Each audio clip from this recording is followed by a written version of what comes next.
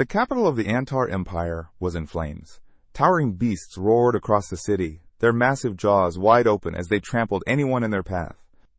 These weren't just isolated monsters. They were everywhere, tearing through the empire with unstoppable force.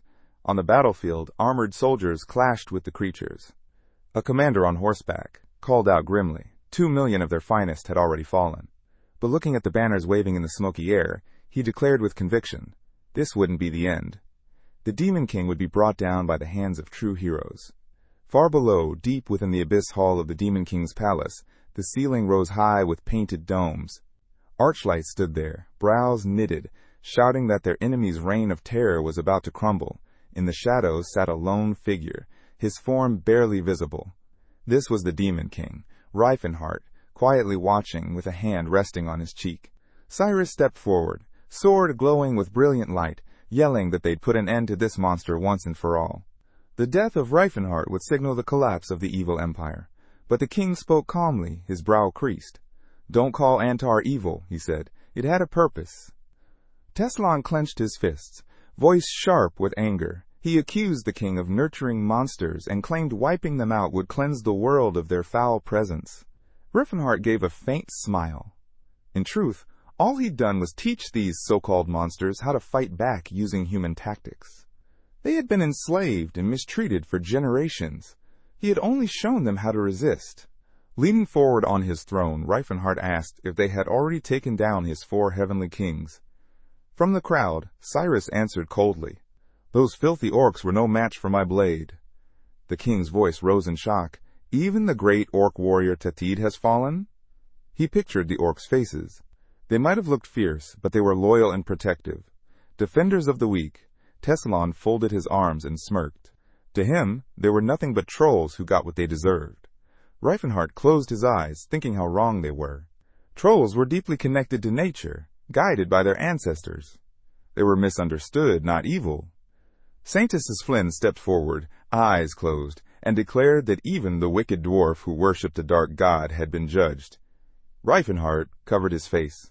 These people were so arrogant. Anyone who didn't worship their 12 gods or sayer was automatically seen as a devil. Then the light mage Jade raised a hand, announcing that the dark elf had also been brought down. Rifenheart's face froze in disbelief. The image of Cyrus flashed in his mind. He clenched his teeth, furious. You're asking for death, he growled. From the rear, a soldier shouted back that the dark elf had joined the forces of darkness, and traitors like that didn't deserve mercy. But Rifenheart knew better. He covered his face again. Cyrus's skin had only darkened because humans destroyed her forests, forcing her people into desolate wastelands. And now they dared blame her for how she looked. Archlight raised his weapon high. For the fallen, we fight! Rifenheart's eyes darkened, filled with rage. With a sinister grin, Rifenheart glanced toward the battlefield. Who among you, he murmured, will stand for the rest of the fallen? A blond warrior stepped forward, his voice sharp with fury. He shouted that these monsters would never have turned to evil, if not for the dark powers of the Demon King. As he spoke, a purple mist began to curl around Rifenheart. But the king knew better. It didn't matter what he said. They couldn't hear him. They wouldn't listen. As Archlight approached, Rifenheart's thoughts turned bitter. In their eyes, any non-human who refused to live in chains was instantly labeled a servant of darkness. And that alone was reason enough for genocide. His hair lifted, caught in rising magical energy. Spreading his arms wide, he bellowed, If that's the Demon King you want, then I'll give you one. His enemies were hurled into the air by the sheer force of his power. With glowing eyes and a tightened brow, Rifenheart summoned a magical seal before him. People refused to see the other races as equals, and he had seen the cost of their ignorance firsthand.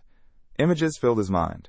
2 elven girls, dressed in ornate servant uniforms, treated as exotic playthings for those lucky enough to outlive others. A dwarf, toiling in the dark of a mine, used solely for his strength, and orcs, chained and burdened like pack animals. Then there were the trolls. Their bodies reduced to ingredients, harvested for healing potions, stored in glass vials. Looking over the ravaged city, Rifenheart recalled how deeply he had been moved when he first uncovered the roots of their diverse cultures. He had once stood among the orcs, learned from them, listened to their stories. 3 beings had shared a radiant yellow orb with him.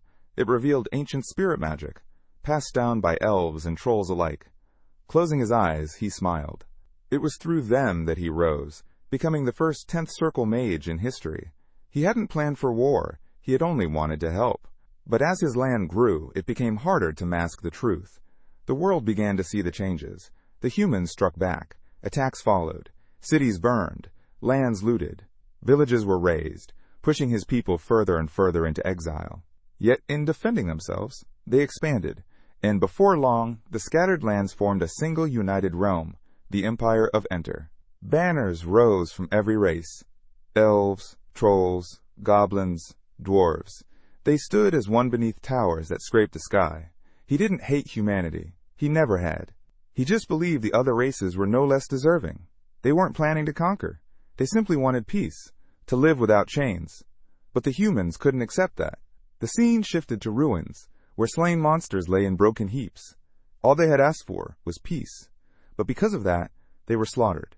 A troll, blood running from a wound on his head, stared up in disbelief. Rifenheart knew his army wasn't pretty. Orcs, goblins, beasts by human standards. But killing them, just because they were different, that was the real horror. He raised a hand high. If human laws justify this kind of slaughter, then I'll erase them all and write new ones. Archlight coughed blood and was flung backward, crashing hard. Teslon spun around, eyes wide as his comrade hit the ground. Rifenheart spoke coolly. You lack the skill, in both magic and the sword. He narrowed his eyes. Archlight had potential, sure, but not enough. Across the field, the king of martial arts clenched his fists, energy surging. Bolts of lightning danced across his body. His strength lay in raw power. Power surged through the martial king, his body engulfed in blazing flames. Rifenheart watched carefully. The others had been easy, but this one? He was something else. The towering fighter lunged forward and slammed his fist into the ground. Rifenheart barely dodged, leaping back just in time. Then came Teslon, charging in. Outside, a massive explosion lit the sky, shaking the highest tower. Rifenheart stood atop the roof, eyes locked on the battlefield. Tension gripped his jaw. The martial king sprang into the air, fist drawn back. Rifenheart spun around, teeth clenched. With a roar, the warrior's eyes turned white. "This is our victory," he shouted, and his punch came down hard on Rifenheart's head, driving him to the ground with a howl. Teslon raised both arms, smug. "It's over, just as expected." Rifenheart, blood running down his face, grimaced. His spine felt shattered. He knew he had to kill them, but in this state that was impossible. Still rubbing his aching head, he heard the martial artist shout again, "Your trial starts now." Rifenheart looked up, breathing heavily. He had to admit, he lost. Teslon narrowed his eyes. "The spell is broken. You've got no hold over us now." But Rifenheart didn't relax. His jaw tightened. He wasn't ready to give up. He couldn't. The wind tore through his hair and cloak as his thoughts burned. These so-called heroes believed monsters should live as obedient slaves. And that was justice? He reached for an artifact, a powerful relic he'd found in the ancient ruins. The burly fighter scowled, his brow furrowed deep. "What are you doing?"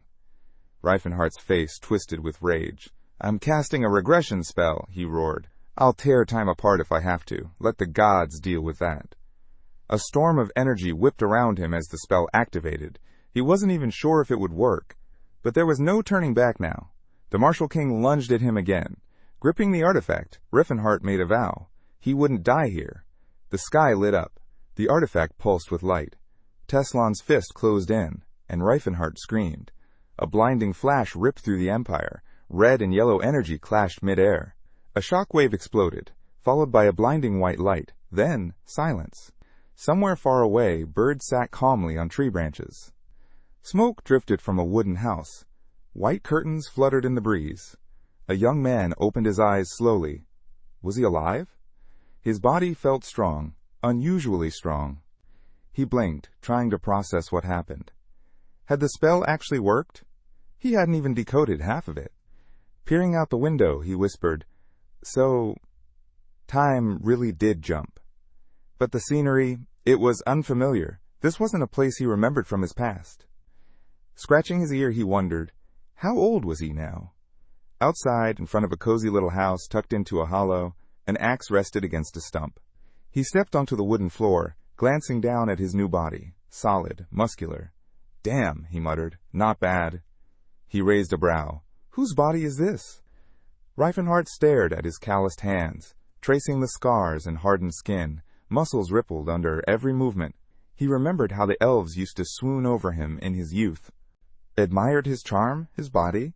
He walked over to a mirror. Where was that sharp, elegant face he once had? Touching his jawline, he sighed. This wasn't just time travel. It was a full-on body swap. His red brows furrowed as he studied his new reflection. Whoever this guy was, he'd lived a rough life. Opening his mouth, Rifenheart began to wonder. What if he imagined this guy a bit broader with facial hair? Sweat trickled down Rifenhart's face as realization hit him. He looked exactly like Teslon. A voice called out his name. He turned fast. The door swung open. A towering man stepped in, sunlight behind him. "The sun's been up for a while now," he barked. He leaned forward, squinting at him. "Why are you still lazing around inside?" With hands on his hips and a big grin, the man added, "Come on, today's a great day to get started." Rifenheart went pale. The man's size alone was enough to freeze him in place, and as he stepped closer, the stranger noticed his frozen stare. "What's with the look?" he asked. "You act like you've never seen me before." He closed his eyes, exasperated. "Don't tell me you're pulling that amnesia excuse again." Then, without waiting, he grabbed Rifenheart by the head with a laugh and started dragging him out. It all clicked. This massive man was Gerard, Teslon's mentor, the strongest warrior the continent had ever known. Rifenheart broke into a sweat. He was tied to a tree, begging Gerard to listen. Gerard just smirked, eyes closed, and gagged him. "You're talking too much today." When he saw Gerard reaching for a bamboo stick, panic surged through him. The first blow landed square on his bare stomach. Rifenheart screamed. Tears welled up instantly. He didn't understand what kind of twisted reality this was. The beatings kept coming. Random, unrelenting. Through the pain, Rifenhart's thoughts drifted to Cyrus. Gerard paused, frowning. His hands feel softer than usual, he thought, swinging again. He figured the kid's memory loss must have come from the brutal training. It wasn't uncommon for their clan. "Nothing to worry about," he smiled. "Simple problem, simple fix." Rifenheart cried as Gerard continued to pummel him. Then, with a loud yell, Gerard shouted, "Weaklings hide in armor and behind swords!" He stormed up to the boy. "If you can't overcome your own weakness, that's your shame. Training's the only cure." With a sharp crack, the bamboo stick snapped in half. "Steel is forged through pain," he bellowed, veins bulging across his arms. "The body has no limits." Closing his eyes, Gerard reflected. Only the finest iron becomes true steel. Then he punched Rifenheart square in the face again. Over and over. "Focus! Think of the ocean!" he roared. Rifenheart shut his eyes and pictured it. He and Cyrus together by the sea. His body collapsed to the ground. Finally, Gerard called it. "That's enough for today." Clutching his chest, Rifenheart hugged himself. Thank the gods for this body. Night fell. Stars filled the sky. Leaves drifted gently in the water. He sat in a bath, healing potions swirling around him. 1 bottle, 10 silver coins. Gerard stood nearby, arms folded behind his back. Steel must be cooled after it's forged. Rifenheart glanced down at his bruised body. It's working, he thought. He remembered Teslon's past. This kind of training had shaped him from childhood. He sank deeper into the water, certain now he really had gone back in time. Outside, the moon shone bright, and in the quiet he wondered, where was his old body now? He pictured his younger self. Could 2 of them even exist at the same time? Could 2 souls really exist in the same world at the same time? Rifenheart frowned, weighing the possibilities. 2 ideas formed in his mind. He pictured 2 shadowy figures. One, his older self trapped in Teslon's body. The other, his younger self still out there somewhere in this world. With half his face underwater, he considered something else. What if the king of martial arts had ended up in his body, the body of young Rifenheart? He imagined the young, scrawny mage balancing stacks of books, trying to make sense of a world he no longer understood. Later, Rifenheart found himself standing before a massive plate piled with meat. Gerard stood nearby, booming, "Dig in!" As he bit into the food, the mentor barked, A worn-out body needs fuel! Eat up! Then they were climbing a mountain. Rifenheart was weighed down with a massive load strapped to his back, while Gerard had already reached the top, fresh, grinning, and ready to keep going. "Let's get back to it," he called cheerfully. Later, Rifenheart was on the ground, doing sit-ups, drenched in sweat. He had no clue how long this madness was going to last. That night, he lay flat on the bed, drained. Tears slipped down from his tired eyes. In the corner of the room, he sat quietly, deep in thought. What would all this mean for the future? He pictured his younger self again, alone in a library, nose in a book. Souls were supposed to be unique. That was the rule of the world. But what if that balance broke? What if one soul just disappeared? He bit his thumb, anxious. Young Rifenheart hadn't used magic for nearly a decade at this point in time, but he was still learning, still reading, especially in the magic tower of Delia. He imagined the skinny version of himself trying to lift dumbbells. If Teslon really was inside that body, he wouldn't just sit around. He'd find a way to get strong again. Which means, Rifenheart muttered, peeking around a corner, he'll definitely come looking for me. His top priority now? Break out of this living nightmare. With gritted teeth, he sprinted into the forest. He was getting out, no matter what it took. But just as he reached the edge of the trees, Gerard appeared, blocking the way with a smile. "Off to the races again, are we?" The man stroked his beard. "That's the 9th escape attempt this week." Rifenheart growled. "I'm not Teslon. My name is Rifenheart. I'm a mage." Gerard looked amused. "Last time, you said you were from a world of gods and dragons." The young man's jaw dropped. Gerard chuckled, casually bringing up a master from the Eastern Huan Empire, some place called Murim. "That was a good one, too," he said. Then, without warning, he grabbed Rifenheart by the head and started dragging him back. "You almost had me believing you this time." Rifenheart sighed in defeat. "Tomorrow," he thought. "I'll make it tomorrow." He bit his lip. He couldn't stay here forever. From the bushes, Gerard watched with a grin. "You remind me of myself back in the day," he said. Later, gazing into the water, the trainer's voice turned quiet. "I get it, Rifenheart. I really do." He reached in, pulling the boy out gently. "Just hang in there a little longer," he said. "It'll be worth it in the end." Rifenheart collapsed to his knees. He was beginning to accept the truth. It might really be impossible to escape. It felt impossible. Gerard stood over him, arms crossed. "There's never been a student who didn't try to run," he said with a laugh. Sweat poured down Rifenheart's face. Even if he somehow managed to slip away, that old man would still track him down. No doubt about it. At this point, maybe it was smarter to stop trying to sneak off. Maybe the better move was to earn his way out, officially. But Gerard had other plans. That morning he beat him with a spiked morning star. Chains clattered on the floor. Rifenheart's training became a living prison. 2 whole years trapped in that mountain. But in time, something awakened inside him. His body lit up with a fierce flame. He had unlocked aura. Gerard watched, unimpressed. "Nothing special," he muttered with closed eyes. Lifting the morning star again, he explained, "When your survival instincts evolve alongside your physical growth, that's when you start tapping into true aura." He tossed the weapon aside and grinned. "All right, time for the next phase." His fist ignited with flame. "Sparring! With me!" Rifenheart froze. A massive explosion rocked the valley. 3 more years rolled by. Now in the kingdom of the Silly Kingdom, deep in the mountains, a thunderous waterfall roared. A young man stood atop a stone, his body lean, hardened, and powerful. He clenched a glowing fist, bent low, and smashed it against the stone wall in front of him. The wall cracked violently, but Rifenheart frowned. Still not enough. He stood before the fractured rock, frustrated. He had hit a ceiling. The 3rd stage was his current limit. "I have to reach the 4th, he muttered. Raising his hand again, he thought about the final technique, Horn of Calamity. A legendary move said to summon 9 waves in a single blow, so powerful it could kill even a god. Even Gerard, for all his might, had only ever reached the 8th wave. Hands on his hips, Rifenheart sighed. Gerard had promised he could leave the mountain only once he hit stage 4.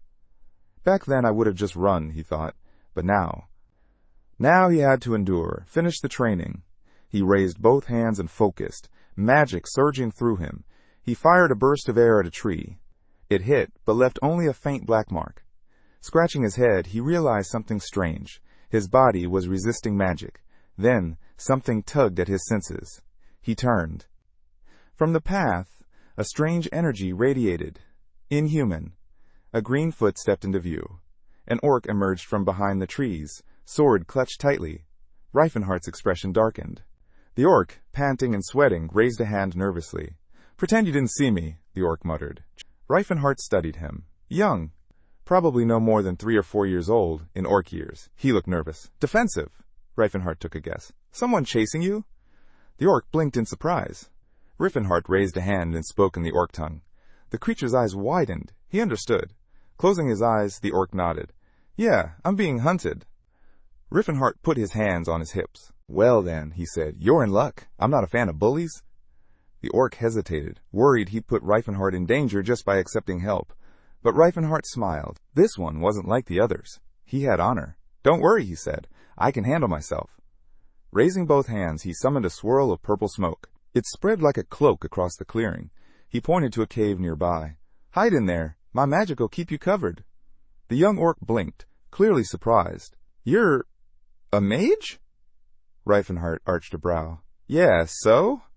"It's just—" The orc scratched his head, confused. "Never seen a mage with a body like that." With a final glance, the orc stepped into the cave. "Thanks," he said, turning back one last time. Just then, Rifenheart heard footsteps behind him. A group of warriors was approaching. The knight leading them called out, "You there! Seen a green-skinned creature pass through?" Another man waved a coin in the air. "We'll pay you, gold, for a little information." The blonde next to him chuckled. "Not that we'll actually give it to you." Rifenheart crossed his arms, expression flat. "Haven't seen anyone." But the knight noticed tracks nearby. "He went that way," he said, pointing ahead. Rifenheart stood tall in front of the stone wall behind him. "This is my home," he said sharply, "and I don't plan on letting anyone through." The mercenary scowled. Bright, one of the warriors, stepped forward, offended. "You dare talk like that to us?" The others started sneering and mocking him. Without a word, Rifenheart raised his hand. A massive purple seal materialized in the air. From the ground, a weapon emerged. He gripped the hilt and pulled it free. Smirking, he said calmly, "Relax, you won't die from what's coming." Panic broke out among the knights. Rifenheart swung the club overhead, smile widening. Chaos erupted as he charged. "To wreak him down," one of them shouted. They rushed in. But Rifenheart was a wall. As he fought, he realized these were just mercenaries. Sword for hire types, trying to make a living. Then, crack, a blade hit his back. He flinched. The enemy's sword bent from the impact. With a grunt, he threw the attacker aside. Surprised, his body took the hit. And barely noticed. Swinging the club again, he thought, "It's fine. None of them will die." Screams echoed through the trees. The mercenaries spat and cursed, collapsing one after another. Only one remained, shaking, barely standing. He stepped up and demanded, "What's your name?" With a grin, Rifenheart smacked him to the ground. "Kinda unfair that you're still on your feet while your friends are praying to their ancestors." The knight stumbled off, defeated. Rifenheart looked down at the shattered club. "I should start training students," he muttered. "Someone I can actually hit without breaking my gear." Behind him, the orc stepped out. "Thank you." Hand over his heart, he bowed deeply. "I won't forget this, I swear it. I'll repay your kindness." Then he added solemnly, "From this day on, you are my life mentor." Rifenheart paused. Orc culture ran deep. A life mentor, that was a serious vow. The orc looked up. "What's your name?" He nearly blurted out Teslon, but he stopped, stroked his chin, and smiled. "Rifenheart." The wind caught the orc's hair as he nodded. "I'll remember it." Rifenheart rested his hand on his hip. "So where are you off to?" "I want to find somewhere safe. Maybe live free. Become a wanderer." As the orc spoke, Rifenheart imagined bones sticking from the corpses of wild beasts. Rifenheart pointed toward the horizon. "Head for the land of trials," he told the orc. "The Blue Bear tribe hides out there." The young orc gave a nod, then sprinted off. Before he vanished into the trees, Rifenheart called out, "Hey, what's your name?" The orc turned around and shouted, "Tetheed!" Rifenheart froze, eyes wide. His mouth fell open. A sword hung across the orc's back. In his mind, he saw an image from his past life. Tetheed, The future leader of the Blue Bear tribe. The same orc, who would one day unite every orc on the continent. He scratched his temple, grinning. Fate really is something. Because the real Teslon, he never would have helped an orc like that. As Tethi disappeared into the distance, Rifenheart felt a warm smile tug at his lips. He remembered it clearly.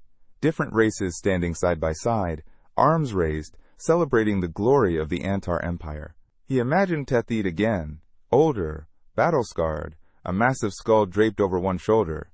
Then he pictured a blue-skinned troll. And Cyrus, a dwarf king, smiling proudly from a throne. Terry, and around him stood a family, not by blood, but bound by something deeper. His friends, his people. Near the mountains, snow blanketed the land. A lake lay frozen in silence. Half a year had passed since that fateful meeting with Tethid.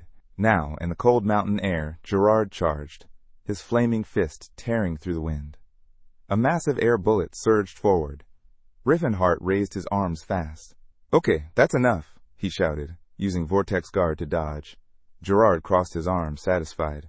Not bad.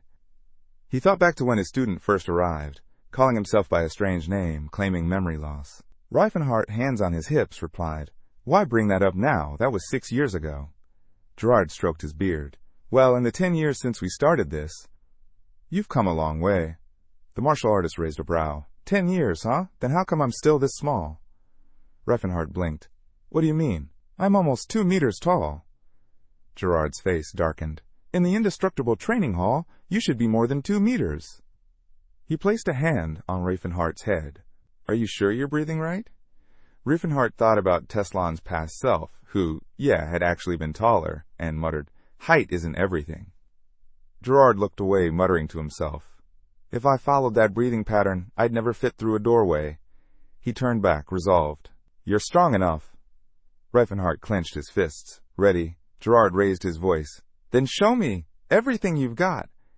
Rifenheart's eyes gleamed. His body launched into the sky. Extending one arm, he unleashed the Horn of Distress.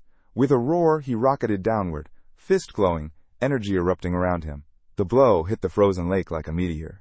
Ice shattered. Water exploded upward. Shockwaves blasted through the valley. Giant chunks of ice flew into the air. Gerard, watching from the cliffside, laughed with his mouth wide open. "That was perfect." Rifenheart looked at his trembling hand. He had done it. He'd reached the 4th stage. "No way I'm easy to beat now," he thought proudly. Standing tall on a rock, Gerard nodded. "It's time," he said. "Time for you to enter the real world." Narrowing his eyes, the old warrior smiled. "You've earned it." Rifenheart stood, stunned. His mentor gave a soft smile. "Live however you want," Gerard said, calm and steady. "Hero or villain, it makes no difference to me." He closed his eyes, voice low. "This is your reward, for everything you've endured." Rifenheart's expression turned somber. A part of him wasn't ready to say goodbye. Then a memory surfaced, something his teacher had told him 60 years ago. Rastal, his old master, had once raised a finger and said, "There's nothing wrong with making money, but never sell yourself to dirty deals." A younger Gerard had knelt before him, confused. "So, you don't mind if I become a villain?" Rastal had smiled. "Even villains can live with honor." He raised the second finger. "Stand up for those treated unfairly, not because they're weak, but because people should respect you for it." Gerard had asked, "So, you're not just talking about protecting the weak?" His teacher nodded. "Weakness doesn't always come from injustice. You'll need to learn the difference." Then came the third finger. "And above all, pass on the teachings of the unbreakable training hall. Never let them fade." Now standing in the icy wind, Gerard echoed that same message. "Find a student," he said. "Someone worthy. Pass it on." "I'll remember that," Rifenheart replied firmly. Gerard tossed him a small bag. "It's not easy. Could take a lifetime, but don't miss your chance." Rifenheart opened it. 30 silver coins. He frowned. "Only 30? I thought you were rich in Vasily Kingdom. Don't you have an estate in the capital?" Gerard waved it off. "The clan sets the training fee. I don't touch it." Then he handed over a scroll. "I've prepared a little something for you in the Settler Mountains. There's a mark on the map." Rifenheart unrolled the parchment. "I'll check it out," he promised. Gerard gave a nod. "If you're ever nearby, don't forget." With that, Rifenheart turned and began walking into the snowy wilderness. Each step crunched beneath his boots. He paused, glancing back. Was he really free now? Snowflakes danced around him, whipped by the wind. Suddenly, boom! An explosion echoed behind him. Mouth open, Rifenheart whipped around. What the? Gerard stood with his fist raised high. Go! With unshakable resolve. A grin stretched across the young warrior's face. The heir of the strongest techniques in this land.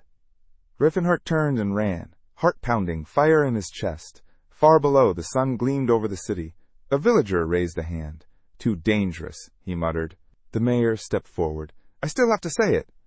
A knight gripped the hilt of his sword. What happened? An old man approached, tossing him a coin. Pay for the food. The knight looked down, confused. Is this all? The man muttered to himself. Selfish, but it should cover it. The tavern owner picked up the coin, blinking in disbelief. The knight grinned. What? First time you've seen a ducat? Another local apologized. Sorry, but that's not enough. The swordsman's jaw dropped. You think we don't know what things cost around here? Prices or not, the nobleman didn't care. He struck the village headman across the face. Don't you dare insult me, he roared. Around them, the peasants frowned. Their thoughts were clear. These weren't knights. They were thieves in armor. Bandits who had taken over their homes. Devoured every last grain and paid them just a single ducat, not even enough to cover delivery and errands. A man nearby chuckled. What's going on? Nothing, someone muttered. Everything's fine. Then Stefan strolled down the stairs, watching the scene. This, he said smugly, is why you don't go soft on peasants. His companion narrowed his eyes slightly. They don't know their place at all. Far from that chaos, a memory flashed. Rifenheart lay on a soft bed, his lover nestled beside him. He smiled. Why do you keep touching me like that? Cyrus ran her fingers along his chest. I want to, she said simply. She traced the lines of his body. You're sharp, like a blade, sculpted. Snapping back to the present, Rifenheart stared into a mirror. That old reflection, long gone. Now his frame was taller, broader, stronger. At least that much was a win. Out the window, he watched the streets below. Cyrus. She'd be around 70 now in elven years. Barely 17 by human standards. People bustled through the city. Rifenheart's expression hardened. He was somewhere south of Vasily Kingdom, and he remembered. Next year, she'd be sold at the Chatan slave auction. He scratched his chin. What should I do? He muttered. Charging in was tempting. Just break in and take her, but that would be reckless. If his magical power were disrupted, recovering it could take years. Better to handle it with money. He clenched his fist. Too bad he didn't have any. Especially now, when elves sold for insane amounts. Above him, clouds curled around the peak of an ancient obelisk. He had a powerful body, elite techniques, and future knowledge. And on the road to Chatan were ancient ruins. Find anything yet? Stefan asked. Todd sat cross-legged, eyes closed. Wait a bit longer. The boy stared out the window. Is this really it? The mage nodded. Far beyond the city stood towering mountains. Somewhere in those peaks was his ancestor's grave. As he walked the street, Rifenheart held up a map. His body was tough, ridiculously so, the kind of build a martial arts king could walk shirtless in during winter. He scowled. Artificial return. A rare technique, able to restore memories at any point in time. He remembered an old mage from the Tower of Delphia had told him about these ruins. A smile tugged at his lips. In a past life, he'd looted real treasure here, sold it all for more than 2,000 gold. At the base of the mountains lay a quiet village, cattle. People gathered in a wooden hall, their faces tense. The village headman stepped forward. What now? He asked. We can't even approach the Valley of Death. He threw his arms wide, but the knights need a guide, and we all know what happens if we refuse. The locals clenched their jaws. Grinding his teeth, he muttered curses at the nobles.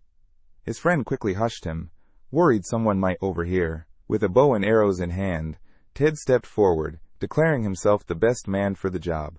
No one knew the mountains like he did. His wife and daughter clung to him, tears in their eyes. Ted didn't want to go, not really. But the village watched him with hope, whispering their faith in him. That only made him dread the mission more. Just then, the protagonist pressed his face against the window. "I could go," he offered. A villager whipped his bow around, aiming straight at him. "Who are you?" "Just someone passing through," Rifenheart replied. "Overheard your talk, that's all." The villagers closed in, eyeing him suspiciously. "You know the mountain trails?" "I've walked them more times than I can count." An old man stepped forward. "No one who's entered the Valley of Death has ever come back." Rifenheart just grinned. "Well, I have. Maybe a simple thank you would do." In the heart of the valley stood a towering obelisk, a dungeon from the Silver Age. 50 years ago, Claude had driven his sword into that very ground. His name echoed through legends across the kingdom of Vasily Kingdom. He'd marched into that cursed valley with only a squire and never returned. Worse yet, his demonic sword, Alcyon, the family's pride, was left behind. Now, a new squad, led by Stefan, advanced toward the valley. Lelcia walked beside him, calling him noble. The boy gave her a nod, grateful for the kind words. A grizzled warrior glanced their way. That slave again. Clearly, those two were closer than expected. Scylla beamed with pride. The man was shocked that someone so young could wield the blessing so easily. The Saintess closed his eyes in quiet reflection. The protagonist wasn't sure what to make of the boy. He didn't quite seem real. Teson came over, and they exchanged a few words. Rifenheart decided it was his turn and stepped in to join the conversation. Their eyes met. The boy felt something strange in the air between them. The man quickly covered his mouth and blushed. The boy's eyes widened, horrified by the thought that crossed his mind. Edward broke the tension. "Good choice." The warrior turned. "Are we still talking about guiding the way?" The knight confirmed it. The villagers were too afraid to take on the task. "Not surprising," the warrior muttered. "Who wouldn't be scared?" The nobleman raised an eyebrow. "Scared? When they've got imperial knights by their side?" The protagonist clenched his jaw. Typical knight, always boasting. Suddenly, a noise snapped everyone's attention skyward. Leaves rustled violently. From the trees, massive birds launched into the air. Harpies, snarling, screeching, wings wide, dived straight at them. The commander shouted, "Get ready!" One harpy lunged, claws extended. Stefan raised his sword. "How dare you strike at those blessed by seizure!" he roared. "Everyone, attack!" Teson lifted his hand. Chains of fire erupted, crashing down on the enemy. Scylla clasped his hands, calling out, "Lord Philinus, grant them strength and courage!" He watched closely, ready for what came next.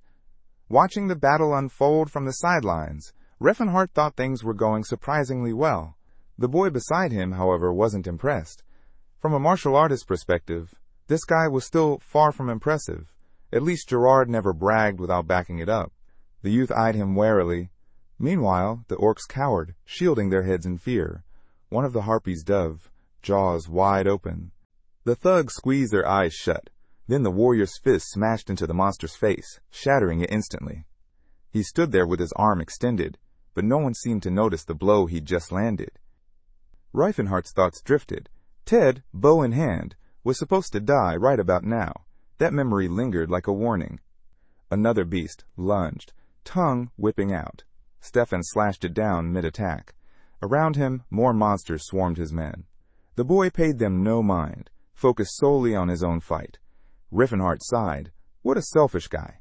Scylla reached out and told him to get behind the trees. A harpy flapped hard, sending a volley of razor-sharp feathers flying. They struck the boy's body, but didn't leave a mark.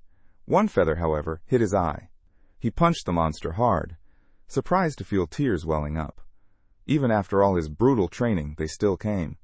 Nearby, the commander leaned on his sword and asked if the Saintess and mages were unharmed. "They're fine," Edward replied. "What about the rest?" the warrior asked coldly. The captain shrugged. "The Altion knights can handle themselves." Cheers erupted as Stefan finally gave the command to rest. The warrior turned to Teson with a smile. "If it weren't for you, I'd be dead." Teson raised a hand. "I've got a friend at the Delia Magic Tower." Hearing that, the protagonist tensed, eyes narrowing. He gave his name and asked, "Do we know each other?" The man raised an eyebrow. "You? With friends that high up?" Rifenhart's heart skipped, then nearly stopped when the wizard called him sweet and adorable. Hands in his pockets, he asked cautiously how the mage had been lately. Studying, as usual, came the reply. Rifenheart frowned. Nothing odd happened to you in recent years? Not that I remember. Teson touched his cheeks, lost in memories. Sharp nose, pretty eyes, smooth skin. The warrior sighed. This guy was obsessed with his body, but not like Gerard was. This was different. Smiling awkwardly, the warrior tried to switch gears. Has anything about me seemed off? The man just shrugged. Never really paid attention.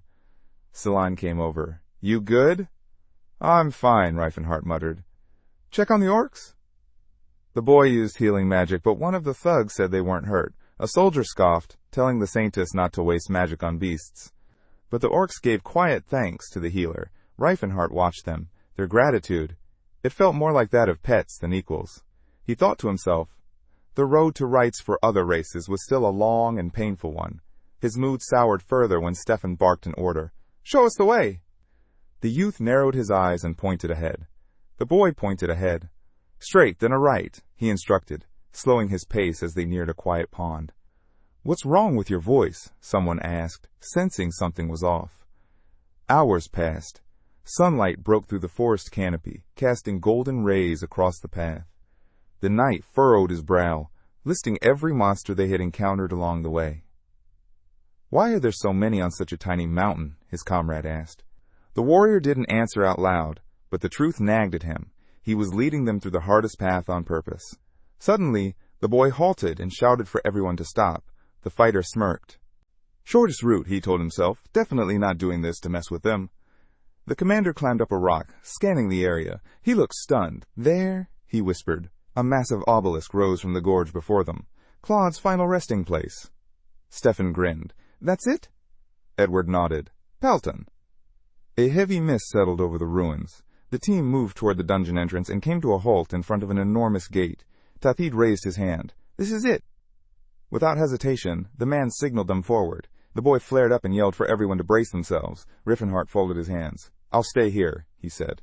No way I'd find the village alone. The commander gave him a nod. You've done your part. We'll make sure you get back safely. That made Rifenheart smile. So the captain's not completely heartless after all. Their swords gleamed as the leader reminded them. A great man was buried in there, and they had to retrieve the demonic sword at any cost. With a roar, the knight ordered them forward. The boy gave a dry, good luck, and watched as everyone disappeared into the dungeon. He smirked. Time to take care of his own business. Vines clung to the dungeon walls. In the Silver Era, Palton was a critical military base. The tech left behind was still considered priceless. Inside, the warrior paused. This place stirred old memories. He had explored it once with Cyrus. She had pressed herself against a wall and whispered, There's a hidden passage. The walls shifted, revealing a secret room. Blushing, he wondered what they'd been thinking, sneaking into such a dangerous place. Placing a hand on the stone, Rifenheart recalled.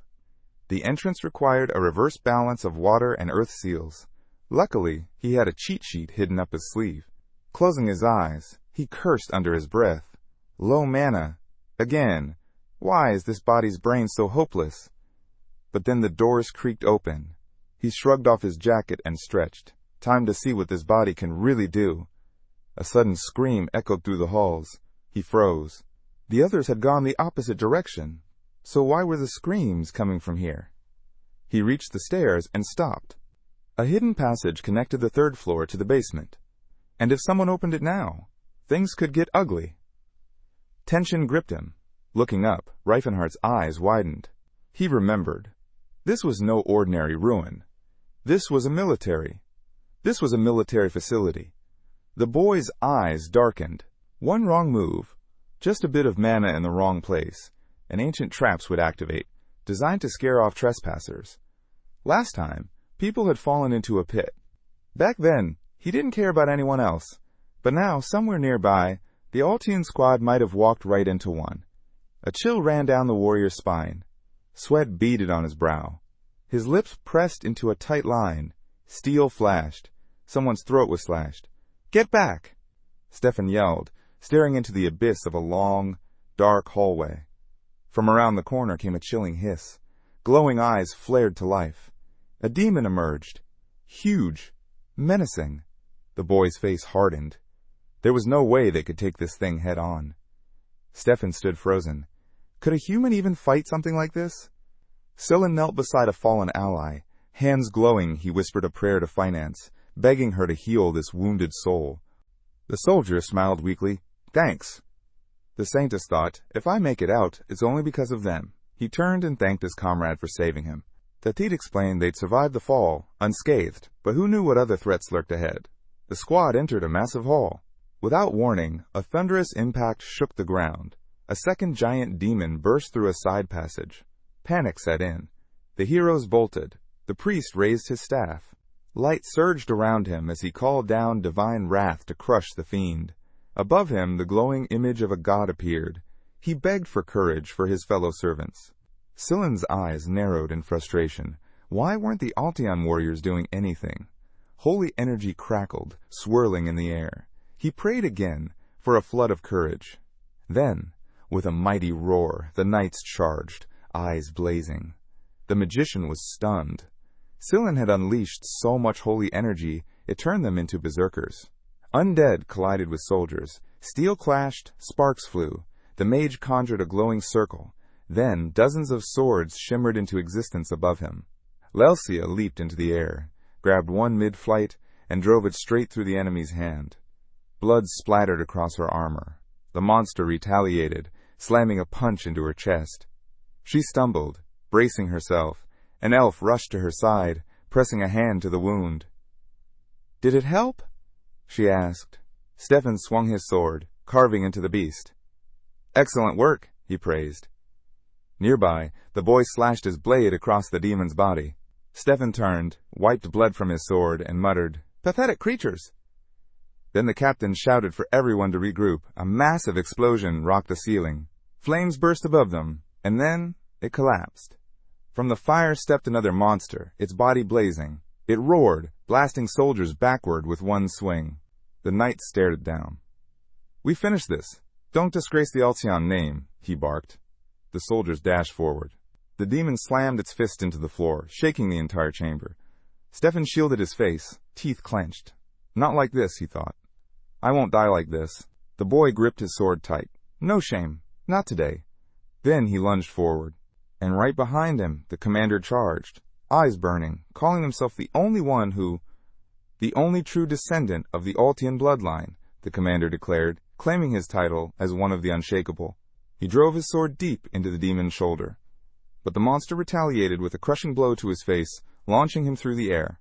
His body hit the ground hard, bouncing before crashing to a stop. Arms sprawled, eyes wide. He didn't move.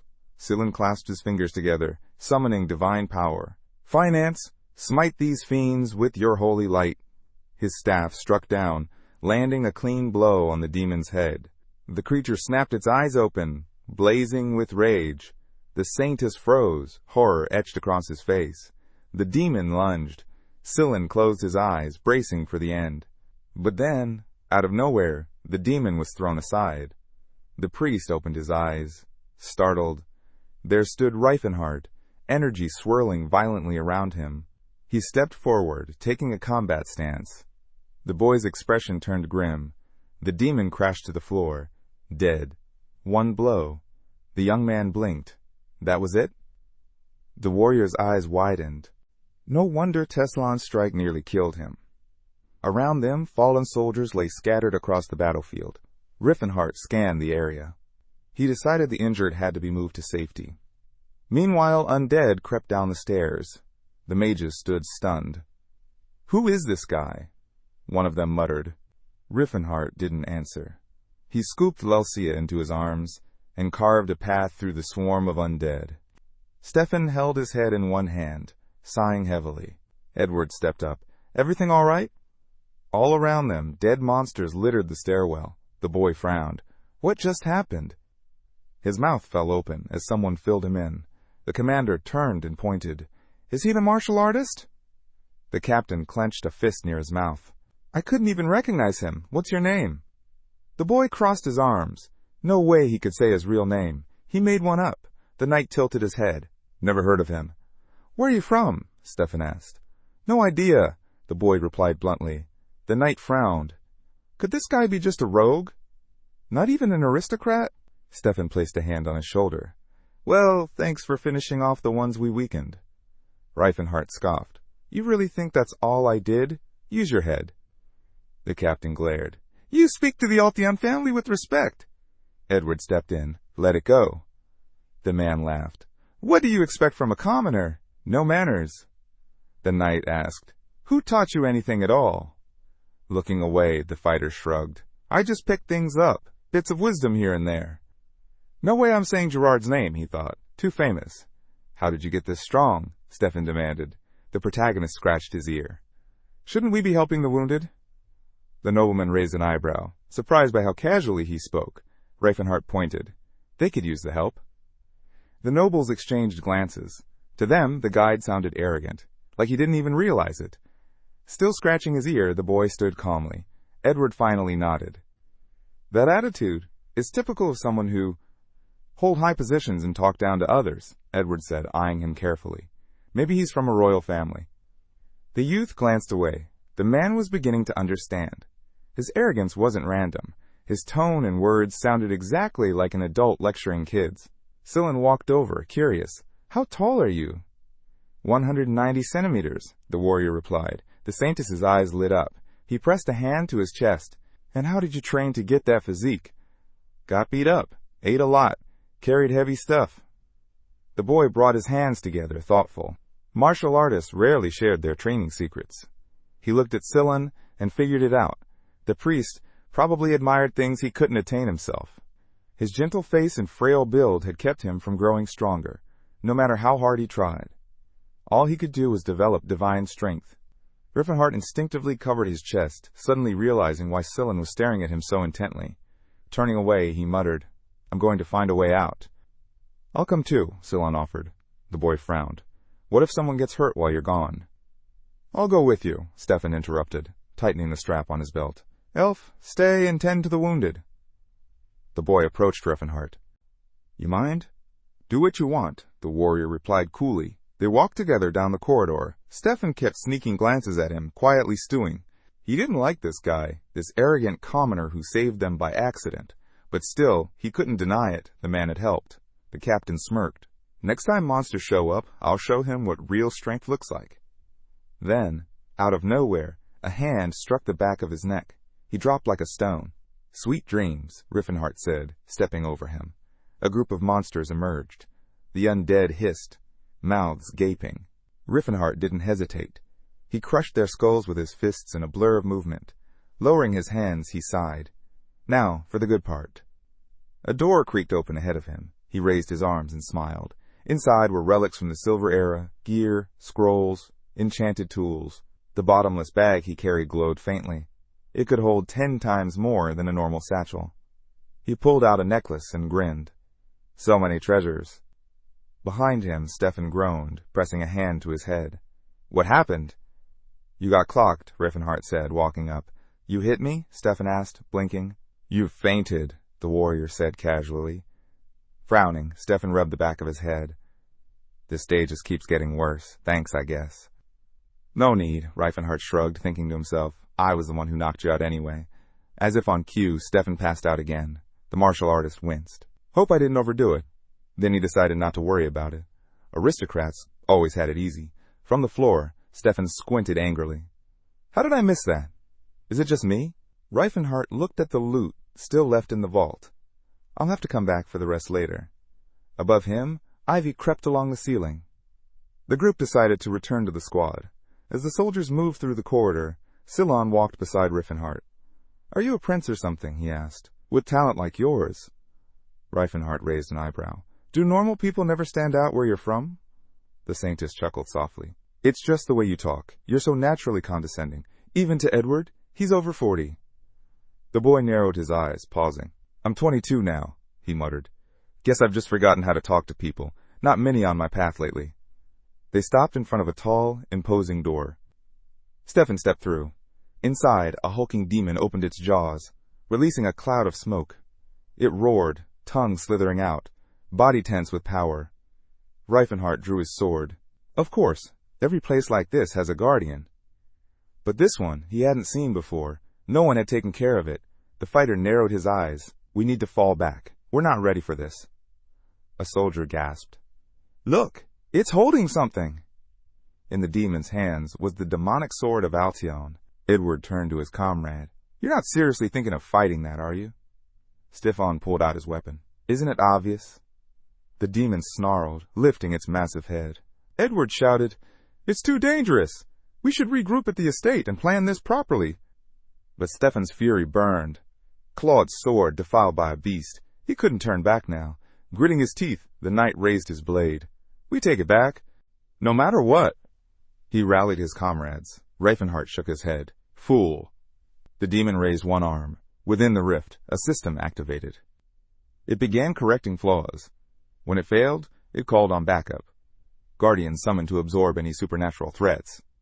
The beast let out a thunderous scream. Rifenheart's eyes sharpened. So this is the one that took Claude down and grew stronger from it. He turned to the others and shouted, It's chained. What's the fear? You're scared of a monster that can't move? Then he narrowed his gaze. You really plan to fight that thing? There's no way you're winning. Edward scoffed. Barbarian, you don't understand. Knights fight for more than just survival. Some things are worth dying for. The soldiers charged. Let's see what we're made of, the commander roared. Rifenheart stood back. And how exactly are they going to kill it? Teslon raised his hands and called down blessings, divine light pouring onto his comrades. The knights landed a strong blow. Die, beast, they shouted. The demon responded by swatting them away with one claw, sending bodies flying. Rifenheart sighed, unimpressed. Told you. He sidestepped one soldier soaring toward him, then watched as the demon hurled opponents like rag dolls. Do they enjoy getting flung around? Stefan lunged again, sword slashing wildly. Still charging in like a fool, Rifenheart thought, and Edward still backing him up. Why? The boy tightened his grip and leapt into the fray. He struck. The enemy towered before them. Cylon clasped his fingers, calling on Finance to turn his holy staff against the demon. A burst of radiant energy shot forward, slamming into the creature. The skeleton's jaw dropped wide. Whether in pain or rage, no one could tell. Let go of that staff, the priest cried. A deafening explosion of holy light erupted in front of the monster. Above the chaos, Lelsia soared through the air. The knights charged all at once. Watching her from a distance, Rifenheart crossed his arms.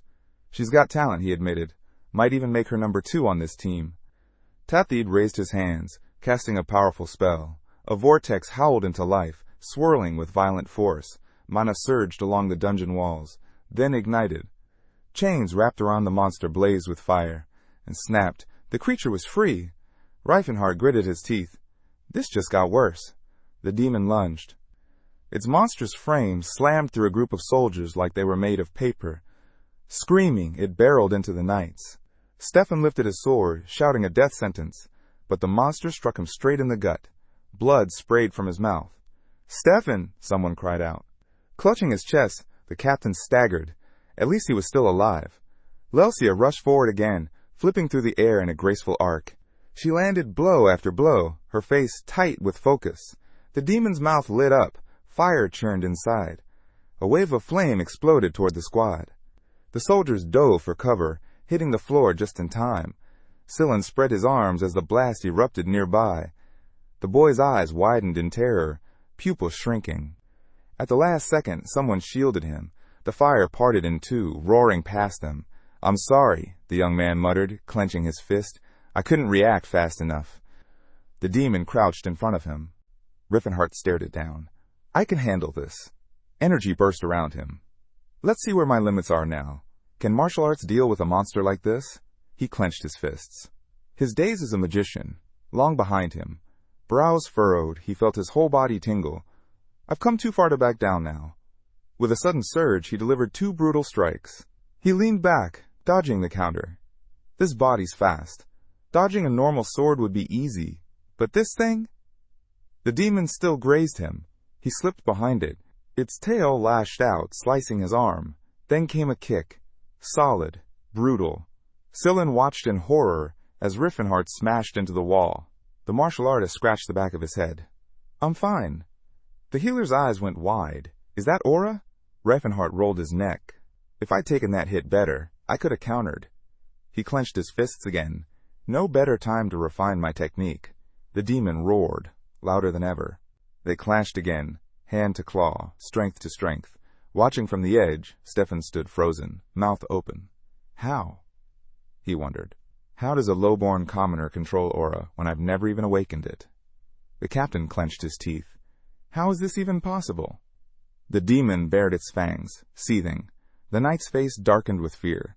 Who is this man? Rifenheart answered with his fists. One powerful punch that sent a shockwave through the air. He dodged the creature's retaliation with ease, a grin tugging at his lips. This power, I've really come a long way. With a single thunderous strike, he tore the monster's arm clean off. The demon's eyes blazed. But the dungeon didn't let its guardians fall so easily. Mana surged through the beast, forcing it to keep fighting.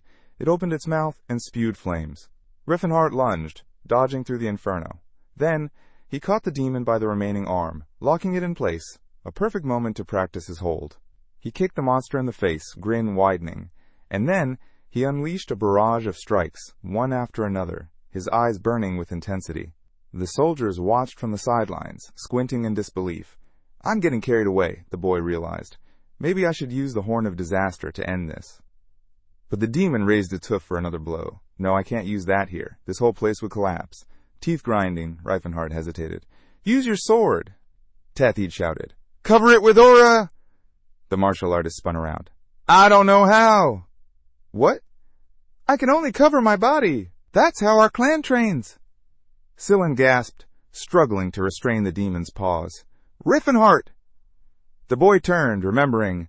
His body had high durability. He braced himself. Yeah, he growled. I can take it. Scylla pressed his fingers together, whispering a spell. The blessing of filamentance enveloped Rifenheart. His body tensed from the divine pressure. He roared and hurled the monster over his shoulder. The beast slammed into the ground. Panting, he looked at his hand. He cast the spell on me, not a weapon. The healer shut his eyes. Finish it, beat it to death. Without hesitation, Rifenheart charged. He slammed his foot into the demon's jaw, then followed with a crushing knee strike.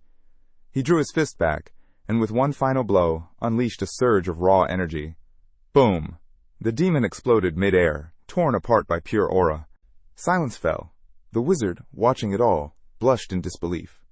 Mana crackled under the ceiling. Then abruptly, the chain snapped. Scylla stared upward. Is it over? Remove the spell. Now, the boy said calmly.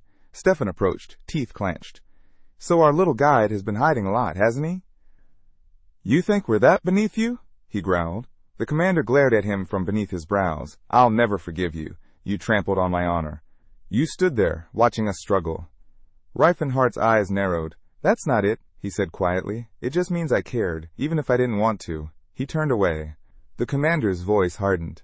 And how dare you turn your back on me? The captain lunged, but the fighter ducked low and raised the demonic sword. Stefan stumbled, his footing lost on the broken dungeon floor, and tumbled down the rubble. Teeth clenched. The commander glared. He dodged that on purpose. But Rifenheart calmly lifted the sword and said, I'm not mocking you. Just take what you came for. Reluctantly, the captain gripped the hilt of the demonic sword. Edward watched, stunned. You're really that casual with something so priceless? He chuckled. That's the privilege of the truly strong. Rivalheart arched a brow. This thing? Feels like a backup compared to what I'm used to. Stefan scowled, jaw tight. Rivalheart looked toward the exit. Nothing left here. Let's go back to the village. Sunlight bathed the quiet town of cattle. Scylla knelt beside a child, hands glowing with healing magic. Rifenheart dropped a few coins into the villager's hands. Someone nearby muttered, He knows how to do business. A smart move. Backing the sacred order of Philonettes would leave a lasting impression.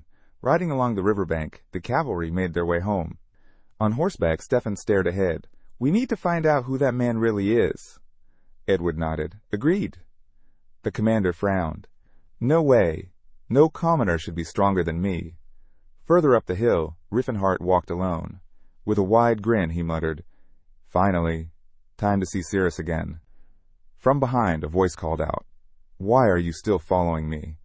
It was Scylla. The healer stepped closer. Some priests roamed the world, sharing God's grace. Rifenheart shrugged. Pilgrims, then. The wizard clenched his fists. I want to return to the Holy Order, but first, I want to try that path. He blushed, then added, and honestly, I want to travel with the strongest man I've ever met. Rifenheart frowned. That look, Gerard had the same expression. Hopefully they see people differently. He sighed. Why are all the weird ones drawn to me? The Saintess's eyes sparkled. He's basically a walking first aid kit, Rifenheart thought. Closing his eyes, he said flatly, do what you want. Just don't get in the way. They walked along the ridge together. Hey, Scylla asked, how'd you get abs like that? Rifenheart answered without a second thought. I pulled blocks of ice, took beatings every night from my mentor. Darkness fell over the city. A pale light shimmered through the palace corridors. Voices echoed. How did this even happen? A man knelt. Forgive us, master. Butler stood at the center, mouth twisted in a sneer. Elves must be loyal, body and soul. The syndicate heir placed his hands on his belt. What's the point of a slave that doesn't even understand her place? The girl stared back calmly. I was born like this. Your eyes irritate me. She lowered her head. I've had them since birth. Turned to another elf.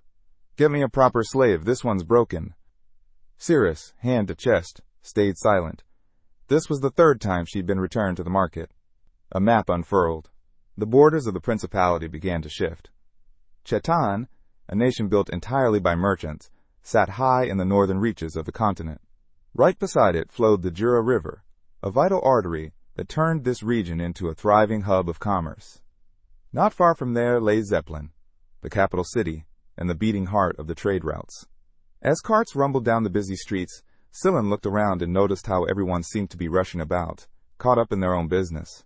The main character explained that this land was bought from the Kingdom of Graham and founded by traders.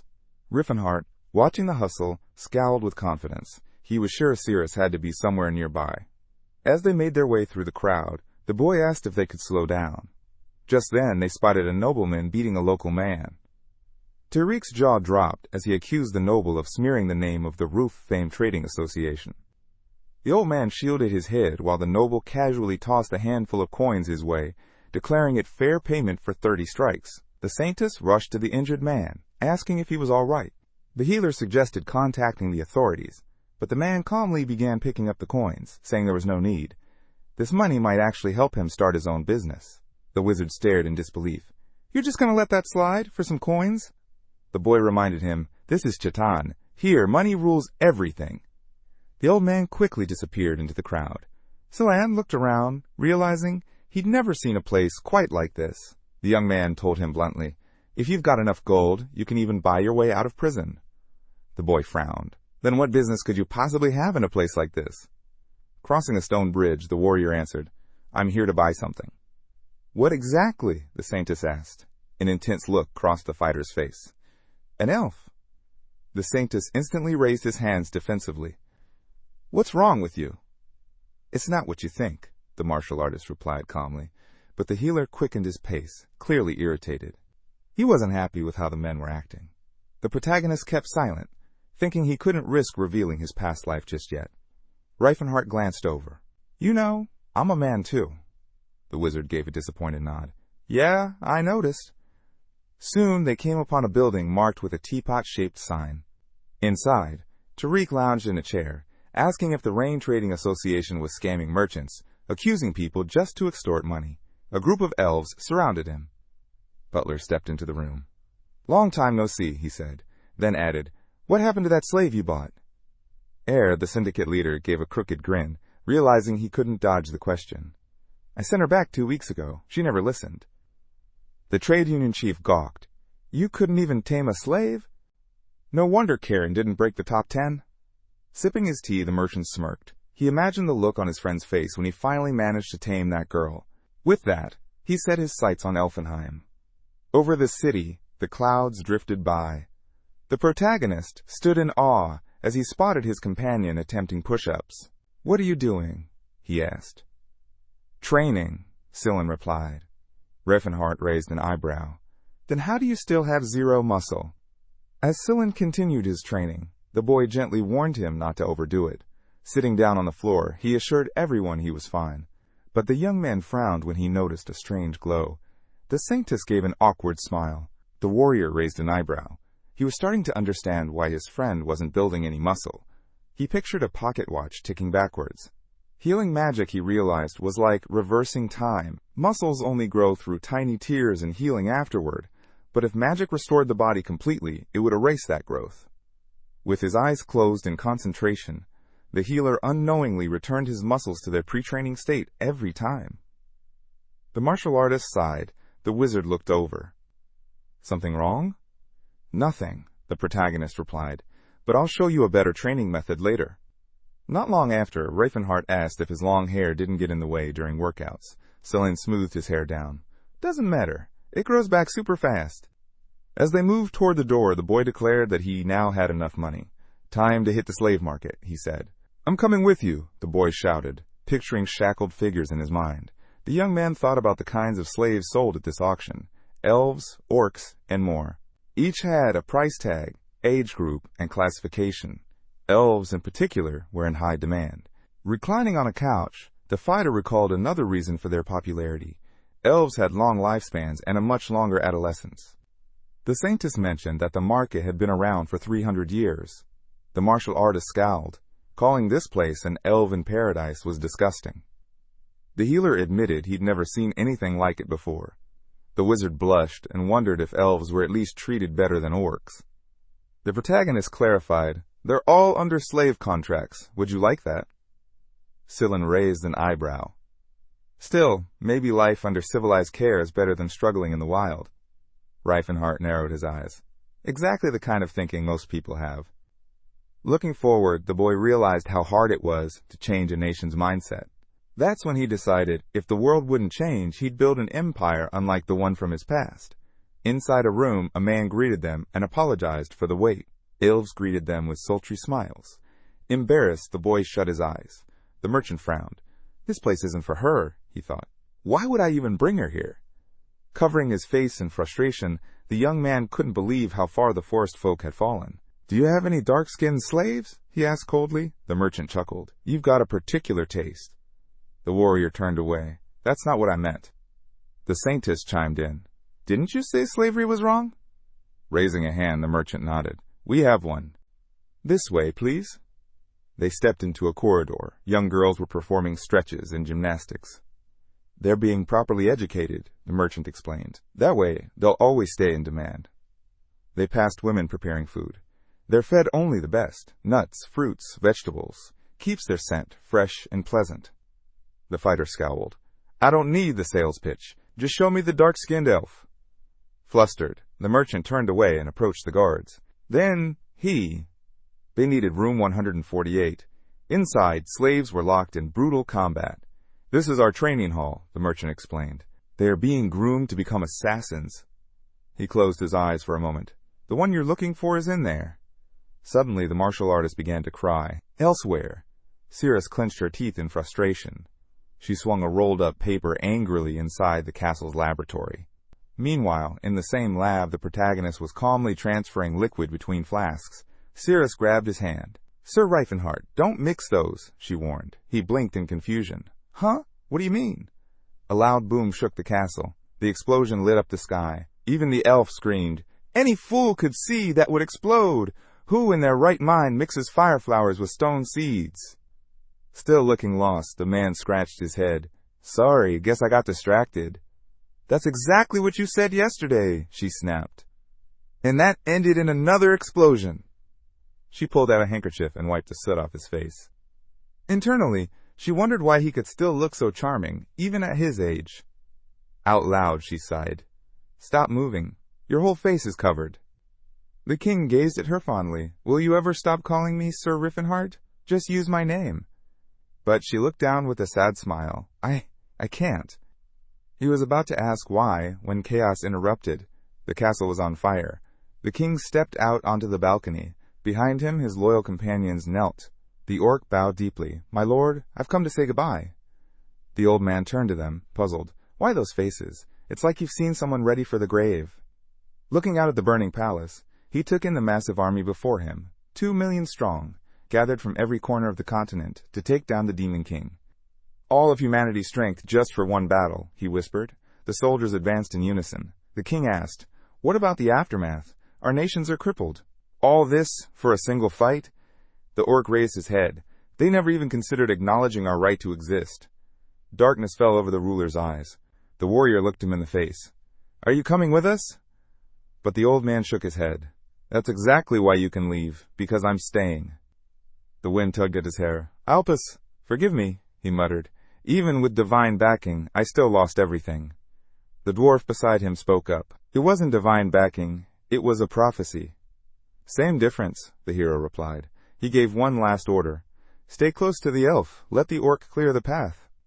Then, cryptically, he added, the one who can cross the Diamond Man abyss and bring down the Horko pillar will soon appear. Follow him. He'll change your fate. He'll save you. The king closed his eyes, lost in memory. He recalled how surprised he'd been. He had destroyed just one shrine, and suddenly the dwarves were calling him their savior. He never did understand what any of it meant. Taking a few slow steps along the balcony, he whispered a final hope, that one day they would meet again. I hope so too, the king replied softly. Stay safe. Try to survive. Cyrus turned back one last time. It's time for you to go as well, the man reminded her, but she shook her head. I'm staying. I'll wait for Mr. Rifenheart. Looking at her, the king's expression softened. No one knows what fate has in store for me, if anything happens. I hope you'll find someone worthy. But she interrupted, firmly. I already told you, I'll wait. His eyes wavered. He tried again to remind her how uncertain everything was. I'll wait, she shouted, louder this time. Surprise flickered across his face, but it quickly gave way to resolve. The two embraced tightly. Back in the present, Cyrus was giving it her all in the fighting ring. She moved like lightning, parrying 2 blades at once. Nearby, the slave trader watched, shaking his head. Honestly, I'm embarrassed to even show her to buyers. She's completely untamable, he muttered. Returned 3 times already. She blocked another strike with ease. She's got skills, I'll give her that. But that attitude? Total nightmare. No one wants her. I ended up using her to train other elves. At least they get a taste of real combat. He turned to the protagonist. You still want her? Without hesitation, the man nodded. Rubbing his hands together, the merchant smirked. Perverts like you, always in your own little world. Then out loud, fine! You owe me 300 gold. Teslon blinked. That's cheap. She's defective, the merchant shrugged. Honestly, I'm not even sure I should sell her. Cyrus looked at Rifenheart, her expression unreadable. Are you the new master? The young man frowned. Her body bore the marks of too much pain, too many scars. He silently took off his jacket. I'll call a priest, the merchant offered. No need, Rifenheart replied. Help me with this. He gently draped the jacket over her shoulders. It's cold out. Wear this for now. What's your name? He asked. I don't have one. He wrapped a scarf around her neck. Then how about Cyrus? She looked up. Understood. Do you like it? I'll remember it. He buttoned her jacket. From now on, your full name is Cyrus Valencia. She tilted her head. Slaves don't get last names. Is that your family name? No, he said with a small smile. It's yours. Don't forget it. With warmth in his voice, Rifenheart introduced himself and his companion. Cyrus raised an eyebrow, then nodded again. Understood. Later that day, the slave trader stared at another customer, shocked. If you mean number 148, she's already been sold. Tariq's face turned pale with fury. She was bought about an hour ago, the merchant added. The heavy-set man scowled. It must have been Butler. He knew I was planning to buy her back. The merchant raised his hands.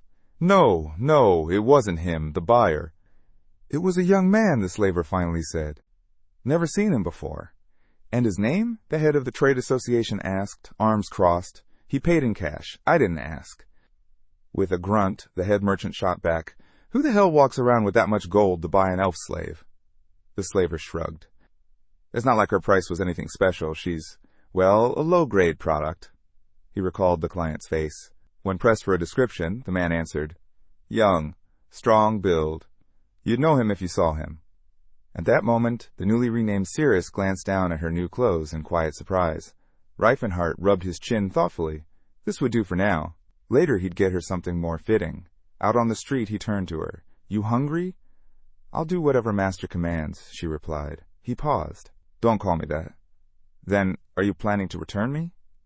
She looked up at him, confused. No, he clarified. That's not what I meant. She studied him silently. First, he had wrapped her in a cloak. Then he bought her proper clothes. And now he treated her like a normal girl. With a gentle smile, the warrior said, I meant you can treat me like a travel companion. Call me by my name. No need for master. Cyrus narrowed her eyes. In her mind, this had to be some weird fantasy roleplay. Clearly her new master enjoyed pretending to be an adventurer saving a damsel in distress. Aloud, she said, All right, Rifenheart. Later, while digging into a hearty meal, she devoured her food with impressive speed. Watching her eat, the young man commented, They say Rodante's Grace is the most popular spot in Zeppelin. Named after the goddess of harvest, the restaurant was something like sacred ground for food lovers. It was said to bring diners into spiritual communion through their meals. Cylon bit into a bun and raised an eyebrow. Isn't communion supposed to be free? The hero gave him a look. Don't start. The Church of Finance finds ways to profit even from beauty. Of course, the boy muttered. She's the goddess of love and beauty. Charging gold is well within canon. Rifenheart chuckled. I heard a single service costs a fortune. I can believe it, the boy replied. But before he could continue, Cyrus suddenly reached out and grabbed a lobster tail with her bare hand. The saintess went silent, shocked. Cyrus froze, sensing their eyes on her. Quickly she picked up a fork, realizing she'd slipped into old habits. The young man studied her, confused. Why had she hesitated? He had brought her here for a reason, to mark the anniversary of their first meeting. As she wiped her mouth with a napkin, Rifenheart thought to himself, back then he had been her savior. Now she saw him only as a customer.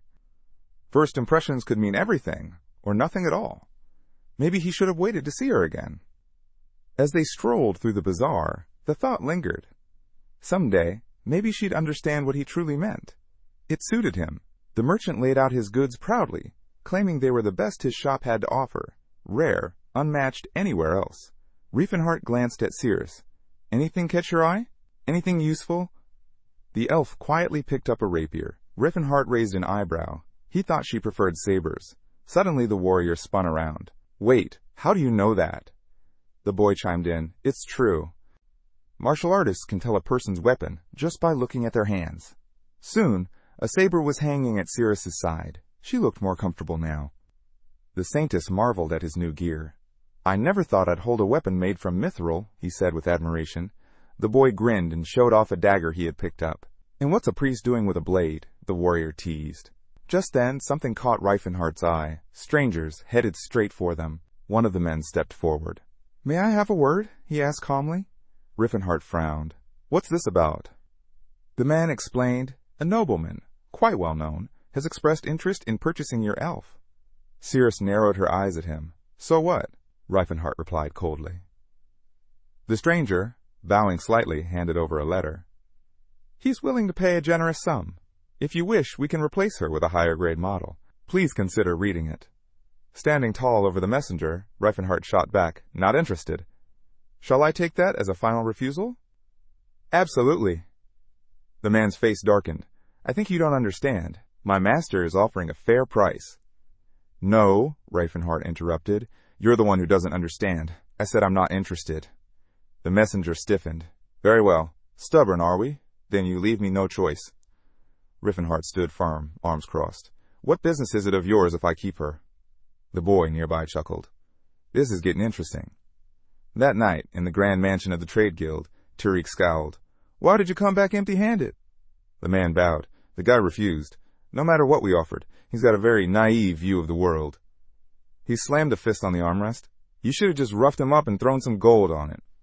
There were too many people around, the man replied. Best to stay civilized. He, smirking, offered another idea. Let's just wait for the right moment. We'll steal the elf, claim she's dead, and double her price later. She was dirt cheap anyway. With a pleased chuckle, the head of the guild nodded. Tempting.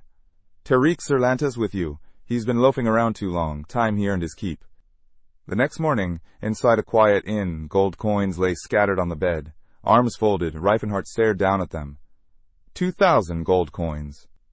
It looked like a fortune, but it wasn't much, not if he truly wanted to build a new empire. He studied the glittering pile, realizing it would be smarter to invest rather than lug all this wealth around pointlessly. In his mind, a map of the region began to form. He remembered. Soon, famine would sweep through the kingdom of Provence, a land of vast estates and fertile soil. Provence had always been blessed by the earth goddess Redonti. They had never once prepared for a bad harvest. But next spring, disaster would strike. He could already see the horror. People starving, parents going mad, even eating their own children. Folding his arms, Rifenheart figured now was the perfect time to invest in grain. He began considering the trading unions. The first names that came to mind, Rawfine, Carrion, and Teson. Rawfine? Absolutely not. Its founder had tormented Cyrus in his past life. He wouldn't give that scumbag a single coin. Between the other two, Teson was the smarter choice. It was the third largest trading union and a direct competitor to Renee's dominant grain operation. Meanwhile, inside Teson's headquarters, Civil, the head of the union, scratched the back of his head and grumbled. Damn that Raylene. Selling millet at half the market price, like he owns the rules. Even as the continent's second-largest trading union, Teson was at risk.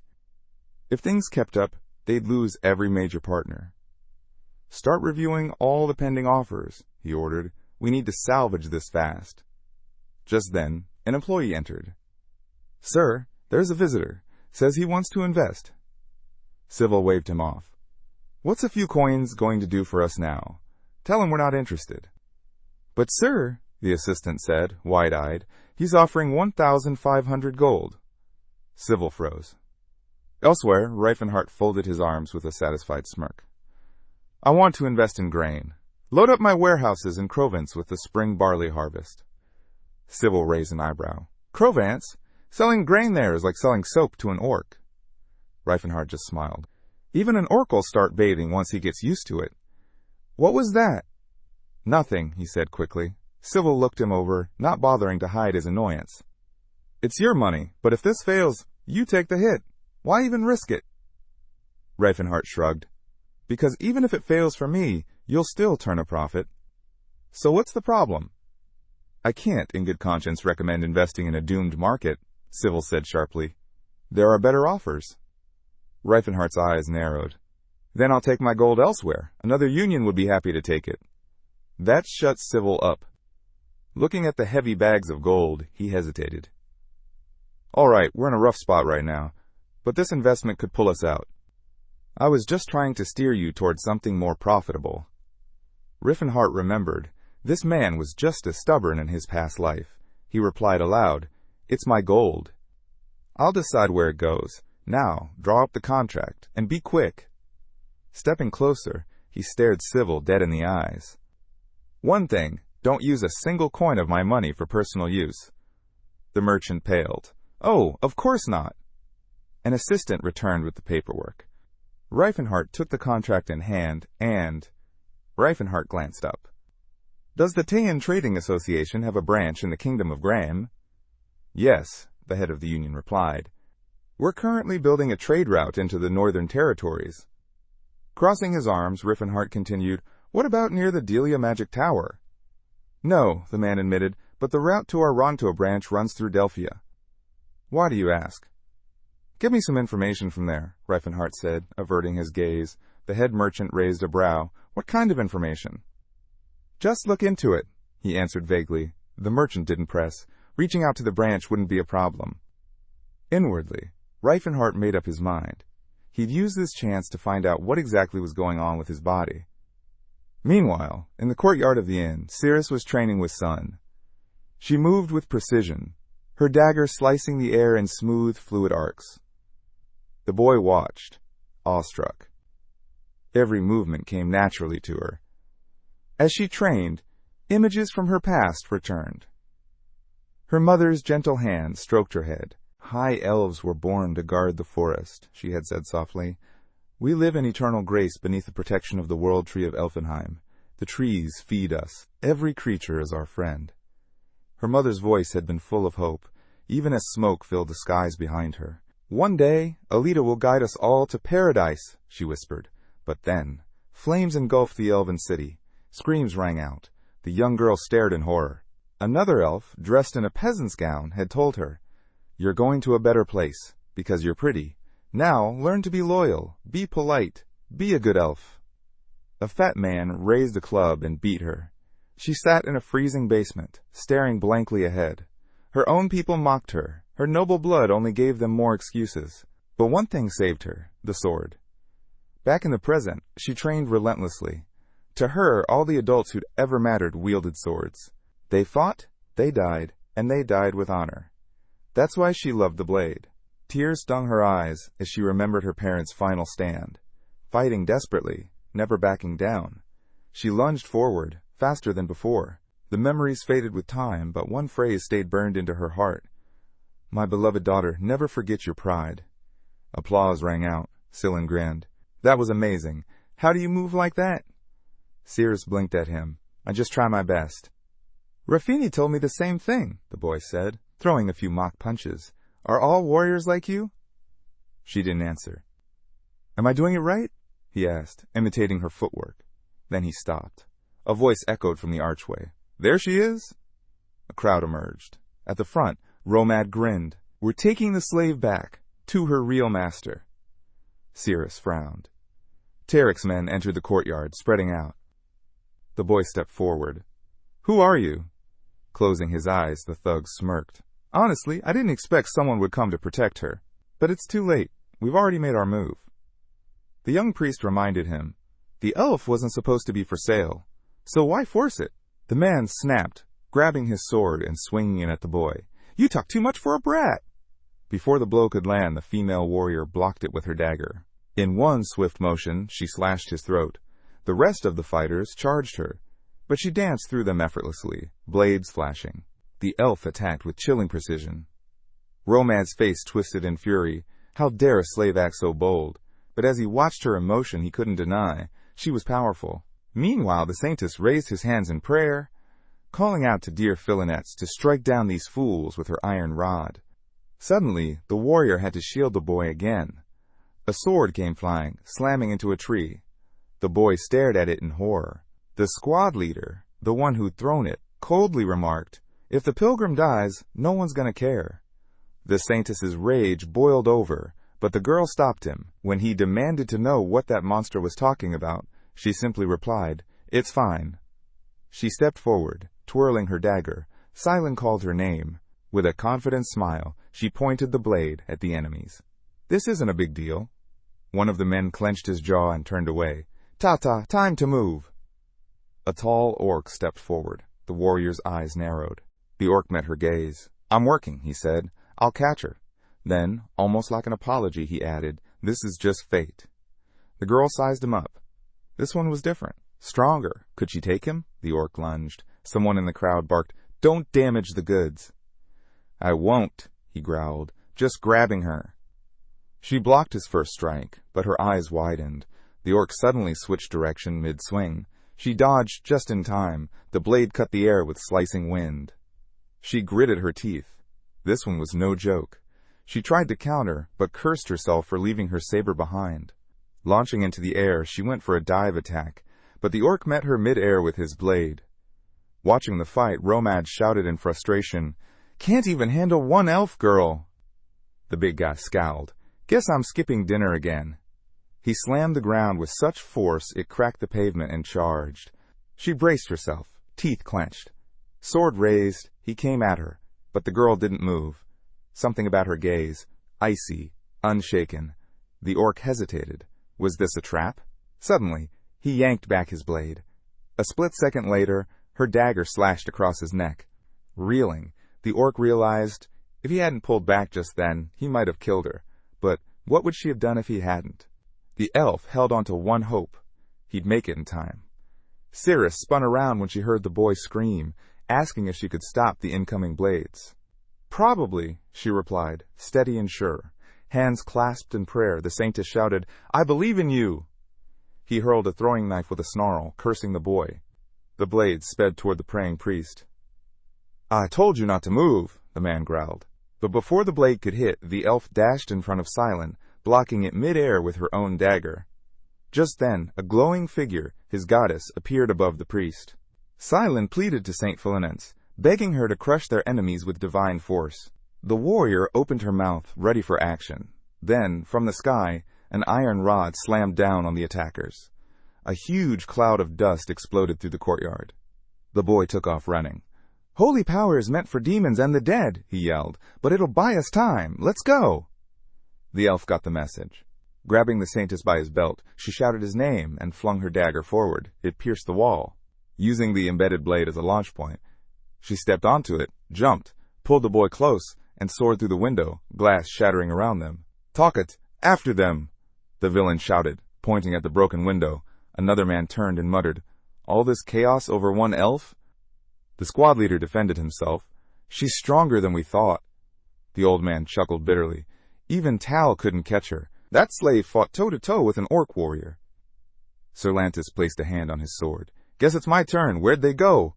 The moment someone pointed the direction, his body lit up.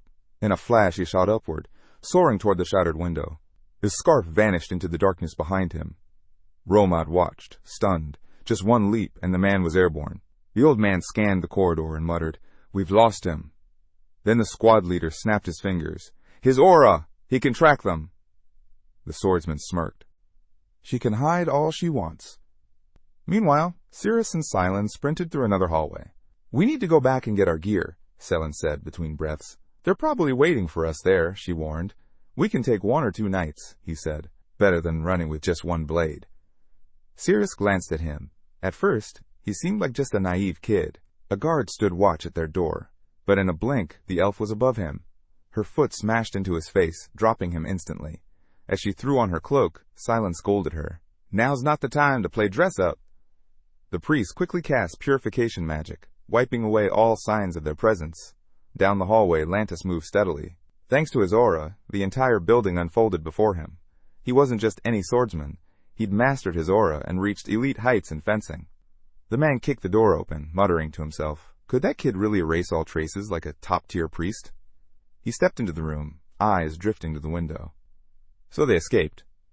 Romad, drenched in sweat, asked, "You let them get away?" The swordsman just smiled, eyes closed. "They haven't gone far. Let the hounds loose." Meanwhile, out on the city streets, Cyrus scanned their surroundings. "Shouldn't we blend into the crowd?" "No," the priest said. "We stay away from people. No one's going to help runaway slaves." Sweat rolled down Silon's face as he panted for air. In his thoughts, he admitted, even the Holy Order wouldn't protect them. Now he saw why pilgrims died like flies. He clenched his jaw. Going back meant falling under her control again. He'd never escape, not with a body this weak. Raising his hands, he muttered, "If Master Rifenheart were here, none of this would have happened." The elf glanced over. Was he really that powerful? Silent didn't answer. Instead, he joined his hands and began to pray. Feathers of fate swirled around him, drawn in by the fork of fate. "Love can twist destiny from coincidence," his mind echoed. "Two strangers meet by chance. A word, a look, then marriage. Fate born from randomness. Even a kiss could become destiny." Silin opened his eyes and stared at the sky, sorrow flickering in his gaze. This spell was once meant to connect lovers, but now they needed it for something else entirely. Turning to the elf, he said quietly, "You're strong. I've seen an elf killer before, but you surpass her." She shrugged. "You're not weak either. A high-ranking saintess this young? That's rare." The priest stood there, stunned, staring at her back. She didn't feel like a slave anymore, just a person. Could Cyrus really be different? They arrived at a crumbling part of the city. "Is this it?" the elf asked. "The thread ends here," he replied. Both of them turned around, slowly, warily. A knight stood in front of them. "It's not Rifenheart," Cyrus muttered. Lantis stepped forward with a grin. "Caught you at last. You two made a good warm-up." He started walking toward them. "Don't bother running." Cyrus didn't hesitate. If they ran, they'd only turn their backs to danger. The only option was to strike hard, then escape. She lunged. Lantis dodged with ease and appeared behind her in a blink. "You've got talent," he said. "Impressive for someone like you." Cyrus spun, launching a roundhouse kick. He shifted away again. "You've trained hard," he added. "That's rare for a slave." The elf studied his face, confused. Who was this man? The priest began chanting again, because now he understood. This wasn't just any opponent. This was someone feared throughout the world of knights. He was a swordsman of immense power. But why was someone like him caught up in something so vile? The elf's blade began to glow, blessed by divine power. Lantis raised an eyebrow. "That many sacred spells. Only a bishop should be able to do that. Not just a high-ranking priest." The priest lifted his hands. "Vasile is well known in the south. Now Sir Cyrus will deal with you." As Cyrus attacked, the knight dodged with ease, noting, "With your blessings, she's changed a lot." Then suddenly, her sword split in two. Her eyes widened, stunned. Her weapon was broken. Lantis struck with precision. "You got carried away," he said, "and I was only playing." The priest stood frozen, horrified. Around Lantis, an aura pulsed, undeniable and overwhelming. Sliding his sword back into its sheath, Lantis sighed.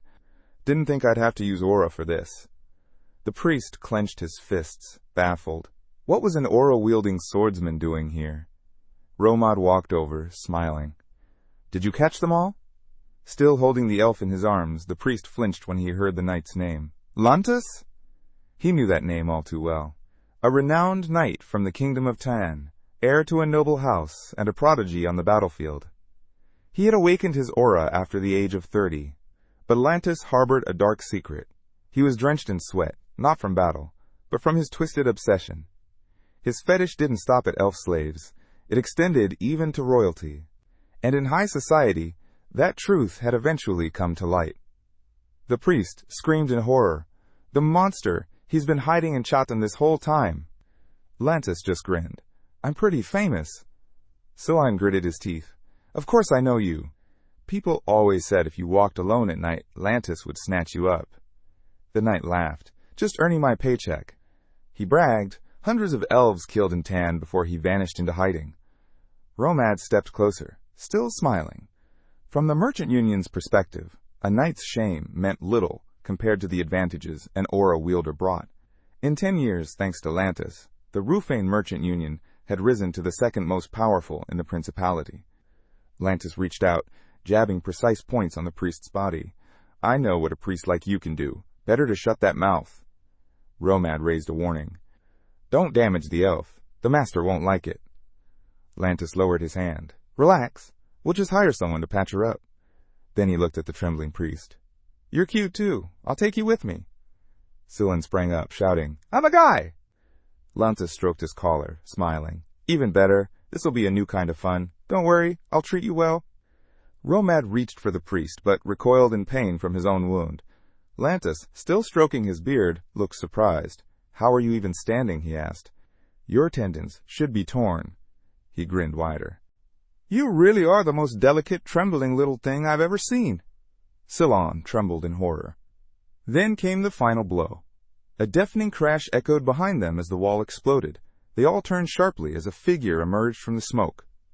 The protagonist stepped forward, his eyes locked on the scene. "Found you," he growled, his fist clenched. "How dare you treat Cyrus like that?" Winds whipped through the gaping hole in the wall. Rifenheart shrugged off his jacket. Lantis eyed him carefully. At first glance, he looked like a young man blessed with good genes. But that aura said otherwise. It was powerful, controlled, intense. Romad, standing beside him, leaned over. "That's the elf's current owner." The knight raised an eyebrow. "You said her buyer was just some random kid." But Lantis could feel it. His senses were screaming from just being near the guy, and yet he still called him an ordinary brat. Rivenheart handed his jacket to the priest. Lantis, baffled, still couldn't gauge the guy's strength. Was he hiding his aura, or did he wield it like a master? Gripping his sword's hilt, Lantis muttered, "It's been a while since I faced someone like this." Rifenheart smirked. "Don't bother with your noble speech, old man. You're still a filthy pervert." Lantis laughed and unsheathed his blade. The protagonist's fist tightened, then he shot forward. Their weapons collided. Aura clashed, surging outward like a storm. The force shattered the ground beneath them. Rifenheart's face twisted with disgust. He bared his teeth and struck again. Lantis returned every blow, grinning through the intensity. They kept clashing, fierce, fast, and still unable to land a clean hit. Romad threw an arm up, trying to shield himself. "If we get caught between them, we'll be crushed." Silan ignored the chaos, focused on healing the elf. She turned slightly. "Does Mr. Rifenheart have an aura, too?" The priest blinked. "You didn't know?" Her eyes went wide. Lantis, gritting his teeth, deflected an incoming blow. "This isn't the power of someone who just awakened." He slashed again, this time releasing arcs of aura that twisted mid-air, aiming to catch Rifenheart off guard, but Rifenheart read it. He spun and countered, striking behind himself to block the attack. Lantis stared, stunned. That level of control? Did he awaken his aura as a teen? How's he still got the face of a kid at 40? Sweat streamed down the knight's face. This is __insane. Rifenheart batted away another wave, expression tightening with anger. That pervert dared lay hands on Cyrus, and still had the nerve to be this powerful? As he repelled strike after strike, his fury grew. Martial arts was supposed to build character. What a joke. Lantis leapt onto a pillar, scowling. But even from there, his sword was swatted away with a single motion. In disbelief, he asked, Are you really a student of the king of martial arts, Gerard? Rifenheart didn't answer. His eyes narrowed. Aura swirled around him like a storm cloud, and Lantis couldn't stop himself from asking, why protect a slave with that kind of power? Rifenheart's energy exploded outward. His voice roared with fury. Because those you call slaves have feelings. They have a will. A crushing gust of air blasted into the night, slamming him back. Rifenheart charged, fury in every step. Did you even try talking to them? Do you even know why they ended up like this? His aura erupted, shattering the pillar Lantis stood on. Lantis dodged, swinging back. What are you even trying to prove? Grinding his teeth, Rifenheart saw it again, that same cold indifference, the belief that anything non-human was lesser, disposable. He launched into another strike, thoughts raging. Humans see other races laugh, cry, suffer, yet still pretend they don't feel. Lantis twisted out of the way, sneering. It's only natural. We're the top of the food chain. If they aren't masters, then they're slaves. Simple. Rifenheart slammed his fist into Lantis' head. Why should the descendants of the great spirits carry this burden? He shouted. His voice rose with fury. Has it never occurred to you that if humans weren't in charge, they'd be the ones in chains? Lantis deflected the blow, his sword flashing. Wounds split open across Rifenheart's body, but he didn't stop.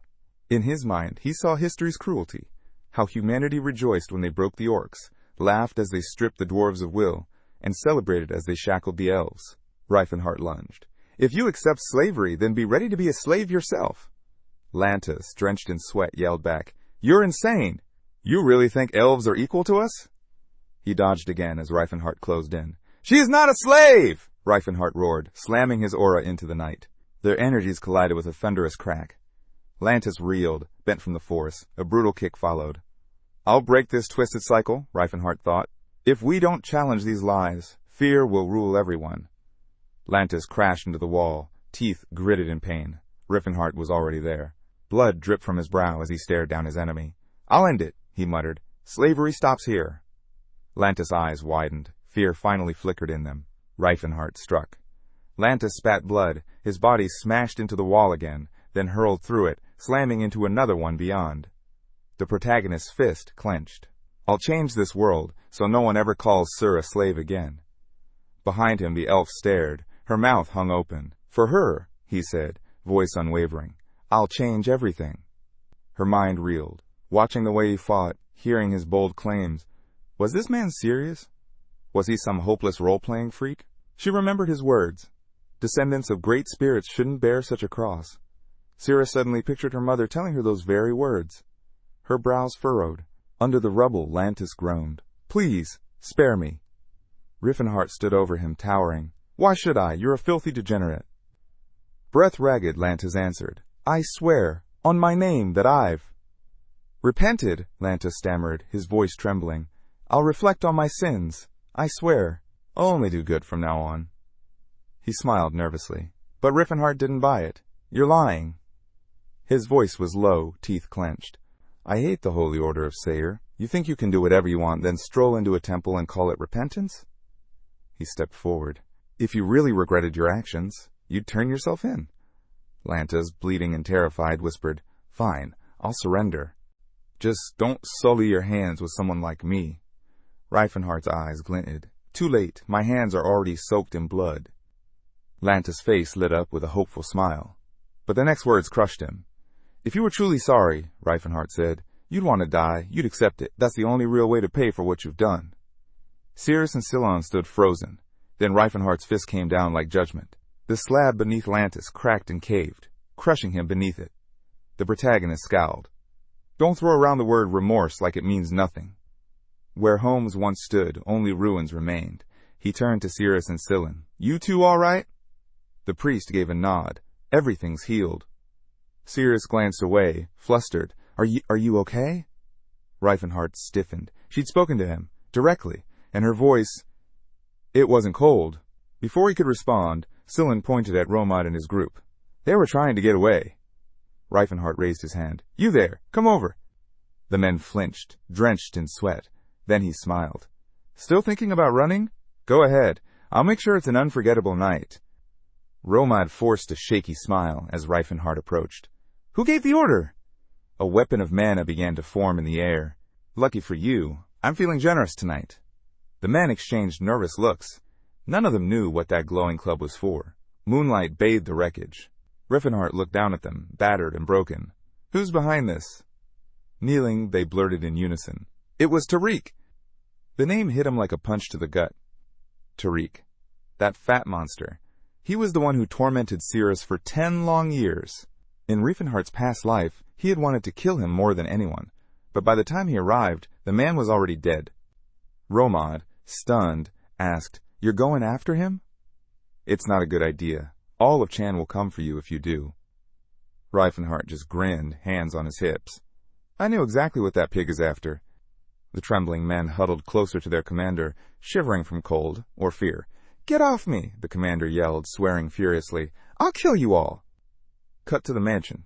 Inside, a man with violet hair tapped his fingers in annoyance. The servants are taking too long. Where's the elf? Tariq frowned. I don't know. Romad's been gone too long. Glancing at the shivering elves in the corner, the purple-haired man asked, Who are they? Lantis toys, Tariq replied coldly. From outside, a muffled noise grew louder. The guest turned to the door. What's all that ruckus? The merchant dismissed it. Probably another rally. Outside, warriors charged, screaming. Blood streamed from a knight's nose and mouth as the battle reached the gates. The 3 enemies dropped to the ground, blood streaming from their wounds. Teslon rushed to one of them, crouching low and starting to heal. Rifenheart glanced at the spell and asked, Isn't that the one usually used to mend a broken heart? To forget unrequited love? The priest didn't look up. There's not much room for laughter in battle. Gotta find it where you can. As they moved forward, the priest asked, What would you have done with witnesses if you didn't have these skills? Rifenheart smirked. I just ripped their heads off. Suddenly, an orc blocked their path. None of you are getting through, Tariq shouted, stepping forward. Rifenheart raised a hand. You've got the blood of a warrior, but the one you're guarding isn't worth your blade. Why fight for trash? Tariq gripped his sword tighter. I'm a warrior. I have my duty. If I run or break, I'm no vaw. The orc's eyes narrowed as Rifenheart replied, You're just living in chains. That man isn't your teacher. He's your leash. Tariq held his sword steady. Even so, a true warrior finishes what he starts, even if it's forced. Rifenheart chuckled. That kind of Orish stubbornness, he knew it well. Behind him, the priest blinked. Wait, how do you even know the Orish language? Before he could answer, Cyrus stepped forward. I'll handle him, she said, unsheathing her sword. This time, I've got the right weapon. Tariq's aura surged. You've grown strong. Rifenheart squinted at the priest. Watch her back. As he walked past, Tariq asked, You're just going to ignore me? March right to your master. Rifenheart didn't slow down. He's an elf. If I acknowledged you now, I'd be dishonoring him. Tariq lowered his brows. Well said. Inside the building, a strange haze lingered. Rifenheart stopped. He could feel it. This wasn't normal smoke. It was drugged air. He threw the doors open and froze. Blood splattered the walls. A lifeless body lay on the floor. Naked and trembling, Tariq turned to him. Who the hell are you? Rifenheart stepped in, his voice low. I've seen a lot in my life, but this... His fists clenched. This won't be forgiven. Smoke drifted from a vessel on the table. Tariq asked again, Who are you? Rifenheart didn't answer at first. His eyes dropped to a blue-haired girl, then to another elf dead beside her. His aura pulsed. Why are there so many people in this world who don't deserve to live? Sweating, Tariq raised his hand and called for the orc servant. As Rifenheart approached, Tariq looked up. "What do you want? Money? A spot in the market? Did the Talbot Trade Union send you?" Rifenhart's jaw tightened. "Cyrus endured this filth for 10 years. His fist curled tighter, trembling with rage. Rifenheart stood frozen. He'd failed. He never got to kill the fat man himself. In a sudden burst of rage, he struck the man in the stomach. Tariq collapsed to the ground in tears. Grabbing him by the hair, Rifenheart growled, "How dare a crawling freak like you lay a hand on Cyrus?" In the corner, Tariq's guest froze, helplessly watching his companion die. Rifenheart stood over the lifeless body. "Maybe this looks cruel, unfair even, but now I finally get it, how those I spared must have felt." The remaining man pointed at him, terrified. You're a murderer!" Rifenheart chuckled. "And you're not?" "I've lived a righteous life," the man cried, drenched in sweat. At that moment, Cyrus and Teslon entered the room. Their eyes landed on Tariq's mutilated body. Cyrus frowned slightly. "That's brutal." "He deserved worse," Rifenheart replied without hesitation. Looking around, Cyrus turned to Teslon. "Are you used to sights like this?" "I've been traveling a long time," the priest replied. Then he nodded toward her. "But it was you who took down Tariq. I didn't even need to help. You were strong." Rifenheart scanned the room and noticed Tariq, still alive, barely breathing. Suddenly, a voice screamed. It was Butler, the slave Rifenheart had once returned. Pointing at the elf's corpse, she shouted, "You're a child killer!" Drawing her blade, she glared. "Your life won't even begin to pay for hers." She smiled coldly. Then in a flash, blood splattered across the walls. Butler, stabbed through, reached out towards Cyrus with shaking hands. "Help me!" "Don't touch me with those filthy hands," Cyrus spat, her face full of fury. Rifenheart watched silently, brow slightly furrowed. Elsewhere, in the stillness of a cold forest, flames danced in the night. Around the fire, freed elves and orcs gathered. Cyrus stood among them. Tariq approached quietly. "These are all the slaves from the compound," he said. Cyrus nodded. "Thank you. You did well." Teslon looked over the group. "The gender ratio's off." Cyrus's eyes settled on a woman holding a child. "Elf men and orc women. Humans don't want them." She lowered her head, lost in thought. Rifenheart's words echoed in her memory. Maybe, just maybe, she had misjudged him. Moments later, Rifenheart entered the clearing with a wide grin. He unrolled a scroll. "These," he said, "are their slave contracts, and the trade union's official seal." Teslon raised an eyebrow. "Where did you even find that?" Rifenheart clenched his fist. "Safe, inside the office. Broke through the wall." Teslon sighed. "That's barbaric." Rifenheart barked with laughter. "Haven't heard that word in 50 years. Cyrus and Elon blinked. 50 years? Rifenheart turned, realizing he might have said too much. "Forget it." Teslon stepped closer. "Why bring the contracts?" With a small smile, Rifenheart answered, "We'll need them." He stepped toward the fire. "Now, what do you all want?" he shouted. "If it's freedom, then I'll free you. You're no longer slaves." The elves and orcs looked at one another, stunned, uncertain, but hope was stirring. Rifenheart quietly observed the uncertain crowd. Of course, they didn't even know what freedom meant. Behind him, Teslon stepped forward. "Are you planning to resell them?" Rifenheart didn't turn around. "I don't sell people." As he gently pressed a leaf to the bark of a nearby tree, Teslon asked, "You really settling down? Giving up the adventurer life?" Rifenheart placed a seal over the leaf. "This mark cancels their slave contracts. It protects them from being hunted again, at least from Tariq's grip." But even as he worked, his thoughts raced. These people, they've got no homes, no strength to defend themselves. I'm not freeing them for their sake. I'm doing it for me. Just a selfish whim. Back in the city. Rifenheart walked into the Tan Trade Union building. Sivolt, clearly uneasy, stiffened. "Aren't those Tariq's slaves?" Rifenheart grinned, lifting his hand. "You'll figure that out tomorrow. But for now, keep this under wraps. Quietly." Sivolt's mouth fell open as Rifenheart continued. "Tomorrow morning, you'll hear something very interesting. But only you can uncover the truth. If the secret gets out, only you'll be suspected." Sivolt swallowed hard, watching the young man pull out a pouch and pour out 100 gold coins. His jaw dropped. Gathering the coins into a bag, he muttered, "I've got a place, far from the center. No one will know if I take them there." Rifenheart, seated across from him, leaned in. Make sure no one touches them, and no one treats them like slaves. Sivolt nodded. 100 gold is a lot for that. Rifenheart's eyes hardened. It's not just for that. I want them educated. Sivolt raised a brow. Educated? Yes, Rifenheart said. Teach them basic arithmetic, history, philosophy. If possible, medicine. Sivolt blinked. Why go that far? Rifenheart didn't flinch.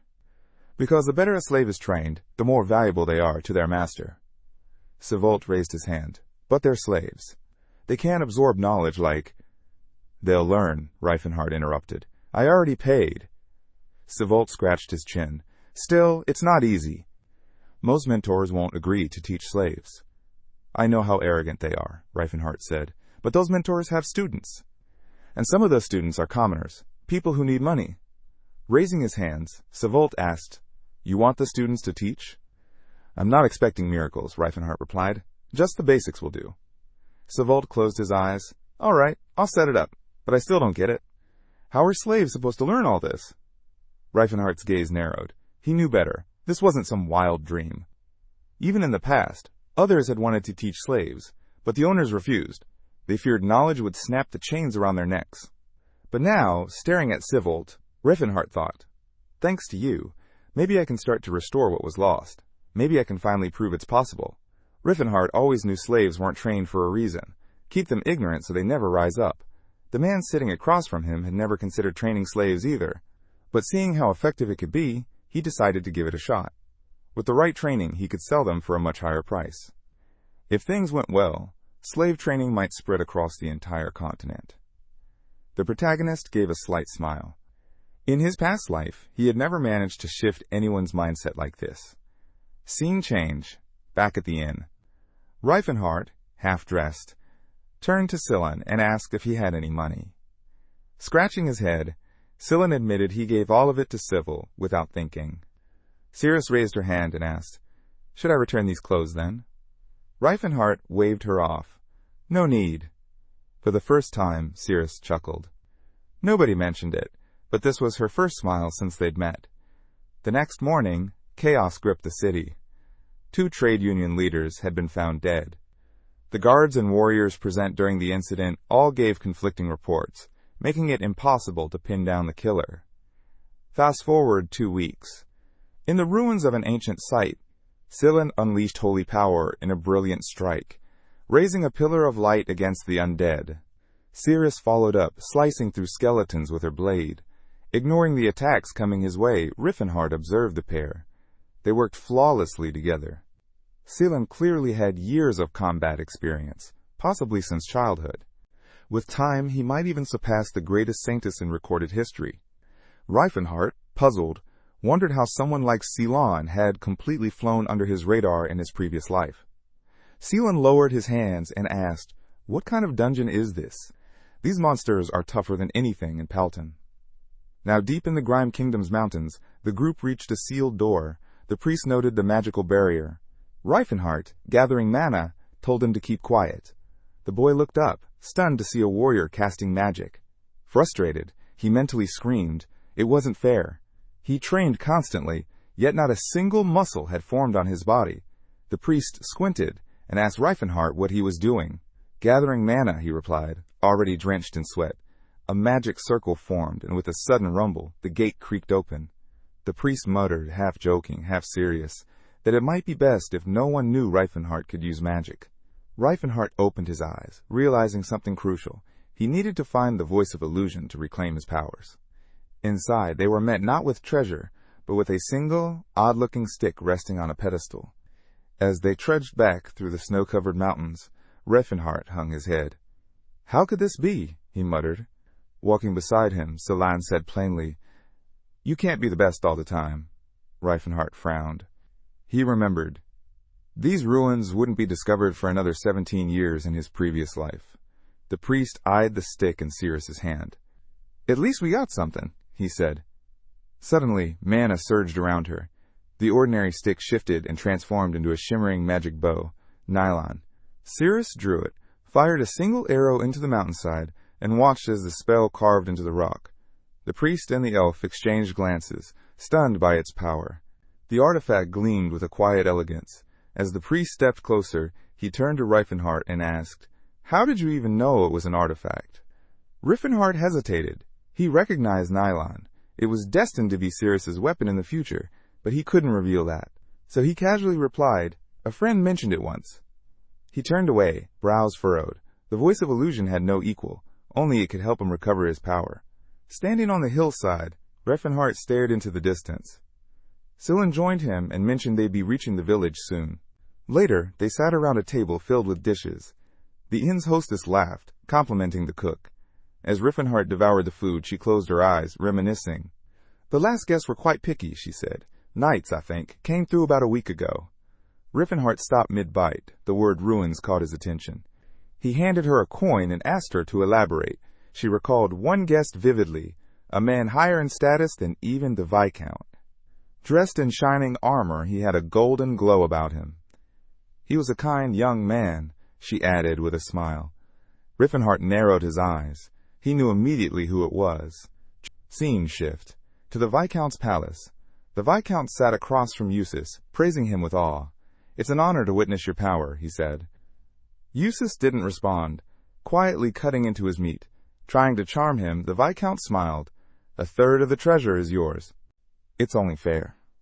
As sunlight spilled into the room, he added, "To fight alongside someone like you is worth more than any treasure. Honestly, take everything if you wish." Eustace took a sip of wine. "What did you do with the adamant and orichalcum?" The Viscount shrugged. "Had my miners forge weapons." Eustace shut his eyes. Expected nothing less from the Kelburn family, known for mining. You must have talented dwarves. Waving it off, the Viscount chuckled. "Just details." Behind him, his daughter stepped forward. Smiling, he said, "I know you're married, but an introduction wouldn't hurt." Eustace's expression hardened. "I don't plan to get close to any woman except my wife." The Viscount tried again. "What about your younger brother?" Eustace froze. His grip tightened, and the wineglass shattered in his hand. "I have no younger brothers." The Viscount broke into a nervous sweat, hastily apologizing. Suddenly, a scream echoed through the hall. A servant burst in, panic in his voice. "One of the artifacts has summoned a demon." Sephiatan sent a wave through the crowd, bodies flying everywhere. Eustace stepped to the window.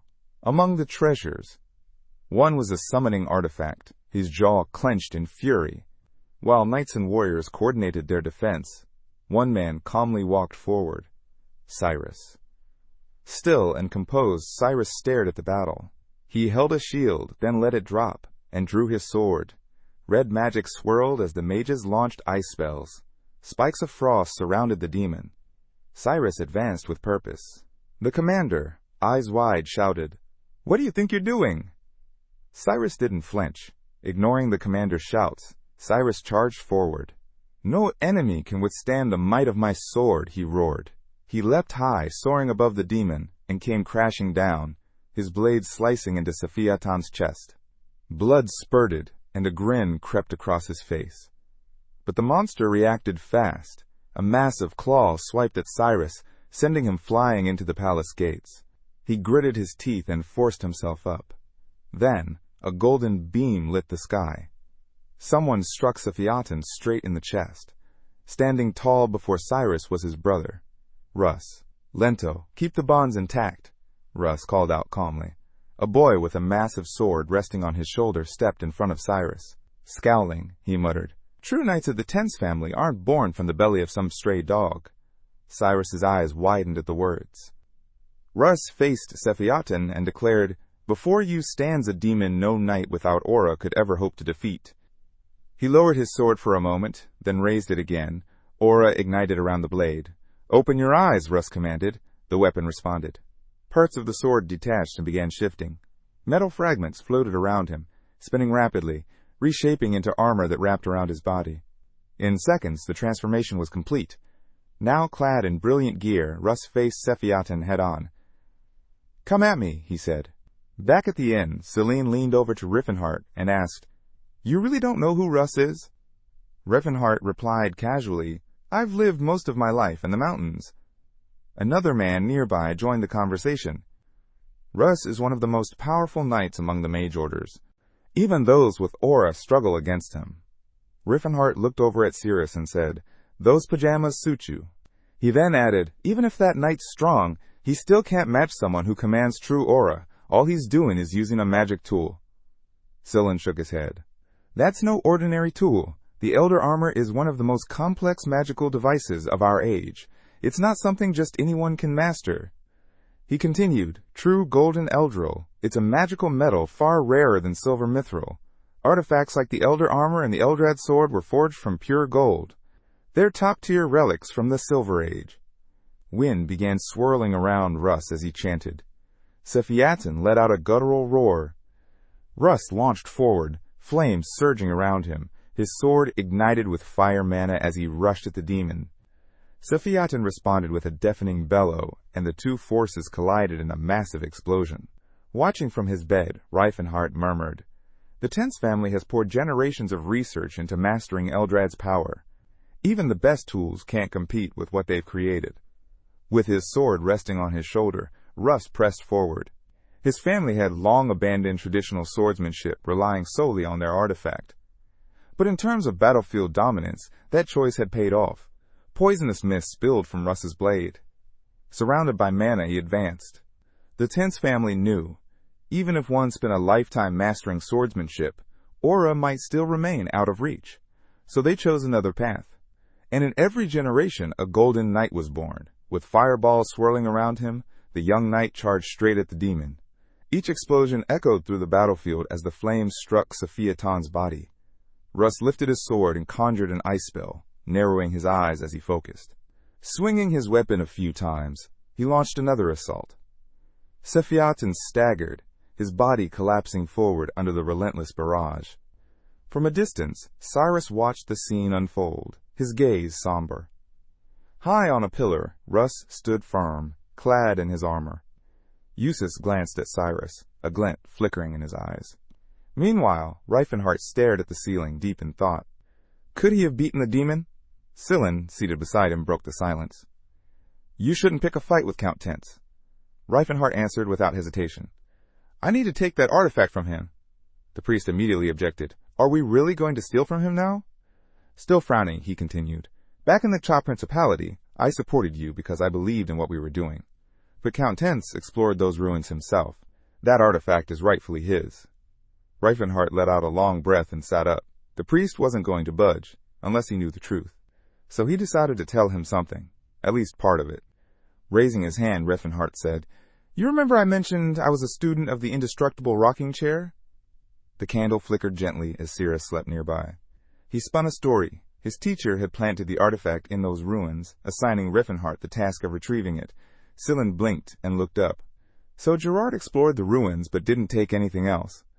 Rifenheart pointed a finger and continued, "That's because the other artifacts were meant for different students. I had to find Nian specifically. And think about it. How else would I have even known of it? If no one had explored the ruins before, how could I possibly know about hidden paths?" The priest's eyes went wide. "If that's true, then we really don't have any other choice." Rifenheart turned away, sweat on his brow. Inwardly, he apologized for the lie. But when Teslon said, "That explains it," I knew something felt off. No matter how valuable an artifact is, I couldn't see you coveting someone else's property. He had to fight back a grin. Elsewhere, Eustace stood silently in his armor, helmet off. Lento approached and praised him. "You did well. Even a demon couldn't stand against you." Eustace walked past his brother without pause. A swordsman who only knows how to swing down isn't worthy of the Tense name. Cyrus clenched his jaw. "I'll always be a swordsman of Tense." The next morning, Cyrus was out training. Over and over he swung his sword, repeating the same motion again and again. A knight approached him. "What exactly were you doing yesterday?" Without looking up, Cyrus replied, "I just wanted to slay the demon." The knight snapped, "No one asked you to." Cyrus frowned. "I'm still a warrior of the Tense family." Squinting, Cyrus muttered, "If there's a problem, let's settle it in a duel." The knights turned, scoffing. "You're nothing but a filthy stray." Sure, Cyrus had strength, but all he'd mastered was a single move, the downward strike, and the breathing technique that supported it. His sword carved a near-invisible arc through the air, so fast, it was barely noticeable. But anything beyond that one move? It was almost laughable in comparison. A memory came rushing back. His father had once stood before him, solemn. "This is all I can teach you," he said. As an illegitimate child, Cyrus had no place among the main bloodline. The vassals were against his training. But still, his father passed on one thing: the downward strike. "It's just a part of the great sword path of our family, but with it you might reach the aura." Cyrus gripped his sword, smiling at the memory. His father had placed his hopes in him, and he wasn't going to let him down. At dawn he was already training. From the window above, Eustace watched. "No one reaches this level with a single sword swing," he muttered. Then, looking again at the boy below, he added, "Idiot, or maybe, genius." Cyrus was drenched in sweat, muscles trembling, breath heavy. He clenched his teeth and pressed on. He closed his eyes and screamed into the night. Meanwhile, Rifenheart dashed through a dense forest, panting. "I can't believe I'm doing this after reincarnating," he thought. Jumping fences in a mask. It felt ridiculous. He looked up at the towering castle. Why is the local lord's place so massive? Then answered himself, "Ah, right, the Viscount's mining empire. Must be dwarf work." 3 guards patrolled the grounds. In one smooth move, Rifenheart appeared behind them and knocked them out cold. Nearby, 2 more guards chatted lazily. No one's dumb enough to mess with a Golden Knight's land. One glanced away, unaware that above them, Rifenheart clung to the ceiling like a lizard. "No wonder thieves train like this," he mused, crawling across the hall. "I might actually be good at this." 2 knights stood by the vault doors. Rifenheart swiftly took down one. Grabbing the second, he tied him up and turned to face the sealed vault. He studied the barrier. "This won't go down easy." Spotting a stone embedded to the side, he muttered, "A magic core. Clever." Runes glowed faintly on its surface. He clenched his fist and smashed the stone. The barrier vanished. He stepped into the vault. Walking through shelves of weapons and relics, he searched carefully. Not Hilton's work. Tatus blades. Then he froze.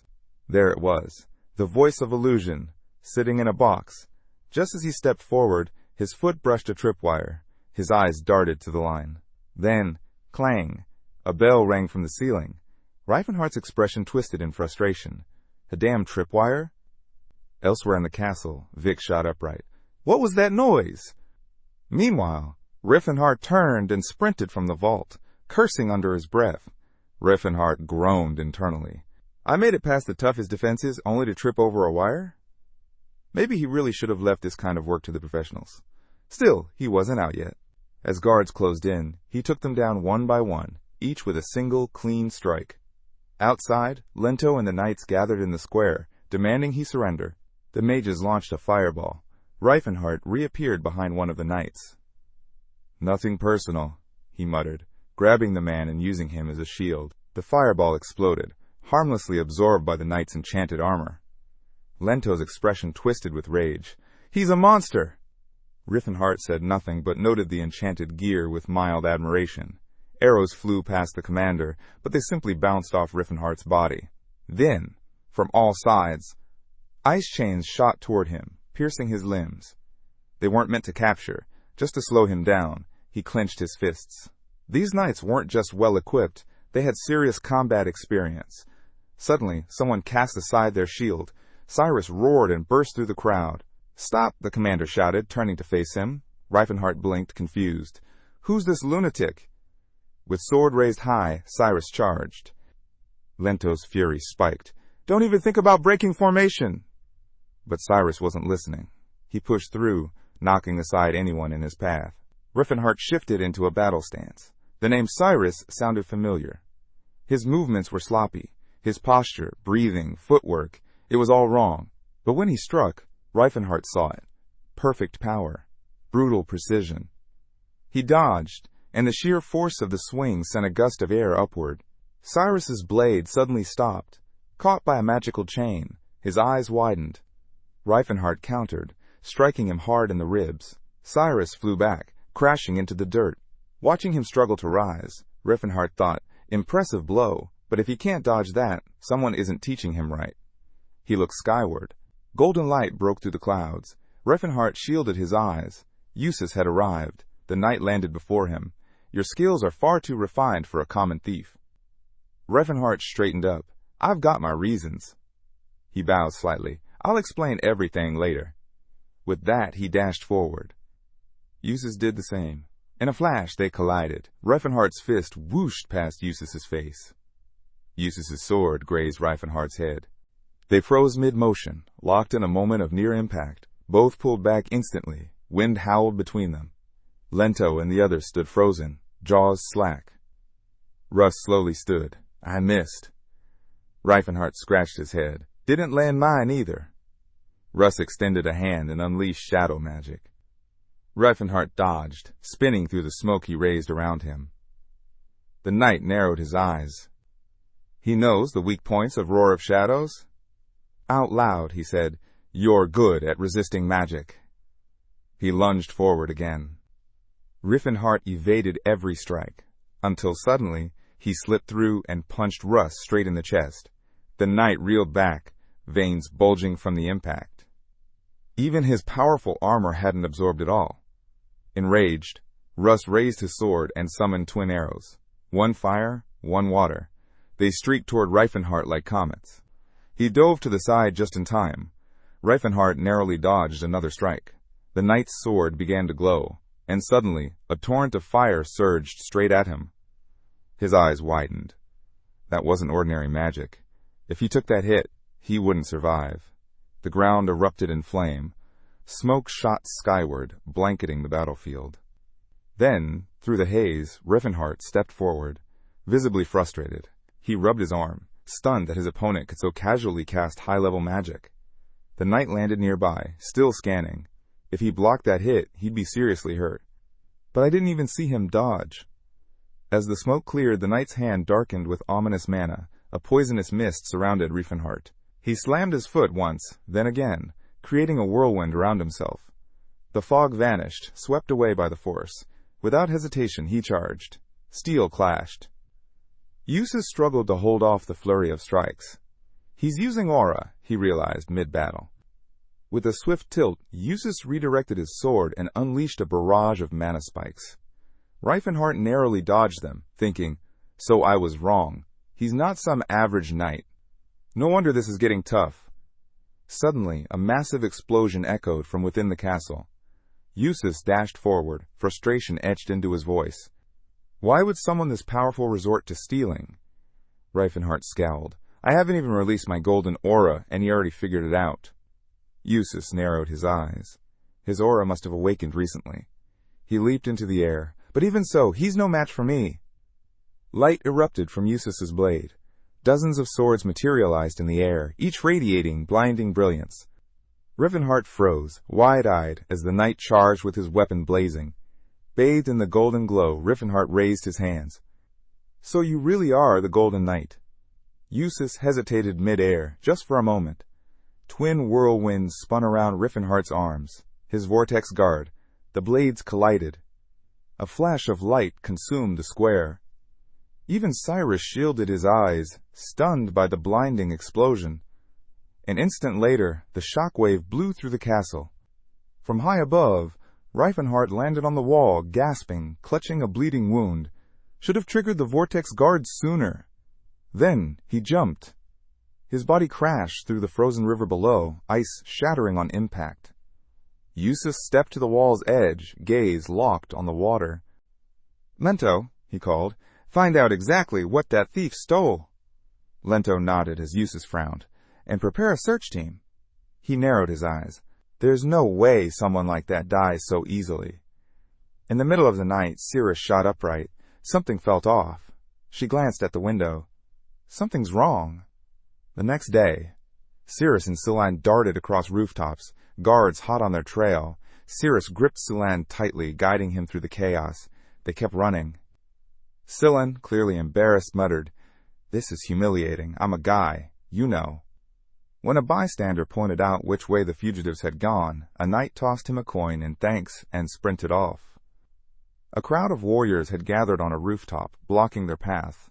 At the front stood Cyrus. He raised his voice, commanding, "Stop them!" Cyrus didn't hesitate. She drew Nylon and fired. The arrow hit its mark, striking a warrior cleanly. Nearby, Russ approached Lento. "What's going on here?" he asked. Lento replied grimly, "Unusual thieves." Russ unsheathed his sword. "Then I'll handle them myself." Scyllin almost burst into tears. "Not again. I'm gonna get carried, aren't I?" Suddenly, Cyrus turned, grabbed him, and dashed off again. Above them, a knight appeared in midair. "You can't run from me," he declared. Cyrus immediately drew her sword. Russ spotted the glowing runes along the blade. His expression hardened. It wasn't an ordinary weapon. A sacred aura began to surround her. The priest, watching from afar, frowned. So that's why she had a bad feeling, and that idiot Rifenheart's still missing. In a flash, the knight was next to Cyrus. His blow sent her flying. Eustace's eyes flickered, impressed. Cyrus gritted her teeth, bracing herself. Elsewhere, Rifenheart stirred, bandaged from head to toe. "That hit, it really did a number on me," he muttered, rubbing his head. "Fighting the strongest armor in the world, with my hands tied, no less." He grabbed the voice of illusion and gave a crooked grin. "At least I didn't leave empty-handed." Suddenly, a dwarf entered the room. "How are you feeling?" the old man asked. Gray-bearded and bright-eyed, he introduced himself. "I'm Hethos." Standing beside the bed, Hethos warned him not to get up too quickly. "Can you eat?"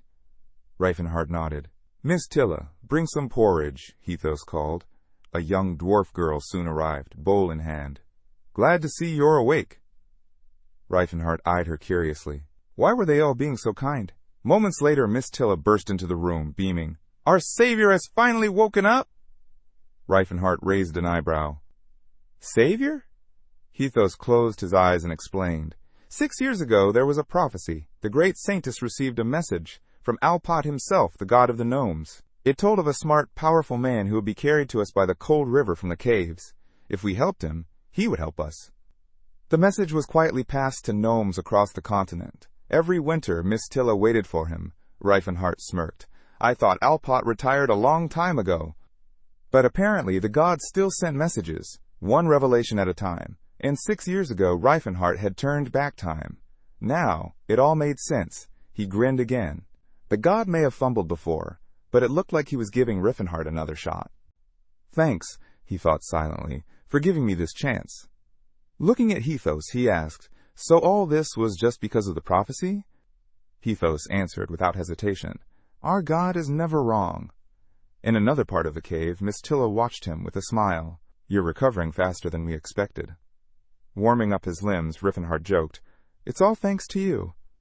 Miss Tilla looked at him curiously. "Then can I start calling you Gelfide, priest?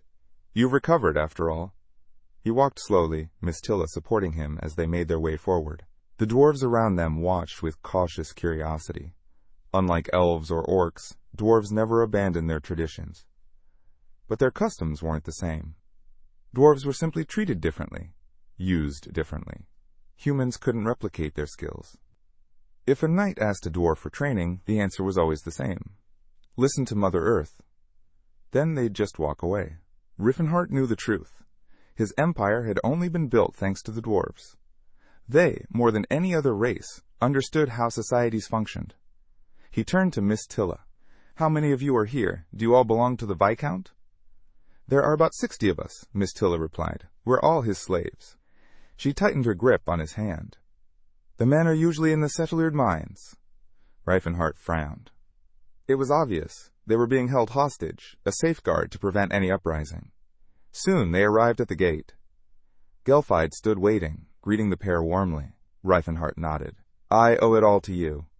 The old dwarf closed his eyes. "We still don't know why you're our savior, but your eyes, they see us not as slaves." Rifenheart furrowed his brow. "I guess I just feel like we're alike. That's why I treat dwarves as equals." He looked down.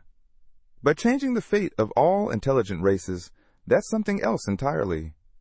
Gelfide opened his eyes. "No one knows why our god chose a human as our savior, but we believe it. That belief is our hope. That's why we'll help you with everything we've got." Rifenheart chuckled nervously. "You're really calling me that without hesitation, huh?" "You're surprisingly calm about it," Gelfide replied. "Most people would be overwhelmed." Trying to shift the conversation, Rifenheart asked, "What did you want to talk about?" Gelfide's tone changed. "The great Saintess wants to meet you." Rifenheart blinked. "Mashaline! The great Saintess Mashaline?" The old dwarf nodded. "He's waiting for you." Rifenheart laughed. 30 years ago, he was just my friend, and now he's a saintess? Gelfide closed his eyes again. It's strange, isn't it? Opening them, he continued. We don't expect humans to hear the voice of truth like we do. That's why your reaction surprises me. Rifenheart grinned, but then his face turned serious. His thoughts grew heavy.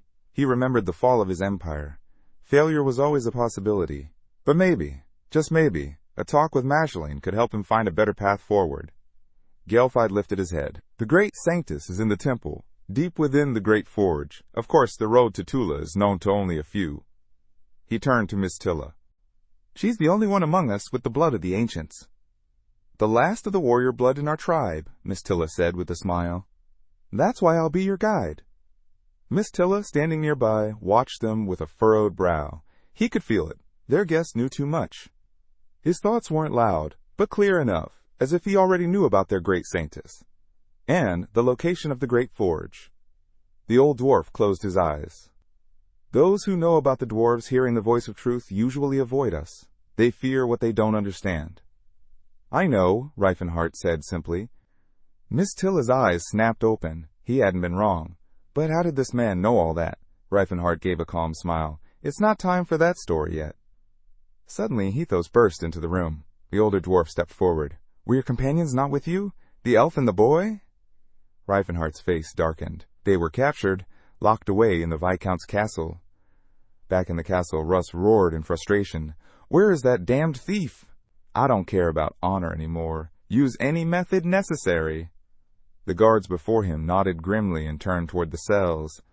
Russ glared through the bars. That elf, wielding a weapon, meant only for knight captains or high-ranking officials. And that priest, his power felt on par with an archbishop. Something about them didn't add up. Inside the cell, 2 guards whispered among themselves. How should we start? One asked. Beatings? The other shook his head. We need something painful, but not lethal. Inside, Cylon and Cyrus raised their heads. Cylon clenched his jaw. 30 minutes later. The atmosphere had shifted completely. 2 knights now sat awkwardly, listening as Cylon told stories with great passion. With a raised finger, he began. The indestructible rocking chair is led by Gerard, the indomitable king of martial arts. Training there? It's pure hell. Rifenheart? One of the best they've ever had. He slammed his hand down. You guys? You wouldn't even survive half of the training. You wouldn't even try. The final exam alone would break you. One of the knights sat down across from him, captivated. I didn't want to believe it, he said. But hearing your story, it kind of makes sense. He hesitated, then added, They told us to wait, so we're waiting. Cylon asked for some water. The knight handed him a mug. Thanks, Cylon beamed. Another guard, suspicious, asked the priest. You really just told us everything? Aren't you loyal to your comrade? The priest replied calmly, If I cared about my reputation, I wouldn't have even thought about stealing in the first place. I've got nothing to hide. The knight nodded. Do you at least know where the artifact is now? Cylon shook his head. No idea, they just told us to stay put. The man shouted, They must have had a plan, that's why you're stalling. The priest blinked, surprised. Why would we need a plan? Not even a knight with aura can stop a good old-fashioned burglary. The guards frowned, unsure how to respond. Cut to another scene, in the snowy forest.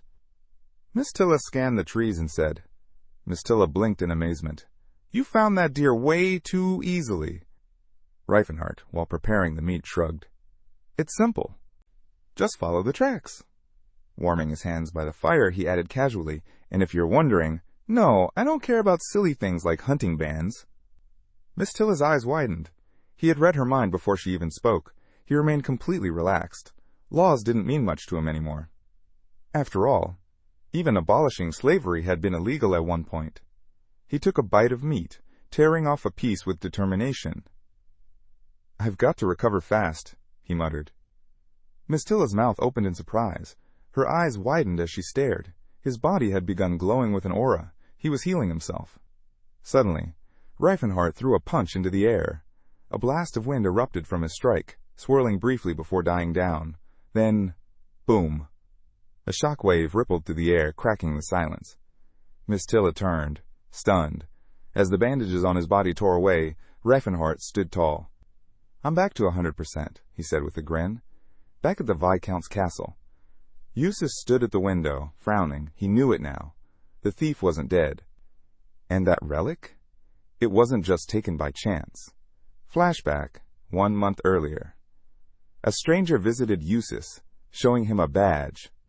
If you're truly the heir of the Tense family, then this symbol should mean something to you. Eustace looked closely, and his heart skipped.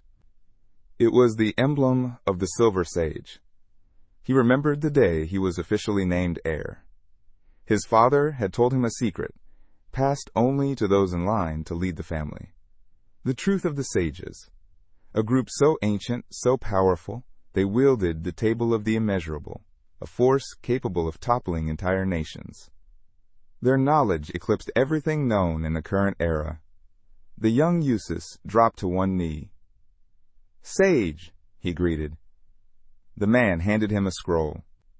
"I entrust the exploration rights of the ruins of illusion to the Tense family. Everything you find there is yours, except for one thing I'll claim." His eyes gleamed. "But fail, and your family's fate will be at stake." Back in the present, Eustace rubbed his chin in thought. A knock at the door. "Enter," he said. Knights stepped in. "We've finished questioning the prisoners." Eustace's brow furrowed. Meanwhile, outside the gates, guards kept watch. One trembled. "I still remember yesterday." "That monster broke through our ranks like paper." The knight beside him asked, "How are we supposed to fight someone who crushed armor with his bare hands?" He raised a hand to signal the others. "The item's gone. Stolen." Then he froze. A shadow loomed on the horizon. A man, muscular, glowing with aura, was walking straight toward them. Eustace narrowed his eyes. "Is he from the indestructible gem?" He stroked his chin. "Why would the Middle Sages be involved?" He pictured the elf again. No saintess, or even an archbishop, could manipulate events like this. Inside the dungeon, Cyrus and Teslon looked up from their cell.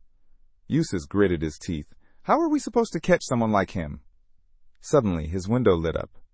A moment later, a powerful explosion shook the gates. The knight clenched his jaw as the light overwhelmed the room. Realizing what just happened, his eyes widened at the surge of energy around him. Clenching his fist, the protagonist muttered, he'd heard his friends were here too. Smoke coiled through the castle halls as knights charged forward with a cry. Rifenheart smirked. "I'm not who I used to be," he said. Lento raised his sword. "Two of you, go!" With a single strike, the protagonist sent both flying. Grinning, he said, "Shields won't matter. Not when I'm facing someone who controls that kind of aura." The priests lifted their hands, chanting blessings for protection. A faint holy light wrapped around the knights like armor. Rifenheart dashed across the battlefield, knocking down enemies one after another. Then, stomping hard, he slammed his palm to the ground, shattering it in an instant. Priests raised their hands again, their chants echoing. One mage screamed as flames shot from his hands. Another gathered lightning between his palms. Rifenheart's eyes narrowed. The mages were the real threat. With a powerful wave, he deflected every attack. One energy burst clipped a mage's hand. Multiple mages fell under his next blow. Chuckling, Rifenheart muttered, "I thought at least one of you could handle pain." He turned his attention to the priests, knocking them unconscious swiftly. He knew some only grew stronger through pain, so he ended their fights cleanly, without dragging it out. Their cries echoed through the air. Rifenheart raised his arms, blocking a flurry of attacks. The knights stumbled back, fear gripping them. Meanwhile, Cyrus didn't move. Lento clenched his teeth in frustration. Why wasn't the guy who always charged in doing anything? Frozen in place, Cyrus stared wide-eyed, weighed down by the power of aura. He now understood. The protagonist had complete control over it, shaping and amplifying it as needed, crushing every opponent in his path. Cyrus's eyes slowly widened. Rifenheart was a blur, darting between enemies, striking fast and true. Remembering his father, Cyrus murmured, "Now I get it. No one ever told me." He never had the chance to learn. Not like this. Rifenheart lunged at Lento. Every movement, every breath was precise. Only someone who had mastered the martial world could fight like that. Cyrus stood frozen, eyes locked. This was how a warrior fought. A glow began to form around Cyrus's sword. Then manacles charged at Rifenheart. Seeing them, he scowled and dodged quickly. With a smirk, the protagonist said, "Took you long enough." Eustace stepped in front of the boy, declaring, In the name of Tense, I won't forgive what you've done. He took a step forward. I saw everything you did to those knights. Arms crossed, Rifenheart replied, No need to act like a new recruit. You've been lurking in the shadows all along. He looked up, hiding behind the wall, spying. The protagonist grinned. His opponent might have power, but lacked perception. You wanted to test me first, he said, but wasn't it cruel, turning your men into punching bags? Then silence. Eustace stiffened, his expression unreadable, as whispers began to ripple through his knights. He let out a furious scream, but the protagonist just smiled. Even if you were in the shower, you should have gotten here sooner. Flustered, the knight wrapped his sword in mana. The blade shimmered as its particles scattered, transforming entirely. Watching his opponent, the knight scowled. A pillar of flame erupted around him. Raising his hand, the protagonist declared, This time, it's for real. Through the smoke and fire, the knight, now clad in new gear, burst forward. With a powerful swing, he shouted, Now you'll see the world from a dragon's height. The boy raised his sword high and dove down. The protagonist grinned. This was a true duel. Steel clashed. Sparks flew as they zipped around the battlefield, colliding over and over. The protagonist winced. His body was tough, but that blade, pure mana, was nearly unstoppable. The knight's eyes narrowed. He lifted his sword again. Rifenheart crossed his arms and braced himself, catching the full force of the next strike. Suddenly, the boy spread his arms wide and leapt upward, appearing beside the knight in a flash. Meanwhile, deep inside the castle's prison, Celan nibbled on her food.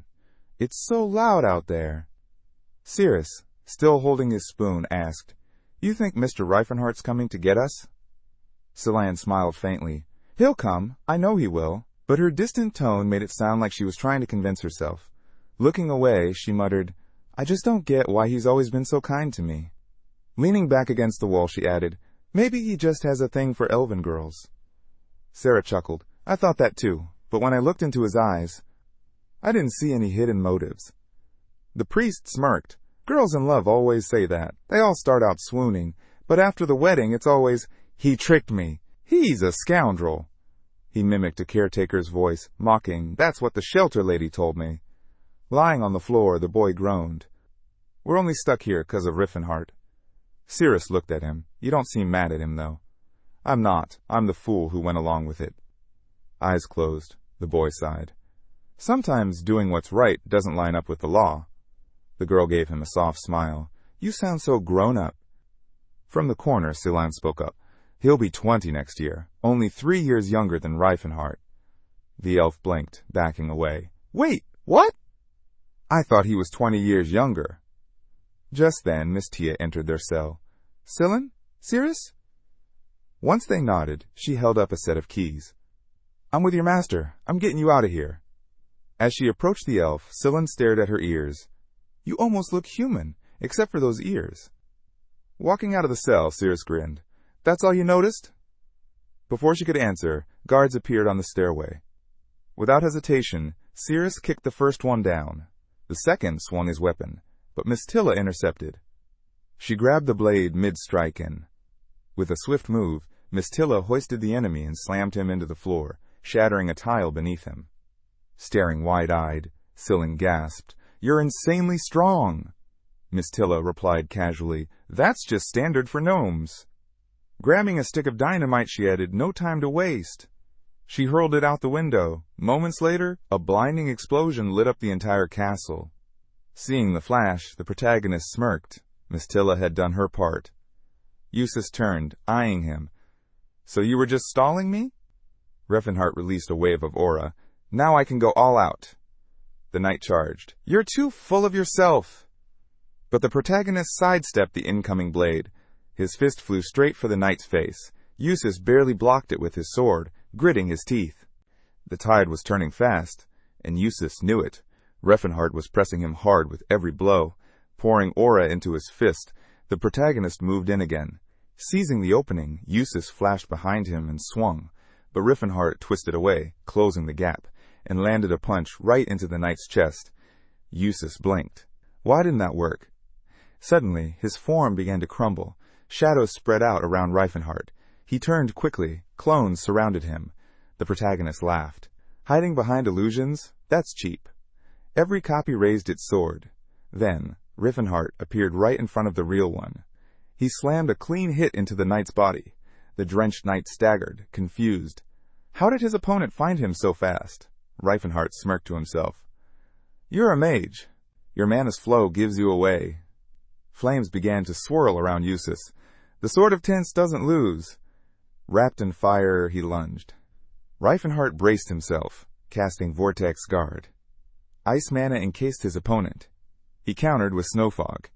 The protagonist shattered the ice with another Vortex Guard. Eustace shifted to Wind Magic. Rifenheart blocked again. Ice attacks? Vortex Guard. Poison Breath? Still Vortex Guard.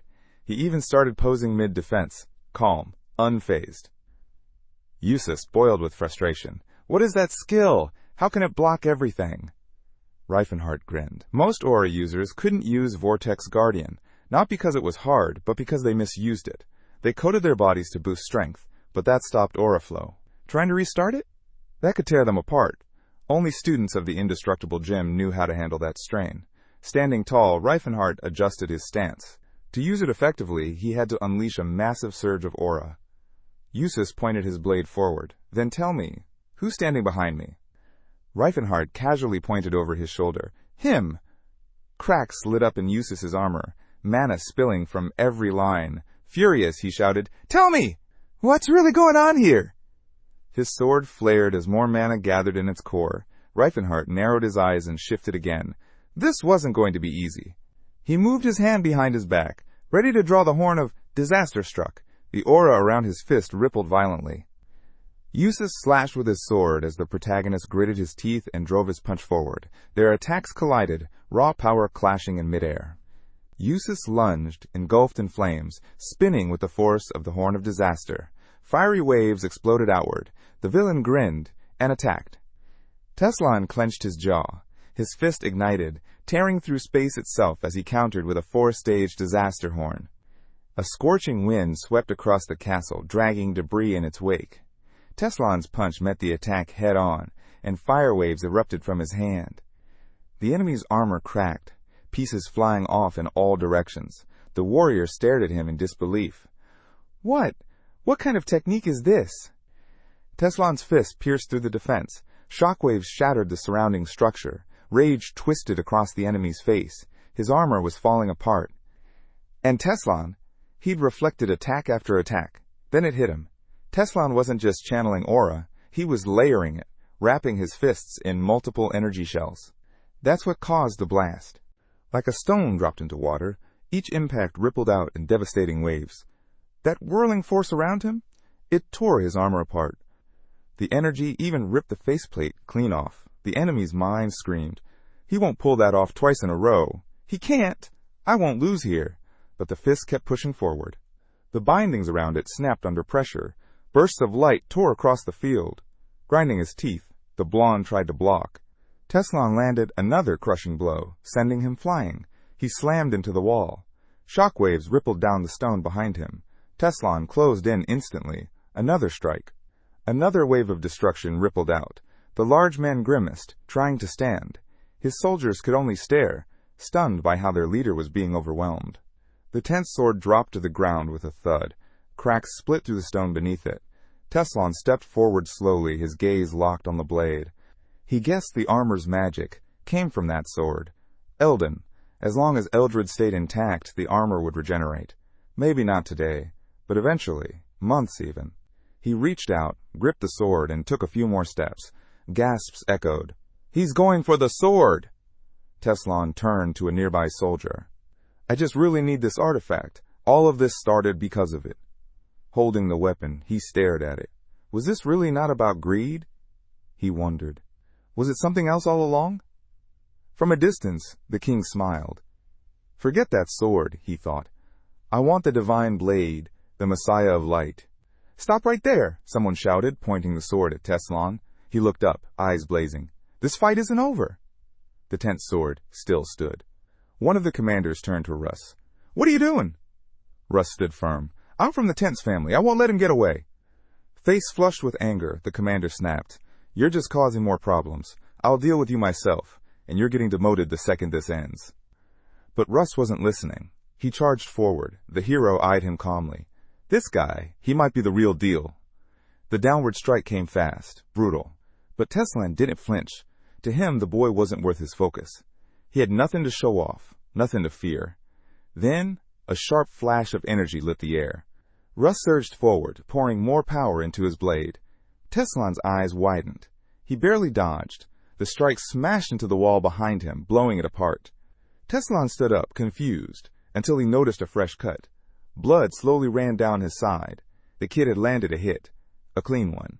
His body, which usually dodged blades on instinct, had been touched. The hero looked at Russ, now burning with intensity. No one around them could make sense of what just happened. Then Russ shouted, I'll make up for everything, for the swordsman of Tense. Teslon blinked. That glow around his sword. It looked familiar, a clear blue aura, like the crystal sky. In his mind, a voice echoed, I'll defeat the Demon King and end the Empire of Darkness. The Holy Sword. Cyrus stared ahead, fury in his gaze. Russ glared at his opponent. How do you know my real name? Cyrus von Tense. He hadn't heard that name since his knighthood. Others ignored it, mocked it. Called him by the name his mother gave him, a commoner's name. Teslon rubbed his face, stunned. How could he not have known? Cyrus was from the Tense family, too. He remembered now, the old warrior who had introduced him. The weight of the Tense name rested with the Golden Knight, though history had buried him. But 30 years from now, everything would change. Thanks to the Holy Sword's rise, the family would gain nobility. He'd become a marquis. He wouldn't have to hide behind magic armor anymore. Maybe that's why he hadn't recognized the Golden Knight back then. Everyone had already forgotten him. Flushed, Russ asked again, How do you know my real name? Teslon caught the look. Embarrassment. He smiled awkwardly. Just a lucky guess. But Russ's face hardened with anger. It was written all over him. Teslon grinned. The Cyrus, he remembered, had always been cold, detached. But now? He was changing, and people do change. Russ charged again. His blade met a wall of flame. The sheer force made the floor crack beneath their feet. Teslon clenched his fist and countered. The impact made Russ stagger. He growled, his body lighting up in blue aura, and stepped back. Then, he stood tall and cloaked himself in a powerful blaze. The redhead raised his arms defensively. He's redirecting damage with aura already? He thought. Not bad for a rookie. Russ roared and charged once more. Teslon dodged, watching closely, but he couldn't read the kid's moves. They came from angles that shouldn't have existed. Erratic, wild, impossible to track. He narrowed his eyes. Nothing about Russ's fighting made sense. No rhythm, no order, and that should have made him easy to beat. But it didn't. Teslon thought back to the old combat manuals. Every style had rules, theory, structure. Even Gerard's moves were rooted in the basic forms passed down through generations at the indestructible gym. But Russ? He fought like a beast. Unpredictable, raw, relentless. Teslon backed away, but Russ kept closing in. The redhead weaved through every attack. Not a single strike landed. Despite the wild appearance of Russ's swings, he was in full control, each movement precisely measured. Not a single opening in sight. His eyes glowed with blue aura. From the outside, it looked chaotic, like he was just flailing. But Teslon saw the truth. This wasn't chaos. It was genius. A kind of brilliance that only appears once in 1,000 years. Now it made sense. They called him the Holy Sword. The same sword that had once cut down his comrades, his friends. Teslon remembered that day vividly. His master's cold stare. Have you already slain the 4 heavenly kings? He had asked. The saintess had looked back and declared, Filthy orcs aren't worthy of my blade. Then came the question that stung deeper. Even the great and noble Tethid? Russ now stood before him, attacking, calling out, For Tethid! Flames surged around Teslon as he took a firm stance. He knew what was coming. Russ shouted again, I am of the Tense line. He raised his sword overhead.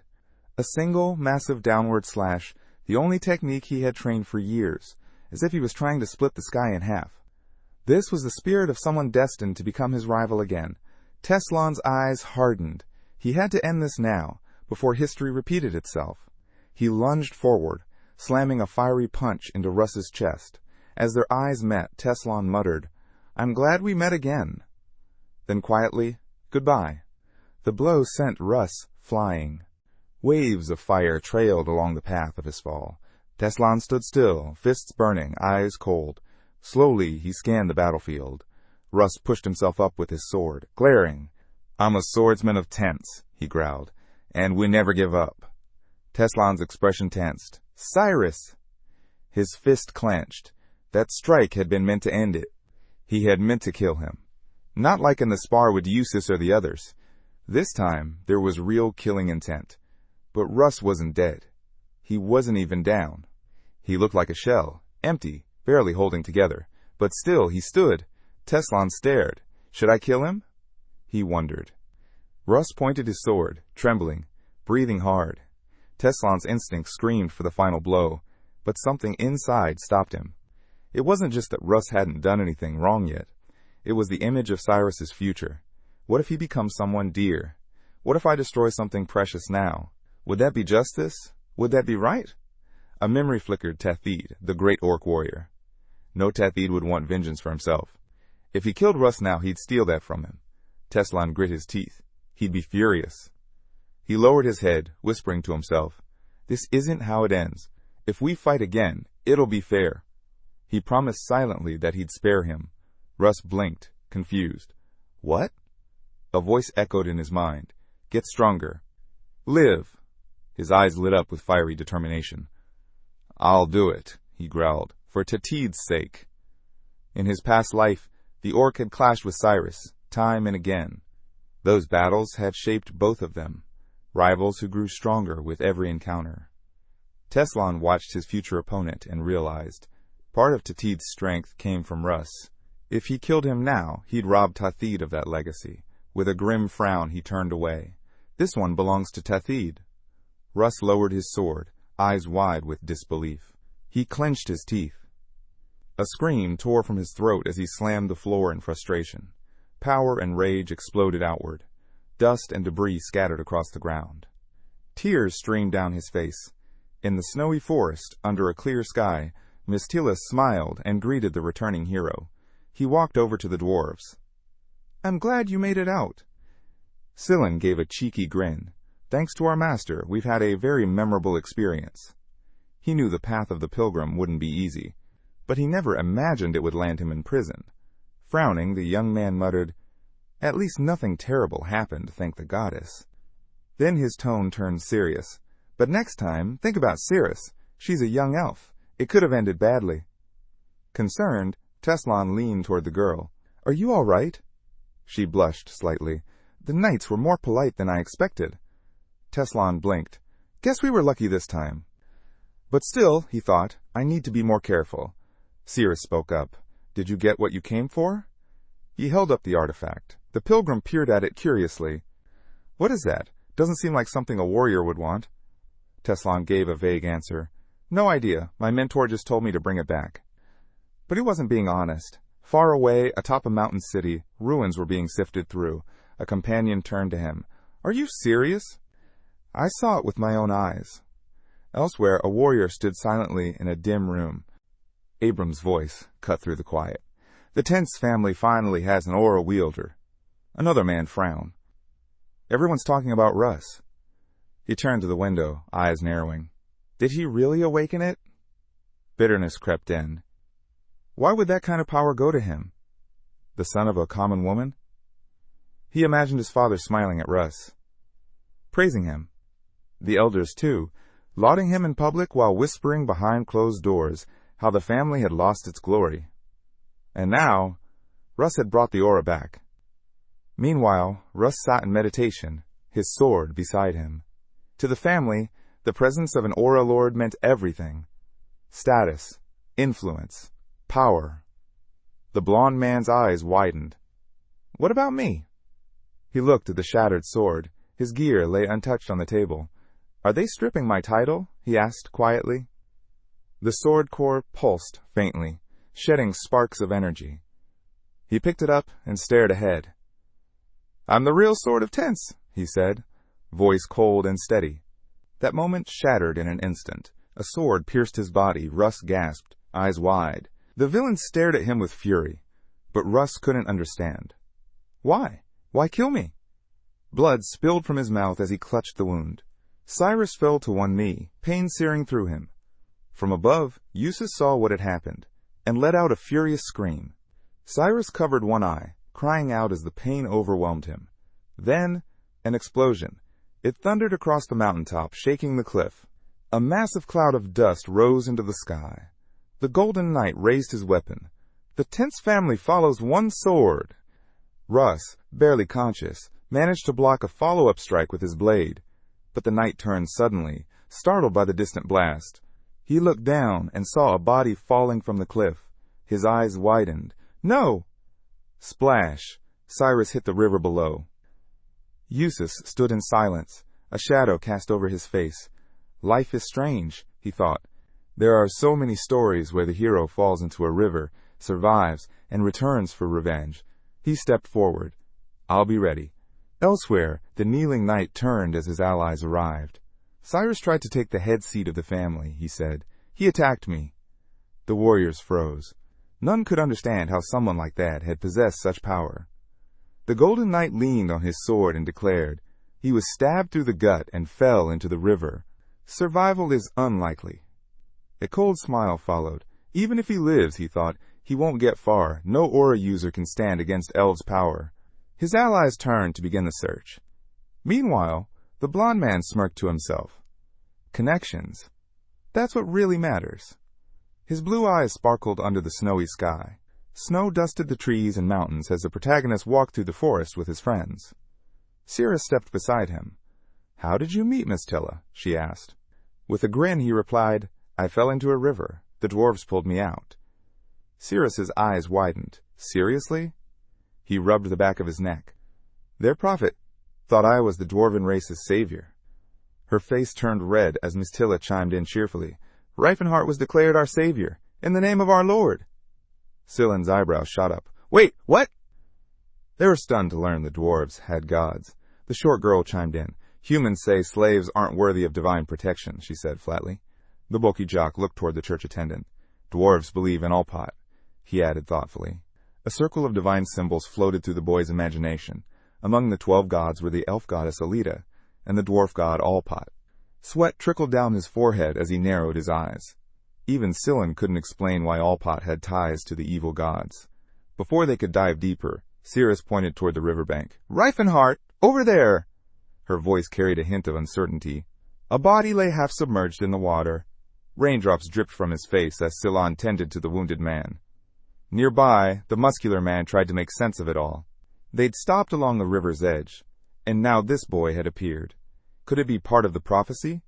The wheels of a cart creaked as it rolled forward. Inside, Cyrus stirred. His eyelids fluttered open. Slowly, he sat up and looked around at the trees. Confused. What am I doing here? He wondered. Then it hit him. His fight with his brother. The memory surged back. He imagined himself training, sword in hand.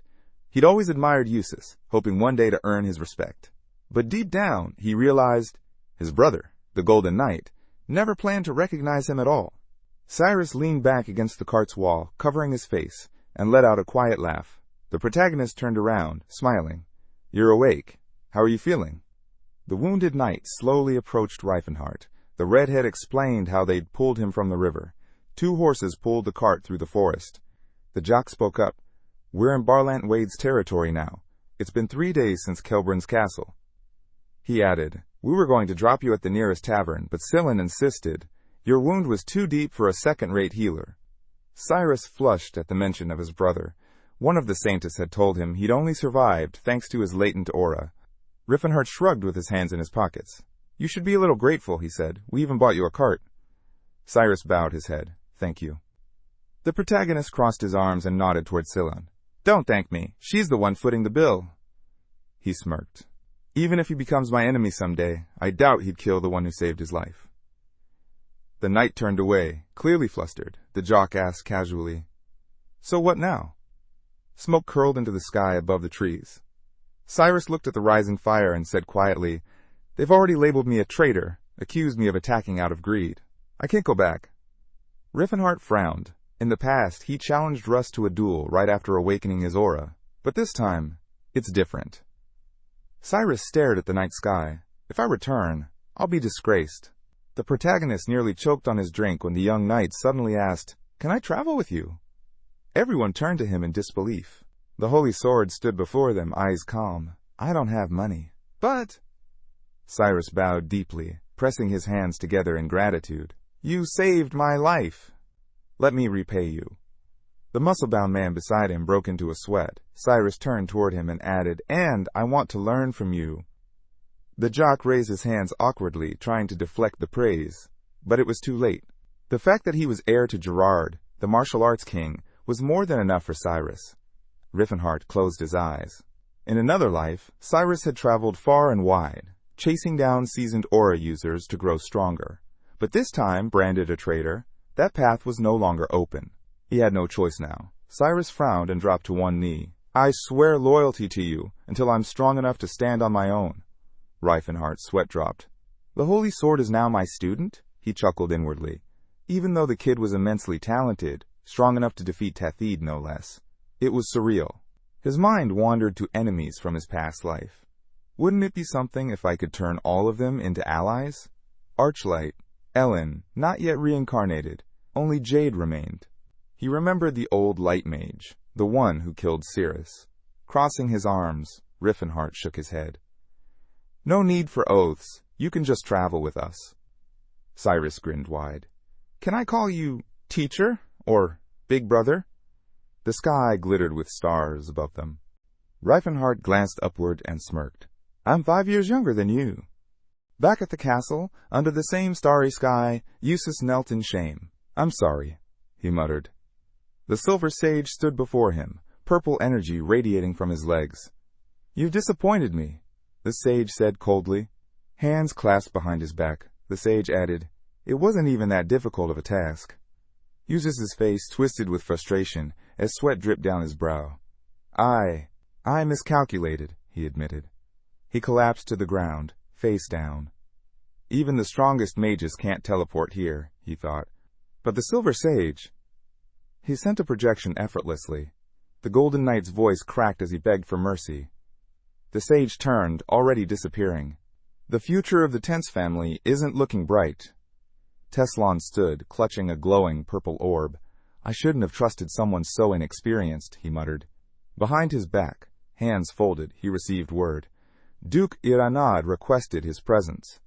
Moments later, the Silver Sage entered the Duke's office. Iranad frowned. "What made you use the sacred symbol?" Sitting calmly at his desk, he stared at Teslon.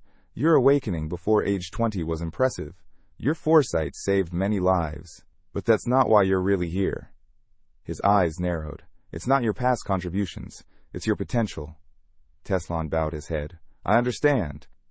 Iranad leaned on his fist. "You won't be punished this time. You caused no harm, but remember your place." The silence thickened. Then the Duke peered at him closely. "Teslon." In Rifenheart's body, the sage lifted his eyes. Quiet. Still. The gray crest of the Silver Sages shimmered. At its center, a shield. Guardians of humanity. Rulers in the shadows. Their faces, always hidden beneath hoods. Their robes and their strength were enough to sway the fate of nations. As the man strolled down the corridor, he reminded himself. He'd only just joined the Silver Sages, and for now, he was barely a footnote in their ranks. He pictured himself alongside the main character in a past life, convinced that the Demon King had been reborn. Someone had to stop him, and Teslon decided it had to be him. He stared ahead, thinking it wouldn't be easy for Rifenheart to regain mastery over magic, even with the artifact in hand. His thoughts turned to the Black Cube, a relic marked with 4 ancient symbols, known as the Voice of Illusion. Teslon narrowed his eyes. If Rifenheart was rising again, he'd be ready. He would challenge him head-on. Meanwhile, a carriage rolled through a snowy forest. Scylla guided the reins while the girls chatted in the back. Cyrus walked alongside them, musing at how mismatched the group seemed. He recalled how they drew lots, instead of dumping all the travel duties on the elven slave. The muscle man called out to his apprentice, who asked why he didn't just make the slaves handle it. He shrugged it off. "They're my friends," he said simply. They reached a river. The knight remembered hearing that some of the true martial artists were widows. As they collected water, the young man silently vowed to follow his mentor's path until he too became a swordmaster. He looked forward, thinking he'd obey the protagonist no matter what.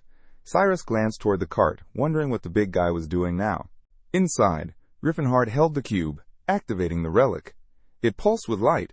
The beginner's trial had started. He found himself in a violet room and quickly grew bored of the setting. Tapping various controls, he cycled through new environments. Suddenly, two girls in swimsuits appeared at his side. He grinned like an idiot, then turned away, embarrassed. Bright figures dropped from above. Raising his arms, the jock deflected the attacks. A series of booms echoed overhead. Flames burst from his palm as he fought back. Rifenheart frowned. The speed was overwhelming. The girls yelled at him to focus. Spinning around, he realized he'd missed 3 incoming strikes. Wiping sweat from his brow, he muttered that he still pulled it off. Cheers erupted around him. Sitting cross-legged, he commented on how Elysian's voice mode worked surprisingly well, though it had way too many useless settings. He pictured the purple cube again. It had once been a training device back in the Silver Age, loaded with countless configurations. Looking it over, he couldn't figure out why something like this even existed. Still, he smirked. If it could help him build mana, he'd use it. Back in the carriage, Teslon, despite his limited smarts, stuck his head out as Teson pointed ahead. They were nearing Strassen, the strategic hub where northern trade routes met. Rifenheart introduced the city. A mustached man smiled and handed over some documents. Flipping through them, Rifenheart thought he finally had the truth about the body he now inhabited. Chapter 33. His eyes widened when he read that Teslon had lost his mind at 16, the pieces finally clicking into place. Sitting quietly in a chair, the martial arts king, now reborn in a mage's body, read the letter in silence. The muscle man muttered, half to himself, that he hoped he was wrong. The letter explained that Teslon had left the magical tower of Delphia at 20 and then vanished. Not a word from him since. The boy studied the document, remembering how he'd officially become a mage in his previous life around that same age. Back then, the tower hadn't wanted to let him go. He still couldn't wrap his head around how the king of martial arts had managed it. With fire flickering in his palm, the protagonist declared they were leaving Strassen. Preparations had to start now. They would depart at dawn. Turning on his heel, he decided it was time to share the real reason for their journey. As a large castle came into view, Teslon raised his hand and began chatting with Cyrus, sharing his first impression of Rifenheart. The Saintess laughed with the knight, while the muscle man watched them silently, debating whether now was the right moment. A shadow crossed his face. The others turned to him as he spoke up. "We need to talk." Crossing his arms, he dropped the bombshell. There was no Silver Age relic where they were headed. They sat down at a table, and he told them they were bound for the Settlered Mountains. The protagonist furrowed his brow. It was time to share his dream, his true goal. He raised his hand and said firmly, "I don't believe elves, dwarves, or orcs should be slaves." Teson and Cyrus stared in shock. He continued, asking them to see things the same way. The muscleman spoke with conviction. He wanted a world where slavery had no place. Miss Tilla smiled quietly, but the rest were stunned. The dwarf gave the knight a sharp look, who then asked, "Did their mentor really want these races to run wild again?" Rifenheart frowned. "Don't talk about them like they're beasts," he said. "They have minds. They feel. They think." He scratched his head awkwardly, unsure how to convince them. The muscle man looked at his apprentice and realized how most would hear his words, as if he were trying to make cows or pigs their equals. With a calm smile, Teson closed his eyes. "That sounds exactly like something you'd say," he replied. He turned to Rifenheart, who confirmed it. His goal wasn't just freedom for the slaves. It was something far bigger. The boy's expression hardened. He declared he would chase this dream even if the whole world stood against him. Then he asked, "Are you with me?" The Saintess smiled. "I'm in." Cyrus blinked in surprise as the Saintess explained that, while he didn't fully share the dream, it was a little far-fetched. He still felt uneasy about the way intelligent races were treated like property. Then, with arms raised high, the young man shouted dramatically, "And since they're divided by gender, I must spread the love of finance to them all." Rifenheart crossed his arms, unimpressed. He posed a serious question. Was it justifiable to strike down nobles if that was what it took to free the enslaved? The Saintess gave a calm nod. He'd just looked the other way. Cyrus wiped sweat from his brow. He didn't quite get what they were all talking about, but he'd sworn loyalty to his mentor. That was enough. The protagonist smiled. What he was about to share needed to stay between them. He pictured a rugged landscape in his mind. They were heading to the Great Forge, the sacred site where the temple of Alpat, god of the gnomes, stood. Cold wind swept through the rocky terrain. Miss Tilla swung her sword, launching a fierce strike at a towering beast. Cyrus furrowed his brows, locked in combat. The jock tightened his grip on his armor, thinking about how gnomes could channel the earth itself, briefly boosting their strength. With the knight's aura in play, even ogres didn't stand a chance. The monsters roared in pain. One enemy's head flew clean off from a single slash. A bear-like beast opened its jaws wide before blood burst out in a torrent. Rifenheart narrowed his eyes, cutting down the charging animals. Teslon turned and muttered that even the ancient ruins didn't have this many monsters. The protagonist replied, "That's exactly why the dwarves made this place their home."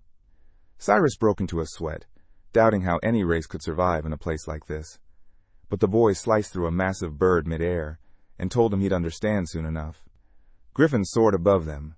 The boy spun around, realizing the real enemy was hidden among illusions. He told his apprentice to watch his back. Stretching out his arms, he unleashed a spell to clear away the fakes. A surge of green light ripped through the sky, toppling the griffins mid-flight. Cyrus stood stunned, his eyes wide. Teslon smirked and said not long ago Rifenheart's magic was barely usable. Rifenheart shouted, his mana was nearly drained. Cyrus glanced over at Miss Tilla, who commented that this trip usually took 2 full weeks. The knight scowled at the thought, but the protagonist calmly said they wouldn't be taking the usual route. The dwarf raised an eyebrow, surprised. Rifenheart just grinned. They'd be there in a single day. The next day, they stood atop a mountain. Cyrus took the lead, pointing out that these were ruins from the Silver Age. The jock's face turned red when the elf asked how they even knew about this shortcut. She raised an eyebrow, unable to read what was going through Rifenheart's mind. Watching the sweat on his face, she figured she wasn't sure what he thought of her either. At the mouth of the cave, the knight stepped forward, telling the others to stay close. Meanwhile, the jock moved toward a separate door and opened it. "We're taking a different route," he said, arms crossed and grinning like a fool. He claimed he'd learned about it from his mentor. Cyrus gave him a skeptical glance. The guy was sweating bullets, realizing how dumb all his excuses sounded whenever she looked at him. The elf narrowed her eyes. She wasn't buying it. The muscle man turned and volunteered to lead the way. Inside the great forge, Teslon and Miss Tilla stared in awe. Rifenheart ran his hand across a wall covered in the ancient language of Hokrul, something he couldn't read anymore. Then he struck the wall with his fist. A yellow flash lit up the space, swallowing everything in its glow. He raised his clenched hand. A wave of light burst outward. The 3 travelers screamed. Miss Tilla opened her mouth and Miss Tilla stood in awe, her cheeks flushed. They stepped into a vast chamber lined with stone statues of dwarven knights, each one imposing and battle-worn. While the group took in the view, the muscleman smiled to himself. The saintess pointed toward the ruined wall and asked if they'd done that. Standing in the lingering smoke, the boy admitted they had, but brushed it off with a grin. Then, a goofy smile crept across his face as he realized he'd made it here by following fragments of memory from his past life. Closing his eyes, he recalled slightly damaging the temple back then, too. But nothing had come of it. After all, Alpat had already foretold this moment in great detail. Suddenly, shouts echoed from above. Dwarves burst onto the balcony, yelling that intruders were desecrating the temple. Weapons drawn, they prepared to open fire. Rifenheart froze, sweat running down his face as he let out a nervous laugh. A dwarf raised his crossbow and barked an order. "Prepare to fire." Everyone dove for cover behind the rubble. The dwarf's eyes burned red with fury. Cyrus unsheathed his sword and growled, "How dare these lesser beings threaten humans?" Before he could strike, his mentor's voice rang out, commanding him to stand down. The boy raised his hands and shouted, "They want to fight!" Arrows slammed into him and bounced off harmlessly. Rifenheart stood firm as more bolts rained down. The dwarves stared in disbelief. "Monster!" one of them yelled. "He's not even scratched." Rifenheart frowned and shouted, "We're not your enemies!" He sweated, hoping the dwarves would sense the truth. Their bond with the earth made them natural lie detectors. They had to feel his sincerity. Sure enough, one dwarf hesitated, confused. They weren't lying. The tension shifted. Hands still raised, Rifenheart declared, "I am the one spoken of in all Pot's prophecy." Teslon turned red with embarrassment, and the Mussulman sighed, muttering that he wasn't exactly proud of saying it either. He stepped forward and shouted, "I'm here to see the High Priest Mashlin, on orders from the leader of the Steel Hammer tribe." Suddenly, the dwarf's stern face broke into a grin. "Welcome," he boomed. Teslon's eyes went wide at the abrupt change in attitude. Rifenheart pictured the great forge beneath Mount Settle, 30 meters underground, a colossal chamber 2 kilometers wide and 50 meters tall, filled with towering structures carved from stone. Polvart, beaming with pride, began giving them a tour. Cyrus glanced around and asked why, with so many dwarves here, they hadn't tried to free their enslaved kin. Teslon smiled softly. The knight was starting to question things. The youth looked to the Saintess, puzzled. "That's exactly how these questions are born," the Saintess replied. Cyrus fell silent, deep in thought. Polvart turned and explained that they had only renovated the ruins left from the Silver Age. Rifenheart looked away, noting that the dwarves had already lived here back then. He touched a doorway and noticed how low it was. The knights around him started to sweat, as the Mussulman said plainly. Back in the Silver Age, the dwarves were advanced enough to build cities like this. That was hard to believe. They'd been born into slavery. Cyrus touched his chin, lost in thought, but Rifenheart knew his apprentice wouldn't grasp it easily. Not with the mindset he'd grown up in. Polvart turned to face them. "From here on," he said, "I will serve." Dinner was served, and several dishes were laid out on the table. Teslon raised a hand, curious. "What kind of meat is this?" Polvart answered calmly, "Basilisk liver." Cyrus gave an awkward grin. "Elves are vegetarians, you know." Polvart flushed slightly. "Ah, the taste might seem unusual, but is considered very noble and incredibly healthy, especially for men." Cyrus and Miss Tilla exchanged unimpressed glances as Teslon and the jock tore into the liver like starved wolves. Then dwarf maidens entered and announced that the savior was being summoned to the central tower. Rifenheart stood, nodding. "I'll be back." They stopped at the foot of the staircase. Rifenheart assumed only the privileged could enter, but Polvart just shrugged. "I'm not restricted, I'm just lazy." Inside, stone statues lined the walls, some gripping swords, others wearing helms. The boy stepped forward, eyes widening. At the far end, an old dwarf sat atop a throne. Machlin looked up and welcomed his guest. The jock approached with hopeful eyes.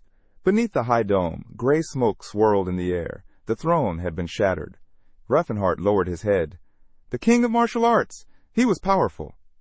In another moment, Teslon raised his hand and vowed, "This ends today. I'll free the intelligent races from his cursed grip." He charged forward. A magician cast a spell, light erupting across the room. The fighter pushed through the glare, eyes focused. Then he blinked. The magician's black eyebrows lifted in confusion. Sitting at a table, he realized he'd nodded off again. Teslon jolted upright. "Only close my eyes for a second," he muttered, placing his hand on a pile of books. Frustrated, he clenched his fist. He'd spent 6 years grinding, mastering magic, forging powerful alliances, securing a place among the Silver Sages. And yet, it still wasn't enough.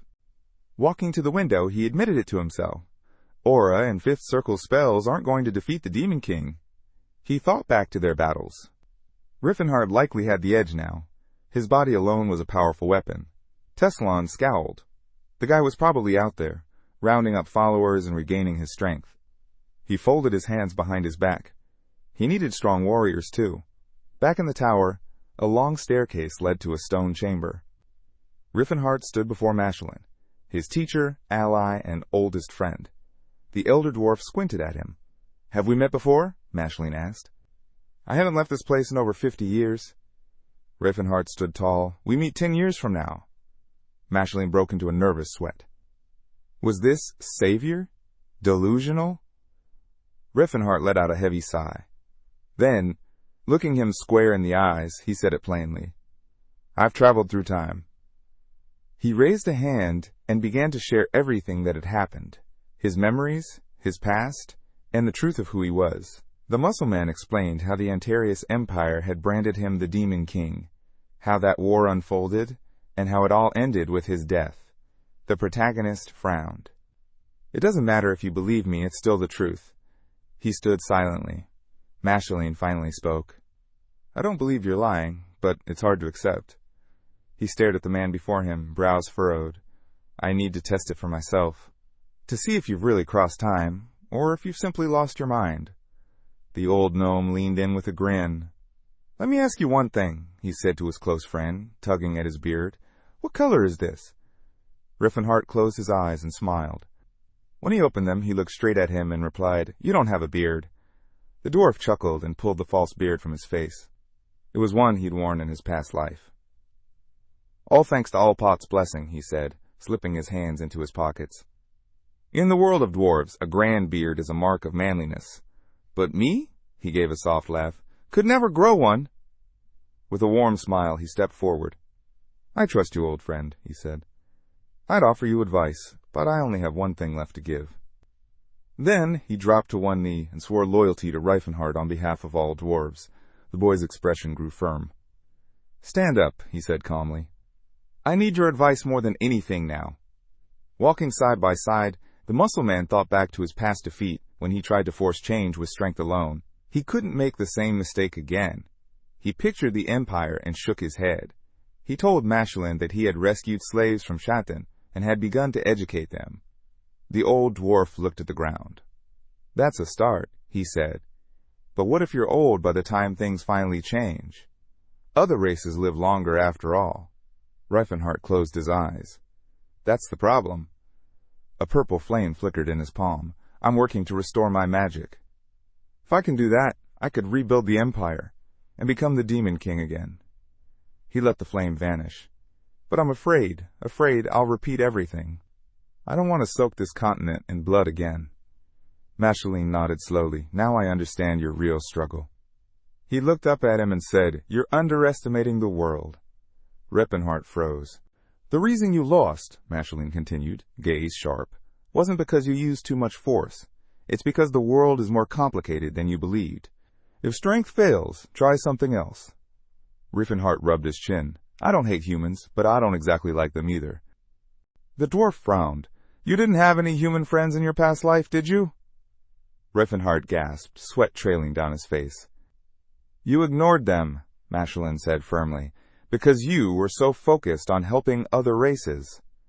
With a serious look, he asked, "Was there even one human in your army?" Rifenheart stared at his hands. "I couldn't count on them," he muttered. "Elves and dwarves don't fall to corruption so easily." His eyebrows arched. "Dwarves hear the truth. We sense it." Masheline looked at him sadly. "But you never gave humans a voice. Some were citizens of your empire, but they had no rights." Rifenheart broke into a cold sweat. "It was better that way, for everyone." Masheline's eyes sharpened. "That kind of life only works for naive peasants, not for those who understand who they are." He raised a yellow sigil, eyes steady. "A demon king becomes what he is, because he refuses to." "A demon king becomes one," Masheline said, "when he refuses to consider the world around him, and insists everything move according to his own will." Representatives of every race stood in silence around the mage. Seeing Rifenheart's stunned expression, Masheline added, "You wanted what's best, but you definitely became a demon king." Rifenheart put a hand to his forehead. "By the time you were working under me, humans had already begun wiping out the dwarves." Masheline's smile faded. "Then I have no right to lecture you." The jock looked frustrated. "Then what am I supposed to do?" The dwarf gestured toward the knights. "You see it as a war between humans and every other race. But you're forgetting, humans don't need another race to start killing each other." Rifenheart stared at his friend. "Don't let personal pride blind you," Masheline warned. Above the mountains, fog rolled in thick. A massive monster bared its teeth. Dwarves surrounded it, ropes flying. Cyrus leapt up, using the seven grinding technique. He struck the dragon, but it barely flinched. Landing, the young knight grit his teeth. "Still not good enough?" he muttered. From the ridge, Cyrus fired a brilliant arrow. Green light streaked toward the beast. Then, unexpectedly, an elf turned around just in time to see Cardamite charging in, weapon raised. With one mighty leap, the dwarf's axe ignited in red aura. A single swing, and the monster's body was torn open. Cardamite grinned. Time for a feast. Cyrus and Teslon stood dumbfounded. Dwarves have aura? Neither had seen that before. 3 dwarves lit up with that same energy, and the knights broke into a sweat. It was beyond anything they'd imagined. Inside the great forge, a crowd had gathered. A full month had passed since the group's arrival, enough time to settle in. Cyrus observed the locals, fascinated by their lives, quietly hoping to learn something from them. The air was growing colder. Snowstorms howled through the peaks. Teslon closed his eyes, then suddenly shouted, "I grew a whole centimeter." Everyone laughed and cheered. The dwarves, however, looked confused. Why did humans place so much value on height? Cyrus turned serious. "Where's our teacher?" "The tower," the saintess replied. They looked toward it, wondering what Rifenheart might be doing now. At the heart of the forge, a giant steel pipe loomed. It connected to the geothermal control system. Inside, a massive lamp glowed. Merim, Rifenheart stood by its light. The Silver Age, it really was something else. Metal pipes extended across the chamber, feeding into the mechanism. He thought back. So much magical knowledge had been lost. But the teachings of Alpot endured, passed down through statues, relics, and through Magrum. Bathed in warm light, he reflected on how the gnomes' fading status had weakened their god's influence. Right now, Alpot barely had enough power to awaken Merim alone. Rifenheart summoned a blazing aura. Teslon's body, he thought, resisted mana fiercely. No matter how hard he trained, his mana reserve stayed low. That meant only one thing. He had to train his tolerance instead. He remembered the moment he brought Magrim under control, the blast of raw power that followed. That's when he invented the atomic boost. As he took off his pants, one thought ran through his mind, to reshape the very fabric of. To fully merge with the artifact, he had to synchronize completely with its power. Rifenheart stretched his arms out wide, silently, hoping no one was watching. Unbeknownst to him, a security camera blinked from the ceiling. On the other end of the screen, a group of middle-aged gnome women blushed as they admired the Mussulman's physique. All of them had been married for decades, but their cheeks turned rosy just the same. A snowy wind swept through the mountains. 40 days had passed since their arrival at the Great Forge. Red sensors around the forge began to crackle with electricity. Rifenheart extended his arms again and started casting. A dense, purple aura surged around him. Clenching his fists, he spoke with satisfaction. 5th Circle Summoning Spell, complete. Now, all he needed was to boost his mana reserves. He folded his arms, deep in thought. Where to next? Nearby, Teslon was shivering but kept pulling himself up on a horizontal bar. He turned with a grin when the protagonist complimented his newfound muscles. The boy flexed his biceps, and the muscle man looked away, slightly uncomfortable. After putting on his robe, the saintess asked, "Are we heading out soon?" Rifenheart smiled. "Do you like it here?" Teslon turned his head. "I do. I want to share my teachings with the dwarves." Cyrus sat quietly, meditating with his sword in hand. Dwarven children pretended to duel nearby, caught up in their games. Off to the side, Cyrus sat alone, watching them. Her face rested in her hands. She was remembering the children of her homeland, how they used to laugh and play. Her eyes glimmered with something distant. Maybe she had already forgotten what that felt like. Rifenheart walked over. "What are you doing?" he asked. She didn't look up. "Just watching the kids." Sitting on the steps, she finally spoke again. "They're so carefree. But hard times will catch up eventually. Some of them won't even make it to adulthood." She turned away, her voice quieter. "It just reminded me of home." Rifenheart watched her silently. In his mind, a map appeared. He thought of Spilus, the far western edge of the Kingdom of Grime, a place where humans were forbidden to set foot. The elf turned in surprise when he asked, "Want to go visit your family?" She blushed. It would take at least 2 months to get there. But the warrior smiled. "There's a quicker way." A desert stretched out under the burning sun. Twin cliffs towered in the distance. Suddenly, a massive explosion tore through the silence. Cyrus and Rifenheart stepped out of a portal. The elf looked around in awe. This really was the land of sorrow. "We made it in seconds," Rifenheart said calmly. They stared at a swirling mass of purple energy. "Do you have to be an archmage to activate these Silver Age relics?" she asked. Sixth circle magic is enough, he answered, still a bit flustered. My mentor had a few good friends who showed me how. She stared at him. A monstrous roar echoed across the sands. The beast lunged. Rifenheart clenched his fist and launched it forward, striking the creature's head with brutal force. The sand lizard dropped instantly. These monsters are common out here, he said, brushing dust from his knuckles. Tastes good. Suddenly, a wave of darkness surged through the air, forming a shield that blocked out the sunlight, crafted by the young man himself. The enemy's body began to smolder and burn. Rifenheart stepped forward, casting a blue seal to pull water straight from the creature's blood. He moved closer to the corpse, preparing to skin it. He paused, thinking to himself how surprising it was. He'd done all this without using magic. Nearby, Cyrus stabbed a piece of meat with her blade and held it out to her friend. Try it. He bit off a large chunk and, while chewing, asked, How long till we reach the elf's home? She replied, About half a day's journey. He grinned, clearly amused by her doubt that any elves were still alive there. Cyrus stared at him, puzzled. Later that night, a bright light lit up the darkness. Then dawn came. Their journey brought them to a small settlement. The homes were identical, same color, same shape. Firewood and bowls were scattered near a cold fire pit. As the young man scanned the area, the girl remained still, hood over her head, gaze fixed forward. She said nothing, but inside her thoughts stirred. No one's here. Her eyes narrowed. I miss them, the faces of my family, the voices of those I loved, the scent, the breath of my brothers and sisters. A wind swept by, and the elf felt a strange realization. She couldn't even remember the name they once called her. She wanted to cry, but her tears had dried up, just like this desert, 50 years ago. Nearby, the warriors wiped sweat from their brows, their shame evident. He looked around at the empty homes, thinking back, the Danheims. They used to live well here. What happened? He scratched his chin. I don't recall doing anything that could have led to this. Then he turned to his friend. Do you think something's off about this village?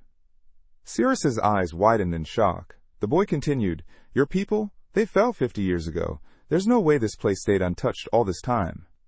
They stood among the hollow buildings. Rifenheart suddenly shouted, No! Someone's been here! Recently! Just weeks ago, maybe! The elf froze. Her eyes went wide. Then, a faint cry for help. She spun around. An elf with a long braid, clothes torn and dusty, trudged across the desert. 2 children followed, hands bound, surrounded by mercenaries. Cyrus, walking just behind them, whispered to her sister, Don't show weakness in front of them.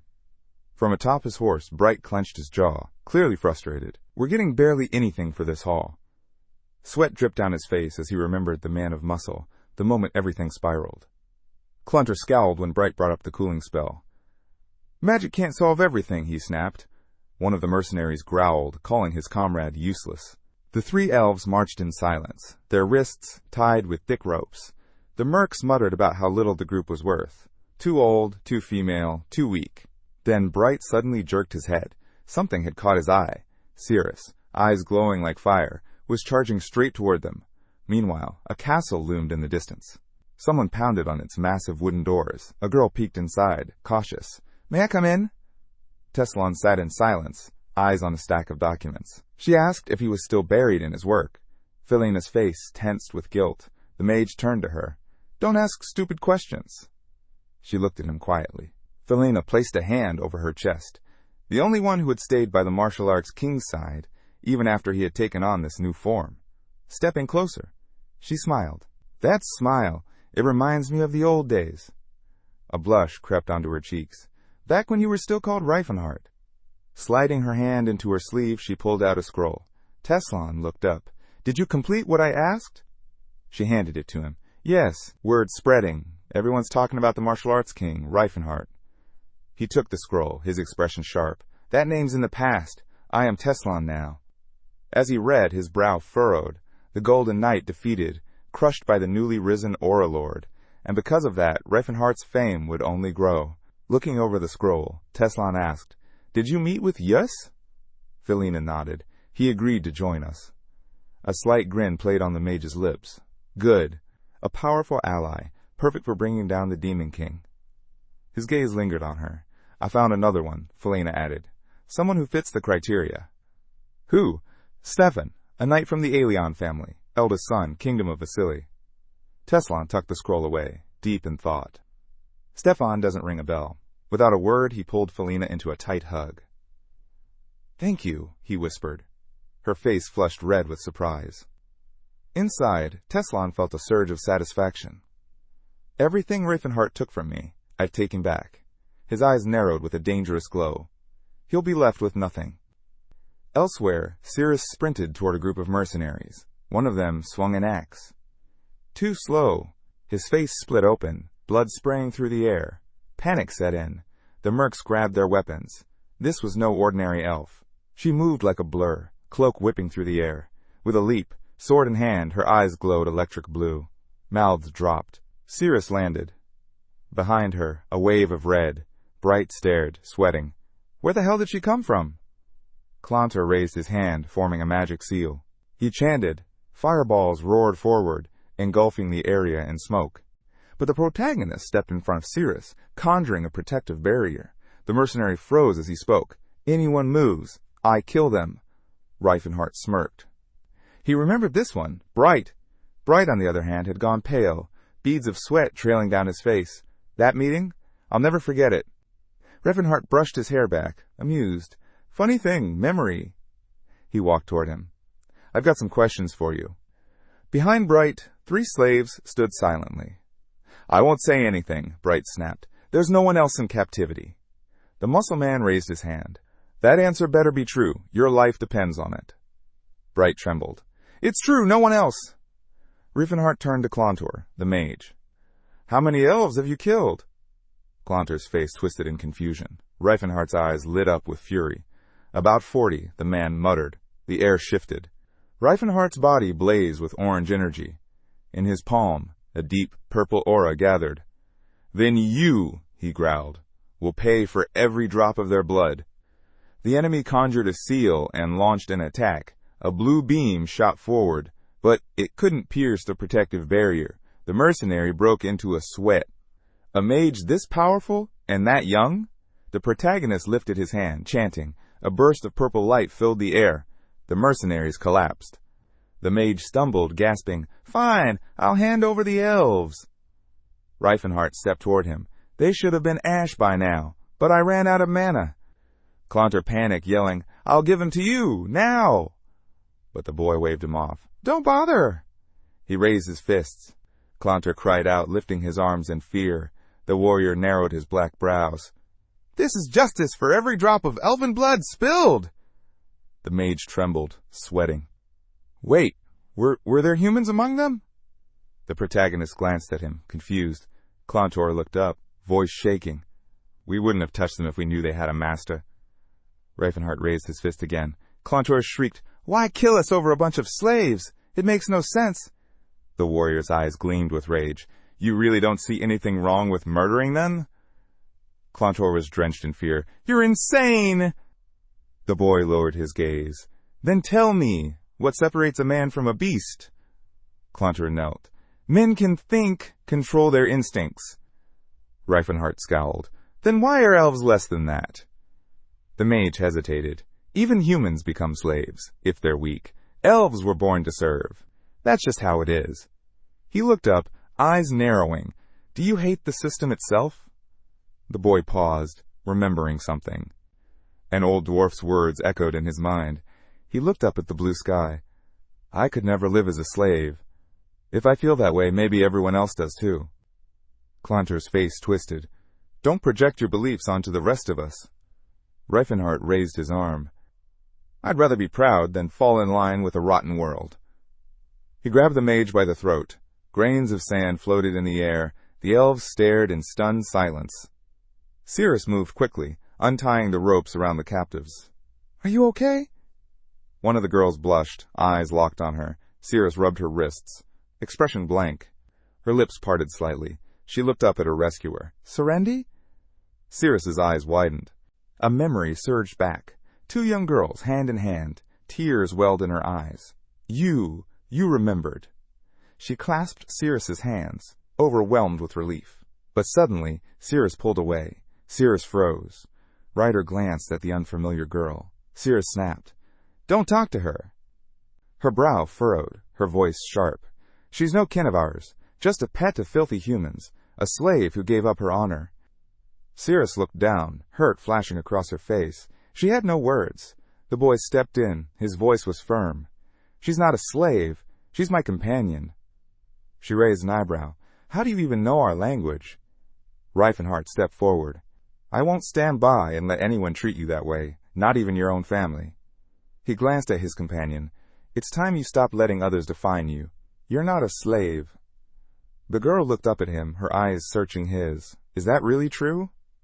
The warrior's gaze sharpened. Nearby, camels grazed quietly in the sand. He turned to her. Have I ever treated you like one? She shook her head. No. Then why talk like you are? She stared ahead. Because you never actually said it out loud? The martial artist blinked, surprised. He looked away for a moment. Then he stepped closer, meeting her eyes again. You're not a slave. Not now. Not ever. Her eyes widened in disbelief.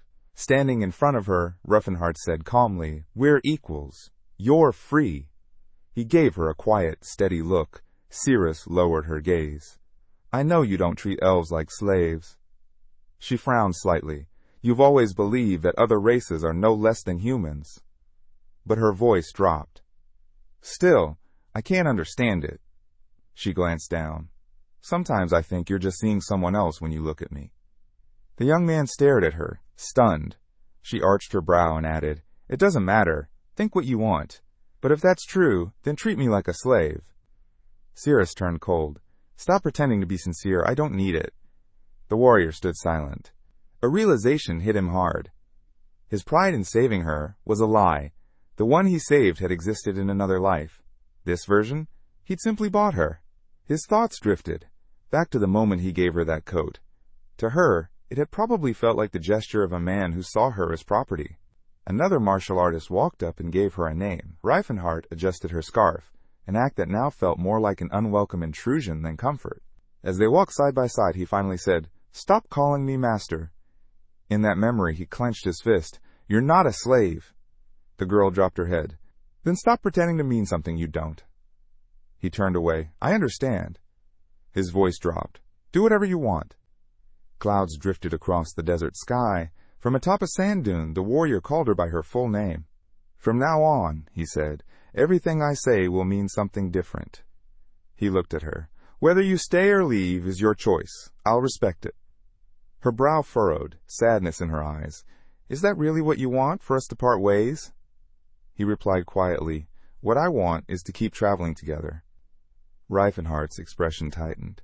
But I won't force you to stay. She turned away. Give me time to think. The boy looked down, then asked, Can Cyrus help this child reunite with her family? Cyrus walked toward the camel. Rifenheart's voice echoed one last time. You're not a slave, not now, not ever. I swear no one else will ever find this place. I want to take you home, he said softly. The girl smiled. Then I'd shame my clan if I didn't repay the man who saved me. He looked at her closely. Is that really your final decision? She nodded. You would have found our hiding place eventually, even without my help. The martial artist grinned. Fair enough. Elves always think logically, she replied. The camels trudged forward through the golden sands. Looking ahead, Cyrus murmured, I'm sorry. Then, glancing at her friend, she added, In your place, I'd have done the same. Cyrus glanced back, smiling faintly. You met a good man. Her friend nodded. That's why. You told him your name. The elf blinked in surprise. Told him? What are you talking about? Cyrus reminded her. He just called you by your real name.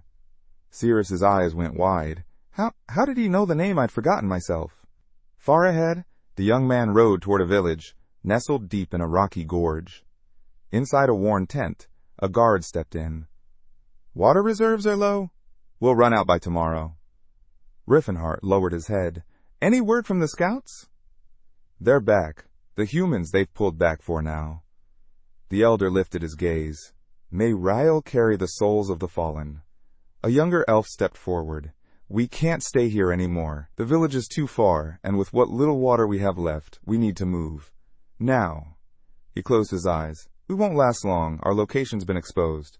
Then, a faint noise. He opened his eyes as a rumble echoed through the gorge. From the high cliffs, the guards spotted something. Travelers riding camels, approaching the village. Among them, elves. Rifenheart raised his hand. They're bringing a human. Stop them. The guards reached for their slingshots, aimed, and fired warning shots. The projectiles struck the sand ahead of the riders. Don't panic, the boy said to his companion. Just a warning shot. He crouched near one of the impact points, picking up a strange shard. These bullets, they're made from fused sand, he muttered. Elemental magic, definitely. He ran his fingers over the fragment. It's used to find the exact heat needed to melt sand. He stood up. Without a world tree, they can't even summon battle spirits. Cyrus frowned. He turned to her. Your tribe? They've got a high affinity for fire spirits, don't they? That's why your skin never lightened, even after being away from the desert for 50 years. She stared at him. Who told you that? He flushed and rubbed the back of his neck. A friend, someone who knows a lot about elves and dwarves. Raising his hands, he stepped forward, signaling peace. Wait, we mean no harm. The moment he spoke, slingshots launched again. More rounds hurled toward him from above. Perched high on the ravine, the guards watched in frustration. Their shots weren't working. The martial artist spread his arms, calling out, Please, just listen. I'm here in peace. I know the history of your people. Rifenheart's frown deepened. How does he? He spoke in their language, but doubts lingered in their eyes. Could an outsider really understand elven customs? A voice shouted from above, Words aren't enough to earn our trust. The boy just smiled. Expected, he thought. Then, his fist ignited in flames. The elder gasped, stunned. Cyrus frowned. What are you doing? A wave of energy burst upward into the sky like a signal flare. Rifenheart smirked. To the humans, this'll look like an attack. Still, he stood tall, hand raised high. The elder narrowed his eyes. A warrior like you doesn't need tricks. I see it now. You came here in peace. The boy turned toward Cyrus. You're home. The sun dipped low, painting the cliffs in warm orange light. Cyrus wrapped an arm around her friend. Do you think the village chief remembers you? Rifenheart stepped forward, arms open. His voice trembled. This is the child we lost, the day of the nightmare. Joy washed over him. Not only have you returned our people, you've brought back someone we thought was gone forever. He turned to Rifenheart. You've done us a great kindness. The warrior nodded. Then let's prepare to move. That night, the village of Dureld glowed with life. Flames danced in the center of the village. Elves circled the fire, singing, laughing. The elder raised a goblet in celebration. Shireen approached Cyrus, smiling in surprise. You still remember me? Rifenheart sat quietly against a building wall, watching the joyful reunion unfold. The girls chatted and laughed freely. He leaned on one hand, deep in thought. Now that she has a family, will she still want to leave with me? After a while, he stood and walked over to the chief. There's still something I need to do. I have a request, he said calmly. The chief's eyes narrowed slightly. Go on. I'd like Cyrus to learn elven magic. The old man raised a brow. You mean spirit magic? The warrior extended his hand, summoning a flickering fire fairy. I can't teach her what she truly needs. Only elves can guide her in this. Rifenheart lit a flame in his palm. We've always taught our children magic, but after losing our bond with the world tree... He closed his hand. We're powerless now. Spirit magic can't be used in battle anymore. His eyes shifted to the guests. Still, I believe I can train her better than most. The martial artist nodded. Then I leave it to you. I'll support her however I can. He hesitated. But doesn't losing that bond feel like a disaster for your people? The elder closed his eyes. For the first time, he truly understood. This stranger saw their pain. Cyrus smiled brightly. The old man looked at her. If she chooses to stay, and if you won't leave without her, then the Dunheim tribe will welcome you as one of our own. The firelight flickered across stone walls and tents. The next morning, clouds drifted lazily across the sky.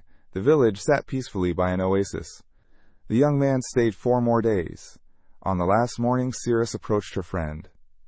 You'll be able to commune with the spirits once you master spiritual magic, she said. But before that, you have to learn how to resonate with them. Cyrus looked at her hands. Resonate? She didn't say it aloud, but her eyes were full of doubt. Can anyone really do that? In just 4 days? It had taken her 3 years. Now lights danced around the elf, flickering like stars. She looked at them, wide-eyed. Did I really do it? The woman beside her stared in awe. This is unbelievable. Cyrus gazed at the glowing orbs with joy. Her time in captivity had forced her to adapt, and gave her a learning speed rivaling that of humans. Watching her, Rifenheart smiled. Looks like you've grasped the basics of spiritual magic. Do you like it? He asked. Cyrus nodded. Yes. His expression turned serious. Then, do you want to stay with me? The elf paused, eyebrows pulling together. She lowered her gaze. I want to live here, to help my people. Then she glanced back. But alone, I can't change anything.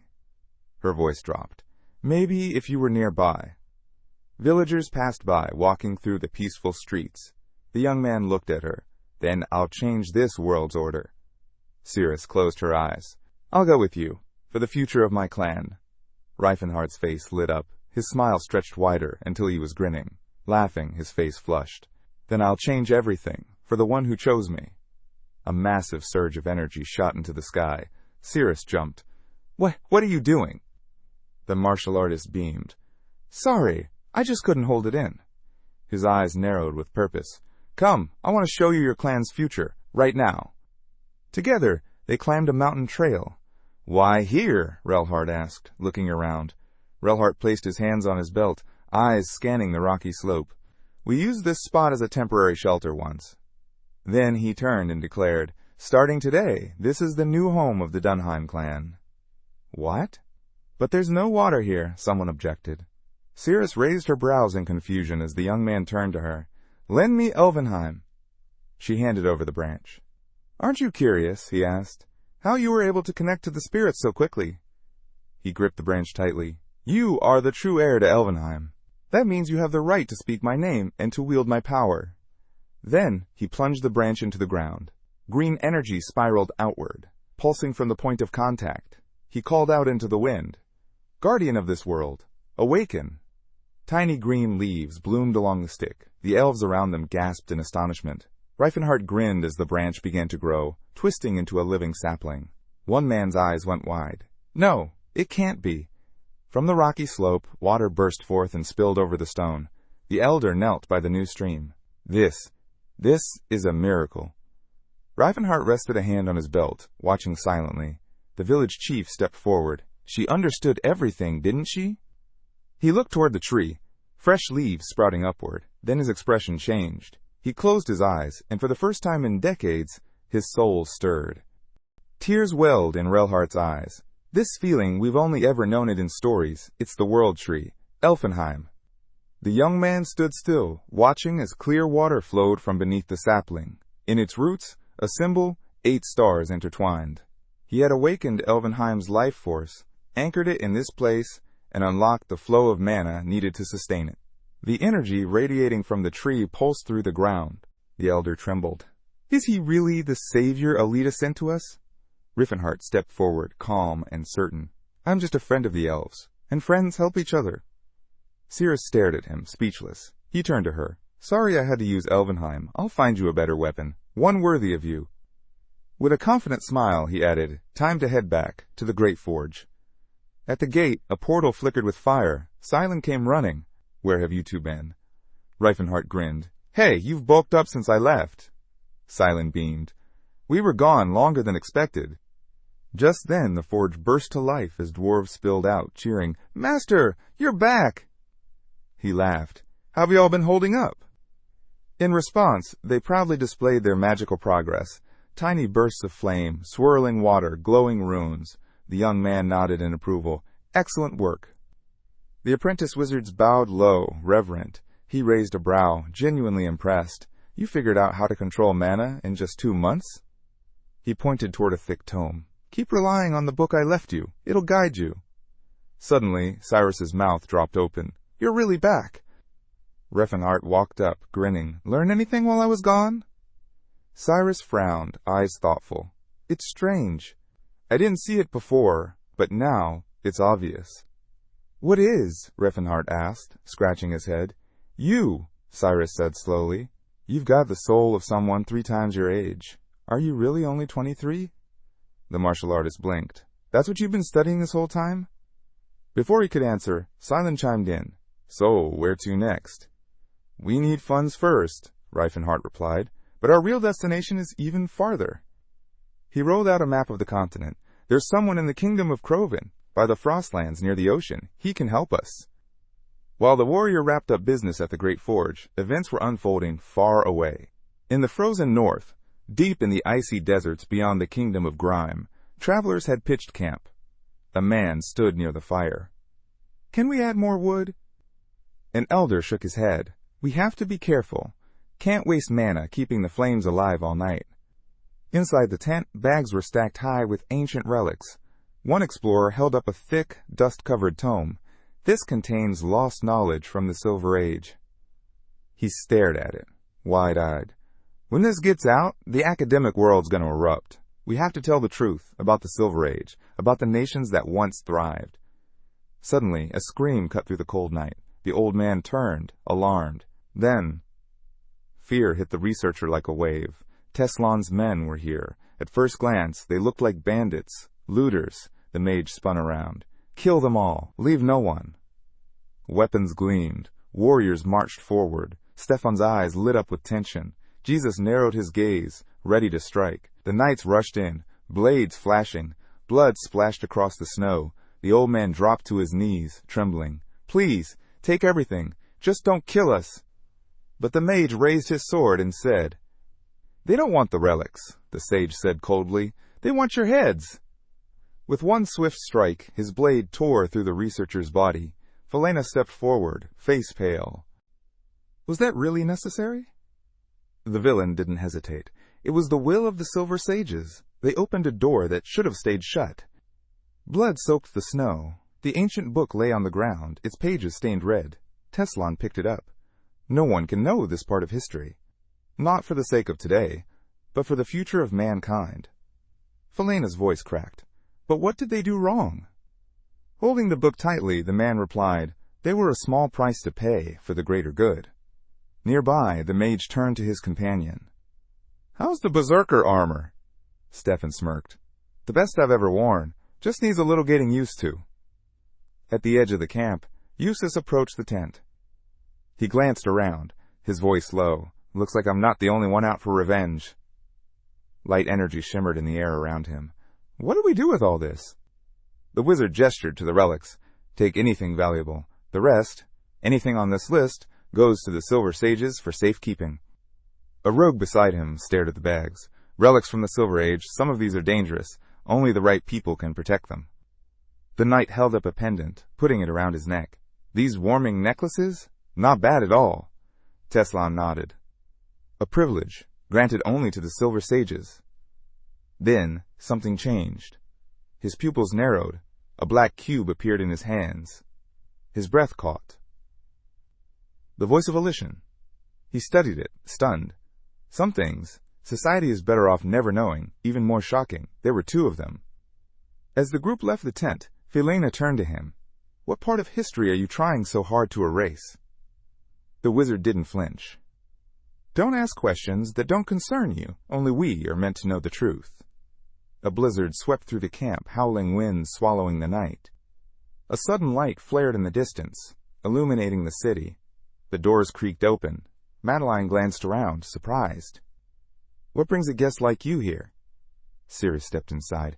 I want the truth, all of it about Rifenheart. Her brow furrowed. It's like he knew me, before we ever met. The way he talks, moves, even how he looks at me. He's not just some stranger. Standing in the middle of the room, she whispered, How is that possible? The dwarf hesitated. I'm not sure you'd understand. Cyrus's eyes widened. Why not? He looked away. Do you trust him? Her reply was instant, fierce. Even if he told me he was a god sent to Earth, I'd believe him. The dwarf scowled. Then answer me again. Do you truly trust that man? She blinked, surprised at his intensity. Outside, the city streets were quiet under falling snow. Inside, the young man sat alone. Rifenheart looked up as she entered. So you know now? Cyrus hesitated. The truth was more than I ever imagined. Sometime earlier, the priest had spoken softly. That boy, he's a time traveler. Matt Lyon had introduced a mage, surrounded in swirling energy, and began the tale of a man who once tried to change the world and failed. He had returned to the past, for one reason, to make the dream he once failed to achieve come true. A knight's blade cut through the air. She wasn't just a warrior, she was a high-ranking sorceress, known among the intelligent races as the incarnation of Elid. Cyrus lowered her eyes. "It would have been easier," she murmured, "if you'd just admitted you still loved her." The young man's gaze hardened. "Then tell me, can I still earn your forgiveness?" The elf turned her head away, silent. Then, staring at the floor, she finally said, "I can't answer that, but I am ready to keep walking this path with you." As she turned from him, a thought surfaced. He hadn't seen her for who she really was. He'd been chasing a memory, not the girl in front of him.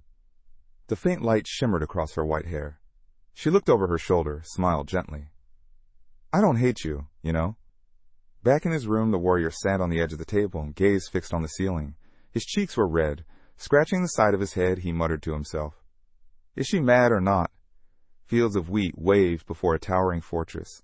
Next on their journey, the kingdom of Croven, one of the strongest nations, known for producing more grain than any other. Inside the royal court, a young man stood tall, arms crossed.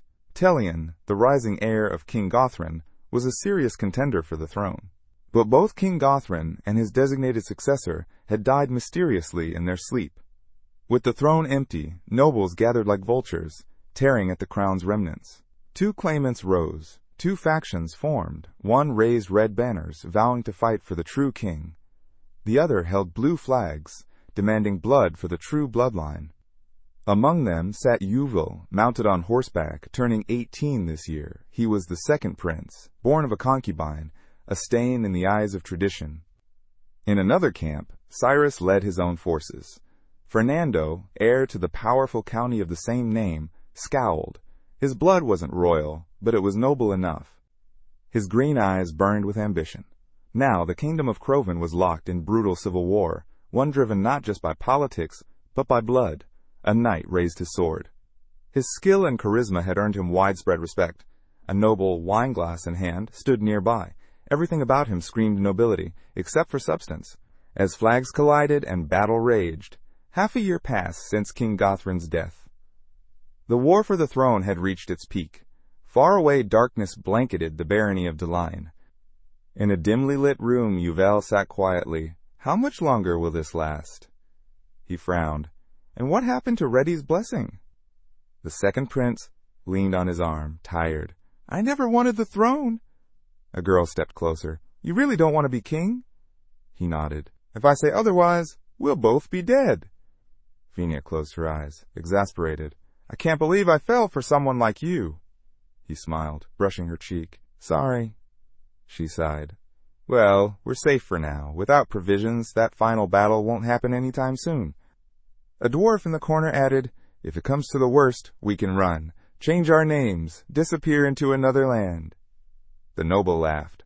A spoiled man like me doing labor? I'd die of exhaustion.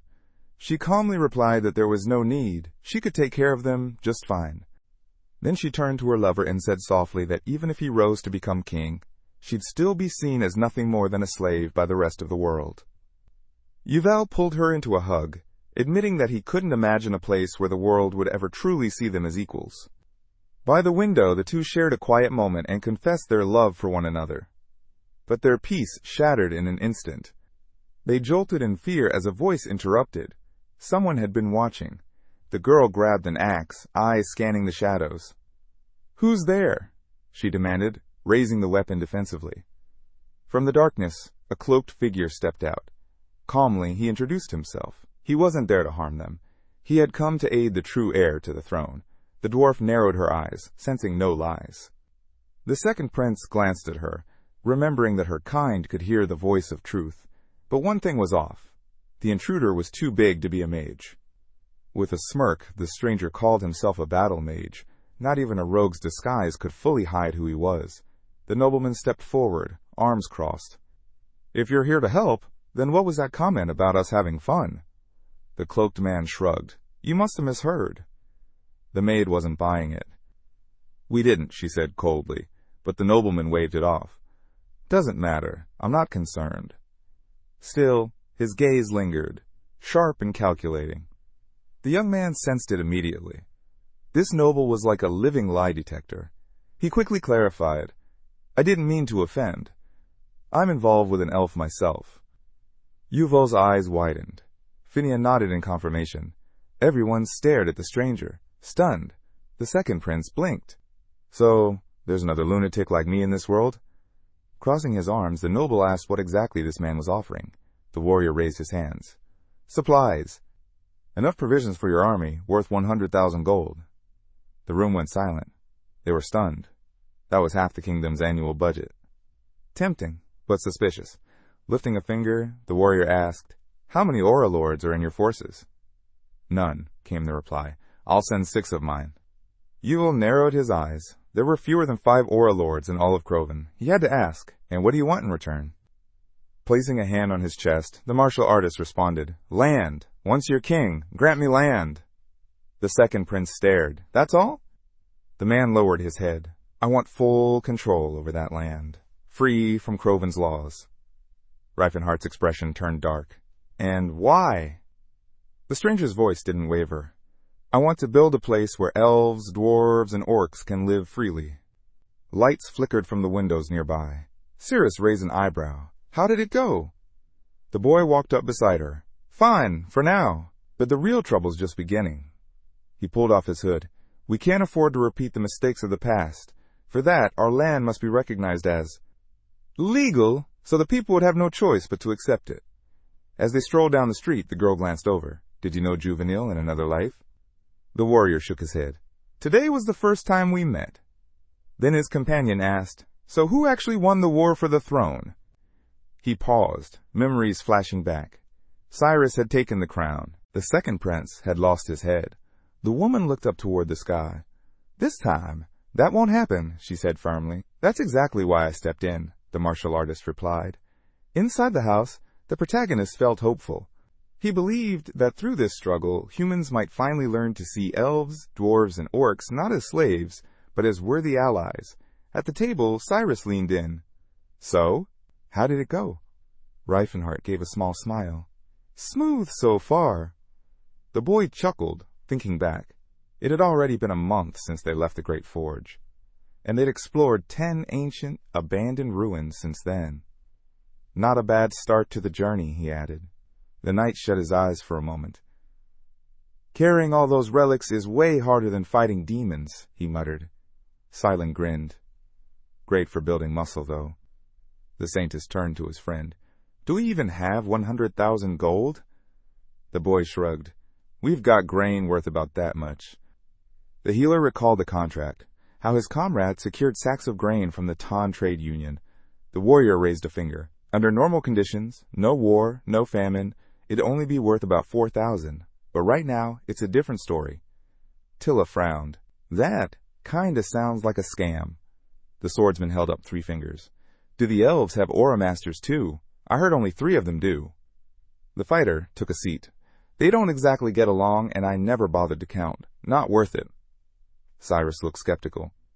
"Then where are we getting all these aura masters from?" The martial artist answered without hesitation. "Ken and Stala will fight for us." Far to the southwest, beneath the snowy peaks of the large mountains, lay the land of trials. That's where the ancient orc tribe lived. Warriors through and through, never slaves, never savages. They were the Blue Bear tribe, proud heirs of a warrior's soul. Smiling at the thought, the protagonist remembered someone. "Tathid, I wonder how much he's grown." The boy turned, curious. "Are orcs really that strong?" Rifenheart's eyes closed. "They're the strongest fighters I've ever seen." On a distant mountain, an orc faced down a massive wolf. His people, his tribe, were the mightiest of all living races. The ground cracked apart. Shards of earth floated like stars, each glowing with energy. From the center of every light, figures began to take shape. The man furrowed his brow. "Good work," he told his comrade.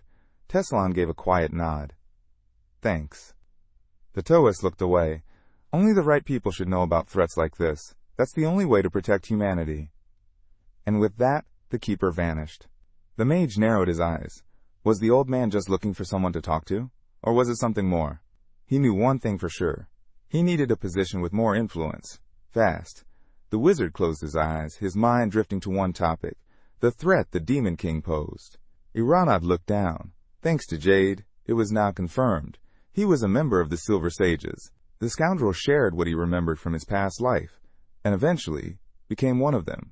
A sudden blaze cut through the darkness. In the Silver Age, it wasn't humans who ruled. The elves guarded the Tree of Life, high above. The dwarves worked deep underground. They were the ones who made that age shine. Their legacy was so great, their names echoed through time. Ancient runes burst into the sky, glowing with fire. Long ago, there were two great civilizations, Eldred and Alhetron. A green mark hovered over the elves. Eldred in the old tongue meant Alita's blessing. A red sigil burned above the dwarves. Alhetron, the blessing of Alpath. Teslon narrowed his eyes. So this was the secret the Silver Sages had been hiding all along. To bury the truth, they'd spun a carefully crafted lie. Standing atop a floating stone, the man watched it all unfold. He believed this deception was meant to protect humanity, but in truth, it was making them weaker, duller, slower. Their journey led them through the plains of Fatland, across the jagged western wastelands. They rode on horseback through barren terrain. Cyrus glanced around. These lands, they're completely dead. There's a rumor, the protagonist said, that orcs throw out the weak, children, elders, anyone who can't fight. Rifenheart chuckled. That's why they admire those who leave. It's a brutal kind of survival, but it works out here. Tilla scowled. Savages. Cyrus raised an eyebrow. The dwarves were just lucky to inherit livable land. Harsh places make harsh customs. But throwing out the weak? The girl replied. That's barbaric. The heroines exchanged sharp glances. The young man watched, thinking humans weren't the only ones who struggled with unity. Ceylon turned. And how are you planning to convince the orcs to help us? The boy furrowed his brow. I have a plan. The woman leaned closer and whispered, You're not thinking of doing what you did last time, are you? He gave a faint smile. Tethid is already with us. Just then, dust kicked up in the gorge behind them. The knight sat up straighter. We've got company. Something, or someone, was charging toward them at a terrifying speed. Mouths dropped open as the figures came into view. The orcs had arrived. Snarling, they bared their fangs, shouting in a tongue none of them could understand. What are they saying? The swordsman asked. The fighter's expression darkened. They're calling us trespassers, and they want every human dead. The martial artist gripped the reins tightly and called out to them, but the orcs roared louder. Their eyes blazed with fury. They weren't listening. Cyrus clenched his jaw. They're not going to stop. One of them raised a massive axe. The elf leapt back, narrowly dodging the blow. Tilla blocked with her weapon. The boy struck back, knocking a few down. They're insanely strong, he shouted. The protagonist folded his arms. But they have one fatal flaw. Rifenheart lifted his hand. Rise, he commanded. The sand beneath them surged upward, then dropped into a swirling pit. Purple energy sparked at his fingertips. Magic circles flared around him. One by one the orcs collapsed where they stood, fast asleep. Silence stared, stunned. That worked way too fast. The boy nodded. That's exactly why their tribe lost to humans, despite being better fighters. The Saintess turned, eyes fixed on the sleeping warriors. The Saintess looked at the fallen monster, realization dawning. It wasn't just brute strength. These creatures had poor resistance to magic. What if, the young man asked, one of them could block spells like that? The fighter shut his eyes. Then we'd be in real trouble. But these weren't warriors. Just then, a massive worm burst from the earth, attacking one of the orcs. The true warriors of the Blue Bear, the fighter explained, are the ones who protect the tribe and hunt monsters. The ones we met? They're just scouts, trainees. The brute collapsed in the dust, still asleep. So these aren't the real deal? The swordsman asked. Before an answer came, a massive shadow loomed over them. The knight tensed, his expression grim. Above them, armed orcs lined the cliff's edge. One figure stepped forward, a stranger in a heavy robe. This land belongs to us, he said coldly. Humans aren't welcome. The martial artist lifted a hand in peace. We didn't come to fight. We came to speak. But the robed orc's eyes narrowed. I don't trust humans. You lie too easily. The protagonist stepped forward, arms wide. Then let me prove I'm different, with action, not words. The brute scowled. What kind of action? Clenching his fist, Rifenheart declared, a true warrior proves himself in combat. I challenge you to a ritual fight.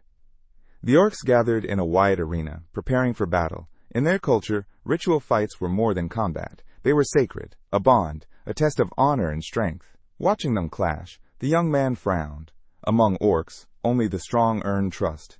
The only real question was whether they'd even allow a human to take part. To his surprise, the orcs grinned.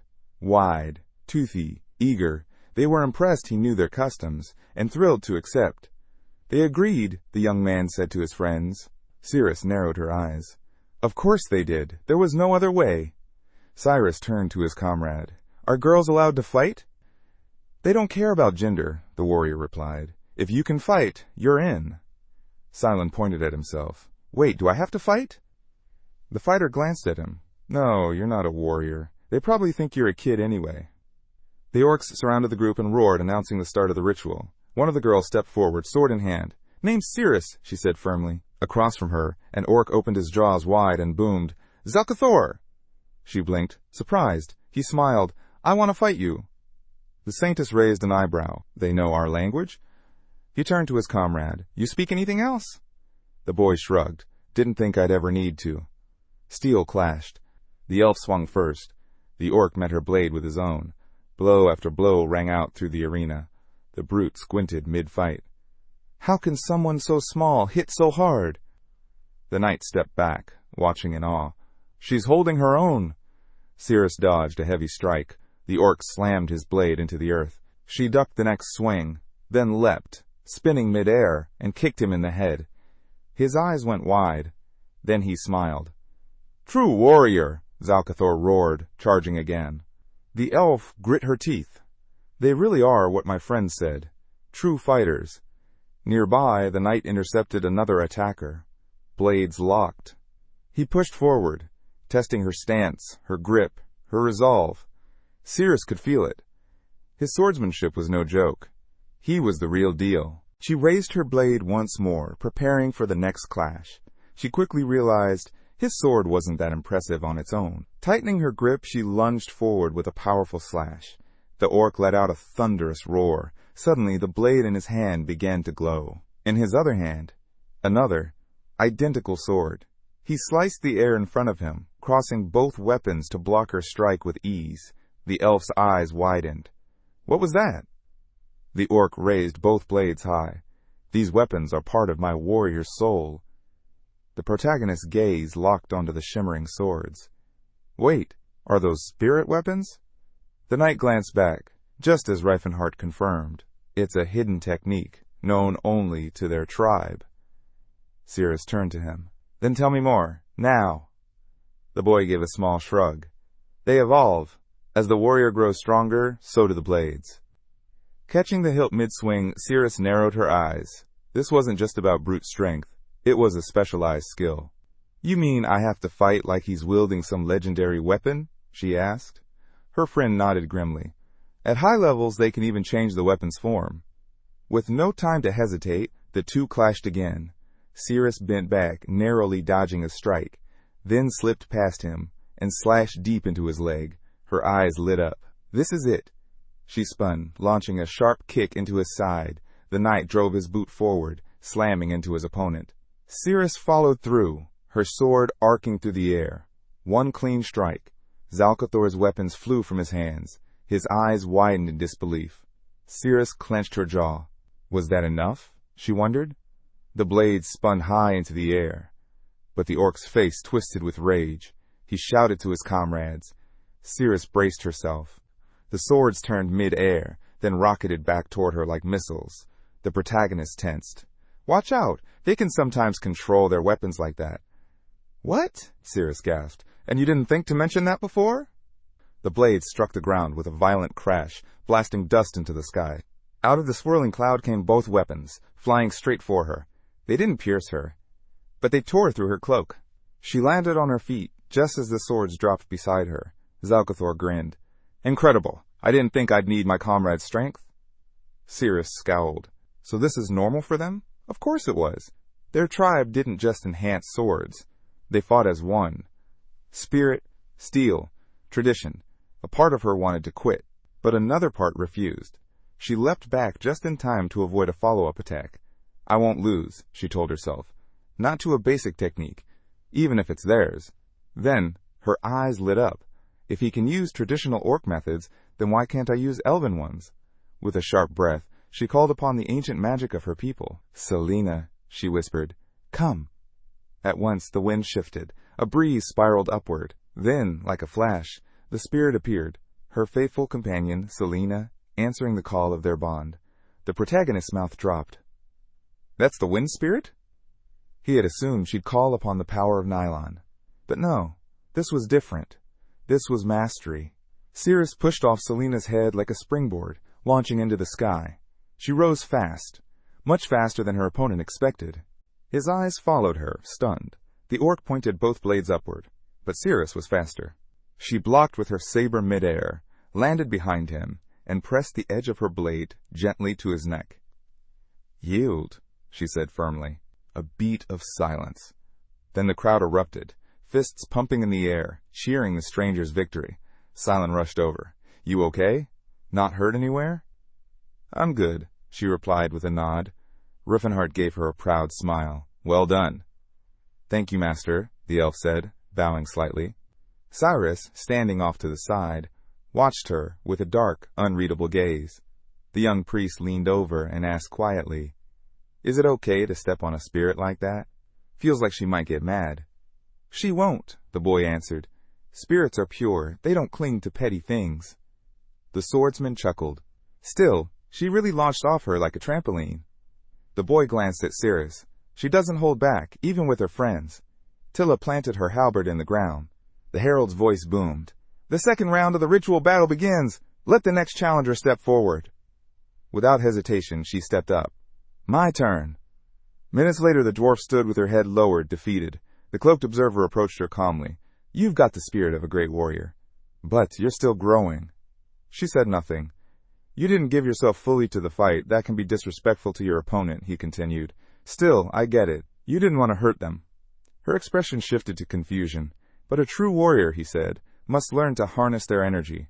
You also underestimated your opponent's aura. Had you gone all in, you might have won. He nodded once.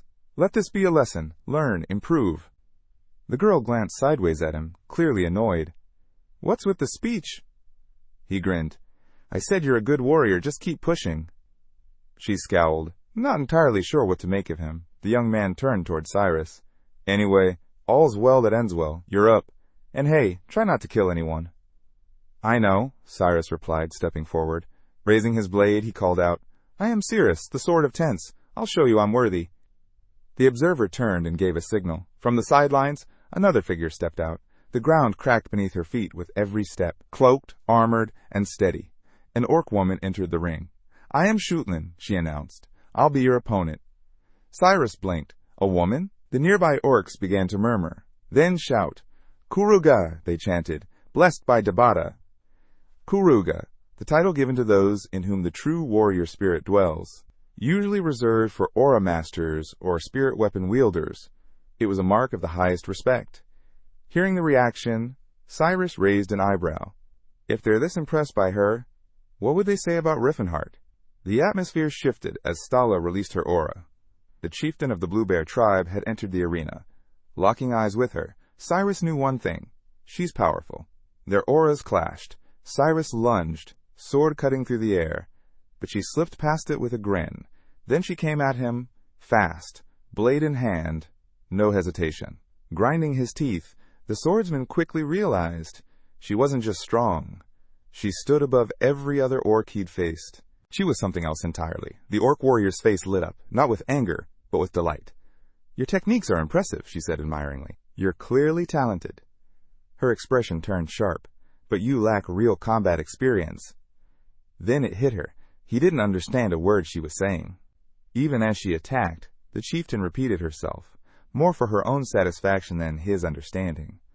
You're good, but I've been fighting longer than you've been alive. Cyrus prepared to defend, but her words were just noise. He had no idea what she meant. She struck fast, blades flashing. "Doesn't matter," she muttered, leaping high into the air. "Let's just fight." With a shout in her native tongue, she launched both swords, one from the front, the other curving in from behind, her arms stretched wide. "Go, sisters," she called. Cyrus scrambled, barely deflecting one. The second blade nearly took him off balance. He focused all his energy on defense. This is it, he realized. The spirit weapon technique Rifenheart talked about. She wasn't holding the blades anymore. She was controlling them, with her mind. The pressure was overwhelming. She landed right in front of him and slammed her fist into his chest. The blow rattled through his body. He knew this kind of hit. It was laced with aura. He should have been able to endure it. Then, one of the airborne blades cut deep into his shoulder. Blood ran down his arm. He crossed his arms, breathing heavy.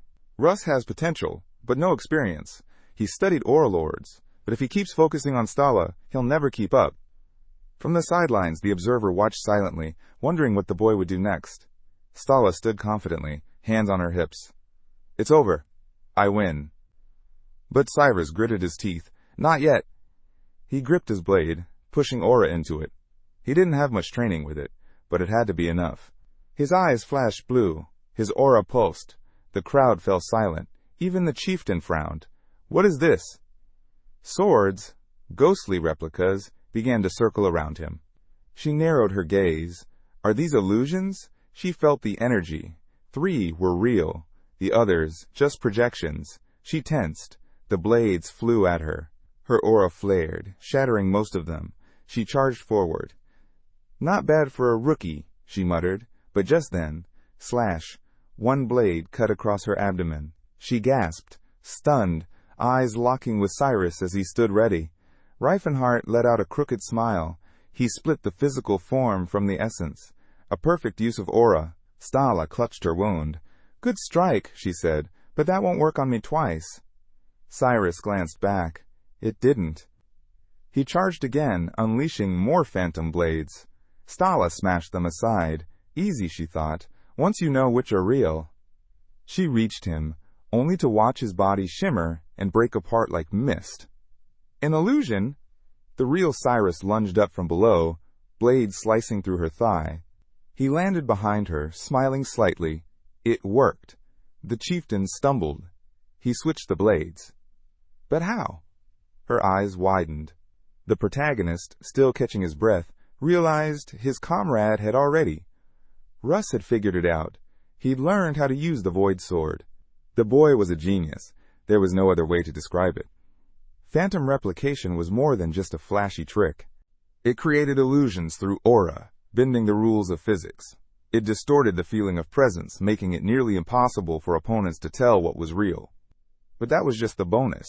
The real power? The ability to shift aura in an instant and strike before the enemy could react. That was the core of the Void Sword. It may have been the signature move of the Holy Knight Cyrus, but Russ had clearly poured in hours of work, and he'd mastered it faster than anyone expected. Still, that nervous smile lingered on his face. Ever since he first faced this technique, he'd felt off. Now it made sense. He'd been training alone at the Great Forge. For this moment. From the sidelines, Stella glanced at the tall warrior watching in silence. He's got it too, she thought. The warrior's spirit. If she didn't finish off this boy now, she'd lose the chance to face him. Straightening up, she grabbed her swords. "That was fun," she shouted. "But playtime's over." With a sweep of her arm, the blades soared outward, 12 of them, slicing through the air like hunting falcons. Each one stirred the wind with sharp, focused aura. The youth's eyes widened. The sky seemed to shimmer with steel. The crowd watched in awe. But none of the blades landed. They struck the earth in a wide arc around him, leaving deep, smoking furrows in the ground. The boy stood untouched. Then, calmly, he let his sword drop. Hands raised in surrender. "I yield." Stala lifted her fist into the air. "The third ritual match is ours!" The crowd roared back in approval. Later, one of the quiet fighters approached her. "Let me try that technique during training," he said. "I want to feel it for myself." She shook her head. "There's no point. Against someone like you, who dodges everything, it won't hit. You wouldn't feel its true force. But the warrior insisted. Just then, Rifenheart stepped forward. He tossed off his cloak. "I'm next," he said. Stala blinked, and to her surprise, blushed. Hot, she thought. Too hot. Honestly, there was no need for him to fight. Everyone had already been impressed. But a ritual was a ritual. He said his name loud and clear, announcing his intent to fight. Then a towering figure emerged from behind her, cloaked in silence. "I'll take that fight," a voice rumbled. Rifenheart froze. He hadn't even sensed the man's presence. Stala turned, eyes widening. "How long have you been here?"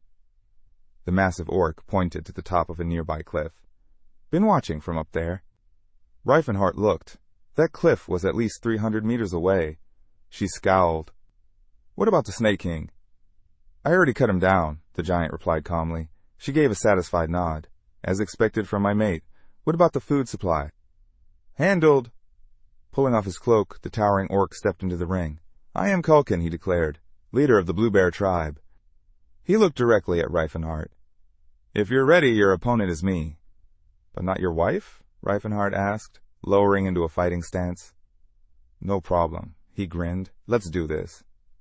Though, he admitted to himself, "I've never fought someone this massive, not counting my old teacher, of course." The towering orc chief laughed heartily, pulling the enormous sword from his back.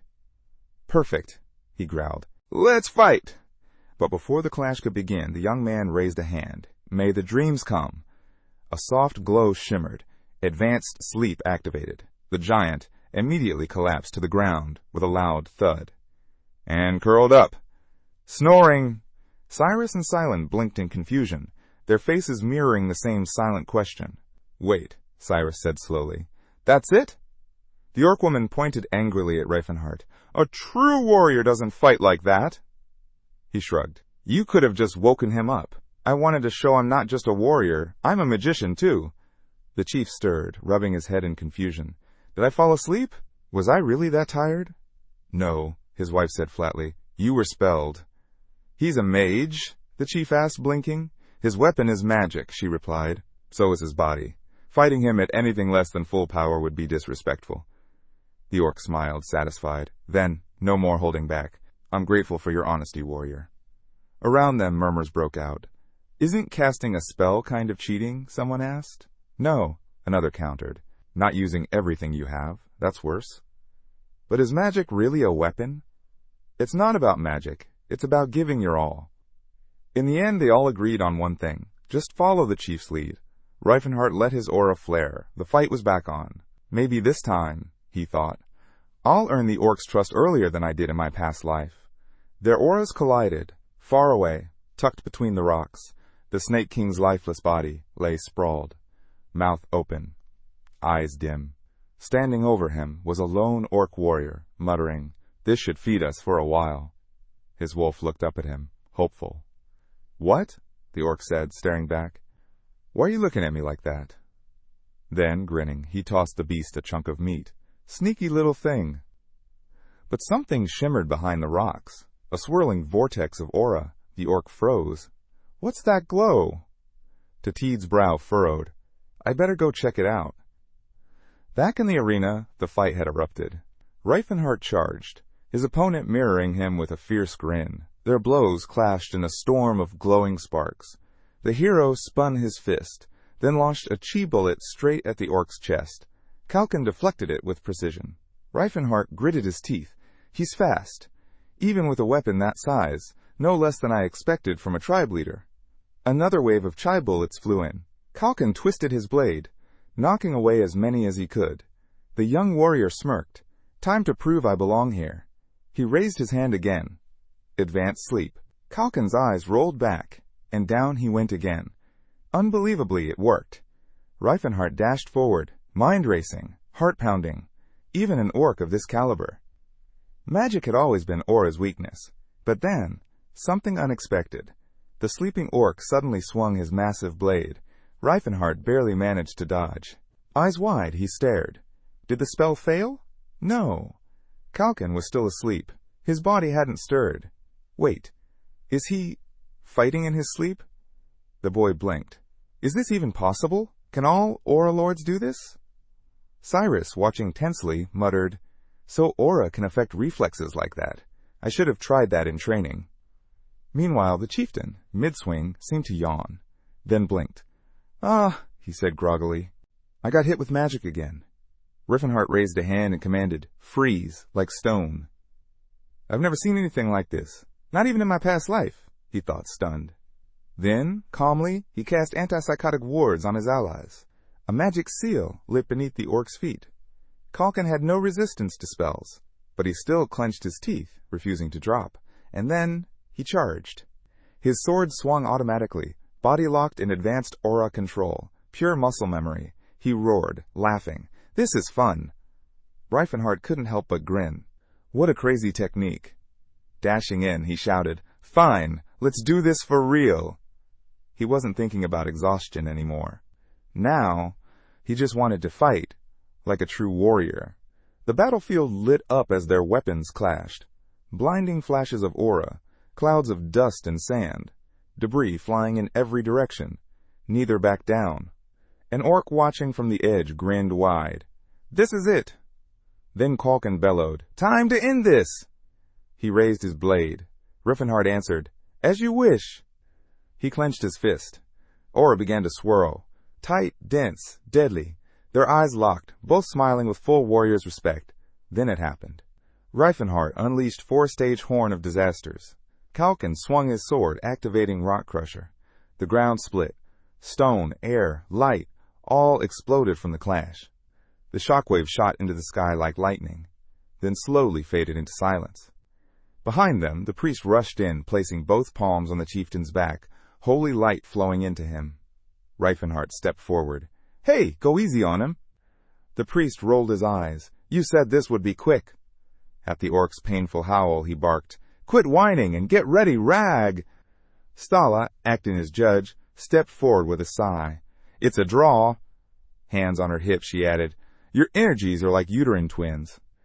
The dwarf nearby looked pale.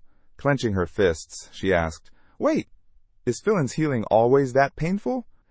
The annoyed priest answered, It's not the healing, it's the residual aura, still inside his body.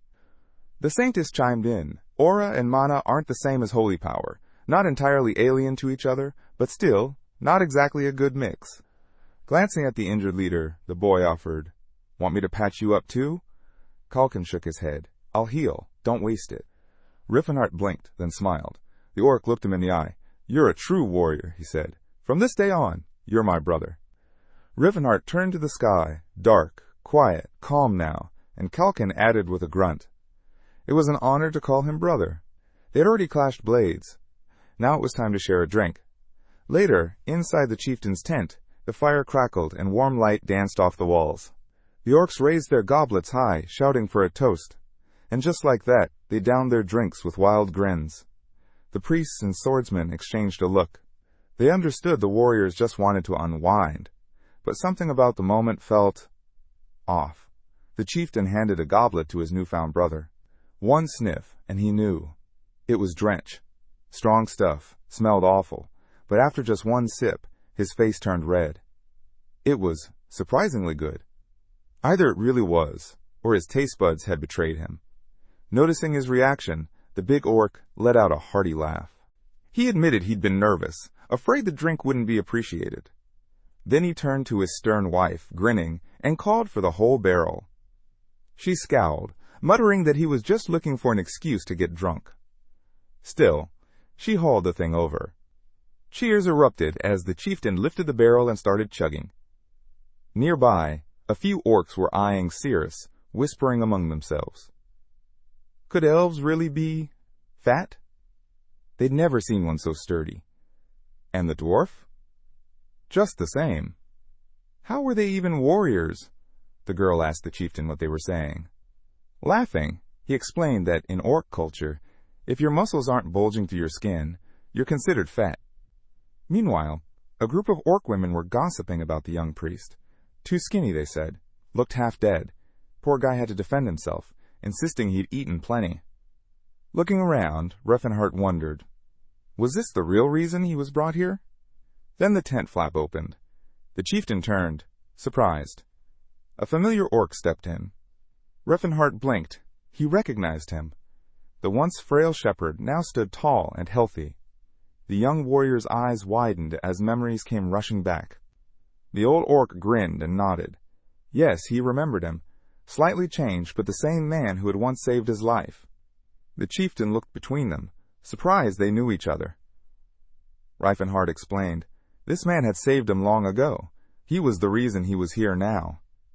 The elder orc's face lit up with understanding. What a twist of fate. Then, turning to his blood brother, the chieftain asked what brought him here. Rifenheart smiled. He came with an offer, land, fertile and safe. All he asked in return was their help. The chieftain crossed his arms. So you'll give us land, if we fight for you? Rifenheart nodded. In short, yes. The plan was to move toward the Viscounty of Gelfane, near the Great Glothine Range. The chieftain turned to Tethid, seeking his view.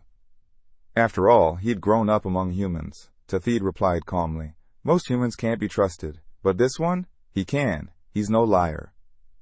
Still, the chieftain hesitated. He trusted his friend, but the safety of the tribe came first. Rifenheart then suggested they speak with the master weapon makers. Perhaps their insight could guide them. Soon, they stood outside the blacksmith's tent. The blacksmith crossed his arms and greeted them. Warriors blessed by battle, he said, voice like steel, what brings you here? He introduced himself as Grouter, the weapon maker of the Bluebear tribe. Standing behind him, the warrior spoke up. Their newly adopted brother had a proposal, and for the good of the tribe, they'd need Grouter's wisdom. By morning, the group was ready to move. As they set off, Rifenheart felt the talks had gone well. The chieftain confirmed it. The tribe would hide their young in a safe place, then catch up later. Noticing Tathid's quiet expression, Rifenheart asked why he'd come along so soon. Tathid simply said he'd act as a guide, helping direct the rest of the tribe to them when the time came. The boy's eyes lit up. First elves, then dwarves, now orcs. What's next? He even joked that the big guy might join their squad too. The hero smiled. His friend had already figured it out. A few days later, on the royal road of Termania, one of Crovin's key trade routes, a caravan moved steadily through the night. Hidden in the shadows, several figures watched its progress. The commander studied the line of wagons, brow furrowed. Just 100 soldiers? That couldn't be right. Sure, Prince Huvel wasn't the sharpest tool in the shed, but even he should know how critical these military supplies were. One soldier guessed maybe this was all the prince could muster, but the commander scoffed. They'd expected at least 500. No mages either, someone muttered. Not even a magical defense line. It was odd. This escort was weak, too weak. No armored knights, barely any experienced troops, just a bunch of scrawny kids. And to top it off, an orc was leading the column. That raised eyebrows. Could they be posing as refugees, using civilians to pass for soldiers? The officer noted that Prince Yuval couldn't afford to divide his forces now. If they hit this group hard, they'd crumble. But even so, there was no need to push too hard, just enough to scare them. The weaklings would probably scatter on their own. The commander raised his blade. His voice rang out. In the name of King Carrots, drop your weapons and bow. But before the words even echoed, 3 small figures darted forward, cloaks flying. The soldiers froze. Cloaks whipped back, revealing 3 armed gnomes charging straight at them. The officer's mouth dropped open. Gnomes? These were the reinforcements? Who in their right mind would send these little guys? One soldier blurted out, Are they insane? But the dwarf in front, Cardamite, was already on the move. Gripping his massive axe, he launched into the air. The commander's eyes widened. He soared over the squad like a cannonball. What the hell? The warrior gasped. How'd he jump that high? The other 2 dwarves split off, axes swinging. Roaring, they hacked into the enemy lines, yelling they'd tear everyone apart. The soldiers barely had time to react. Confusion broke out as steel clashed and panic spread. The commander pointed his sword and shouted, Stand down! This doesn't have to. All dwarves, charge! The command rang out, and the small but fierce squad surged straight toward the caravan. One of the dwarves called out, They've got 800 infantry. That's 8 times our number. Another replied with a grin, Our savior told us not to use aura, so we'll just have to go all out the hard way. The knights advanced, but the dwarves met them head-on, cutting through their lines one after another. Despite the commander's desperate efforts to rally his troops, they were faltering. After all, they were up against gnomes. Just gnomes. What could those little freaks possibly do? Then the axe came down. Despite being only 3 in number, the dwarves tore through the enemy ranks like seasoned war machines. Their presence alone sent shockwaves through the battlefield. Watching from a distance, the protagonist smiled. Let the commander shout and rally all he wanted. It wouldn't matter. His soldiers couldn't compete. This was exactly why they were brought here. Even Cylon, wide-eyed, muttered, "I never imagined gnomes could fight like that." The dwarves pushed forward, their attacks relentless. As the enemy shouted for reinforcements and ordered no retreat, Rifenheart explained, "We knew all this in advance. The enemy didn't. They weren't prepared. Not mentally, not tactically. Besides, who would expect 3 Overlords to emerge from a squad of dwarves? Only a prophet would have seen that coming." Panic spread across the commander's face. "Who sent you?" he shouted. "If your master had a shred of honor, he wouldn't send beasts like you to kill knights." The dwarves stared him down, eyes full of disgust. One sneered, "What a pathetic worm! I can't stand this guy." Cardamite shook his head. "Nah, no use being mad at a fool." That's when Tata charged. He snatched his weapon, and the commander drew his own sword. "I won't fall to some lesser orc," he roared. But the orc's blade answered swiftly. Blood burst into the air. The fight was over. Returning to Rifenheart, the warrior reported that the enemy commander had been taken down. Rifenheart raised an eyebrow. "Well done." It was clear the orc hadn't changed much, not even after training with the Tan trade union. He still called him master, though Rifenheart barely cared. What mattered was that the mission was halfway done. Elsewhere, in the barony of Dolphin, a war council gathered around a long table.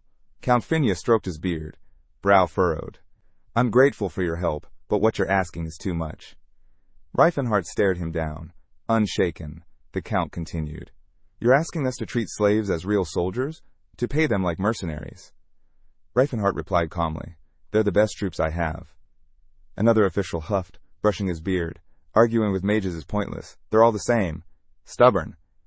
Then one nobleman turned toward Cyrus. "This is ridiculous. How can you ask us to accept something like this?" Another added, "Even if they can fight, there are only 100 of them. What difference can they make?" Cyrus corrected him, "There are 126, and more are coming. The Blue Bear tribe is on the way. I brought them here as allies." That caused a stir at the table. "The gnomes, wild elves, and now orcs?" one of them scoffed. "You want us to ally with that chaos? What use are they in war? And none of them come cheap either." As the debate heated up, the nobles suggested something blunt. Why not sell the gnomes and orcs and use the money to hire real warriors? "You could go through the trade union," one of them muttered. Without lifting his gaze, the mage answered coldly, "Because you don't believe in them." The official scoffed. "Of course we don't." Then the young man leaned forward with a grin. "Then let us prove you wrong. We'll take the fortress of Sinai ourselves." Count Phineas stroked his beard again, clearly unconvinced. "The fortress?" he asked, raising a brow. "Yes," the protagonist repeated, his voice firm. The Count's expression darkened.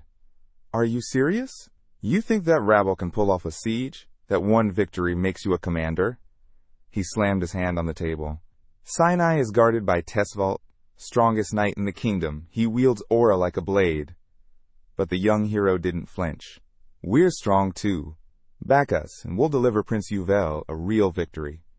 Another nobleman laughed. "This is madness. Typical mage.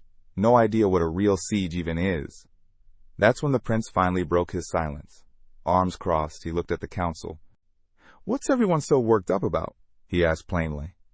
One of the nobles answered carefully, "Your Highness, you're about to throw away your best slaves on a hopeless assault."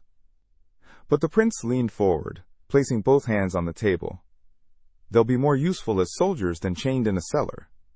He turned to the protagonist. "Will you leave them supplies as agreed?" "Of course," the hero replied. "Just enough for a week." The prince smiled. "Perfect. That saves us most of the stockpile. 100 men don't eat much anyway."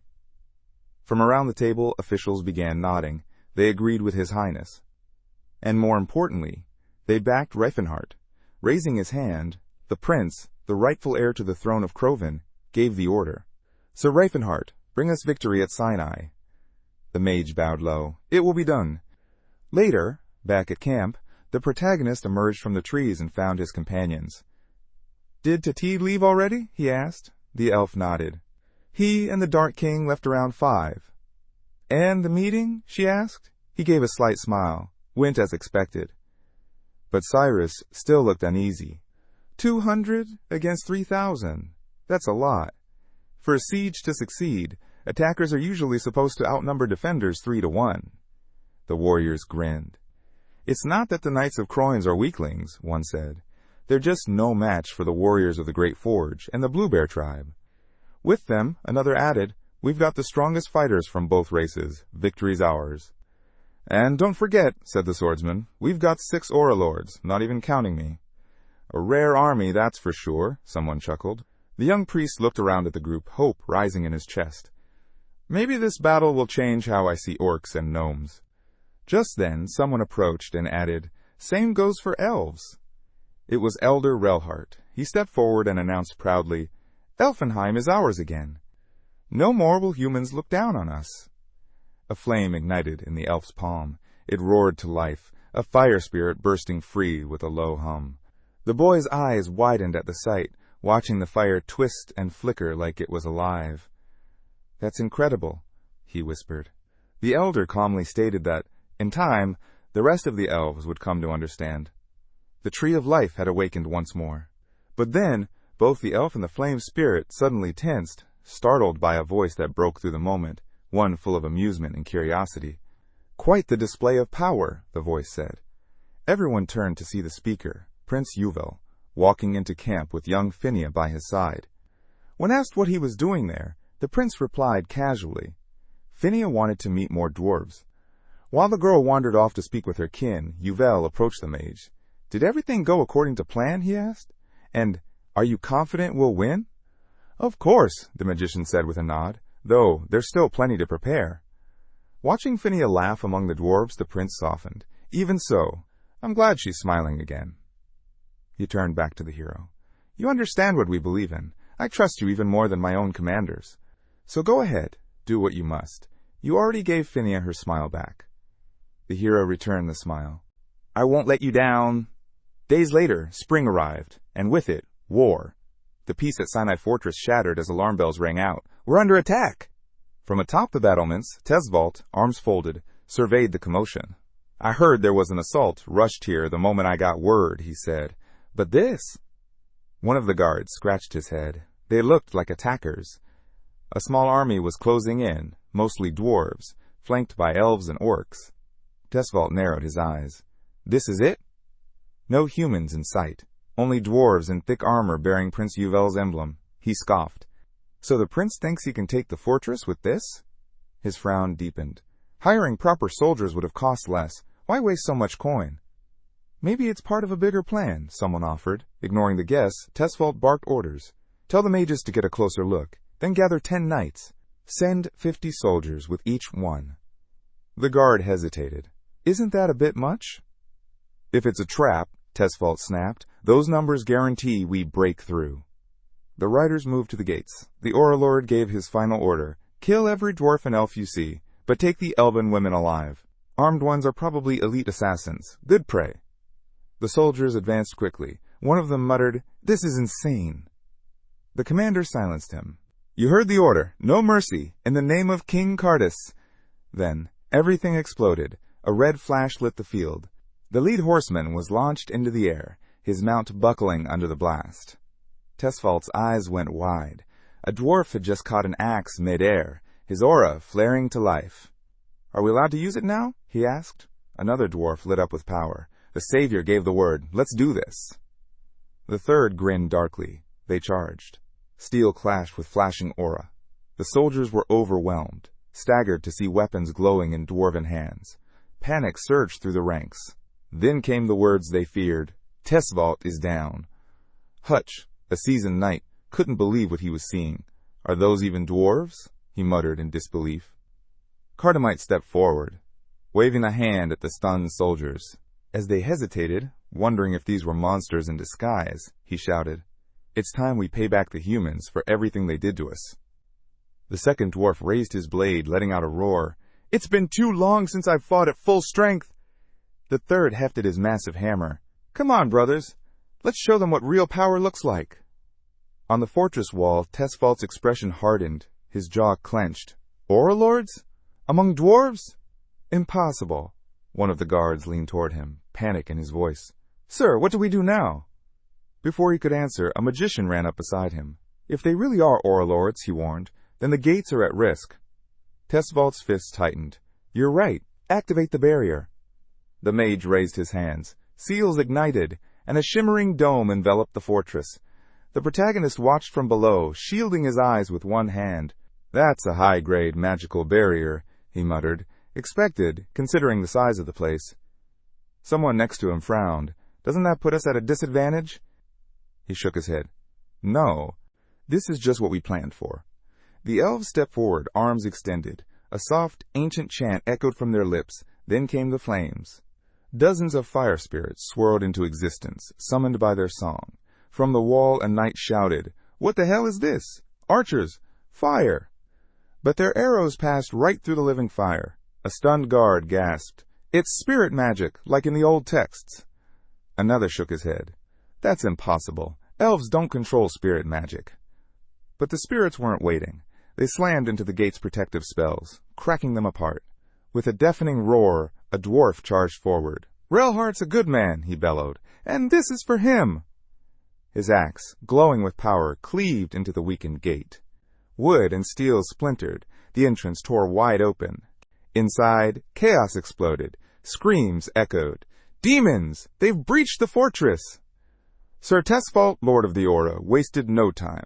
Leading the elite Fernando Order himself, he galloped toward the gate at full speed. "I'll take these bastards myself," he shouted.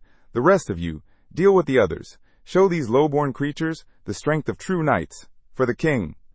Cardamite broke into a run, his voice booming. "I'll handle him, brothers. Cover the others." One of them warned, "Be careful, this one has aura." Tesfault activated his power, aura blazing around him. "You slaves forgot your place. You think you've earned the right to wield the aura." Their weapons collided with a crash of power. The knight managed to parry the first blow, but his face twisted with strain. He thought he'd be stronger. Cardamite stared him down. "Not bad," he thought. "You're younger than me, but skilled. Humans really do learn fast." All around them, soldiers watched in horror. Dwarves wielding aura, holding their ground against one of the strongest knights in the kingdom? It didn't make sense. Smoke curled above the fortress. The protagonist watched it rise and smiled. Cardamite was holding his own against the best Crovan had to offer. He didn't expect him to lose. But then, he turned. The elves were exhausted, barely staying on their feet. Cyrus stood frozen, tension in every line of his face. "Master," he asked, eyes wide, "why are we just standing here?" The master answered calmly, "This is a battle for the world to witness. It's meant to show the strength of other races. We can't step in." The swordsman extended a hand to steady the young priest. "But if they lose, it all means nothing." The boy nodded. "You're right." Still, his thoughts churned. Where are the others? Just then, movement caught his eye. He spun around. There they were. The orcs had arrived. "You're late!" he shouted. Gripping the reins, Tethid raised a hand in apology. "We had to avoid human patrols. But we're here now, all of us." The young man visualized the battlefield in his mind. "Teslon, you idiot. We should have seen this coming." But there was no time for complaints. Pointing toward the fortress, he called out, "Let's go! Join the battle!" Tethid gave a toothy grin. Behind him, 100 warriors of the Blue Bear tribe were ready to charge. Wolves growled as the command was given, "Send in the warriors of the Blue Spirit!" The ground trembled under the pounding feet of orcs as they rushed through the shattered gates. "May the skies split their blades, may their axes tear open the earth," came the cry. The orcs had seen their allies fight. Now it was their turn. "They're warriors of the Blue Spirit," someone said. "The fire in their blood is what drives them to win." The call echoed across the battlefield. Foot soldiers raised their swords. Axes gleamed in the sun. The orcs charged in, roaring their battle cries, ready to crush the enemy beneath them. "Fight until the last heartbeat! Let the spirits of war protect us!" Panic swept through the fortress ranks. No one understood where the orcs had come from. To the defenders, it felt like the monsters were multiplying. One knight tried to rally his men. "Don't lose your heads! They're just beasts!"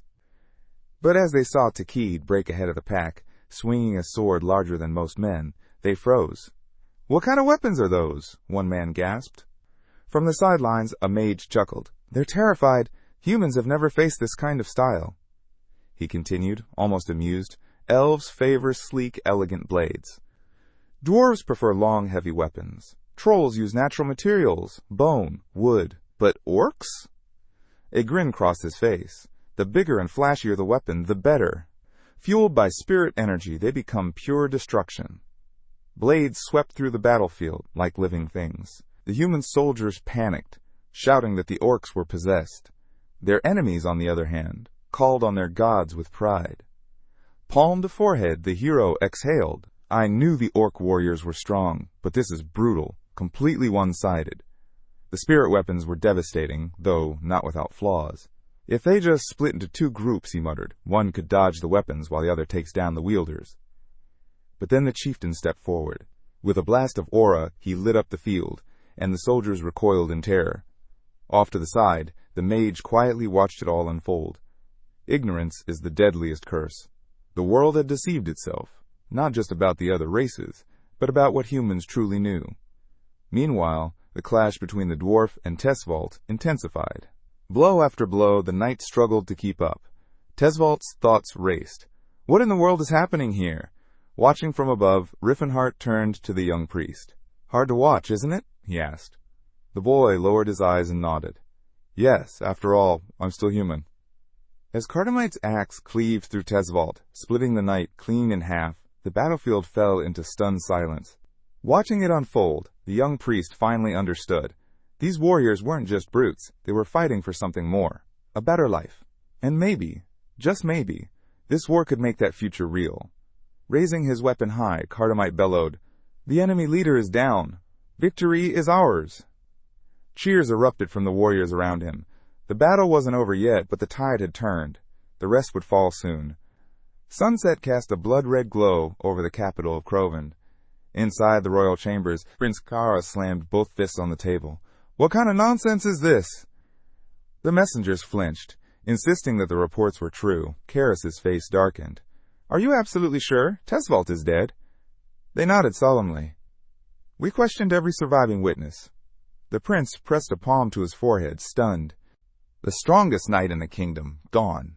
His brow furrowed. That meant they had only 12,000 soldiers left. Sinai Fortress had fallen. Even the capital wasn't safe anymore. Defenses here could barely muster 4,000 men. With a grim look, Cyrus placed his hand on the table. "I need to speak with grandfather and father. Summon all noble troops to the capital. If we lose Croyne, there's no second chance." The room went silent as the prince thought aloud. Yuval has the crown and the seal. If he completes the coronation in the capital, even the neutral nobles will side with him. He clenched his jaw. "We have to concentrate everything here." The servants exchanged glances. For someone so young, Prince Cyrus was sharp, far sharper than expected. Perhaps he truly was fit to be king. A few days later, high atop the captured Sinai Fortress, Prince Yuval stood at its highest point. He looked out over the battlefield, a stunned smile tugging at his lips. "I still can't believe I'm standing here." "Well, you are," the hero replied, "and I told you I wouldn't let you down." The prince laughed. "You did say that!" "And what about the others? How are the heroes holding up? Had time to rest?" "Enough," Rifenheart replied, arms stretched overhead. When His Highness asked how the nobles were reacting, the magician shrugged. "Not everyone's happy, but what choice do they have? While their troops sleep in comfort, mine are the reason we're even here." The prince looked down at the fortress courtyard. "This only happened thanks to you and your warriors. No one can deny that." "And the damage?" he asked, gaze shifting toward the shrouded bodies. The hero answered softly. 17 dwarves, 9 orcs. The elves all survived, but many were badly wounded." Yuval's face reflected sorrow. "Less than the enemy, but still heavy, considering how few fighters we had to begin with." The hero raised an eyebrow. The prince was more thoughtful than he expected. At first, he wasn't sure whether supporting Yuval over Cyrus was the right move. But now he didn't doubt it. If someone had to win the throne, better it be the one who respected his allies, no matter their race. And thanks to this victory, no soldier in the army would dare look down on their non-human comrades again. Well, most of them. In one of the palace corridors, the hero ran into a familiar face, one that immediately made his blood boil. The man smirked. "You've got some impressive slaves," he said casually. "Name your price. I'll buy 'em off you." The hero's jaw clenched tight. The official sneered, and the young man stiffened. "You must be mistaken," he said firmly. "They're our allies. How many times do I need to say that?" But the official just waved him off. "Sure, you're just opposed to giving them up, but if I were you, I wouldn't either." Fury bubbling just beneath the surface, the mage turned and stormed off, leaving the clueless noble behind. Part of him wanted to teach the man a lesson, but there was no time for that. News spread like wildfire across the kingdom. An army made up of different races had stormed the fortress of Sinai and won. Whispers passed between foot soldiers. Tesfault was killed by a dwarf. Nobody believed it at first, but the fortress had truly fallen. Even in the lavish halls of noble balls, the topic burned. The orcs, long considered brutal and unruly, were suddenly being talked about differently. Sure, they made vicious gladiators, but if Prince Yuval had managed to earn their loyalty, could others? Still, no one was sure what that meant for their status as slaves. In a dim tavern late at night, an orc carried a bundle of firewood into the room. "Work's done," he grunted to his master. The innkeeper scowled. "Idiot! I said leave it in the back." Drunken patrons snickered from nearby tables. "Look at that! These rumors? Total nonsense. Orcs are brainless." "Yeah," another muttered. "No way they helped take down a fortress." But one leaned in, curious. "Still, who could have convinced them to fight like that?" "I heard it was a priest," someone whispered. "A felon priest who even controls dwarves. Some say they've seen it with their own eyes." The conversation carried on, the men too deep in their cups to notice they were being watched. One muttered, "Temples like that don't even use slaves. That's the weird part." Suddenly, a shadow loomed over their table. A towering woman leaned in. One of the drunkards blinked and stammered, Miss? Can we help you?" She raised a glass of wine to her lips, eyeing them silently. The worker, confused and slightly intimidated, asked, "Why are you asking about this priest?" The warrior woman sipped slowly, still holding the cup. "I'm curious about this boy. Maybe you know something." They exchanged awkward glances. Not much, just that he's, 14? Red hair. Honestly, looks more like a girl. In the blink of an eye, the glass shattered in her grip, splashing wine across her face. She didn't even flinch. Instead, she licked the wine from her lips, eyes narrowing. She had found him, her fiancé, Suan. Meanwhile, across the great plains of Lient, a vast army had assembled. Prince Cyrus's forces, 10,000 strong, marched in formation. Facing them was Prince Yuval's squad, only 3,000 warriors, but each one battle-tested. High above, Rifenheart looked across the plains, a small smile playing on his lips. This is exactly what I expected from Karas. He brought his full army the moment he heard Sinai had fallen. Across the battlefield, Cyrus drew his sword and shouted, "Fools, you can't even recognize the true king. If any of you have the guts to face me, step forward." One man, sitting tall atop his horse, raised his voice. "Anyone brave enough to accept?" Silence. He sneered. "Didn't think so. You used some cheap trick to take down Toll. Don't act like you're warriors." Cardamite, staring straight ahead, spoke calmly. "That was the demon sword of Brozen. You want to fight it?" The challenger paused, then shook his head. "No thanks." "Good," Cardamite replied. "We already have a volunteer." The warrior narrowed his eyes. "Who are you?" Cyrus stepped forward, drawing his blade. "My name is Cyrus. I fight for Prince Yuval." "Facing you in a duel is an honor." Cyrus burst out laughing, mouth wide open. "Wonderful, you're not even 30. Cyrus lowered his head. "That doesn't mean this will be easy." In the next instant, their swords clashed, steel ringing across the plains. The duel erupted with ferocity, both men trading heavy blows, neither giving an inch. Then came a crushing strike from Cyrus. Cyrus twisted his blade in response, deflecting it cleanly. Soldiers watching from both sides gasped. "They have an Auralord too? Good thing he's on our side."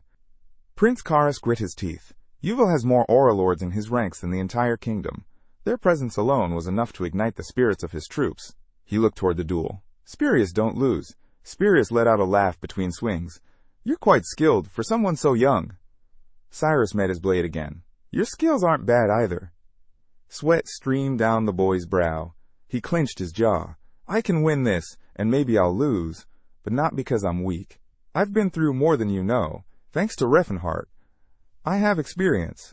Suddenly, the air around them shifted. Aura surged from both fighters, powerful and dense. Spirius's pupils shrank. Cyrus's expression hardened. From afar, the hero watched, eyes narrowing. I sent him into battle to see what he could really do, and he's surpassing every expectation. At this pace, he'll earn the title of Holy Sword within a few years. Spirius roared, light bursting around him. I'll never lose to you. Cyrus bared his teeth, aura flaring around him in return. And then, he shifted his stance, sword drawn behind him. Ghostly replication, he whispered. The enemy blinked. What technique is this? Are those aura illusions? But it was too late. Cyrus closed the distance in a flash and pierced his opponent. Eyes wide, Spirius stumbled back and collapsed. He stared at the sky in disbelief. What was that? How do you even know that technique at your age? Cheers erupted behind Cyrus. The soldiers shouted his name in awe. But the boy looked down at his blade. Still not good enough. The technique is brilliant, but pulling it off is exhausting. Then Cyrus snapped. Teeth bared, weapon raised, he roared, Troops, ready yourselves. A beat later, his voice thundered. Attack!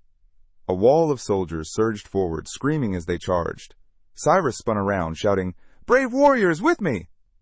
A stampede followed, many of them orcs. Fight until your last heartbeat, they shouted. Cyrus rode his horse to the front. Kill the monsters! Hold the line! Use our numbers. Knock them off their mounts. But these weren't horses. From the front lines came howls. Massive wolves lunged into the fray, their riders armed and relentless. One knight, eyes wide and sweating, cried out, Those aren't horses at all! Panic rippled through the ranks. The rumors were true. Another soldier searched the battlefield. Where's the head of the special forces? What is he doing? They spotted him, blade flashing. But the man growled in frustration. I didn't even break through. How the hell did Sodden and his 1,000 men fail to break into their command line? An evil stronghold, defended by just 200 warriors, stood silent, until a swarm of fierce gnomes suddenly stormed the scene. They admitted their stubby legs made moving around a challenge, but when it came to defense, no one could match them. Then a blazing beast erupted into view, Karsa. With a single command from his gaping jaws, he cast a spell, but nothing happened. Confused, someone explained. Their magic had been sealed. Something, or someone, was cutting off their mana flow. The boy turned to the strange mage standing with them, wondering silently, who is this guy? How can he block everyone's mana like that? And if he's that powerful, why hasn't he just wiped the enemy out with one massive spell?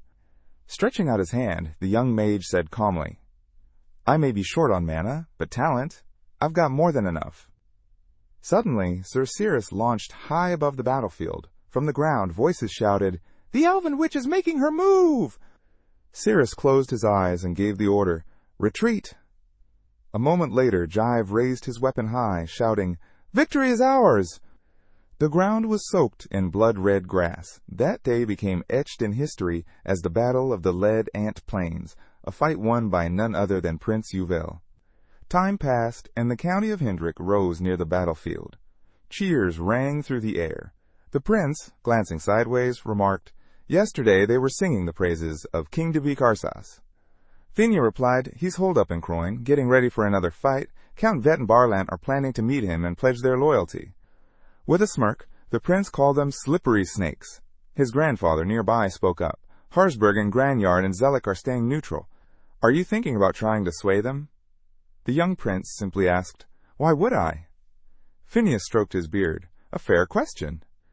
Biting his lip, the prince thought to himself, I want to be a king who actually looks after his people. It's the least I can do. Back in Hendrik County, everything changed in an instant. Axes glinted, and someone barked out an order to halt. A guard squinted ahead. Is that Sears's paladin? What's she doing here? The warrior tensed up, jaw clenched. Another muttered, She's too tall. Way too tall. High above the rooftops of Hendrik, Silent was doing push-ups, counting each rep. Nearby, Rifenheart called out, Enough with the arms. Move on to squats. He added, Thanks to your performance in the last battle, the troops have started calling you the Red Maiden. Darting across the field, Healing the wounded, they'll never forget what they saw. Wiping the sweat from his face, the young man started squatting. The main character told him to take it easy, that he didn't need to push himself this hard. But the boy clenched his jaw and said, "I want muscle. Fast. No matter what." Hands on her hips, the Saintess turned to Cyrus. "What are you doing here?" The main character shrugged. Maybe he's trying to patch things up. The elf turned to Selena and said, "Back then, it was life or death. I hope you're not still angry." Rifenheart raised an eyebrow. He had already warned her she'd be offended, but the girl brushed it off, insisting that in a few days, it would all blow over. After all, spirits didn't have the best memory, no better than a goldfish, she joked. The protagonist glanced down, asking if she truly considered herself their friend. Had she always been like this, or was this her true self, finally showing through after being hidden in a past life? Just then, a warrior approached, telling him that a woman had come to see him. Confused, the protagonist asked again, "Me?" Scratching his head, the defender admitted that she had actually asked to meet the Saintess, but he figured she meant him instead. Moments later, in the living room, a young woman named Christine stepped forward. Eyes closed, she introduced herself cheerfully as Rifenheart, and revealed her name and title. Wiping sweat from his brow, the protagonist muttered to himself, wondering if Teslon had a younger sister. He turned to the girl and asked what brought her here. Christine explained she was looking for Cylon. The messenger must have gotten it wrong. Mouth slightly agape, the protagonist admitted he'd been thrown off by her appearance and asked what her business with Cylon was. At that exact moment, Cylon entered the room. Christine's face lit up. She called out to him, and Cylon's eyes went wide with shock. Raising her brows in delight, the paladin teased, "How long do you plan on running from fate?" Still stunned, the young man blurted out, "What fate?" Without missing a beat, she replied, "The fate that brought us together." Rifenheart narrowed his eyes, asking, "What exactly is your relationship?" Christine looked up thoughtfully. A second later, her lips curled into a pleased smile as she gently touched her cheek. From the side, the swordswoman Sarah declared dramatically that it was the will of the Almighty. They were destined for one another.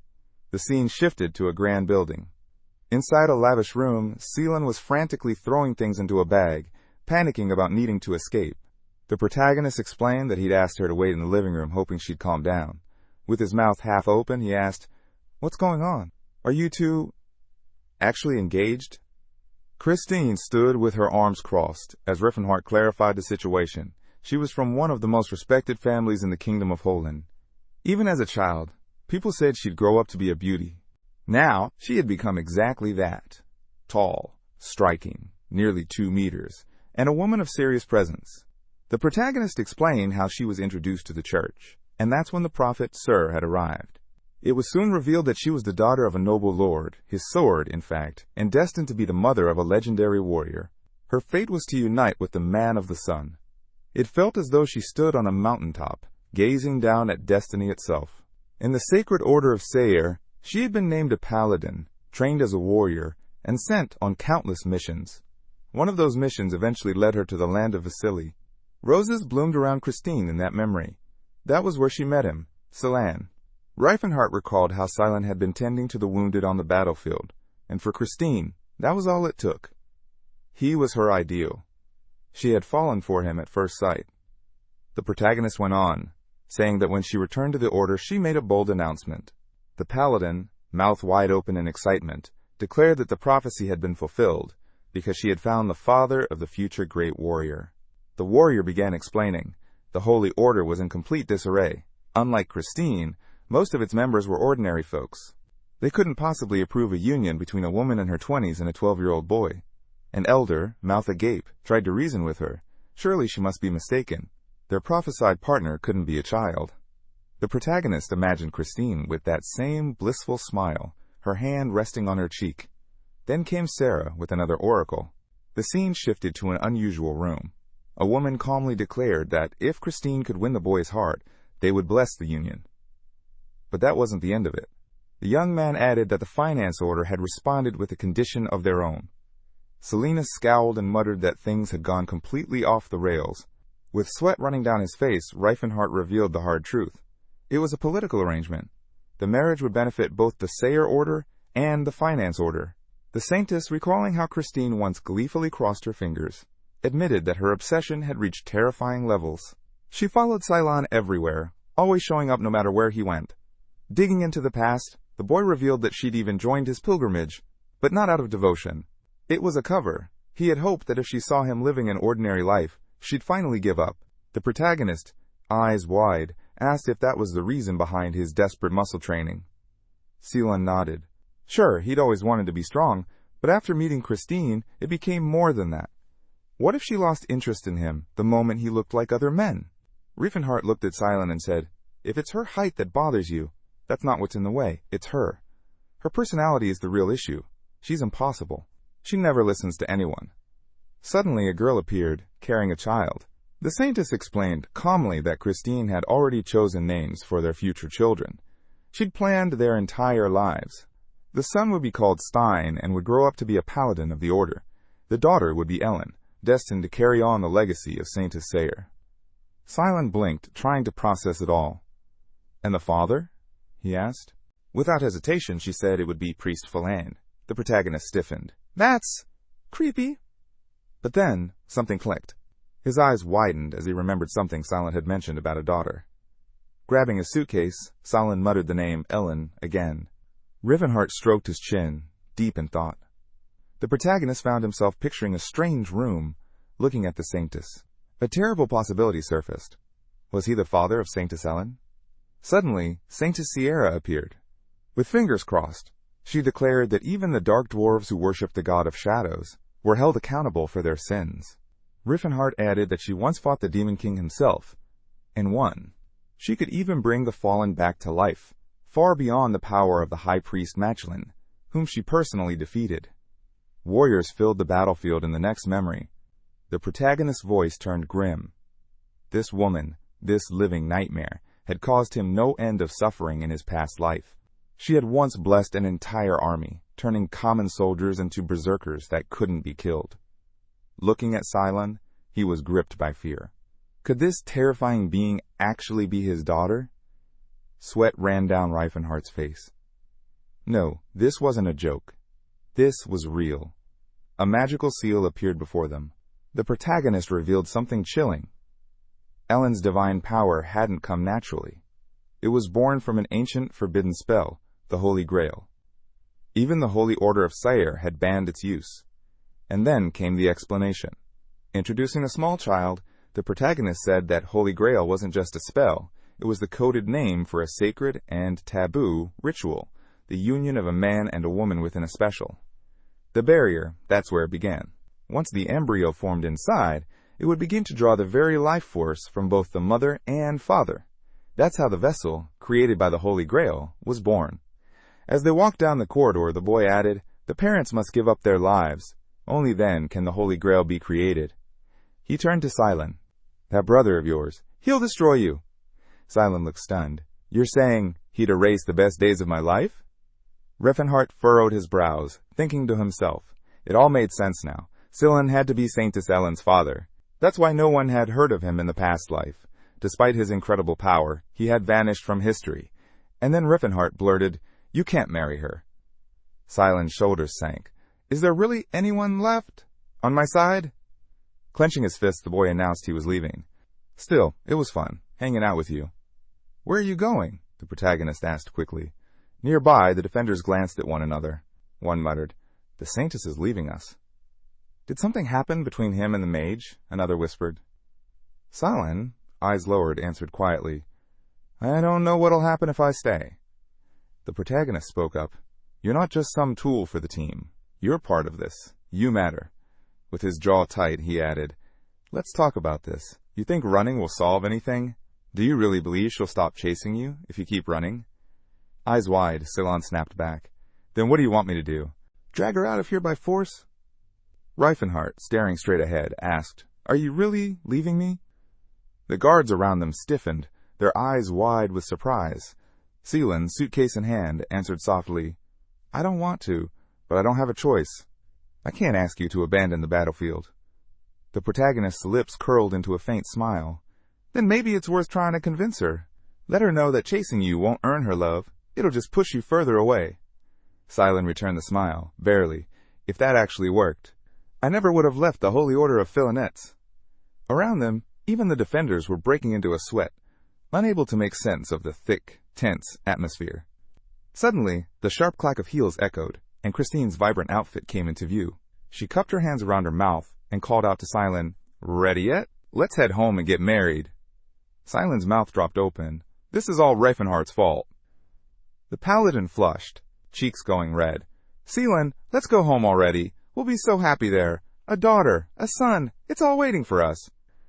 With a deep frown, Silent shot back, "I've told you, I don't want this." The swordswoman waved off his protests. "There's no need to be shy."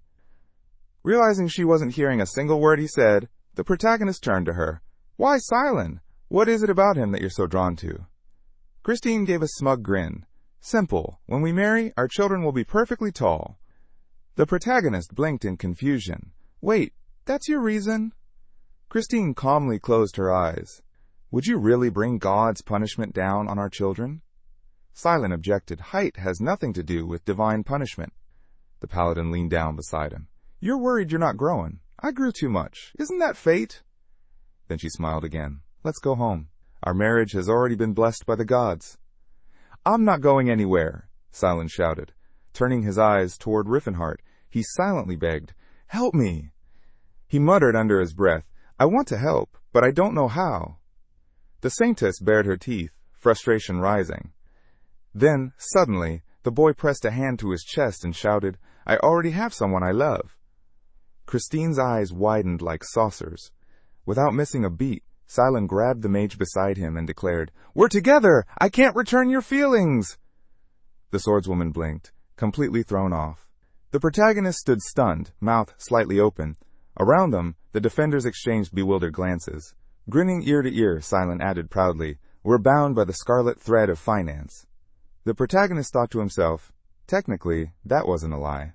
The mage, picturing the saintess's past attempts to magically pair compatible couples, quietly said, "The goddess blesses bonds that are fated, paths meant to cross, will." And it was true. He'd never lied about that. Some nearby warriors whispered, "They actually look good together." "Didn't they almost break up, though?" Another murmured. Rifenheart, sweating, asked, "But why me?" Silent answered plainly, "Cyrus wasn't allowed. It had to be someone human." The protagonist blurted, "But there are other girls." Silent shook his head. "It couldn't be just anyone. It had to stun her." With a wide grin, the protagonist asked, "And you're ready for the fallout from this?" Silent admitted, "I didn't want to expose our relationship like this, but I had no choice." He turned to the mage. "You understand, right?" She gave him a nod. Christine, lips parting slowly, said, "I see. Everything's clear now." Silent's brows lowered. Would she finally back down? But then her eyes flared dangerously. "The road to love is never easy," she shouted. Her sword flashed into view, hair lifting as power surged. She pointed directly at Rifenheart. "I challenge you to a duel." Gasps echoed all around. Warriors dropped their jaws. Alpha bit her lip, stunned. It was real. Christine was drawing her blade. Sweat rolled down the protagonist's face. "Wait, the duel's with me." Weapon in hand, the paladin announced, "If your feelings for Silent are true, you'll fight for him." He stammered, "Why would a mage and a knight even duel?" Before he could say more, Silent jumped in. "Rifenheart, I believe in you. Show her the strength of our love." Turning around, the mage stared at him. "You want me to fight her?" Silent nodded firmly. "Victory's already yours. This is the only way to save me." Cyrus, arms crossed, watched silently. "They don't even need words. They really are a couple." The protagonist whispered, "I shouldn't believe everything I see." Christine gripped her sword tighter. "I'll give you the first move. Come on, fight me." The mage clenched his fists. There's no avoiding this. Suddenly a strange aura swirled around Rifenheart. "If I get to strike first, I'll just knock her out." He raised his hand and cast his spell. Christine's eyes bulged. "He's way stronger than I thought." With his palm extended, the protagonist spoke quietly to himself. "I'm sorry, but I have to end this fast." Then he unleashed it, lightning storm. Lowering his brows, he thought, "I can't kill her." So he held back, reduced the power, and thought. He was sure he could knock her out. The mage stared ahead, planning his next move, but the paladin was already calling out, arms raised. "Sayer, bless my blade with light." Around them, the defenders gasped, jaws hanging open in shock. One of them pointed at her weapon. "That's the divine sword, the one used by Sayer's elite paladins." Rifenheart, glowing with magical energy, muttered, "Only 1 in 10 paladins can even use that technique." He swallowed hard. "She's stronger than I thought." Without hesitation, he launched a flurry of spells. Moments later, arcane bullets fired toward her. Christine stood tall, hands open as if welcoming the blast. "Did you really think such weak attacks would take down a Sayer paladin?"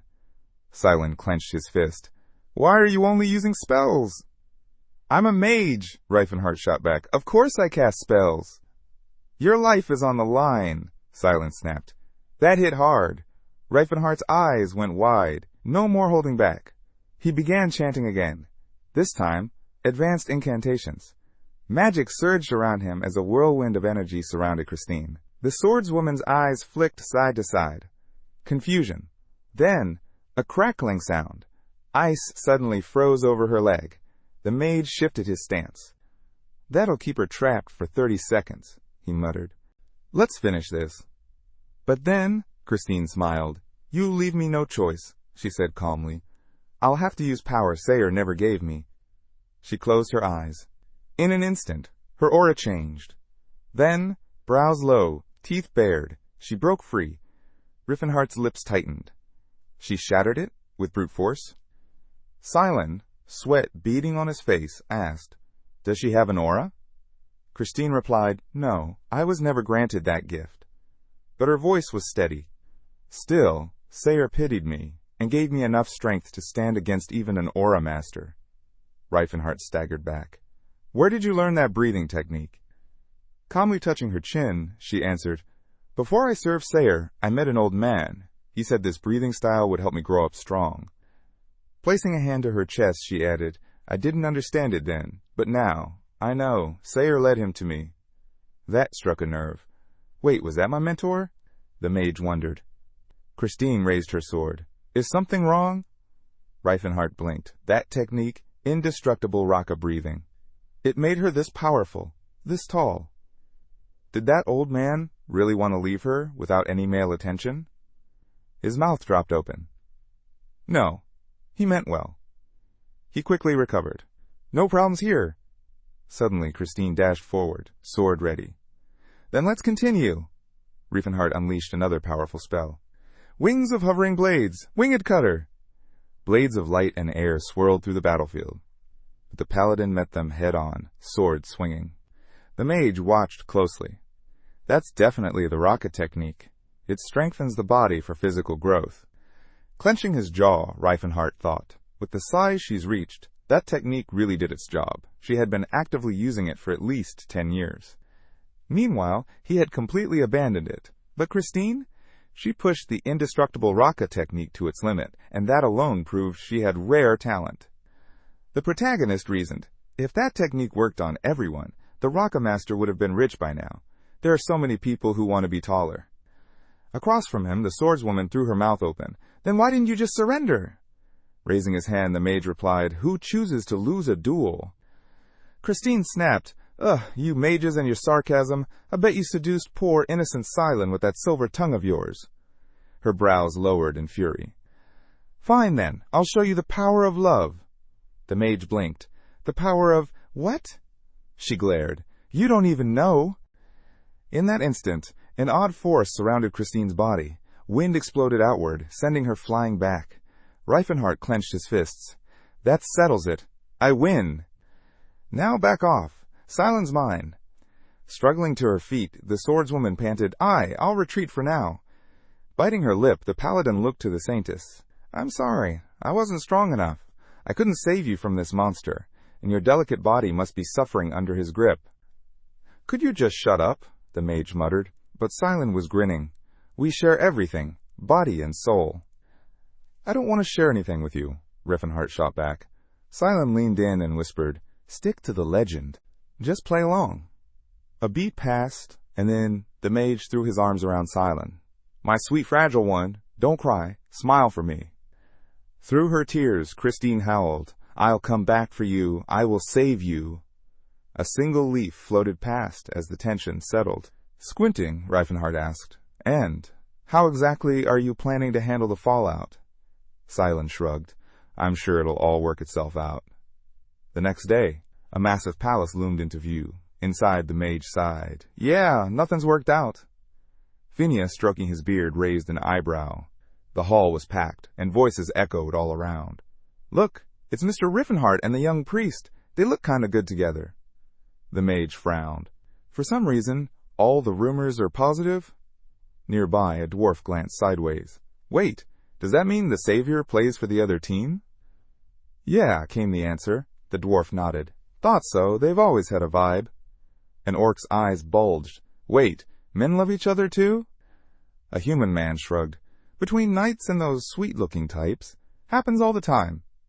The troll blinked. "What's sweet?" A warrior raised a hand. "Like that priest." "I'm Salcator," the priest chimed in. "Nice to meet you."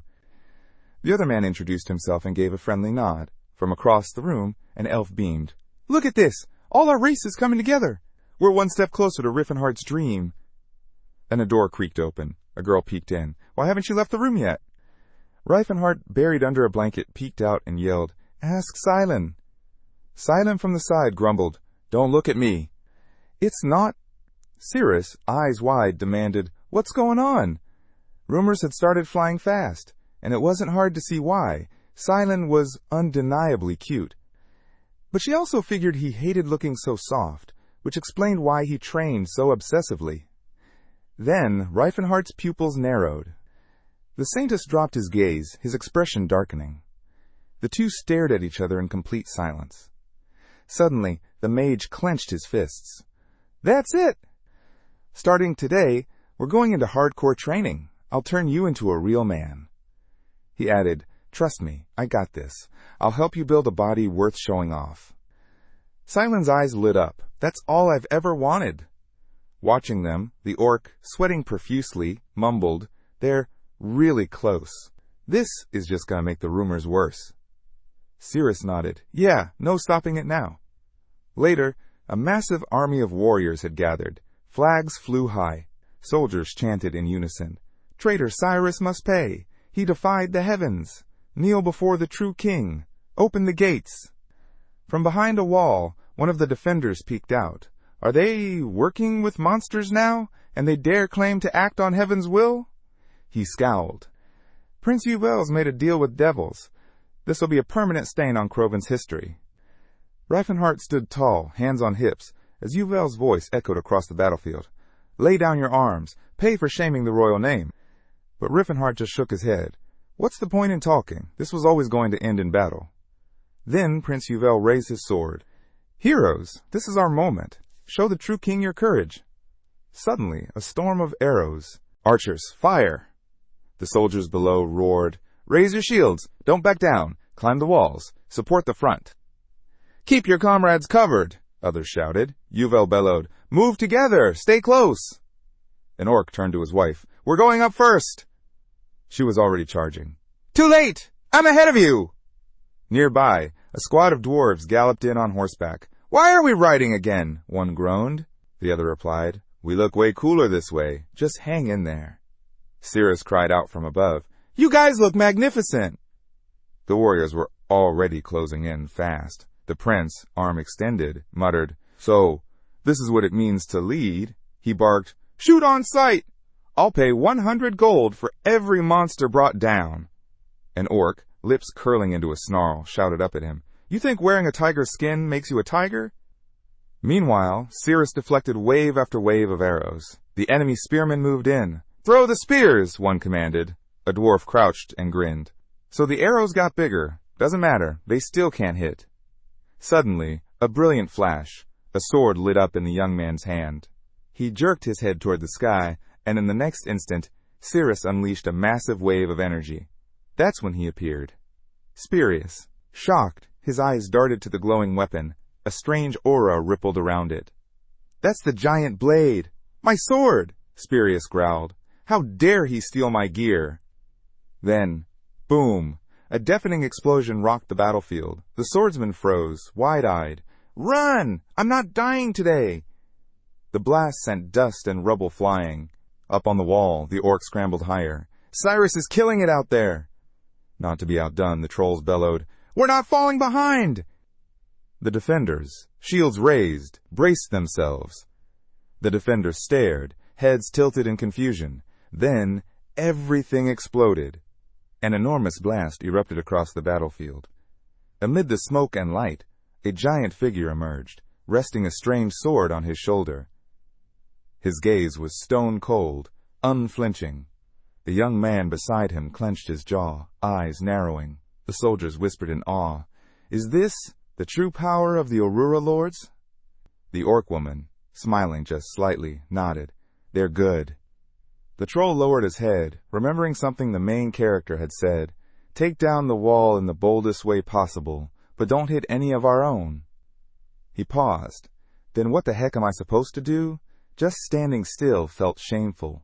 Suddenly, blades, dozens of them, magical projectiles tore through the sky. 3 massive swords materialized, followed by even more weapons. Then, all at once, the barrage flew toward the fortress wall. The blades embedded themselves into the barricade, magic pouring out of them like smoke. Voices rang out. "It's time. Declare yourselves." The aura, radiating from the swords, surged. And then, boom, multiple explosions shook the ground. Spirius grabbed Prince Uvel. "What the hell was that?" An orc, sweating nervously, asked, "Was that my wife's doing?" A pair of dwarves turned and whistled. "That wall-busting technique is amazing. We need her in future sieges." "She'd make quick work of any fortress," the other agreed. Cyrus grinned. "Another move to add to my list. Looks like it won't even take much practice." Cyrus, baring his teeth, muttered, "Did not see that coming. No way I'm letting this turn into a full-on siege." Spirius apologized. "I'll take care of some myself." But another man, brow furrowed, stepped forward. "There's no victory waiting here. We should return to the palace." Just then, a defender pointed toward the field. "Prince Uvel's army! They're retreating!" One of the young warriors placed a hand on the wall, confused. "Why? They were winning." "What's Uvel planning?" Voices echoed around him. "Uvel's a traitor. His life's already in the prince's hands." Another soldier, jaw dropped, shouted, "He knows! They could have crushed us if they really wanted to." A mounted soldier added, "He doesn't want innocent people to die. If Uvel actually cares about his people, he'll raise the white flag. He should surrender to our mercy." The prince gritted his teeth. "So, that's it. He's trying to paint me as the villain. What kind of dirty tactic is this?" Kara scowled. "Who came up with such a cunning scheme?" Rifenheart smiled coolly. "I'm not the type to keep fighting after that kind of ultimatum." The boy beside him cheered. "You're truly wise. We've already won." Fiennan turned, gaze calm. "We've made our point. They now know the gap in power. Time to head back to the Viscount's estate." He was confident. "They'll surrender. No one wants a bloodbath. Not overnight." That night, lights flickered from within the castle windows. Inside, a long banquet table stretched across the great hall, packed with people. Fernando, fingers intertwined, looked across the table. "Cyrus, do we still have a chance to turn this around?" Cyrus, brows low, gave his answer. Cyrus sat in silence, expression heavy. He didn't understand what these lesser beings were thinking. But he had to admit, they held power rivaling the Aura Lords themselves. Even Prince Uvel couldn't figure out where they'd come from. His assistant, mouth open, broke the silence. "They're too arrogant not to press on. If they've made it this far, they'll aim straight for the capital." "Let them," someone countered. "We still have the royal seal and the crown." Cyrus narrowed his eyes. "That's exactly why we can't lose the castle. The moment they take it, Uvel becomes king by law, and we're finished." Another man frowned. "Then what if we reach out to Chetan or Vasily? They might offer support." The younger one snapped. "You want to drag other nations into this? Croynes would be wiped off the map, even if we win." One of the nobles slammed his fist on the table. "At this rate, we'll lose everything!" A heavy silence filled the hall. Sweat trickled down faces. Eyes dropped to the floor. The prince bit his lip. "They're all just protecting their own interests." Nearby, a boy sneered. "Even my father and grandfather would have sided with them." The assistant, fingers clasped, muttered coldly, "We should have sent assassins to deal with that pathetic prince already." Cyrus snapped, "And we didn't even try!" The Duke turned to Spurius. "You possess an aura. Could you do it?" Spurius shook his head. "He may be a villain, but he's still a blood descendant of the royal line. I can't." Around the table, mouths opened in disbelief. One warrior smirked. "No way I'm stooping to that level." Another swordsman squinted. "Not to Prince Yuval. Never." Spurius, breaking the tension, with a dry smile, said, "But I can pay a visit to that suspicious mage, joyfully even." Elsewhere, rows of tents stretched across the fields. Prince Yuval's forces had moved out from Hendrik and set up camp just outside the capital, close to the Viscount's estate. With access to the forest and a nearby river, it was a perfect spot. That evening, the estate was alive with celebration. Glasses clinked, voices rising in a chorus of victory. To those standing with us and shaping the kingdom's future, thanks to them, we're winning. Cheers followed. Praise the true king. Standing quietly off to the side, Rifenheart smiled. This kind of atmosphere is important. It keeps things balanced with the neutral nobles. Yuval scoffed. "Why are they toasting these people? They didn't do anything." The response came swiftly. "Exactly, that's already reason enough." Rifenheart closed his eyes with a soft smile. If they're treated like winners, they won't grow jealous or hostile toward other races. He added aloud, "Only fools think praise should go to the ones swinging swords. The wise know better. If it weren't for the resources these families provided, how would our brave knights have made it this far?" Some of the nobles chuckled, raising their glasses. "You're making us blush, wizard." "You're a wise one indeed." Prince Yuval gave a small smile. "For a mage, you're surprisingly good at politics. I'd like to learn from you." He lifted his glass. "Young as he is, he's got a real knack for diplomacy." Rifenheart laughed lightly. "You're too kind." Beside him, Cylon stretched out his hands. Rifenheart introduced the man beside him. "This is Kalkin. He's well known in the kingdom of Krovan. And the troll next to him? Chieftain of the Blue Bear tribe." Palton nodded politely. "Glad to meet you." Then his eyes widened in surprise when the troll replied fluently. "You speak our language?" The orc chuckled, lifting a communication necklace. "Relhart gave me this. Helps a lot." "Fantastic," the troll replied. "Now we can actually talk." Halton blinked, amazed. "Your warriors are brave. Unlike most orcs I've met." His words made Stala wrap her arms around her husband with pride. "True orcs are like that. We honor strength and despise betrayal and weakness." Halton laughed. "You're all so polite. I feel kind of ashamed, standing here with such strong aura-wielding warriors." He squinted, repeating Halton's words. "Other orcs, huh?" He gave a small grin. "This guy's something else."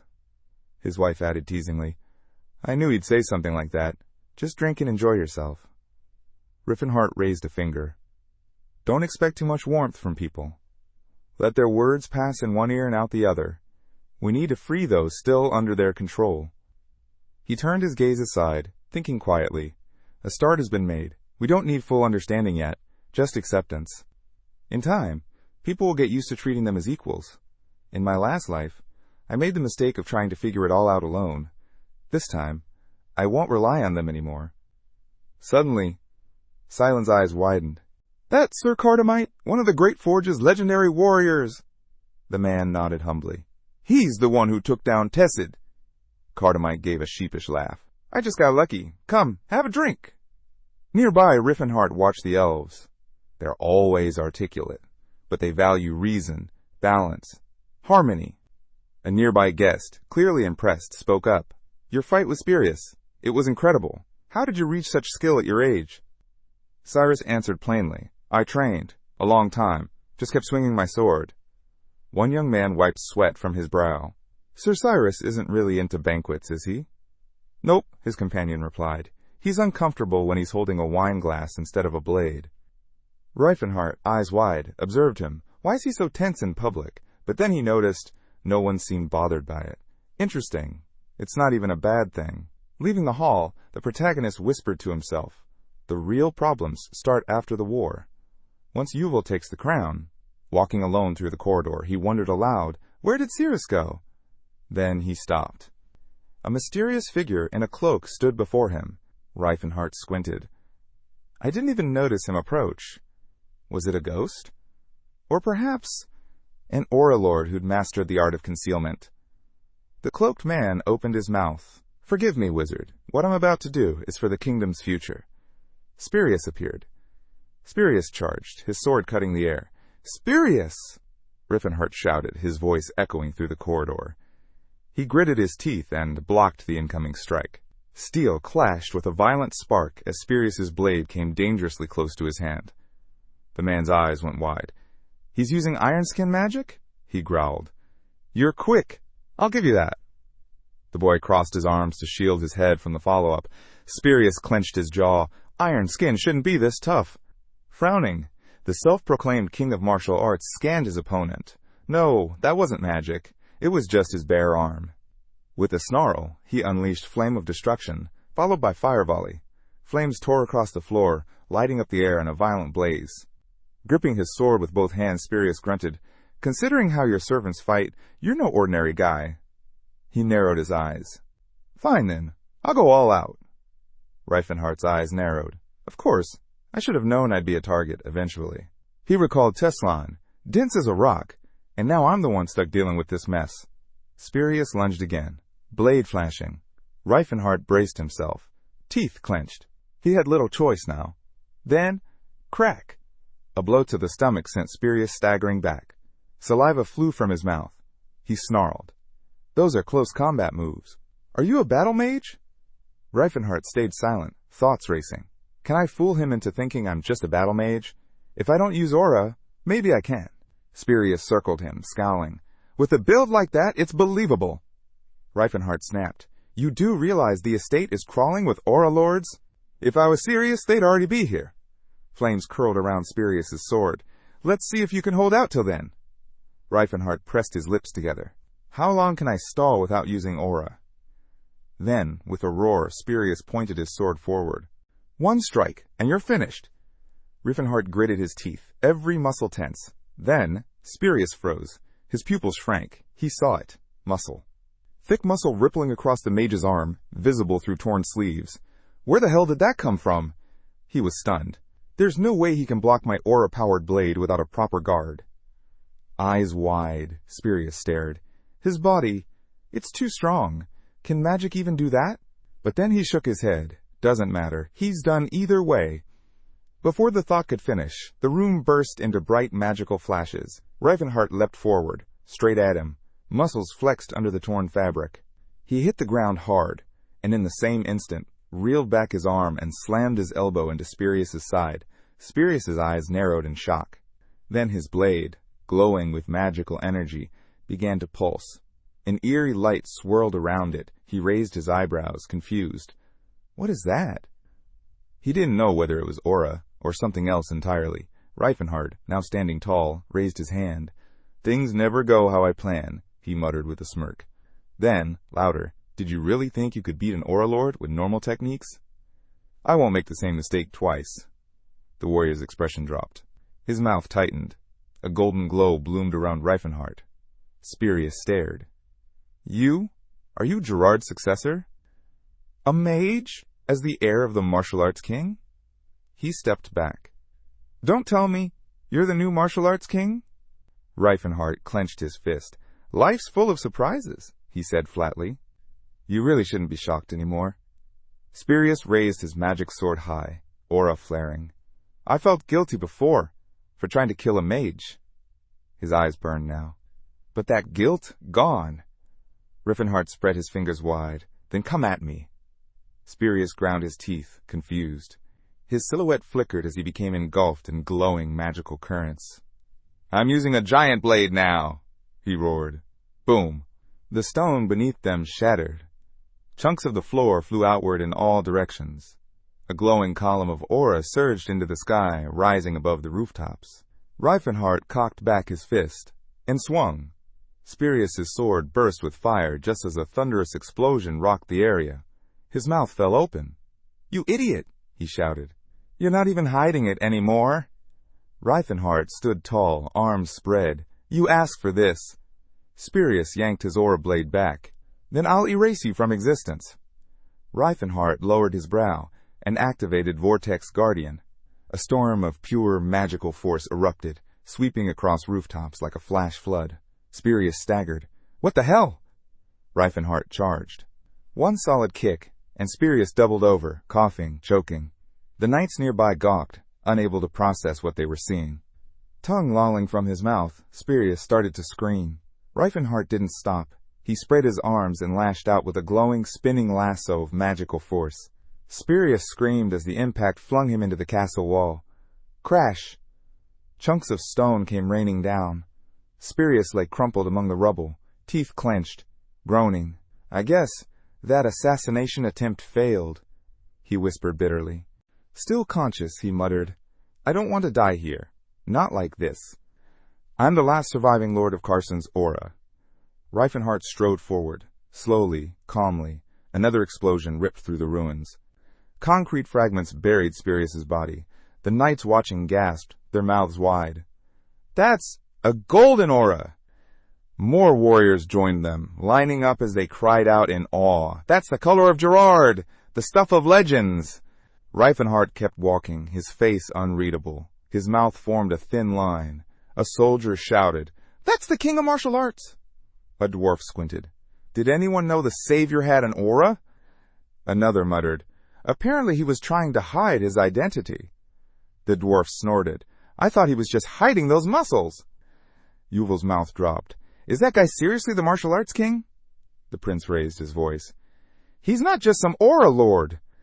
That's the disciple of the indestructible Raka. There's no room for weaklings in that lineage. Rifenheart shut his mouth tight. Yeah, that's true, he thought. The indestructible Raka would turn a weakling into minced meat. The knights all raised their hands high, chanting in praise. Rifenheart sighed inwardly. I knew they'd react like this. That's why I kept it a secret. But now, I don't know what happens next. News of Cyrus's defeat reached the capital at lightning speed. The castle loomed into view. A voice murmured, So Cyrus really was killed by the king of martial arts. But at least, another added, he didn't die a disgraceful death. An army of knights marched in the distance. Voices whispered, Teson got taken out by some shorty. Maybe he wasn't so great after all. Silen's eyes widened. Eyes commented that many had already witnessed the strength of other intelligent races, yet people still looked down on them. Rifenheart responded, saying it wasn't exactly contempt, it was more like outright denial, which, in itself, wasn't always malicious. From a distance, the kingdom's territory came into view. Croyne still hadn't finished rebuilding all the walls from the last battle. Because of that, Prince Yuval entered the city without much resistance. The castle loomed tall, and the Kara's army had holed themselves up inside. The massive gates, etched with lions wearing crowns, stood firm. Yuval arched an eyebrow, quietly admitting he never thought he'd lay eyes on those gates again. Then, frowning, he added that he couldn't understand why they hadn't surrendered. Not even after 3 days. This wasn't like Cyrus at all. Based on his personality, Yuval expected a different response. But the main character suspected it wasn't Cyrus who made the call. It had to be his trusted advisors, people who had followed orders when they were winning. But now? Things had changed. His grandfather spoke up, saying there was only one option left: attack. The protagonist closed his eyes briefly, then announced that he'd go meet them himself. Silent looked stunned. You're going straight in? But the protagonist just shrugged. What's the point of hiding? Everyone already knows who I am. Rifenheart stepped toward the doors as the crowd erupted, shouting that the king of martial arts was going to war. A guard stretched out his hand and barked at the troops not to fear. He's just a man, he yelled. Fire! Arrows rained down instantly, but the protagonist frowned. He hadn't felt a thing. Moments later, a massive stone from a catapult crashed into his head. He rubbed the spot, barely reacting. That kind of stung. Fire arrows soared toward the mages. The guard then shouted for water to be poured on the attackers. Suddenly, the protagonist opened his mouth and shouted, Ah, that's refreshing. A warrior standing on the wall stared, dumbfounded. What is this guy? Then the young man's voice boomed across the battlefield. If you value your life, step away from that gate. Behind him, a knight stood tall. This man can't be broken, he declared. I'll stand with him. Rifenheart stayed silent, thinking back. He was doing the same things he had done in his past life, so why were people reacting so differently now? 2 days earlier, a man had raised an eyebrow, asking if the mysterious sage was the martial king. When the answer came, it all made sense. Of course someone like that would attract such powerful allies. Another man in a suit widened his eyes. These orcs, were they chosen by him personally? A nearby dwarf nodded. He plans to raise them to the same level as humans. Another chimed in, saying they were nothing like the slaves they once knew, and honestly, they envied the dwarves for having a teacher like that. Looking away, the protagonist muttered that he didn't get it. Back when he was the Demon King, everyone had said those same slaves only joined him because they turned to darkness. They said magic was what gave them their strength. Cyrus commented that warriors and magicians were always treated differently. With a sly grin, the elf pointed out that anyone could pick up a sword and call themselves a warrior. But magic? That was a whole different world. It belonged to the few, the gifted. Regular folks couldn't even fake being a magician. The main character's expression darkened slightly. The girl went on, explaining that this was exactly why the Demon King was so terrifying. Because he was a magician. Magic was mysterious, untouchable. But a warrior? People could admire someone who fought with nothing but their fists. Lowering his hands, the protagonist asked if she meant that his invincible body felt more believable to people than magic ever could. Then he asked, "So in battle, does that mean I can do anything?"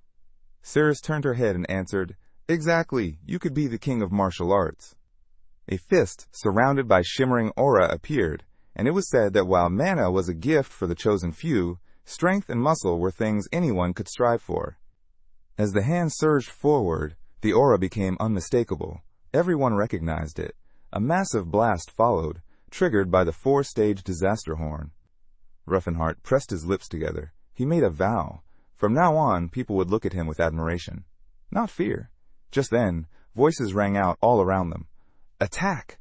Follow the king of martial arts! Crush the traitors!" A warrior raised his blade high and shouted, "If we die as knights, with honor! For Cyrus!" Blood splattered in every direction as soldiers cried out, swearing their loyalty and pledging to carry the king's will forward. The protagonist threw his arms wide and shouted, "The victor's already been decided! Stop this useless fight and you'll be spared." Inside, a grand chandelier hung from the ceiling. Cyrus stood silently, sword lowered. Yuval stepped into the room and announced, "It's over." With a smirk, the prince added, "It's been a long time, hasn't it?" Rifenheart didn't respond. He wasn't sure if this was really how he looked in his past life. "Where are the others?" the young man asked. Holding his sword out in front of him, Cyrus replied, "I evacuated my father and grandfather. I couldn't let our family line fall." Phinia, eyes closed, declared, "We've already been labeled traitors." Then he shouted, "There's no place for us in this kingdom." Turning slightly, Cyrus added, "We're going to Chitan. We won't be as powerful there, but at least the bloodline will survive, and that's enough." The count furrowed his brows. "They fled to Chitan," he murmured, "just like Lanthus from the Taikan kingdom." Yuval spoke up. "Then why didn't you go with them?" The boy gave a small smirk. "What do you think?" The young man frowned, realization dawning. "I get it. If you had run, this war would have kept dragging on. You decided you'd rather die than live as their puppet king." Mouth open, the protagonist found himself unsure. Did this prince really care more about his people than his own life? Realizing that the person in front of him was his enemy made the protagonist uneasy. But he took a breath and declared, "In that case, I'll end this war myself." Cyrus grinned. "So the rumors were wrong. You're more sensitive than I thought," he said, then asked calmly, "So, which one of you plans to kill me?" The boy raised his shield and turned toward his cousin. "You're a traitor," he said, "but you're still royalty. That means your life. It ends by my hand." The count peered out from behind the prince, confused. "What are you saying?" Yuval didn't hesitate. "I know I'm no match for Cyrus, but at the very least, I'll show I've got the courage to stand like a king." He turned his head. "Good thing I've got the Lord of the Aura behind me. Step in if things go south." Cyrus forced a smile. "Then bring it on, weakling." The moment he said it, Yuval launched himself forward. Steel clashed, his sword meeting Cyrus's magic blade. Sparks flew as the twin brothers began their fierce duel, the rightful heir against the traitor. both swinging with everything they had. Cyrus let out a yell. "I heard you skipped fencing to sneak off with your gnome lover. You've been hiding skills like this all along?" With a smirk, the prince replied, "It's not that. I just never had a reason to show them." He blocked his brother's strike with his shield. An old man nearby stood stunned, mouth open. Where did the younger prince get this strength? Even Cyrus looked annoyed, narrowing his eyes. "How the hell are you this strong?" he demanded. "And how long do you plan on hiding behind that shield?" A knight called out, and in that moment, Yuval countered with a heavy blow of his own. "I always thought you all looked down on me because of my title," he said mid-swing. "Turns out I'm not bad with a blade after all." Then he laughed. "Guess it helps. I grew up playing with Fenia. You needed strong legs to keep up with her." He grinned wider. "That's why I did deadlifts and squats every single day." From behind, Fenia shrieked in embarrassment, and the dwarf turned red as a beet. Even the hero blinked. Well, it wasn't wrong, he thought. The dwarf had always demanded serious physical training. Cyrus's expression twisted in fury. "You're telling me all this was for some dumb reason like that? You think confidence alone is enough to win?" Blow after blow, he hammered his sword into Yuval's shield. The prince's focus wavered. All his techniques, every move, were from Fenia. Dwarf styles, but humans had a higher center of gravity. The way he fought it didn't really suit him. He looked to his ally and whispered for help. Sensing danger, the warrior dashed forward. "The prince is in trouble." Cyrus shouted in rage. "Why are you interfering? This is a sacred duel. Where's your honor? Is this what a noble king of martial arts does?" But the young man slammed his elbow into Cyrus's sword. "In the indestructible rocking chair," he muttered. "We don't give a damn about honor." Cyrus gritted his teeth, still trying to break through. The young man's fist glowed as it filled with aura. Then, a blinding flash burst out. The entire palace was lit up. Soldiers shielded their eyes as light exploded across the hall. Inside the palace, the old man shielded his eyes from the blinding light. As it faded, he looked ahead. The warrior stood among shattered columns. Then, grabbing the prince by the hair, he lifted the traitor's head high. Rifenheart made it clear, the battle was over. I've taken his head. The rightful heir froze, staring at his ally in disbelief. But the shock quickly faded. His expression hardened as he turned toward the throne. Pulling out the royal seal, he gave a firm order. "Hang the traitor's head for all to see." He placed the crown upon his head. Behind him, Fenia's voice rang out, full of pride. "Long live the king!" The newly crowned monarch stood tall before his people. Around him, the crowd celebrated his coronation. One by one, those present knelt. And so, the kingdom of Crovan welcomed its new ruler, King Yuval II. Word of the Civil War's end spread like wildfire. The people were stunned. No one had expected Yuval to win. At the same time, a new name echoed across the lands. The king of martial arts, Rifenheart. The hero who defeated the Golden Knight Grime. The man who arrived in Crovan with an army made up of various intelligent races and led them to victory. Many couldn't believe it. The enslaved species they once looked down upon had fought like legends. Elsewhere, in the kingdom of Grime, Teslon slammed his fist against the table as the news reached him. Gritting his teeth, he cursed, "That damn demon king, he's already grown too powerful." His face twisted with rage. Not only had his enemy gained fame, but he had also killed Cyrus, one of the wisest and most dependable rulers Teslon had ever known. Scowling, he spat out his thoughts. "Coward! He's just picking off his enemies before they can touch him." Just then the door burst open. His subordinates stormed in, furious. "Have you heard?" "Rust isn't dead," one of them shouted. "He's famous now, for beating Sir Spurius." Another, a blond man, growled. "That backstabbing traitor's fighting beside Rifenheart now. If he had even a shred of honor, he would have returned and begged for forgiveness." Stefan sneered. "What did you expect? He's a bastard." Teslon's frown deepened. He remembered clearly he'd been the one who stabbed Rust, and now he was accusing him of betrayal? The truth was, Rust had every reason to walk away. And with Rifenheart rising, Teslon had no one else he could trust. He stood from the table. "How's the berserker armor?" he asked. One of his men nodded. "It's ready. All that's left is to test it in combat." Teslon's gaze darkened. "Then it's time." His subordinates grinned wickedly. "Shall we go?" With malice gleaming in his eyes, Teslon replied, "Exactly. Time to put an end to Rifenheart. Meanwhile, in the capital of Croyne, Duke Fernando wore a deep frown. This isn't wise, he said. Yes, he helped win the war, but giving him autonomous lands is a bit much. The young king, seated on the throne, disagreed. A noble title and a bit of fame? That's not enough. The duke shook his head. Even so, that's a generous reward. Yuville's brow furrowed. The man raised a question. What exactly was the noble proposing? Just hand over an estate? There wasn't much land left to give, and they couldn't just strip it from those who had already earned their rewards. The count cleared his throat awkwardly into his fist.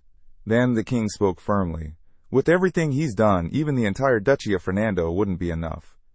The boy narrowed his eyes. He noticed how quickly the man went quiet the moment his own lands were mentioned. So, the king said, standing tall, any other objections? Silence. He continued. Sir Rifenheart will be granted the title of Count and awarded independent territory. From this day forward, his domain will be known as Antis. And just like that, a new county was born within the kingdom of Crow. The sun blazed over a castle nestled in what once belonged to Viscount Gelfane. Its light poured through the window, casting a warm glow over the large bed in the center of the room. Cyrus lay there, still. Then his eyes fluttered open. He sat up slowly, confused, staring ahead. The memories came rushing back, his fight against the king of martial arts. A maid approached. You're awake, she said, smiling gently. She introduced herself as Tilla, a member of Rifenheart's squad, and handed him a cup of tea. Cyrus stared at her in disbelief. Wait, I'm not dead? She placed the cup on the nightstand and nodded. You've been out for almost 2 days. Everyone was worried. Cyrus blinked, stunned. Rifenheart really spared me. He couldn't believe it. Yuville would have never allowed that, he muttered. Tilla shook her head. She explained that a decoy head had been hung in Croyne's central square. The body had been swapped, the hair dyed to match his. Still in disbelief, Cyrus looked down. So the second prince doesn't know I'm alive? He rubbed his chin, trying to piece it together. He remembered that burst of light. It must have been a distraction, a classic magician's trick. Tilla chuckled softly. There's a hidden passage under the sacred hall. That's where we made the switch. Then Rifenheart destroyed the decoy body to erase the evidence. Cyrus gaped. How did you even know about the passage? I saw it, she replied simply. My race understands architecture better than most humans. Cyrus frowned, troubled. Why would Rifenheart spare me? Is he planning to rebel against the new king? Tilla paused at the door, then looked back. No, he just felt sorry for you. Her smile was calm. You're too clever and too useful to waste. Before he could reply, she turned and left. Cyrus reached out to stop her, but slowly let his hand fall. What's really going on here? He muttered to himself. A map of the region appeared. To the west of the glowing mountains lay the old territory of Gelfane. But now, a new banner waved.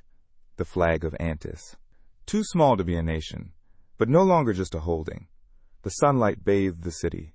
Hands in his pockets, Cyrus walked through the streets. Congratulations on becoming king, he said to his old friend. The protagonist smiled. Cyrus noted that even he was living in luxury now. But the boy reminded him quickly, I'm not a king. Rifenheart closed his eyes. And this place isn't a country, not yet. With a grin, Cyrus asked, so what's stopping us from expanding? I doubt anyone would complain if we took a few more baronies nearby. The boy shot him a sharp look. And risk losing our independence? Right now, autonomy matters more than size. He smirked. We can always take more land later. As they reached the doors, a servant stepped forward. Guests are waiting in the reception hall.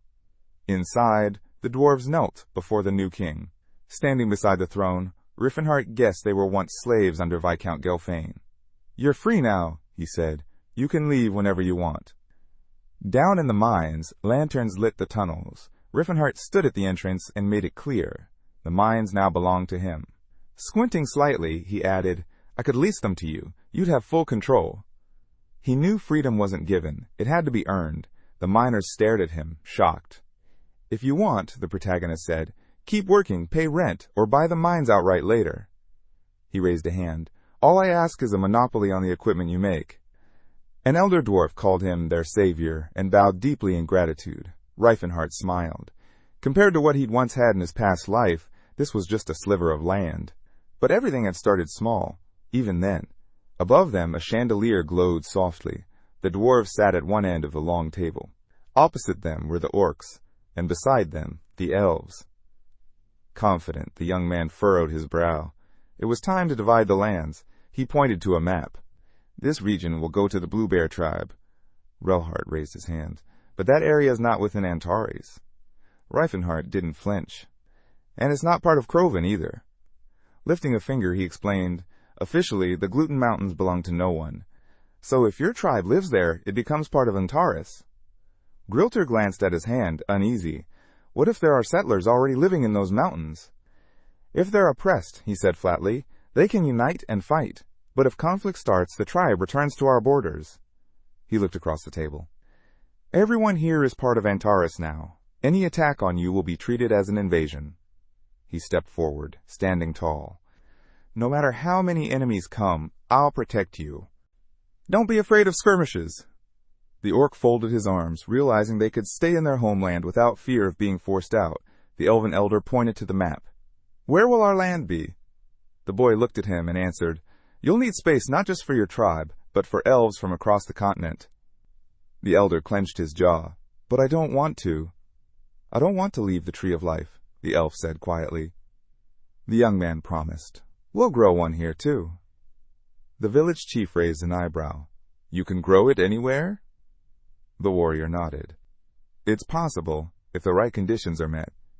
He envisioned a towering tree reaching high above the ground. But it would need pure essence to thrive, just like Neon. Fortunately, he knew where the other seeds were. If they wanted to strengthen the elves quickly, this was their only path. The martial artist smiled. Dwarves probably don't care much about land, right? You're used to living underground. Micheline shrugged. That's true for now. But if our numbers grow, it could become a problem. The map showed that Antares was far from the Great Forge. The priest spoke up. It'd be better if we had territory closer to the settled mountains. Relhart agreed. But getting there won't be easy. We'd have to pass through human lands. Rifenheart pointed at the map. That's why I chose this spot. There's a dungeon hidden in the glowing mountains. The priest leaned in. Is there a portal to the Daiman ruins? Grinning, Rifenheart nodded. Exactly, but we'll have to clear it out first. The dwarf cracked a wide smile. Leave that to us. An elf gestured toward the map. What's this empty region between the elven and orc territories? The boy looked at it and replied confidently, That space is for those we haven't met yet. Snow fell gently over the mountains. Wind whipped through the elf's hair as she stood alone at the peak of a snow-covered summit. Fog had settled over the kingdom of Helene. A troll moved slowly through the light forest below. The woman pressed her lips together. The troll scowled. Swords jutted from the frozen earth. A month had passed since the battle of the royal heirs in the kingdom of Croven. Leaves danced in the wind over the castle of County Antares. Cyrus clashed swords with Tathid on the training grounds. I'll strike your side this time! Cyrus shouted, swinging his blade. The orc lunged, aiming for his head. Cyrus spread his arms to regain balance, realizing it was still hard to react, even when he knew where the blow was coming. He needed to work on his footwork and fencing technique. His sword hovered in the air, hanging mid-swing. The night watching asked, You do know you're unarmed when you throw your spirit weapon, right? Maybe you should carry a second blade. The monster answered calmly, A weapon is a warrior's trusted friend. You don't throw away a friend. Cyrus blinked in surprise. He recalled Zulkar always fought with two swords. The orc slung his blade behind his back.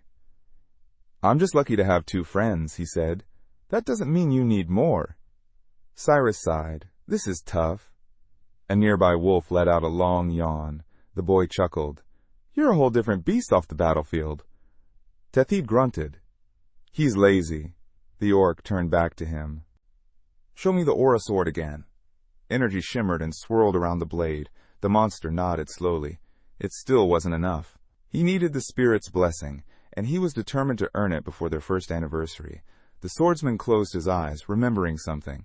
I'm only 9, he whispered. The monster grinned. In human years, we're the same. Tathid drew his weapon and announced, Enough rest, let's fight.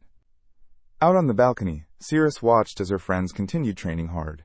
Even Selene was working on his abs. Tilla strolled by with her companions, while Cyrus scratched at his beard. "I still can't get used to this face," he muttered. Tilla smiled. "You'll have to. If anyone finds out who you really are, it'll cause serious trouble." Cyrus looked ahead. "Don't you get tired of watching me all the time?" "I'm one of the few who's not completely swamped with work," she replied casually. Meanwhile, the protagonist was still sprawled in bed. A dwarf stormed in, clearly annoyed. "You're still sleeping? The sun's already at its peak." Cyrus ran up to him and teased, "Sleep too much, and you'll gain weight." Rifenheart cracked one eye open. "That doesn't sound so bad." "Up. Now," she ordered. He groaned and gave her a look, one that said she's scolding me, just like in my past life. She pointed toward the table. "At least eat something." "Thanks," he said, brightening up as he sat down. A spread of dishes covered the table. He looked over the food and asked, "Why'd you cook all this yourself? You could have just asked a servant." "They've got their hands full," she answered simply. As he started eating, he decided it was time to get back to work. Things had finally settled down here. The knight sitting nearby asked, "Work? What kind?" Rifenheart looked at her. "I need to find 3 fragments of the world tree. Without them, I can't plant the new elven forest. The closest one is the staff of the blue sky, Geruntin." Cyrus, sipping from a bottle of wine, raised an eyebrow. "Is that something like Neon?" He took a bite of bread. "Yeah, it's a relic filled with world tree essence." "I really like Neon," she said softly. Rifenheart smiled. "I'll make something like it again." "You think that's possible?" she asked. He folded his arms. "For a mage at the 10th circle?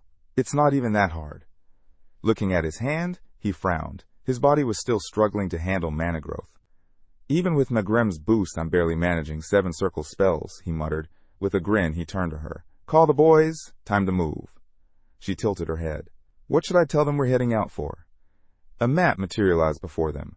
North of the Settled Mountains lay the Motto Highlands, home of the Kelp Dungeon. That's where Geruntin was hidden. Arrows traced a route across the map. "If we go through the Diamond Man portal," Rifenheart explained, "we can reach it in a week." 3 days later. The sun dipped behind the mountains near the city of Zared. Teslon stood still, a deep frown on his face. "What does this mean?" Felena looked worried. "The merchant said the enemy left 3 days ago. He mentioned he'd be gone for about a month." Teslon clenched his jaw. "So we missed him, by just a couple days." "What do we do now?" Felena asked. At a nearby table, Stefan slammed down his beer and cursed. "Damn it, we lost him." Just then, the tavern owner walked over and said, "Mind keeping it down?" At the tavern, someone mentioned Rifenheart's name, the king of martial arts. Yusuf, sitting at the table, looked around and scoffed. "He's not even here. What's there to be afraid of?" The old man across from him smiled. "Still, he's a recognized hero. He ended the civil war in Croven. And don't forget, his subordinates played a huge role in restoring peace, true to the knight's code." He glanced away, troubled. That's exactly the problem. All the rumors about him, they're good, nothing negative. Just then, someone approached them from behind. "Want to know where Rifenheart is right now?" a voice asked. They turned. The woman placed a hand on her belt. "Name's Christine," she said, "and I'm guessing none of you have warm feelings toward him." The group stared, stunned, not just at her presence, but her height. "I can tell you where he's headed," she offered. The mage narrowed his eyes. "What do you want in return?" She smirked. "Take me with you. I want to kill him too." The wizard stood up. "Sounds like we're after the same thing. I don't see why not." 8 days after leaving Antares, snow fell steadily over the Settled Mountains. Rifenheart's squad clashed with a massive monster. Purple flames spewed from its mouth. The team dodged as fireballs exploded around them. Watching from a distance, Silem observed, "They're doing just fine without us." Cyrus picked up a glowing lamp. "What a beautiful artifact," she said, admiring it. "Put it in the bottomless bag," Rifenheart instructed. The giant lizard opened its jaws again. The fighter warned, "It's transforming. Phase 2 incoming." Chains surrounding the beast began to snap. A voice echoed, "Security level, insufficient." Cyrus grinned. "He's right." The boy frowned. His friend had once told him he learned this all from a dungeon master. The knowledge was way too accurate. He pressed his fingers together, focusing. "I'll block the mana flow," he muttered. Power surged around him, going against the current. "I'm disrupting its pulse." He used rupture. A wave of force slammed into the monster. Without its healing ability, it couldn't recover. The team charged. Blow after blow struck the beast. Its eyes burned with desperation. I can't die like this, it screamed. Then, an explosion rocked the battlefield. The martial artist stepped forward, voice cold. You'll die here. Looking down at the lifeless monster, the protagonist asked quietly, why do creatures like this play victim when they spend their lives tormenting the weak? In another dimension, Cyrus held up a staff. Is this it? Rifenheart nodded. That's our new world tree. She smiled. Then I guess it's time to head back? He pulled out a map. Almost. We have one more place to check. The elf tilted her head. Where? My teacher gave me this before he disappeared. In the memory, Gerard handed him a scroll. I've hidden something for you near the Settled Mountains. The boy unfolded the map, and his mouth dropped open. To their surprise, a thick forest blanketed the highlands not far from the village of Santera. Nestled nearby was Mount Par. Just beyond the woods stood a set of ancient ruins. Raising an eyebrow, the woman asked, What is this place? Looks more like a giant training ground than a hiding spot. The squad stepped into the ruins. Cyrus looked around skeptically. This doesn't look like a place to stash a gift. The air was thick with something strange, an aura that didn't feel natural. Doesn't matter, the warrior said. Let's just find the gift and get out of here. Ahead stood a large, well-preserved building. The boy's brow tensed. Cyrus looked away uneasily. Simon pursed his lips, scanning the walls. The fighter raised an eyebrow. Why so tense? It's just a farewell present from my teacher. Then, snap! The ground gave way beneath them. They dropped like stones. Trap! Someone shouted. But it was too late. The team screamed as they fell. A soft glow flared in the air. Tateed had summoned his spirit weapon. He planted his feet on the floating sword, slowing his descent. Rifenheart brought his fingers together. Don't use magic. It'll mess up the flow. The saintess shouted, Why are you casting magic at all? A swirl of multicolored energies surrounded the group. The healer flinched, realizing something was wrong. Our mana, divine energy, even our auras, they're clashing. Stop pretending to be a mage, the saintess growled. I'm not pretending, Rifenheart snapped. I am one. The team managed to land smoothly by bracing against the monster's sword embedded in the wall. Above them, the hole they'd fallen through had vanished. Some kind of space distortion, Rifenheart muttered, scanning the ceiling. Over here, the girl called, pointing to a wall. The boys gathered around. Strange hieroglyphs were carved into the stone. Congratulations on graduating, Gerard's message read. I hope you enjoy your gift. The boy blinked. Gift? It's just an empty room. They stepped into a long corridor. More writing lined the walls. Keep going, the next inscription urged. The boy sighed. What is all this? They emerged into a massive arena. Cyrus raised an eyebrow. What is this place? Then, boom! A heavy impact slammed into the ground, kicking up a cloud of dust. The boy turned his head just in time. More shadows emerged. Dozens of glowing eyes opened in the darkness. Silent froze. Woo! What are those? The woman narrowed her eyes. Those spirits, they look familiar. Is this the gift? The warrior asked, jaw tight. The shadows stepped forward. The spirits of senior graduates from the indestructible gym revealed themselves. Battle-worn, glowing with power, the fighter gritted his teeth. Who gives this as a gift? The ghost charged, fists raised. The knight tightened his grip. Blue energy pulsed around him. Flames swirled around one spirit as it launched a blazing punch. Cyrus leapt back just in time as the energy slammed into the ground, scorching the arena. The elf fired a volley of magic arrows. They hit, then passed straight through. No effect, she gasped. The boy stared at the endless wave of spirits. How many students did the indestructible gym have? The martial artist answered grimly. Teacher said it was a 3-digit number. Cyrus's eyes widened. You mean hundreds? Ghostly figures circled around her.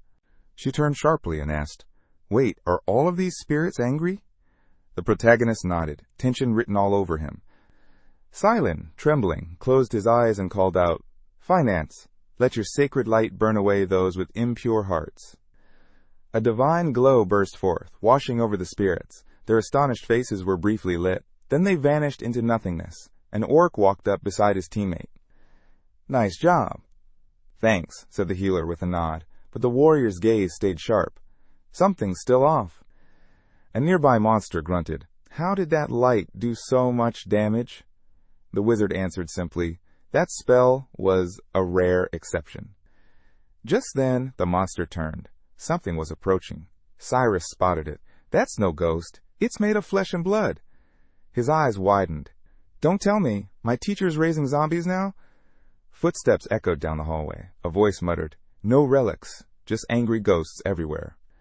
Suddenly, figures in red cloaks stepped into the arena. The boys froze. Jesus smirked. I knew I'd run into you here. Stephen stepped forward with a glare. So we finally meet. Christine flushed slightly. I came here to save Silan. Silan ducked behind a comrade. Why are you with that group? The martial artist turned, shocked. Why is he here?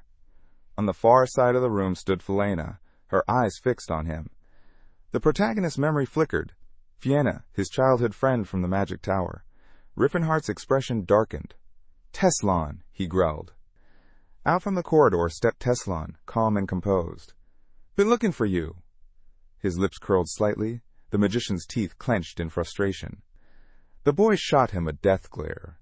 The wizard's eyes sparkled with intent. The young man glared from beneath his brows. The sage tensed. The warrior stood firm. Across from each other they had one shared thought.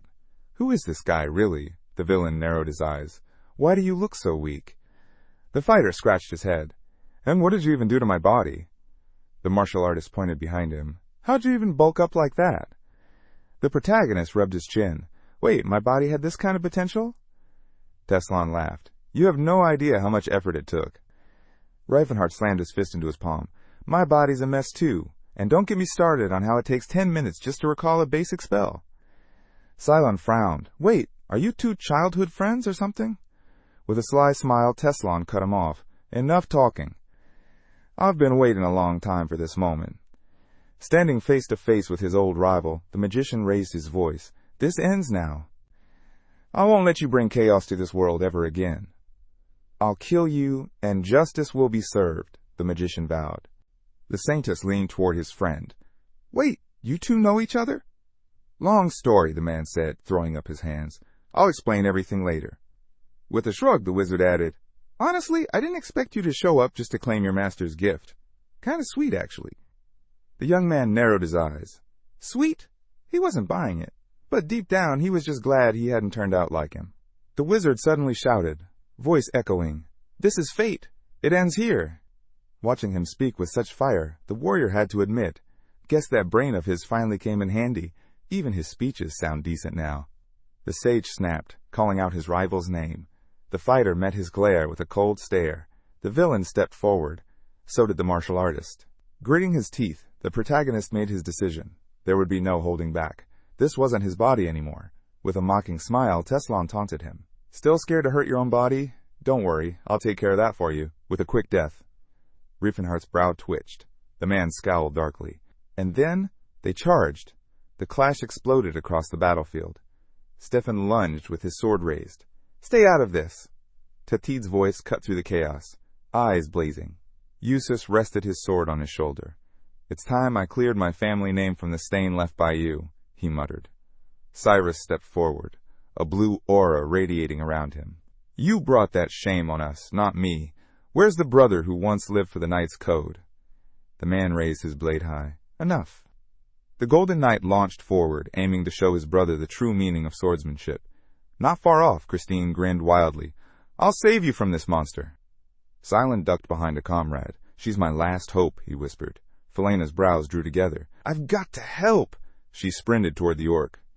Orcs are weak to magic, she recalled. She unleashed a torrent of fire, shaping it into a burning spear. Strike them down, she commanded. The saintess pressed his fingers together. Finance, lend me your blade of light. Push back this darkness. A glowing barrier flared up behind Tatid, blocking the fire in an instant. The sorceress gasped. What power is that? The healer's eyes went wide. He might beat me, even with our power gap. Raising his voice, he called to his god for judgment. The boy threw a punch, unleashing a barrage of high-speed spirit bullets. The magician slipped past them with ease. Too basic, he scoffed. The young man followed up with a swift kick. I thought the indestructible gym trained its followers not to dodge. I'm too fragile for that. the sage replied coolly. The warrior went for another strike. Then why dodge at all? The villain raised his hands. Magic circles swirled to life. His final move, a blinding radiance. The fighter formed a fiery shield. I can take 4 of those blasts, and I'm not even old yet. Teslon shouted, frustrated. Your vortex guard is too slow. Off to the side, the wizard stood there, completely confused. What are they even talking about? Summoning his own barrier, the martial artist prepared for the next round. The artist shouted across the battlefield, "You don't need that much aura to cast a spell. I'm ending this, right here, right now." Clenching his teeth, the man was stunned. He hadn't expected the spell to be that powerful. So the Demon King still has enough brainpower left to conjure something like this. Waves of glowing blue energy slammed into the ground. The protagonist staggered, his jaw tight. My body, it can handle this? The magician slashed through the air with his sword. Rifenheart watched, realizing he actually trained this body. The boy squinted, suddenly aware that while his body was nearly indestructible, his mind hadn't quite caught up. As he threw a punch, another thought hit him. If this drags on, my own stupidity is going to be the death of me. I've got to finish this, fast. The wizard clenched his teeth, rage flickering in his eyes. Then, unexpectedly, a grin spread across his face. The warrior's eyes shot open in alarm. With calm precision, the sage raised his sword. You really fell for something that simple? The blade's tip closed in. Then came a deafening blast. Blood sprayed across the battlefield. It splattered on the ground like red rain. A deep slash marked the martial artist's chest. His eyes lit with pain and shock. The villain lowered his blade. I embedded Vortex Guard into the strike, just to test its cutting potential. The protagonist grimaced. This body wasn't made to handle aura. Teslon's lips curled. Of course not. You never did master the indestructible gem skills, but you figured out how to cast spells using your brain.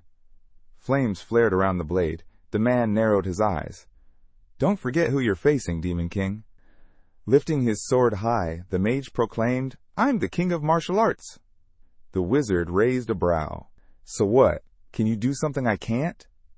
Rifenheart looked away for a moment, remembering. He once shared the title of strongest with Holy Sword Cyrus. As knights clashed above, the sage burned with anger. How could one of the continent's greatest warriors befriend someone like him? And now here he was, cut down and cast aside. Facing his old rival, the villain murmured, You were my only friend back then, but now I've got plenty. The boy chimed in. He was always awkward around people, painfully shy. The young man cracked a small smile. We weren't just old friends. Not the kind to stand around talking like strangers. Teslon narrowed his eyes. Even Felena started looking at you sideways, like she's wondering if we've known each other since childhood. He smirked. Not exactly a lie. We are from the same future. With a cruel grin, the man added, But don't get it twisted. We were never the kind of friends who'd laugh together. Suddenly, the mage threw his arms wide and shouted, I've trained endlessly to destroy you, Demon King. Flames roared around the warrior. You think that's enough? Magic won't help you here. Without hesitation, the wizard flung away his sword. You're right, magic alone won't cut it. The sage raised his arms calmly. In a real martial duel, it's not always the one with the most aura who wins. The ground beneath them cracked and split. A massive explosion rocked the battlefield. Eustace raised his sword high and shouted, Eldrin, awaken! Cyrus dodged the strike, eyes narrowing. I've seen this move already today. Holding his weapon in front of him, he growled, There's no honor in that technique at all. The boy stepped forward. And stabbing your own brother in the gut? That's honorable? The knight surged ahead. Then I'll say it now. You're no brother of mine. Meanwhile, Sir leapt onto a ghostly mount. Saran, lend me your strength, he cried. Christine raised her sword in front of her, confused. What even is this trickery? With a wide-open mouth, the paladin snapped. You bloodthirsty slave! Don't tell me, you like Zillin too? The elf blinked. Wait, what are we talking about now? The woman blushed. Ugh, he's such a heartbreaker.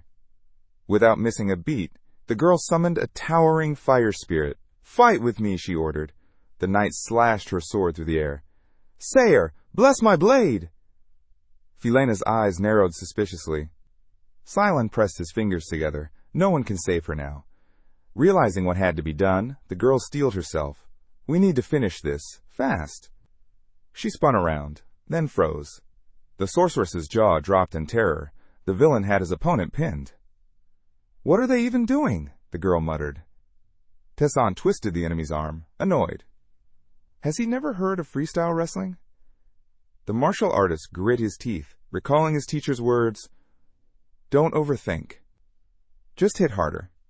The protagonist rolled onto his stomach. How do I even attack like this? Flames burst up around him. Rifenheart realized, just shove him off. His opponent grinned. You really think I didn't see that coming? He was suddenly engulfed in fire. Waves of energy surged across the battlefield. The boy stared in shock. That was an aura clash? Mouth agape, he shouted. I've never heard of anything like this. The mage grinned. That's what happens when you train non-stop. It's not written in any book. Twisting the enemy's leg, the wizard scoffed.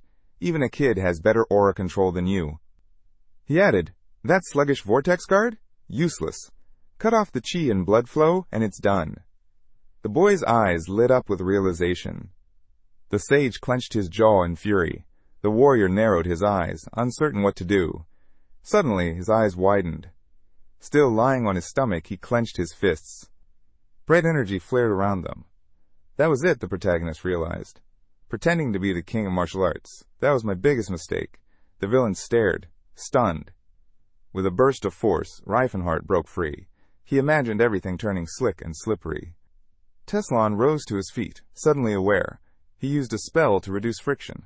But that's not meant for people. The guy's gaze darkened. Then again, this body was never considered fully human. In a flash, the man appeared behind him.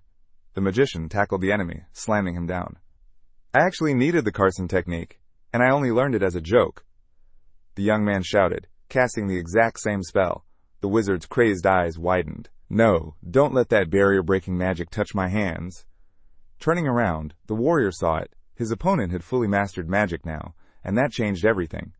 Did you forget what your teacher said? The man snapped. Lying flat just to survive, that's a disgrace. The sage gave a crooked smile. I'm not a student of the indestructible gym. Not in this era. A little shame is worth it if it brings peace to the continent. The fighter narrowed his eyes. Kinda hard to believe those words when you're holding someone's hand between your legs. The scoundrel yelled, You don't get it! You clearly know nothing about martial arts. Felena covered her eyes. What are they even doing? This is obscene. Christine turned her head away. It's honestly hard to watch. Sir gave a slow nod. Yeah, very hard to unsee. Teslon was sweating now, on the verge of losing it. I'm going to lose my mind.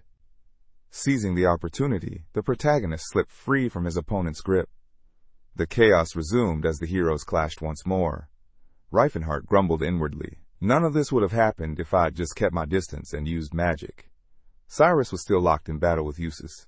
The boy scanned the field. No one's gonna cover me. I'm on my own. He clenched his teeth and glanced back. Blazing flames wrapped around Stefan as he delivered a crushing blow with his sword. Tetheed raised his weapon and cautiously stepped back. The knight grinned coldly. The nobleman gripped his sword tight. I didn't expect much from your kind anyway. Straightening up, he looked the orc in the eye. You really think you can beat me? Drop your weapon. The orc bared his teeth. The warriors of the Blue Bear tribe never surrender. The swordsman sneered. A valiant knight? Don't flatter yourself. Leaping into the air, Stefan shouted, If you insist on dying so stupidly, I'll oblige. You're nothing more than a beast. The orc hurled his blade forward.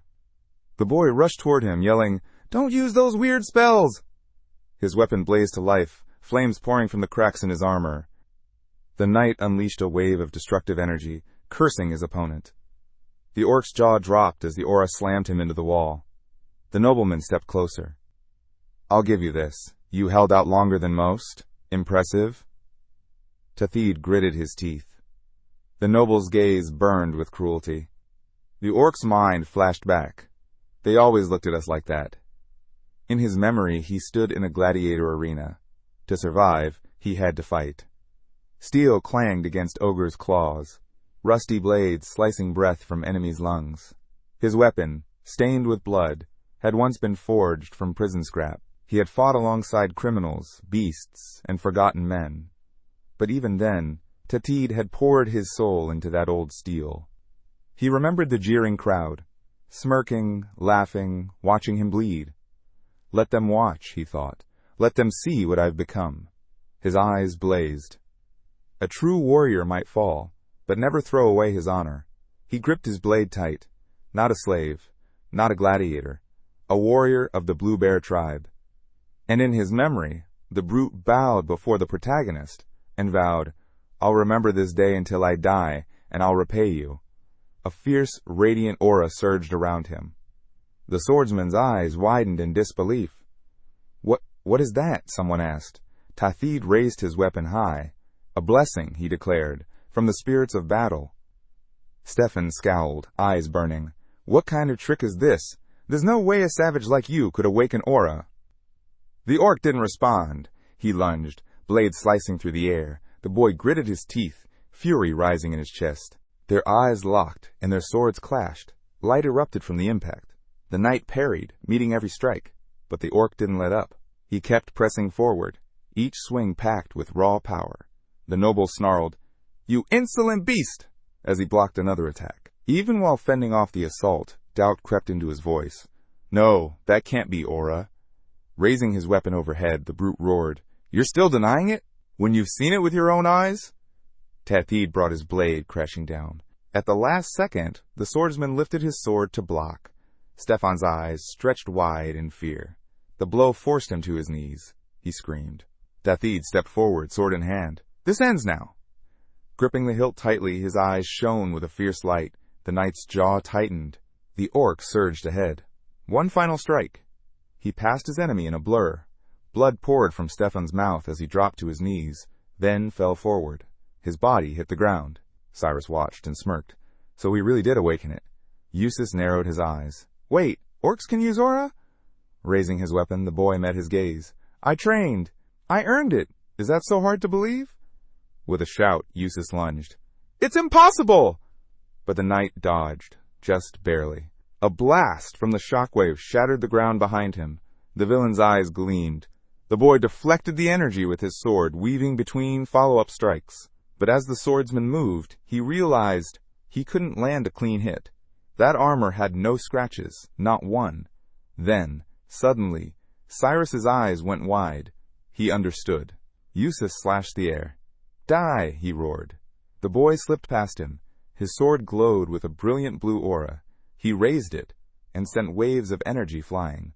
They pierced right through the armor's weak points, but the armored man only smiled.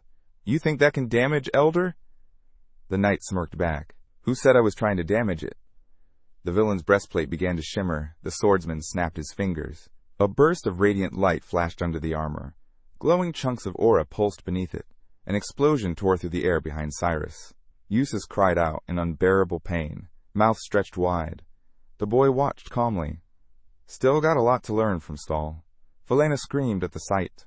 Eustace, the mighty golden knight, lay in defeat. Teson stood silently over his fallen foe. Elsewhere, Cyrus and the paladin kept fighting. Felena turned, her attention snapping to Teslon. He saw the loss of his comrades. His jaw clenched, teeth grinding. Cyrus moved behind the next opponent. Teslon jumped back instantly. "Teson." The young man helped the gentleman to his feet. "You all right?" he asked. "Yeah," the man nodded. "Cylon will patch me up in no time." Teslon narrowed his eyes, glaring at them. "If I'd had more time, I could have taken down the Demon King." He scoffed to himself. I underestimated his allies, that's all. He hadn't even considered how different things might be this time. Rifenheart let his aura burst out. "You're not interfering again," he warned coldly. The enemy calmly slid his sword back into its sheath. "I'm pulling back for now," he said. "But next time, we won't lose." The protagonist frowned. "You think I'm letting you walk away just like that?" Teslon smirked. Suddenly, he threw his head back and screamed, cursing the indestructible rocking chair. Mana surged and gathered above them, thick in the air. From the void, the spirits of slain students began to rise again. The crowd of ghosts rushed straight toward the protagonist.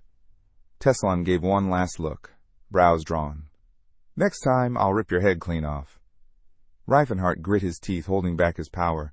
"Why are they coming for me?" he wondered. Is it because I follow the rocking chair? Or is it the divine energy from Cylon? Felena walked beside him, voice low. Sorry, I couldn't do more. The guy glanced her way, his eyes narrowed. She used to be close to the Demon King, and now she's fighting by my side. Cyrus, he defected. And there's no bringing him back. He stopped suddenly. Wait, everyone, hold up! He pointed at a slab of stone ahead. That's the stone tied to the secret of surpassing the 5-step disaster horn. Clutching Eustace, Teslon spoke coldly. I figured the Demon King had learned its secret after coming this way. That's why I kept my guard up. But clearly he's still only at the 4-step horn. He drew his sword again. That means we're even now. Non-warrior versus non-warrior. With one swing, he shattered the stone slab. Walking past the rubble, he muttered, We may have lost the battle, but you've lost what you came for. Chunks of the broken stone littered the floor. The scene shifted, back to the arena. The spirits, unaffected by attacks, swarmed to kill. Cylon focused his holy energy at his forehead. A brilliant light engulfed the spirits. They froze, stunned by the radiance. Cylon dropped to the ground. I've never used that much divine power all at once. Looking to his friend, he asked, Why are they so angry? They were beaten to death for not being good enough, the boy answered quietly. The greater the injustice, the stronger the spirit becomes. He looked around. In theory, I can distort space too, but doing that over a single offense? Nearly impossible. Turning to his allies, the protagonist said, We need to catch up, they're getting away. Cyrus hesitated. Wait, who exactly is Teslon? The boy frowned. Someone from my hometown. You could say we were childhood friends, but we've always been enemies. Our views couldn't be more different, especially about other intelligent races. He thinks giving them freedom will doom humanity. After Russ, the group bolted down the corridor. Tethid pointed ahead. Tracks split here, he said. They went into that room, then turned back. The group paused to examine the trail. The protagonist stepped closer to the shattered remains of the slab. He stared at it for a moment. Figures. Teslon's temper always got the better of him, he muttered. He probably smashed it out of frustration. Cyrus joined him. So, does this mean we leave with nothing? Rifenheart smirked. Not quite. We just found ourselves another Aura Lord. Tethid gave a quiet smile. The battle spirits have blessed me. The protagonist glanced at the orc's back. I didn't expect him to awaken his aura this soon. In my past life, it took him another 10 years. He only unlocked it after a brutal fight with Cameron from the Helen Kingdom. Out on the training ground, Cylon joined them. Or a lute, a staff, and an Aura Lord. The scene shifted. Sunlight filtered through the thick trees high in the mountains. Someone darted through the forest at full speed. Young trollings gasped for breath behind him. Utrang, we can't run anymore, they cried. The eldest of them, Utrang, kept moving. We don't have a choice. Humans are closing in. He looked back at the group. Young trolls don't regenerate like adults. Too much blood loss or exhaustion, and they'll die. If the humans catch us, they'll turn the children into potion ingredients without a second thought. Up ahead, Lantis, leading the human group, called out, Anyone see where the orcs ran off to? He was already calculating. Troll blood, essential for healing potions. Spruce prices are up too. A greedy smile stretched across his face. Grab them! That's money on legs! Utrang pulled the children into a tight embrace. He clenched his jaw. This is all my fault. I should have listened to Mater. We shouldn't have gone near that waterfall. He stood. Hide here, he whispered to the little ones. Stepping into the clearing, he muttered to himself. Even prey will bear its fangs when its young are threatened. He raised his arms, concentrating mana. Thin smoke began to drift through the forest. Lantis growled, Don't panic! Typical troll trickery! But fear crept into his voice. A towering figure appeared before him. Utrang. Frozen in shock, the man swung his sword wildly, managing to land a cut. Arrows followed, whistling through the air. They buried deep into the troll's flesh.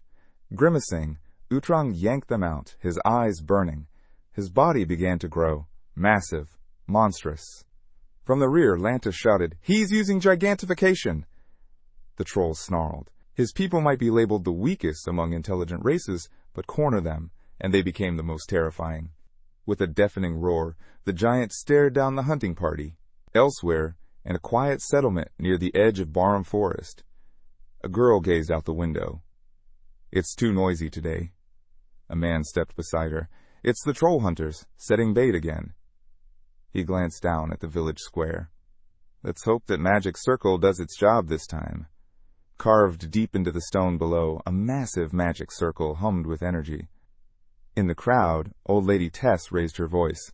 "You fools! Angering trolls is suicide!" The girl approached her. "But trolls are just monsters." Tess shook her head. "They're forest guardians, protectors of the trees." Nearby, Russ closed his eyes and gave a quiet order. "Someone, calm the old woman down." As the woman was led away, another man approached Russ. "Is everything ready?" Without looking, Russ nodded. "Triple-layered barrier, just in case." His comrade blinked. "Triple? Isn't that a bit much for a village trap?" Eyes on the glowing magic circle, the man replied. "No one knows where the trolls might come from. If they show up inside the village, we're finished before we can lead them into the trap." Russ stood silently. "Let's hope Captain Lantis can handle this." "Those circles cost a fortune." Just then, he tilted his head up. A faint smile tugged at his lips. From deep in the forest, birds suddenly burst into flight. The mercenaries snapped to attention, weapons drawn. Mana surged through the trees in streaks of bright light. The troll tore through the forest, slaughtering everything in his path. Russ quickly focused his mana. A fireball launched and struck the troll directly. Flames scorched Utrang's body, but the burns healed almost instantly. More fireballs slammed into him. Warriors looked at each other, shouting orders. Russ lifted both hands and began casting. Chains burst out from the magic circle, wrapping tightly around the troll's massive form. The mercenaries aimed the arc ballista. The heavy projectile slammed into Utrang's stomach. Russ grinned, uncorking a vial of potion. The thick liquid streamed into the troll's wound.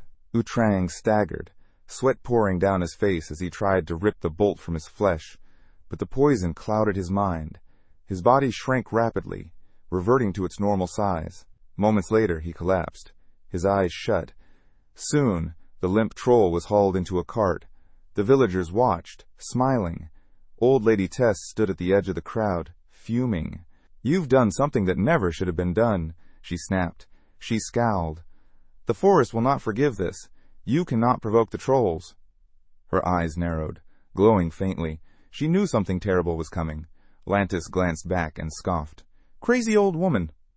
Meanwhile, in the southern region, across the Getter Mountains in the kingdom of Helen, the Zeton Hill stood silent. Troll hunters walked along the ridge, hauling their prize. "Once we deliver the troll to the Alchemist Guild, we're rich." One of them chuckled. His partner frowned. "Wait, did you hear something?" Both stopped. The forest was silent. Too silent. Then, a low drumbeat echoed through the fog. The mercenaries froze. Their eyes darted in every direction, nervous. "Where's that coming from?" someone asked. Suddenly, one man vanished into the mist. A scream followed. A horrible, desperate scream. The hunters broke into panic. Pressed together, they stared into the fog. The atmosphere grew heavy, an eerie force pressing down on their bodies. Then they saw it. Hannon's twisted corpse lay on the ground. One man gritted his teeth. "What the hell is this?" Before anyone could respond, the two men standing in front of him vanished. Just like that. He was alone now, crossbow shaking in his hands. Then, blood began dripping from above. Drip, drip, and then a flood. The ground beneath him turned red. The hunter's screams ripped through the forest. An old hunter grabbed the boy by the shoulder. "Get it together," he barked. "We're under attack by monsters." Before anyone could respond, his head exploded. Blood sprayed. The hunters quickly regrouped, gathering around the cart. Russ began forming a magic circle, trying to activate a detection spell. The magic rippled outward, stretching across the forest. Then, in an instant, it shattered. The circle dissolved mid-air. Russ coughed violently, blood spilling from his mouth. His body trembled. "Commander, my magic! It was forcibly cut off." Lantis stood frozen, eyes wide. He remembered the words of the old woman. "The forest is angry." He grabbed Russ by the shoulders. "Stay with me. Focus!" Then, a voice echoed through the entire forest, a troll's voice. "You hunted us. My kin did nothing. But you came, driven by greed." The air turned heavy. The hunters broke into a cold sweat. Lantis drew his sword, voice shaking. We are under God's protection! No filthy monsters will harm us. Suddenly, the heads of two men in front of him exploded. Just like that, Lantis clenched his jaw, horror in his eyes. A voice from behind him whispered, "It's him." Tusk, the demonic troll himself. Lantis's grip tightened. Aelka stepped into view, still pounding a drum. The commander's shoulders sagged. That demon, the one who wiped out the elite monster hunting squad, destroyed nearly 20 Alchemist Guild branches. His face turned pale. This said it was just rumor. They said he even defeated an Overlord. Atoka grinned at his prey. Lantis turned around in terror. His eyes locked onto Utrang, still lying unconscious in the cart. A strange calm washed over the commander. He stared blankly. The troll gently leaned his head against the man. Greed. It always blinds you, he murmured. I expected nothing less. Moments later, a cry tore through the trees. Lantis's head soared into the air. A map appeared, stretching across the screen. It was said that 7 days after the encounter with Teslon, Rifenheart and his group returned to Antares via the Diamond Man portal. A mysterious symbol flickered. The protagonist explained that after that event, many changes took place in Antares. Tents now sprawled across the land. The Blue Bear tribe settled in the Gloatin Mountains, he said. It may lead to conflict with the locals, but the banners of Antares will protect them. Stretching his fingers, he added, Duranton was successfully planted in the Elven Forest. Some of the Danheim elves have agreed to care for the new tree. A mine had also been built nearby, and now, the young man continued, the Great Forge no longer needs to hunt monsters for food. Thanks to the Tan Trade Union supply lines, their warriors can finally relocate to Antis. That marked the start of rebuilding the long-abandoned settlement of Lei, together with the dwarves. It'll take time, he said, but dwarves are masters at this. Time is not the problem. 20 days after their return, the towering high castle of Antares loomed over the landscape. Rifenheart stood at the window, arms folded. So far, everything's going well, he muttered, but there's still one major problem. He cupped his chin and thought, what should I do about the people? He stepped outside, hands on his hips. A huge crowd had gathered. They cheered in unison. It's an honor to meet you. Garvin stepped forward, jaw dropped. I'm here to swear allegiance to you. I've already accomplished a few things, by the way. In the northern reaches of the kingdom of Vasily, a man drew his weapon. No one can beat me when I've got a spear, he declared. You won't be disappointed. A burly man beside him cracked his knuckles. I once took down a wolf with my bare hands. Cyrus raised his voice. Quiet. The king of martial arts stood with arms crossed, muttering under his breath. In my past life, none of them wanted anything to do with me. No one wanted to follow the Demon King. Now, they're swarming to me like moths to a flame. He looked out at the warriors. Still, I'm grateful you all chose to walk this path. Rifenheart stepped forward, surveying the crowd. But only those who prove themselves will be recognized. Frowning, the protagonist added, give them a good beating if they need it. We're only keeping the useful ones. Pierre unsheathed his blade with enthusiasm. It's an honor to fight for you. The protagonist glanced around, surprised. There are a lot more of you than I expected. A nearby warrior reported, we've got around 20 knights, 100 standard soldiers, not counting the non-humans. Cyrus raised his sword, its edge gleaming. The mage looked them over. They don't stand a chance against 10 dwarven warriors. Still, you can't ignore people, especially the ones who accept other races. Someone eyed the troll. Wait, is it true an orc is going to evaluate us? One of the warriors laughed. You think Tetheed is just some regular orc? Suddenly, the big man raised his sword. An intense aura burst from around him. The recruits froze, stunned. He has an aura? One whispered. Sweat dripped down the blonde's face. Tetheed grinned at him. Rifenheart turned to the side. See any promising ones? The captain of the knightly corps stood calmly, hands behind his back. Tetheed and Cyrus can pick out the skilled ones, but being a knight takes more than just ability. With a slight smile, the protagonist nodded. What about the orc? Cheetar cut in quickly. Let's not start that again. Eyes closed, the young man said firmly, Tetheed is without question a worthy knight. Rifenheart added, and I want everyone to see him that way. Squinting, the youth continued, more than half our knights were once mercenaries. We can teach them proper behavior. But when there are this many of them, the meaning of the word knight gets lost. The mage raised a hand. I don't see much difference. Still, disciplined knights are better than unpredictable ones. From now on, I'll handle recruitment. The Theed and Cyrus will be kept in the loop. Sometime later, the king of martial arts opened a door. Busy today? He asked the maid. Rifenheart's eyes went wide when she told him he'd need to review all the documents. He sat at the table and sighed. Where did all this paperwork come from? Just a few months ago, I was bored out of my mind. Flora responded, What's past is past. Now hold the pen and get to work. As he picked up the paper, the protagonist muttered, Wait, are there really over 1,000 settlers now? They came from Croynes, Flora said. The crops failed, so they fled here. He leaned back in his chair and sighed. It didn't look like he'd be getting up anytime soon. Just then, an elf approached with a tray in hand, announcing she'd brought him tea. Buried under a mountain of papers, the magician muttered that he wouldn't be leaving the castle for a while. There were still dungeons to clear and 4 relics to track down. As she poured the tea, Cyrus asked who had handled imperial affairs in his previous life. No need to leave the palace back then, he replied casually. Plus, Madeline helped out.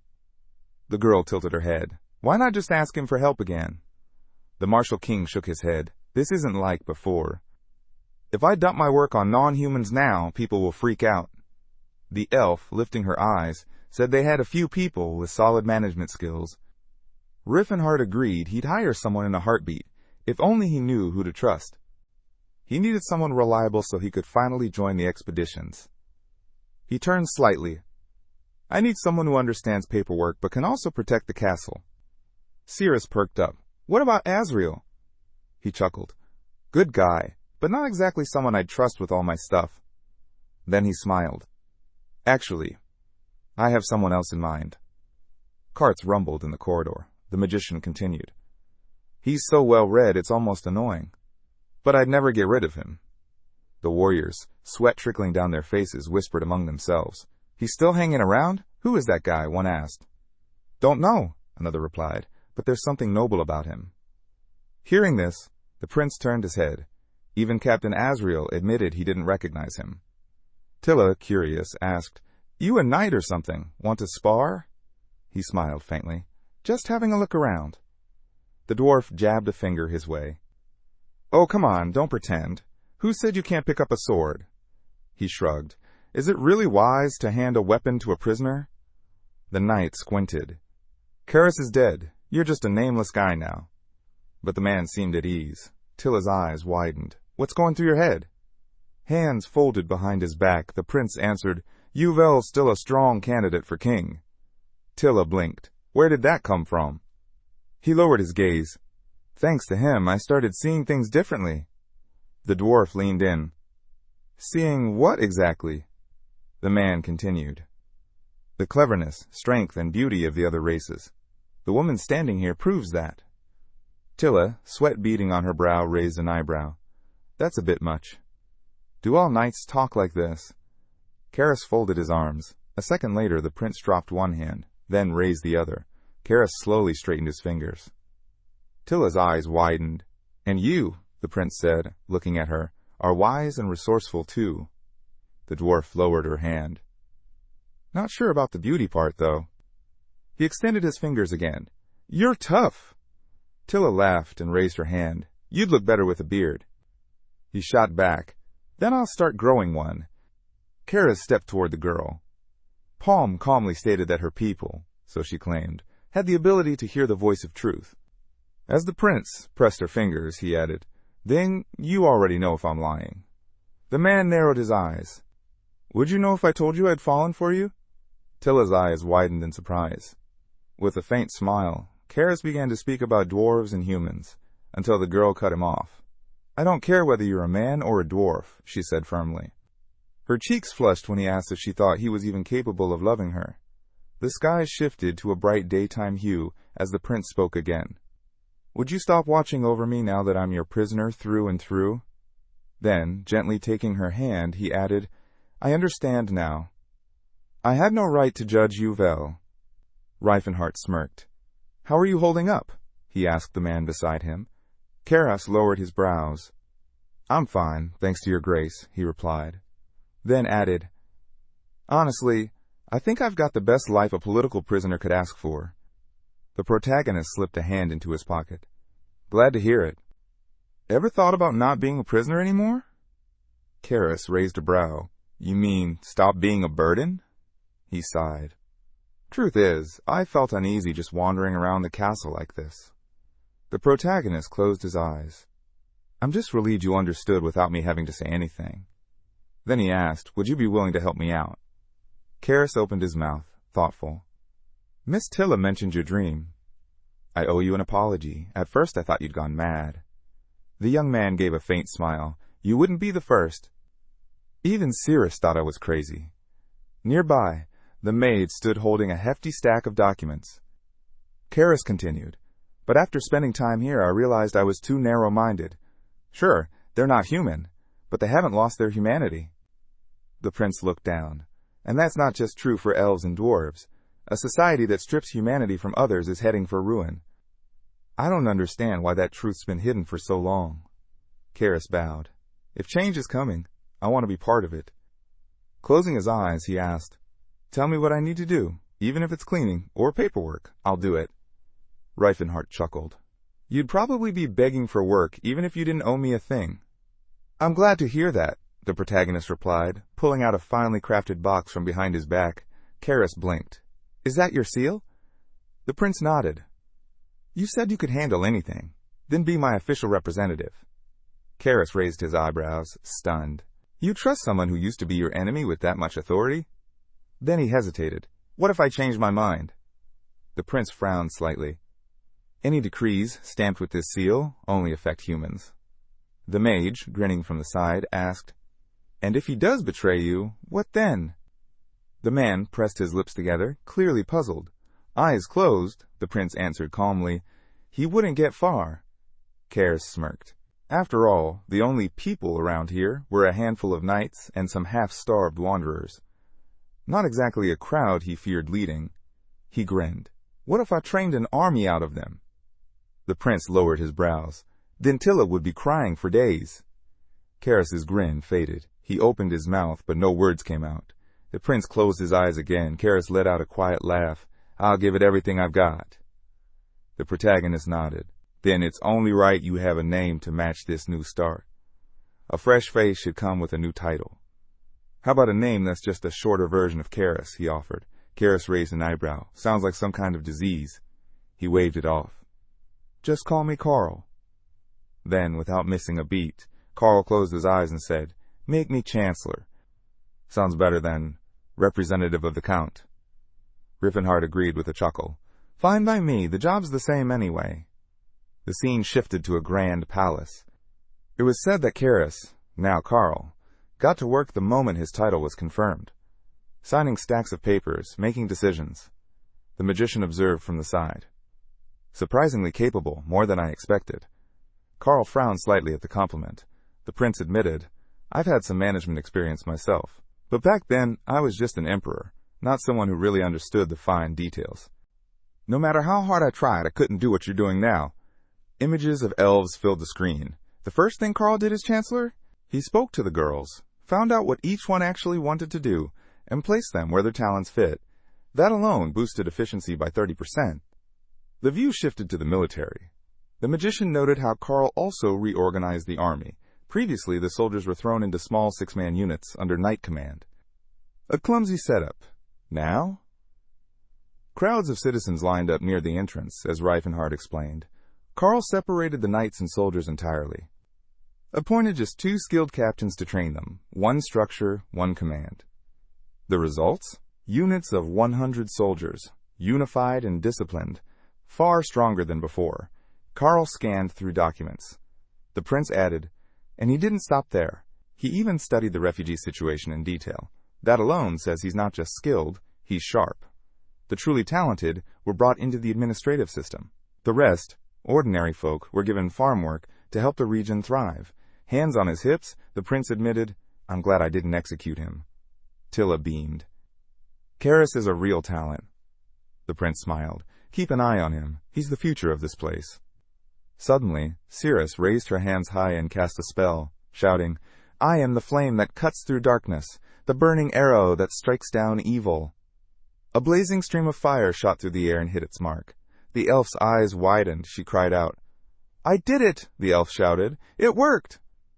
Then she turned, eyes gleaming. "Hey, do you think I've got a real knack for magic?" Rifenheart watched her with quiet amusement. For someone progressing this fast, she definitely had talent. As soon as she opened the third circle, he'd start teaching her, just like in her previous life. Just then, the maid burst out of the building. "My lord, the people you asked for, they're all waiting in the conference room." He nodded. "I'm on my way." As they walked, Cyrus asked, "What's going on with Tilla and Cyrus?" Eyes closed. Tilla sighed. "He's kind, sweet even, and he's improving fast." The elf drifted off into thought, her mind replaying the Chancellor's face. Then, suddenly, with a grin, she asked, "So how are you and Mr. Rifenheart doing?" Meanwhile, the protagonist buttoned up his shirt. Cyrus laughed softly. "He's more of a dad to me than anything else." Tilla blinked. "Don't say that to his face. He'll lock himself in his room again." Cyrus just shrugged. "I'm just being honest." Tilla added with a smirk, "He's like an old man trapped in a young man's body, though you'd never guess it with how fit he is." Cyrus chuckled, and the protagonist quietly pressed his lips together. Inside the conference room, Jekyll stood and greeted him with enthusiasm. "It's an honor to meet the king of martial arts." He introduced himself as a bounty hunter, then gestured to the group behind him. "We're from the Tao Ben Trade Union. Heard you were looking for us." Rifenheart smiled. "I'm glad you came. I've got something for you." He placed a photo on the table. A strikingly handsome man stared back from the page. Jekyll leaned in. "That's Teslon, an Aura Lord, still under the radar, but dangerous." His team added that Teslon traveled with two well-known names, the Paladin Christine and the Golden Knight Eustace. "Tracking them down might be the smartest move." The prince frowned. "You'll get 100 gold in advance. If you succeed, you'll get another 100. Jekyll gave a deep bow. "We'll do everything we can." The protagonist thought to himself, finding Teslon would be enough for now. An aide approached, holding out a document. "Here's this month's report from the Grand Trade Union." "Good work," the prince replied, taking it in hand. As the magician flipped through the pages, he rested his fingers on his chin, scanning the information. Most of it felt like background noise. Ogres sighted in the north, a cracked reservoir blocking water routes, and even something about a two-headed calf born in a mountain village. He kept flipping. Then suddenly, his eyes narrowed. His hand froze on one particular line. Monster hunters chasing trolls in the southern region of Hein had been ambushed by something else, a legendary monster, Tusk. Most of the team had been wiped out. Only a few had survived. His mouth fell open. Tusk. That was the old nickname for Tilk. He slammed the paper down. "Get everyone. Now." The image shifted to the seaport of Teson, its outline rising on the distant coast. In the southern reaches of the kingdom of Hein, the city of Castel bustled under a quiet, uneasy night. Ships bobbed in the harbor, anchored tightly to the piers. Warm light glowed through the windows of nearby homes, while women on the streets whispered amongst themselves. Looming above the city stood the imposing structure of the Southern Region Division of the Santana's Tears Alchemist Guild. Inside, candles flickered on worn tables. Shelves were cluttered with mysterious flasks, and strange alchemical instruments covered every surface. Torches blazed along the stone walls of the basement. Cages were suspended from the ceiling, small skeletal remains trapped within. Heavy chains hung like vines across the room. And in a grim line, several trolls, beaten and drained, hung like livestock. A man in a black robe glanced at one of them. "Number 3 doesn't look good," he muttered. Another alchemist turned his head. "Boost the nutrient flow. That one has to stay alive for at least another month." Gripping a hose, the man stepped forward and forced the troll to drink. "These creatures are amazing," he said. "Even if we feed them literal waste, they don't get sick." The troll coughed violently, mouth gaping. "Efficient little things," the tester added. "They're both a waste disposal system and a profit center in one body." A rack of flasks clinked nearby as more vials were lined up. "We need to increase output. 100 more flasks by month's end," the tester ordered. "We'll need another troll then," came the reply. Without a word, the man pulled a lever. Heavy chains groaned as they shifted. A metal grate in the floor slowly opened. The troll's feet dangled over the pit below. Fine red dust danced in the air. Down in the shaft, Dozens of razor-sharp blades gleamed under the torchlight. The troll, still hanging, dropped. In seconds, only its arms remained above the hole. Then, blood sprayed into the air. Scarlet liquid splashed across the lab. Flasks began to fill. Blood trickled steadily from the hose. "Perfect," the man said, watching the flow. Pen in hand, the tester jotted down notes. A map flickered into view, showing several nearby regions. The Alchemist Guild's building stood ominously in the dark. In the basement, a fire burned. Hooded figures in black robes loitered near the doors. "You know," someone muttered, "it'd be a lot easier if we just bred these things." Trolls sat quietly nearby, legs pulled in, eyes dull. The speaker frowned. "No one's figured out how they reproduce. The females always miscarry." Behind bars, two others eavesdropped on the conversation. "In the wild, they breed just fine," one said. "So clearly, they can do it." "You think the rumors are true?" the other asked. They traded glances, remembering bits and pieces of their last battle with the goblins. "You mean Lantis's unit?" "Yeah. The commander didn't care what kind of troll he got, as long as it was breathing, even if half his men died in the process." The response came coldly. "That's not what I meant." A lone troll now perched on the rooftop of the building, unmoving. One of the testers stared up. "Tusk," he thought. "Think that monster will come for us?" The silhouette of the beast flickered in the shadows. "Wherever it goes," one of them whispered, "people die." Another man in robes crossed his arms. Even the unit leader scared. He started making plans, just in case. "Important guests are arriving," someone mentioned. His partner glanced over. "Yeah? Any chance some of them are strong enough to take down Tusk?" Above them, an ornate chandelier sparkled under the warm glow of the hall. Inside, an elegant feast had been laid out.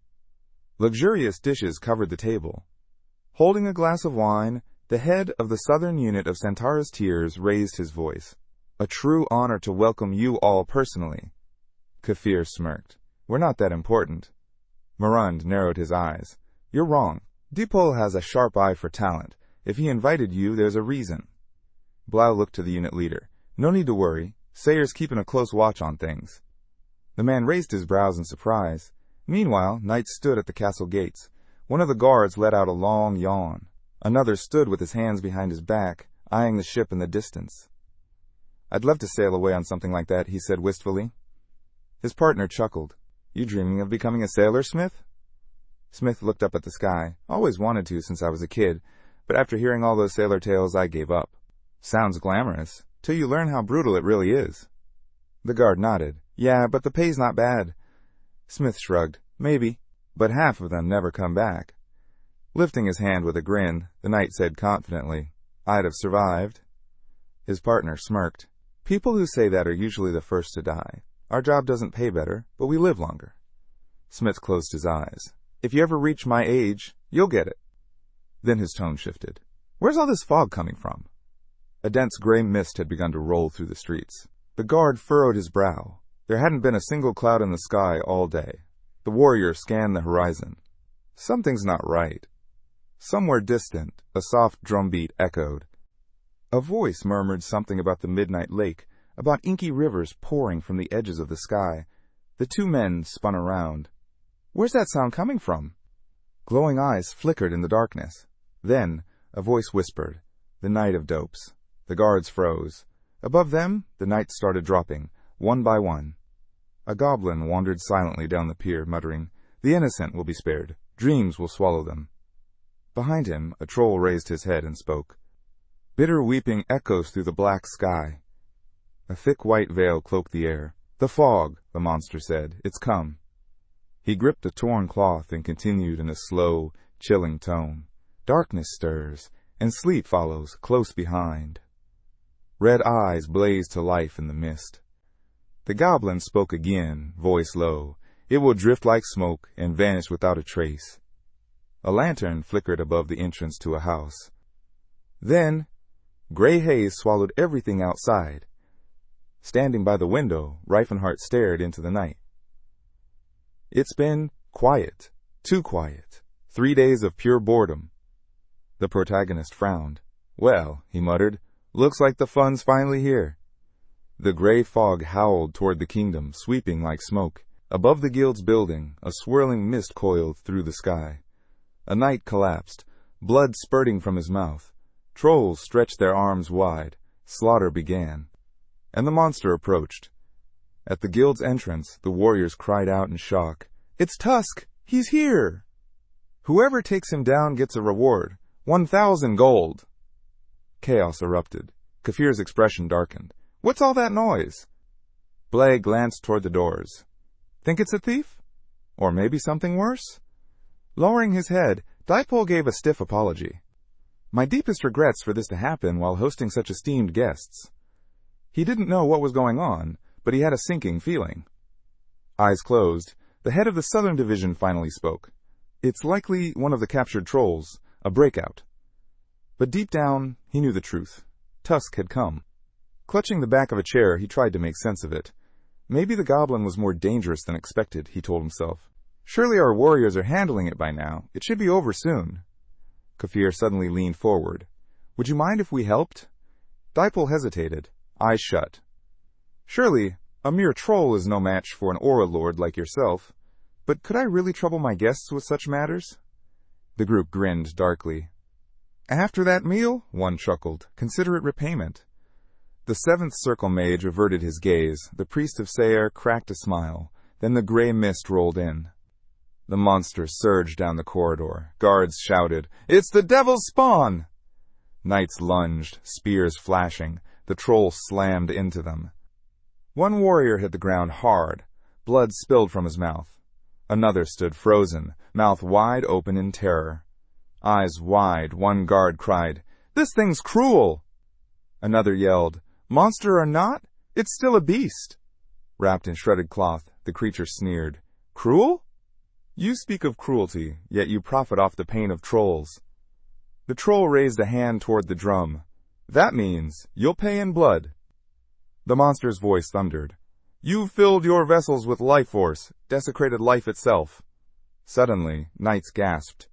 "Our bodies!" They dropped their weapons, swords and spears clattering to the floor. "What is this? Why can't we move? What kind of magic is this?" Madness swirled through the room. Blood droplets flew through the air. Snap! The troll flicked its fingers. A guard's eyes bulged in horror. The goblin raised a claw. Deep red blood veered sharply to the side. Snap! Another flick. Crimson liquid floated upward. In the center of the chaos, surrounded by corpses, stood the monster, draped in cloth, eyes burning bright. Someone whispered, "It's Tusk." Kafir folded his arms. "So this is the infamous creature from those monster hunter tales?" The priest nodded, uncertain. "I didn't think it actually existed." Marin muttered, "No wonder Deeple's been bending over backward for us." The seventh circle mage grinned. "Nothing in this world comes for free." Gritting his teeth, the Aura Lord asked, "So what now?" Adjusting his glasses, Blay replied, he felt cheated, but he decided to deal with that later. Right now, there was a troll standing in front of them, and it wasn't just any troll. The creature narrowed its eyes. "Strong ones, I see." Morand, hands folded behind his back, stared. "Wait, can it talk?" Kafir smirked. "Now this is interesting." Gripping his sword, the Aura Lord muttered, "Let's end this fast." One of the warriors growled through clenched teeth. "I'm going to go tell that sneak exactly what I think of him." He swung his weapon with full force. Kafir, eyes wide, shouted, "Did a troll just dodge my blade? I'll cut you into pieces." In that instant, Athilka launched himself high into the air. Below, an orc and a human clashed in a brutal, blinding fight. Marun's eyes went wide with disbelief. Blaze froze, pupils dilating. "Did he just block an aura-infused strike?" someone whispered. The troll glared. "A mother's blessing is deeper than the ocean. No one can harm me." In the swirling magical energy, Athilka roared, "My body grows, stronger, faster, free of thorn-choked forests." Kafir's lips twitched upward, just slightly. Then the orc began to swing. Teeth clenched, the man thought. He's fast. The troll was already closing in. Suddenly, a blow struck the ground, sending stone shards flying. Kafir wiped the sweat from his face. "Good," he muttered. "At least I've got space now." But Athilka's red eyes lit up again. "The southern winds wake the chuts," he said. "Time for them to rise." From the ground, thick green shoots erupted, snaring Kafir's body. "What the hell is this?" he shouted. The orc charged again. Swords clashed. the Aura Lord barely blocking the next strike, until the blade sliced into his side. Kefir doubled over, blood spilling. Marund raised 2 fingers. Flame! Ignite! A magic seal blazed beneath Athilka's feet. The wizard stretched out his palm and fired. This isn't just a monster, he growled. It's something else. BL opened his mouth. Who cares about rules or codes right now? Everyone hit him. Together! The mage snapped his fingers. Flame and lightning, he thought. Those'll burn him from the inside out. Then, a strange force surged near the orc. Athilka placed his fingers in his mouth and let out a sharp whistle. A shimmering aura burst around him. Marin gasped. What kind of sorcery is that? It's jamming my spells completely. The priest clenched his fist. Let the servant endure, rise again through pain. Kefir groaned. Okay, maybe tone it down a little. Blaze's eyes widened. Wait, divine power? That hurts? It's clashing with my aura, and this isn't even a fight between aura lords. Suddenly, Marund's jaw dropped. He activated 4th circle disarming magic. The spell struck. The troll reeled back, clearly in pain. Athilka clenched his jaw, then with a heavy crash, he dropped to the ground. But in an instant, the troll's legs flew upward. It looked like he was waving them. Sword in hand, one warrior blinked. What are those moves? Marin's eyes bulged. Is this thing actually? They say he's a demon wearing troll skin, someone muttered. BL narrowed his eyes. Then why is he this strong? Balancing on one hand, the orc grumbled. I've dealt with human tricks before, but these 3, they're a bit much.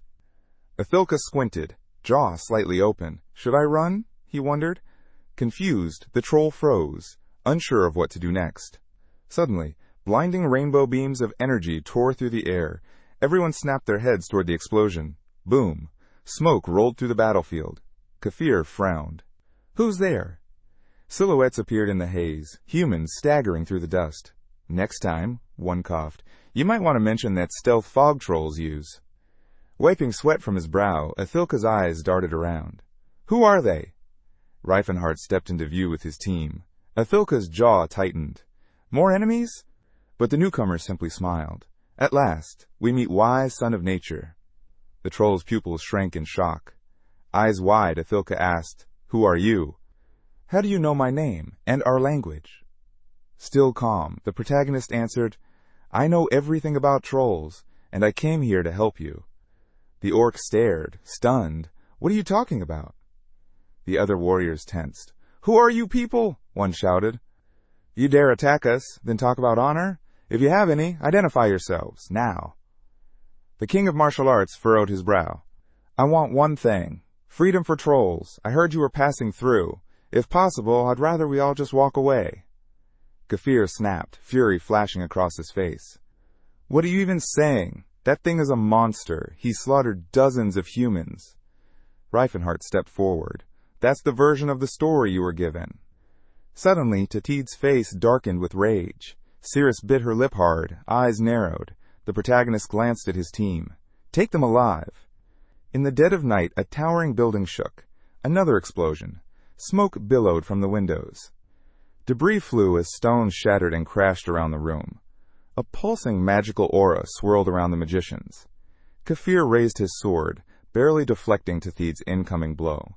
Teeth clenched, he shouted, Does this orc have an aura? A second later, the warrior swung his blade hard. Blade gritted his teeth, overwhelmed. Suddenly, Cyrus appeared behind him, conjuring a shimmering barrier. Above the elf, a blazing spirit formed from magic. Answer my call, she cried. The fiery beast launched forward, targeting the enemy in a flash of light. Athilka blinked, stunned.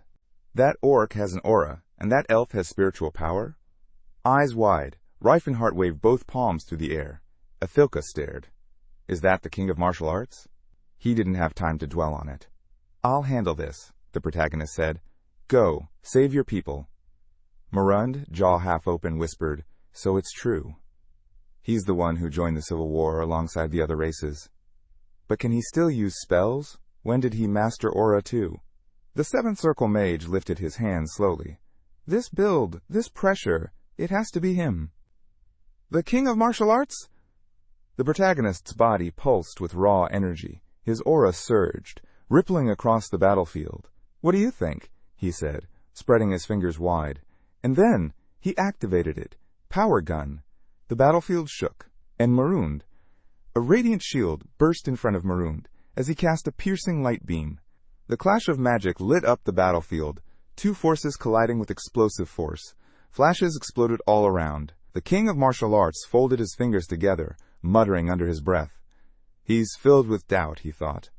Then he whispered an incantation. Across the field, Marin bared his teeth, stunned. Why didn't my spell affect him? His thoughts raced. 50 years I gave to magic. How is this happening? Desperate, he launched another spell. But Rifenheart raised his hand and fired. Beams of searing magic streaked toward Marintid. They hit. The seventh circle mage's pupils rolled back, turning white in an instant. At the same moment, Kafir sprang forward, charging straight at Tethid. The air cracked as they collided. Power against power. The man and the troll locked in brutal combat. Then the orc hurled his sword like a spear. Kafir leapt, barely dodging it midair. The man sneered. "Threw away your weapon? That was a mistake." But then, magic discs appeared, spinning toward him. A split second later, boom! The blast tore through the air. Then, like a boomerang, the sword zipped back into Tetid's hand. Kafir lay still in the rubble, unmoving. Rifenheart smirked. He's already fusing aura with spiritual weaponry. Tetid's come a long way since sparring with Cyrus. Turning his head, the protagonist said simply, "They're dealt with." Cyrus frowned. "Are you sure we should leave them alive? Even without using aura, I'm pretty sure they figured out who you are." The protagonist adjusted his hat. "If I really wanted to hide my identity, I'd wear a mask." He added calmly, "As long as that secret stays buried, there's nothing to worry about." Athilka stepped closer, nodding and greeting. "You saved us, thank you." But there was no time for thanks. "We need to move," the magician said. "Reinforcements could arrive any second." Suddenly, fire, a bright blaze erupted outside. Shouts for help rang out. The warriors froze. "We have to evacuate now! If we lose control, this gets worse." Through smoke and tears, an old man looked on, unable to believe what he was seeing. From a distance, flames swallowed the towering guild building. Carriages rushed down the mountainside. Horses galloped at full speed across the path. Later, inside one of the wagons, Athilka sat quietly. A strange pink aura glowed faintly around him. Cyrus stared, eyes wide. "Creepy." Rifenheart shrugged. "I'm used to orcs. But trolls? They still give me chills." "You've probably seen orcs more," someone said. "They're often enslaved." Selin spoke up. "This is my first time seeing trolls." "Are they always built like that?" In a corner, a group of orcs huddled together, talking in their native tongue. Cyrus watched them. "They don't speak the common language. Maybe they never had a chance to learn." Suddenly, more fire. Athilka lowered his head. "I never heard rumors that the king of martial arts could use magic," he said. "I've never hidden it," the protagonist replied calmly. "But I don't know why the world insists on hiding the truth." He smiled faintly, and added, "The fact is," the protagonist said, "I am the king of martial arts. Believe it or not." Athilka lowered his brows. "How could I not believe it? I saw your aura with my own eyes." He hesitated, then asked, "Is it really true that you see other races as equals, not slaves?" The orc cracked a slight grin. "Still don't get how you know our language. Or my name." The protagonist narrowed his eyes. "There was a troll I knew once, from the Bavar tribe. Survivors from the Dar forest." He paused. "Have you heard of them?" Athilka's jaw shifted. "I've heard whispers. Once. But still, how do you know so much about us?" The night sky stretched wide above them. Rifenheart finally spoke. "If you trust me, there's something I'd like to share." Carriages rumbled in the distance. The protagonist began to explain. Slowly, clearly. He spoke of the world he dreamed of, a future he wanted to build. And something in his words must have struck a chord. Athilka's gaze sharpened. The martial artist continued. He told the tale of a terrifying troll, one who had wandered the world for decades, freeing his kin from chains, saving their lives again and again. A warrior who had slain hundreds of humans, and would kill more if he had to. But the world didn't change, he said. To them, trolls are still just monsters. His voice lowered. Anyone who ends up in human hands dies, the most brutal death imaginable. Then the mage smiled slightly. Will you help me? He added, we've already prepared land in Antares, a place where your people can live in peace. Athilka looked down. Before answering, he raised his head and asked, why do you care? You're not one of us. The king of martial arts closed his eyes. Have you ever visited the southern region of the Tikan kingdom? Images flashed across his mind, bones piled high, skulls stacked like trophies. There was a time, he said, when the people there ate their own kind, and they did it without shame. Then he spoke of a sage, a man who walked among them, taught them to change, to rise above their blood-soaked customs. The people resisted, called it tradition, asked what right that sage had to interfere. An old man's face appeared in memory, long hair, weathered eyes. The sage answered. He watched someone dear to him be eaten. That was reason enough. Athilka listened, gaze fixed ahead. Silence smiled quietly to the side. Rifenheart's voice softened as he spoke of the people he'd met, the ones who mattered. Tathi looked away. Cyrus's eyes sparkled with joy. Then the protagonist added, my friends, they were treated like slaves, and I couldn't just stand there doing nothing. He narrowed his eyes. I won't stand by. The scene shifted, daylight over the southern kingdom of Grime. At the heart of the capital, the headquarters of the Tar of Santera stood tall. Inside, Orenmaid frowned. Still no word on the culprit? The old man lowered his brows in silent frustration. The head of the alchemist guild finally spoke. This creature, it's no different from a natural disaster, someone muttered grimly. But if a person was involved, then that changes everything. Deepal wiped the sweat from his face. We've had our suspicions, he said, but no solid proof. The image shifted. The fighting king, ruler of Antares County, appeared, calmly holding out his palm. The head of Santera's Tyr's southern branch spoke up. According to magician Maren's testimony, the one behind this didn't use aura. He was purely a magic user. A map of the kingdoms materialized. There's a time discrepancy, someone pointed out. He left the White Palace just as the fire broke out in the southern branch, but he was gone for only 2 weeks. To travel that far, the voice continued, he'd have needed a full month, riding non-stop on the fastest horse. Orenmaid bit his lip. What if he used a double? The answer came quick. With facial features that distinct, someone would have noticed. The man turned away, uneasy. We're talking about the fighting king, a ruler of nations. We can't make accusations without absolute proof. Another figure chimed in, hesitant. There are rumors. They say he saved the trolls. The head of the Alchemist Guild slapped his forehead. With all the evidence, and his history, it has to be him. He sighed. And that's a real problem. Time passed. Now the county of Antares, specifically the White Palace. In a quiet study, Rifenheart leaned back with his hands behind his head. The alchemists must be going nuts right now, he muttered. But as long as they don't know about the spatial portals, my alibi holds. He smiled to himself. Everything's going according to plan, he whispered. Avoiding a united assault from humanity while rallying forces, that's already a win. Looking out the window, he took in the view.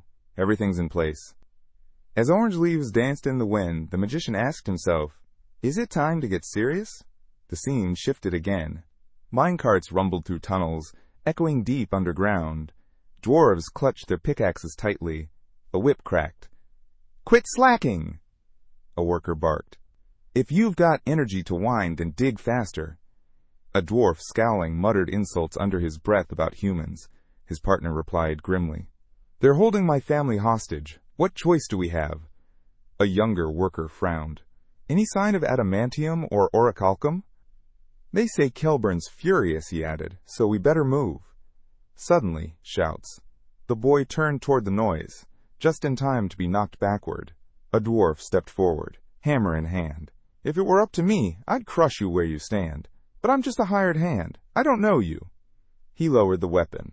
I won't take your life. Yustia's eyes widened. More enemies incoming! A hooded enemy stumbled backward, stunned. Where did all these dwarves come from? An old man stepped forward, conjuring a glowing magical seal. They came to free their kin. The enemy, sweat pouring down his face, gasped. A spell that suppresses magic? Are you a dwarf using magic? A heartbeat later. Crack! The girl struck. A blade struck deep into the enemy's stomach. From the shadows, a dwarf warrior raised his axe and roared, "We are the warriors of the Great Forge. The Steelhammer clan has come to free you." The captive dwarves, eyes wide, looked up as hope returned to their faces. "Come to us, one by one," the warrior called. "We'll break those magic shackles." Nearby, a wizard stretched out his fingers. "I'll release the flow. Break the barrier. We'll be free." An enemy, drenched in sweat, shouted, "They have hostages!" "Don't worry," came the reply. "Our people are already on their way to the village."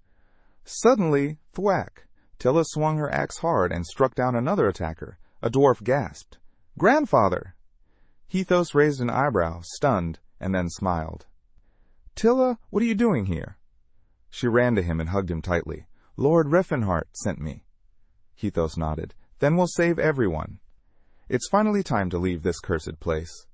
Inside the mine, voices echoed through the walls. "Send word to Priest Gelfide. Gather everyone. Now." Cut to the village of the Steelhammer clan. The dwarves had completed their preparations. Every last one had left the village behind. Ruthike, mouth agape, watched his daughter approach. "She's all grown up," he muttered. He pulled her into a tight hug. "You've gotten so big, Tilla. You're even old enough to marry now." Gelfide smirked. "So what are your next steps? A group this large will attract attention." "Don't worry," came the answer. "The time is almost right." The scene shifted to a wide, flowing river. Stone walls lined the shore. Then, ships. Several boats appeared, swiftly closing in. "Wait," Gelfide said, eyes narrowing. "Did the Great Forge send these?" A dwarf shook his head. "No, not from the Forge." Gelfide's pupils shrank sharply. Then, a familiar voice echoed across the river. Cyrus, standing tall, with his hands behind his back, called out, "No need to fear. We're allies, and we're here to help you escape." Sweat beaded on the dwarves' brows. A human on their side? Tilla stepped forward, eyes wide. "Prince!" He raised his brows, surprised. "Tilla, you're safe." She threw her arms around him. "Thank the heavens," Cyrus said softly. "I was worried." "You must have been busy," she smiled. "You could have just sent your people." He grinned. "And missed the chance to meet your family? Never." Ruthike's jaw clenched, clearly displeased. Tilla turned. "This is my father, and Cyrus is my beloved." Cyrus stepped forward and bowed deeply. "An honor to meet you, father-in-law." The dwarf's mouth dropped. "Who said I was your father-in-law?" Scene change. A map of the Kingdom of Grime faded in. The city of Dio, largest in the western kingdom of Goleen, stood under moonlight. Tears of Santara's local branch trembled behind fortified walls. Suddenly, explosions. Cloaked figures hurled bottles toward the building. "It's Ivory Tusk!" someone shouted. "Use firebombs! Burn him down!" The blast thundered. A troll leapt through the flames, eyes blazing with fury. Chanting under his breath, he unleashed a powerful spell, with a single violent motion. He slaughtered several men on the spot. One of the knights suddenly shouted. There was another figure dodging the blasts. Ivory Tusk landed atop the wall and halted. Lifting his head, he stared skyward. The creature scowled and muttered, "It's time." With that, he launched himself into the air, soaring upward. Against the bright moon, his shadow loomed large. People gasped and shouted. Ivory Tusk was fleeing, but they weren't backing down. Voices rang out, promising they'd bring the monster down no matter what. At that moment, the western branch leader of Santara's Tears, Ramdran, stood tall. Grinning wide, he laughed confidently. "I'm not like that useless dipole," he scoffed. "No matter how powerful this Ivory Tusk is, he won't get past my trolls." But just then, someone came sprinting toward him, panic in his voice. Ramdran turned to him. "What's going on?" The man, drenched in sweat, blurted out through gasps. "The dungeons! They're open! The trolls! They've escaped!" The grin vanished from Ramdran's face instantly. Far away, in the northern kingdom of Rastal Kentry, the sun blazed down on the bustling city. At its heart stood a colossal coliseum. Birds circled overhead, while cheers erupted from inside. In the arena, a massive monster stood ready. Charging toward it was an equally huge ogre, but in a flash, a lion-like beast lunged forward. One strike, and the ogre's head flew clean off. Elsewhere, under a cloudy sky, The Bane Gladiator Training Center towered like a fortress. Inside its grand palace, an old man raised his brows in amazement. He looked over the tall orc in front of him, dressed sharply. In his mind, he admired the flawless physique. This orc was built like no other he'd seen. A head taller than the rest, with untapped potential. Hard to believe he was being sold as a servant. Across from him sat a young woman, hands neatly folded. "Any issues?" she asked with a small smile. "So how much do you think he's worth?" The old man returned her smile. "Looks like he's been well taken care of. Normally a slave like this might go for 5 gold coins. But if he's fit to be a gladiator." Without blinking, the girl asked, "How much are we talking?" Eyeing her slyly, the old man leaned in. "I'll offer 7 gold pieces. Honestly, he could be worth 10. The girl clasped her hands, shivered slightly, then agreed. But the old man wasn't done. "All I need is your signature," he said smoothly. Inside, he was gloating. This was a jackpot. Slaves were hard to come by these days, and getting a specimen like this for less than market price? A rare deal. The girl closed her eyes. "He may seem rough," she said softly, "but he's kind. Sure, he's had fights with other orcs, but he always listens to me." Suddenly, the orc reached out his arms. "I'll work even harder," he pleaded. "Just please don't sell me." The old man stroked his chin, mulling it over. If she could control a beast like this, if he was going to live alone, then he had to be incredibly timid, and she couldn't let that weakness stay. Turning back with a smile, the woman reminded the creature to obey every command his new master gave. He gave a nod of gratitude, thanking Syl for making this arrangement. She held out her hand. He took it. Their handshake sealed the deal. The dungeon was dark, barely lit. Laughter echoed from the orcs, their voices loud as they noticed a new face among them. One of them, shackled and towering, stepped forward and asked the newcomer his name. The young man lowered his head, eyes gleaming, and replied, "I'm Tathid, son of Crotus, bearer of Rat's axe." The orc's nose crinkled. Outside, the night sky glowed under a full moon, its light seeping through the prison bars. Dice clattered onto a plate. Glancing at them, the orc muttered that the new guy had made it through another day. But then, the monster beside him suddenly turned and asked if he'd heard the rumors, what they said after Barrick's death. He clarified with a scoff that he was talking about Master August's nonsense. With a scowl, the orc growled that when Barrick's body was found, the old man claimed he could have survived, if only he hadn't exposed his armor. And now, because of that, they'd lost a valuable piece of gear. The others snarled low, heads down, muttering insults. Staring at the ceiling, one of them mumbled that they were the unfortunate ones. Somewhere out there, orcs blessed by Ruan were still battling humans. His friend suddenly perked up. Was he talking about Antares County? The one founded by the warlord Rifenheart? They exchanged a glance, nodding as they spoke of those orcs, with the pride of true warriors. But one of the monsters snapped. Hands on his head, he barked at them to quit the useless chatter and get some sleep. "None of this matters to us," he shouted without even turning. Then a voice called from the back. Startled, the orc slowly turned.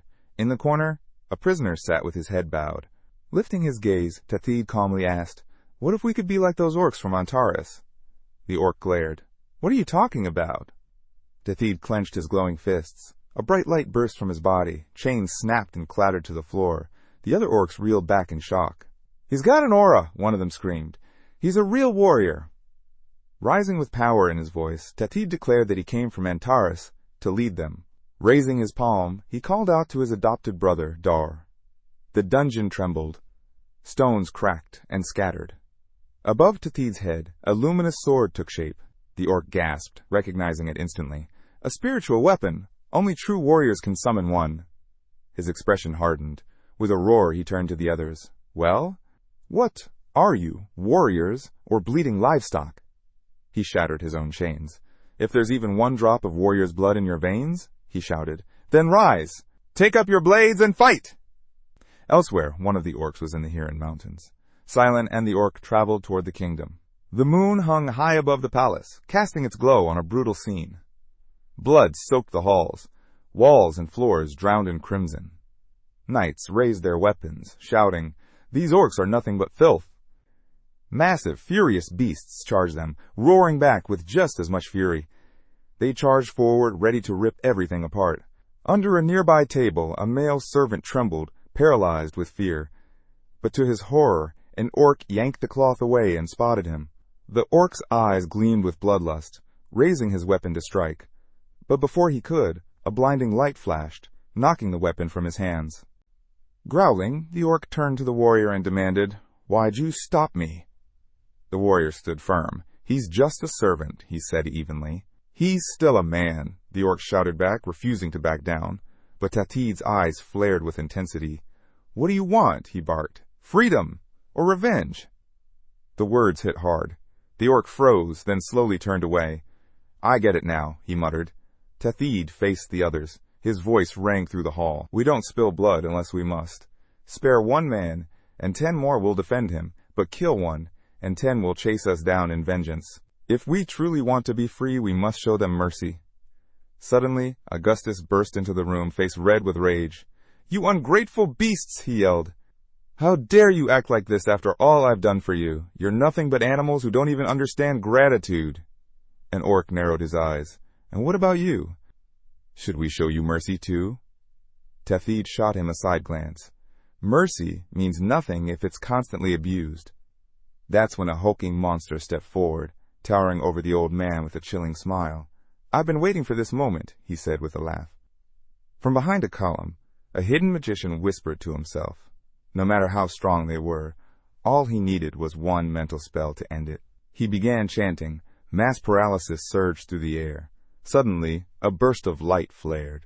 Cylon folded his arms and shouted, "Steady your minds!" The wave of magic shattered instantly. The palace magician's face twisted with frustration. "What's going on?" That's when he saw her, Priestess Pilinance, eyebrows furrowed, eyes sharp. "It's close," she muttered. Then, narrowing her gaze, she demanded, "Who is this magician? And what is she doing here?" Just then, Tatid casually smacked Cylon on the head with his fist. "Thanks for covering us." With that, he tossed an exorcism talisman and a communication necklace into the orc's hand. Then he raised an eyebrow. "Why are you still wearing those clothes? You actually like them?" Cylon tossed his long hair with flair and shouted, "In a few days, everything's gonna change. I'll be a mountain of muscle, and this junk won't fit me anymore."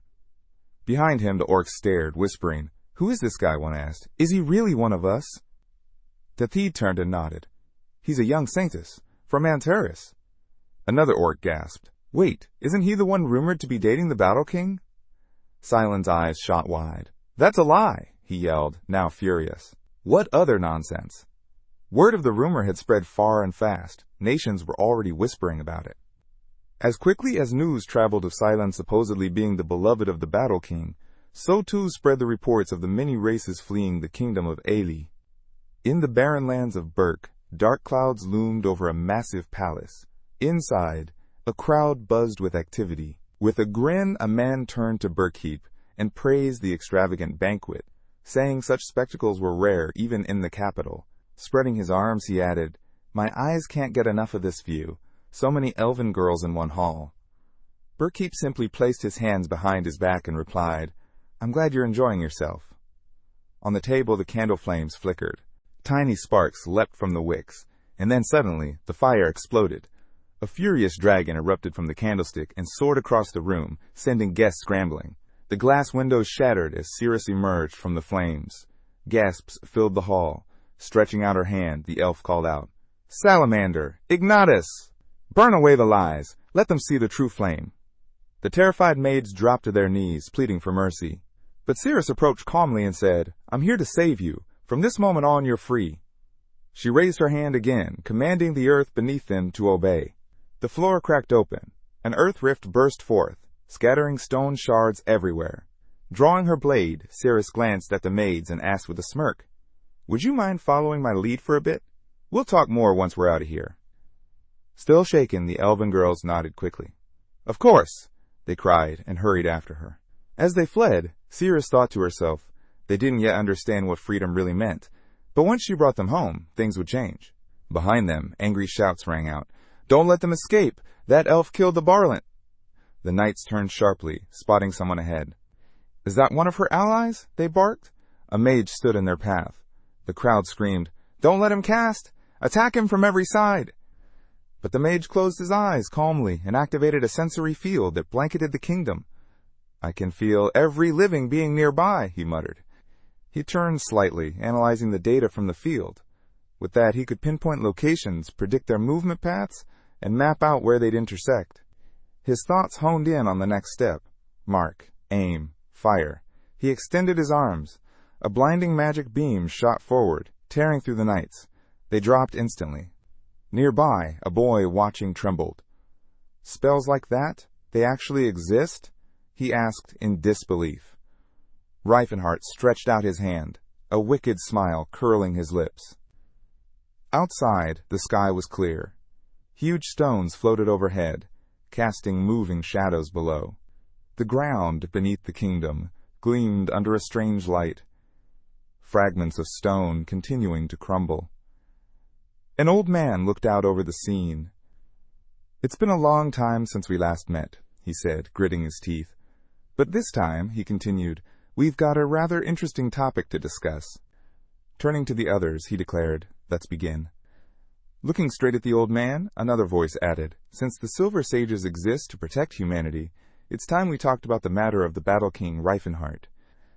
All the magicians fell silent. Hooded figures sat quietly, gathered deep within the barony of Burkeep. At the heart of this realm stood the Magic Maze, prestigious centers of arcane study across the continent. Among them, 3 ancient and powerful academies stood above the rest. The first was the enigmatic order of the Kingdom of Golan, shrouded beneath drifting storm clouds and mystery.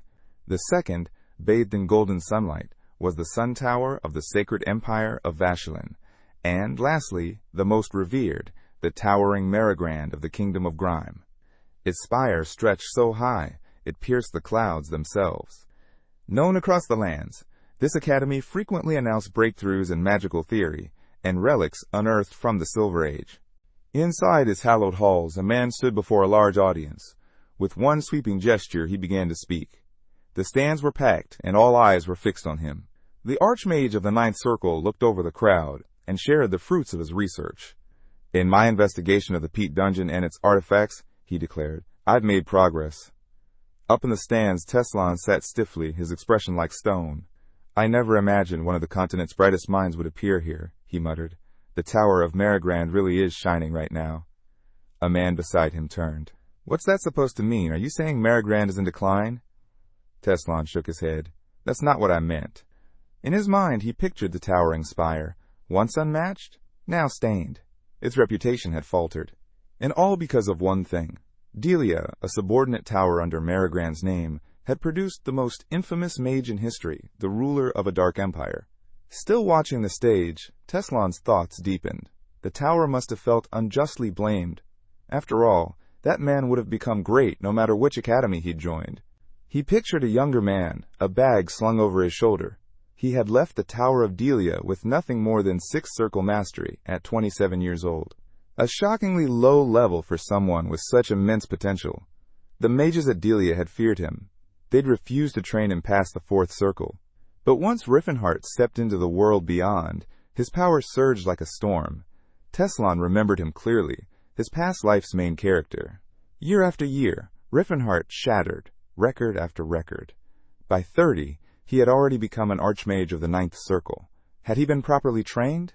He would have reached that level before 20. Teslon sighed. "Why am I still stuck in the 6th Circle? I've got the mind for it." His voice faded into thought. Suddenly, his focus snapped back to the stage. His eyes narrowed. Atra stood calmly, hand lowered, continuing his speech. "Many of the artifacts I studied are already familiar to our world," he said. "But this is different." He raised a necklace for all to see. "This artifact keeps its wearer's body temperature perfectly balanced, and it can alter their body permanently, though we haven't discovered how to activate it yet." Before he could finish, Teslon turned toward the Duke, eyes sharp.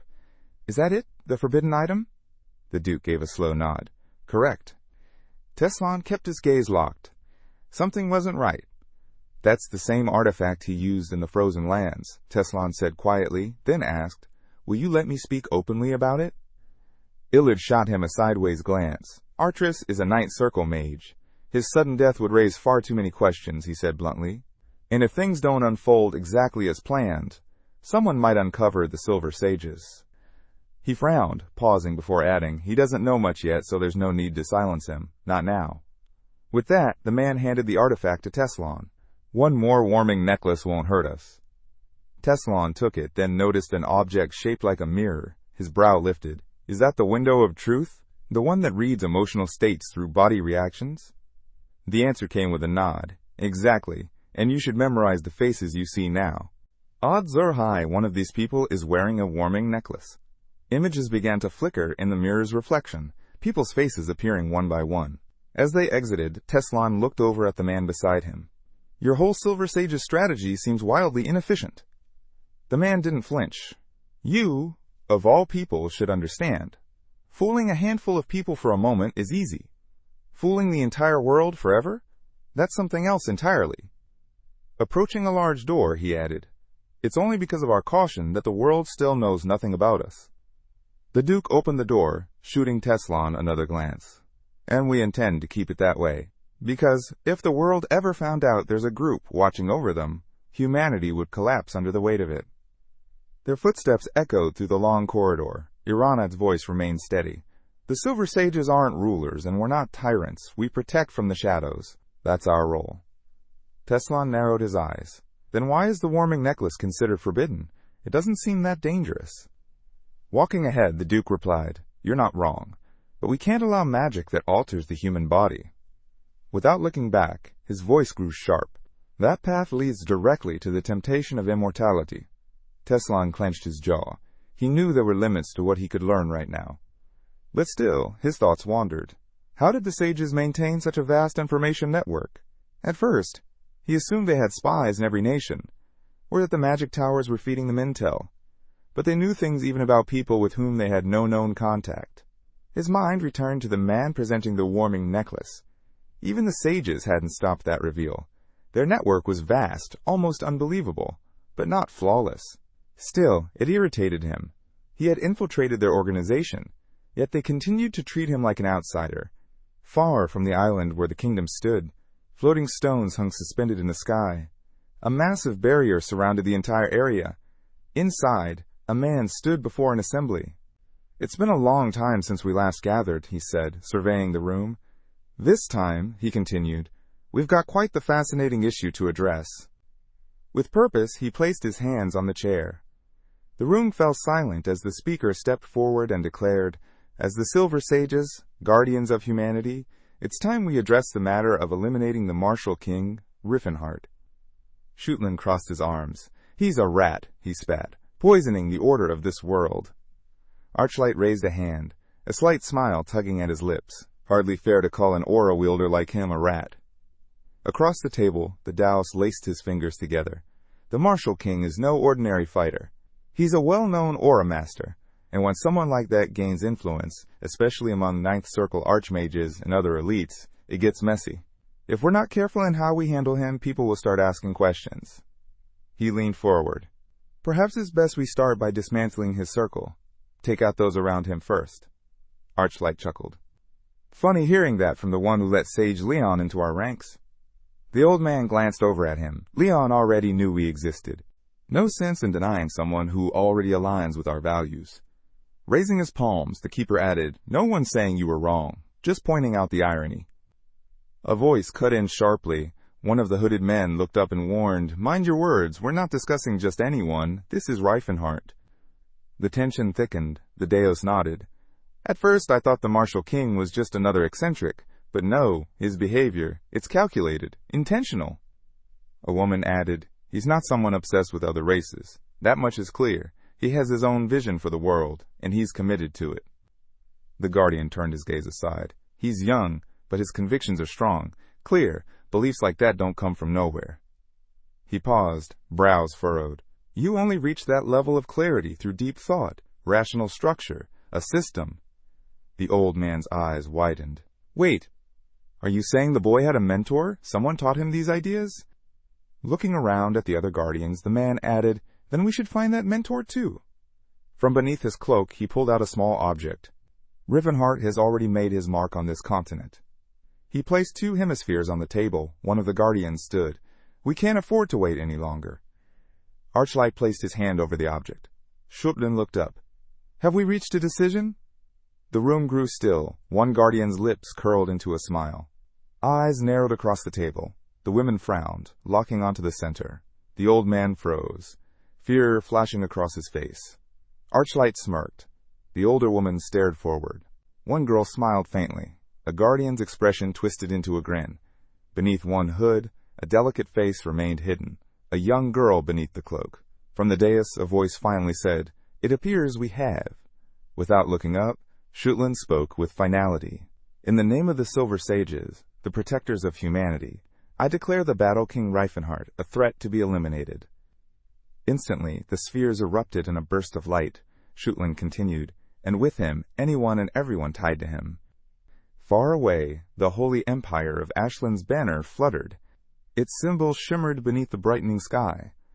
The sun blazed high over a nation steeped in over 1,000 years of legacy. Its name whispered with reverence across the continent. The Holy Empire of Ashland. Though its borders weren't much larger than those of Graham, Helen, Rastal, or Tikon, its population, power, and influence stood unmatched. It proudly bore the title of the strongest nation on the continent. They called it the land blessed by the Lord Sayer, forever bathed in golden sunlight. It was the only nation the papacy had ever granted the right to call itself an empire, chosen to lead all of humanity. And at its heart stood the sacred stronghold of the Sayer order, the papal pantheon. The Temple of Sayer, in the eastern reaches of the empire, within the territory of Count George. Clouds drifted lazily over the grand temple. Inside, a towering cross loomed. A voice echoed gently, "Sayer loves all people.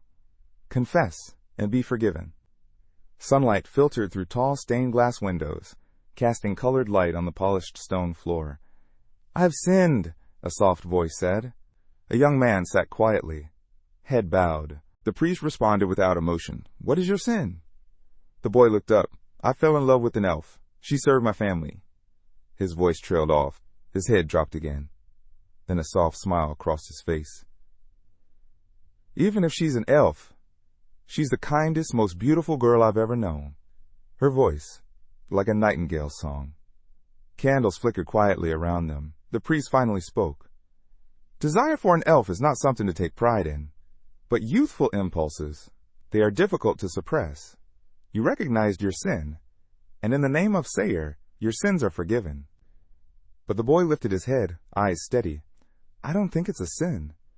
The priest blinked. "Then, what is it?" With quiet resolve, the boy replied, "I'm planning to leave, with her." His head dropped again. "I want to find a place where we can love each other openly. No lies, no guilt, but I don't know how to live with myself, knowing I've made my parents worry." The priest placed his hand on the symbol of Sayer. Sayer teaches us that elves were destined to be servants. Pursuing fleeting passion is one thing, but to deny divine order, that is a mortal sin. Warm light spilled across the confessional walls. "Do you want to revise your repentance?" the priest asked. "If you do, Sayer will forgive." The boy looked up, a wry smile forming. "I won't repent, because I don't believe I've sinned." His gaze dropped again. "I never came here expecting understanding. I only came to ease the guilt I feel for hurting my parents." The priest looked straight ahead. "Where will you even go?" "She will still be a slave, no matter where you take her." He leaned forward. "There's no need to run. Just keep her as a servant." "In time." But the boy raised his head and interrupted. "We're going to the 100 states of Antares." Moments later, he stepped out of the temple into the light. Looking up at the sky, he whispered softly, "Mom? Dad?" "For forgiveness," he whispered, his eyes on the sky, "because I couldn't lie to my heart. I had to go with her, to a place where we could live with honor." The wind carried green leaves through the air, rustling gently as he stepped through the grass. Ahead stood a tall, solitary oak tree. He approached slowly, scanning the area. "She should have waited here," he murmured, glancing around. Then he froze. His gaze lifted. And there, hanging from the branch above, was the elf. Her lifeless body swayed gently in the breeze. A noose pulled tight around her neck. His eyes widened in horror. At the base of the tree, a note lay pinned beneath a stone. Beside it, her shoes. He picked up the letter. Her handwriting was soft and trembling. She wrote that she was just an elf, too lowborn to deserve his love. Staying with him, she said, would only bring the gods' wrath. Their souls would be damned, burned forever in the fires of hell. She begged him to find someone else, a noble woman, someone worthy of standing at his side, someone of his own kind. She asked his forgiveness for having tempted him. Still staring upward, the boy's hands trembled. Tears poured down his cheeks, and he screamed, loud and broken. The wind pressed harder now, leaves tearing through the sky. Far away, ships glided along the Huron River, which marked the boundary between the Helian and Teson kingdoms. On the edge of a cliff stood a small wooden house. Inside, a girl looked up. "Finally finished," she whispered, holding up a sheet of paper. She stared at her words, wondering, would anyone change after reading this? Outside in the garden, a priestess studied the manuscript. "I can't see the orc slaves in the gardens as mere beasts," she said quietly. "Maybe this story will help others see the same." Folding her hands together, she looked toward the sky. "The Holy Order teaches something else, but I believe this is what Sayre truly wants us to learn." Suddenly, the door slammed open. A man stood there, eyes locked onto hers. Trudy stood slowly, introducing herself as a follower of Sayre. "What brings you here?" she asked. But the man didn't answer. His eyes had already dropped to the table. He spotted the pages, the words she'd written. His face twisted into a scowl. Trudy's heart pounded. Fear crept into her chest. Then the man's eyes lit up. "It's you," he muttered. "I knew it was you."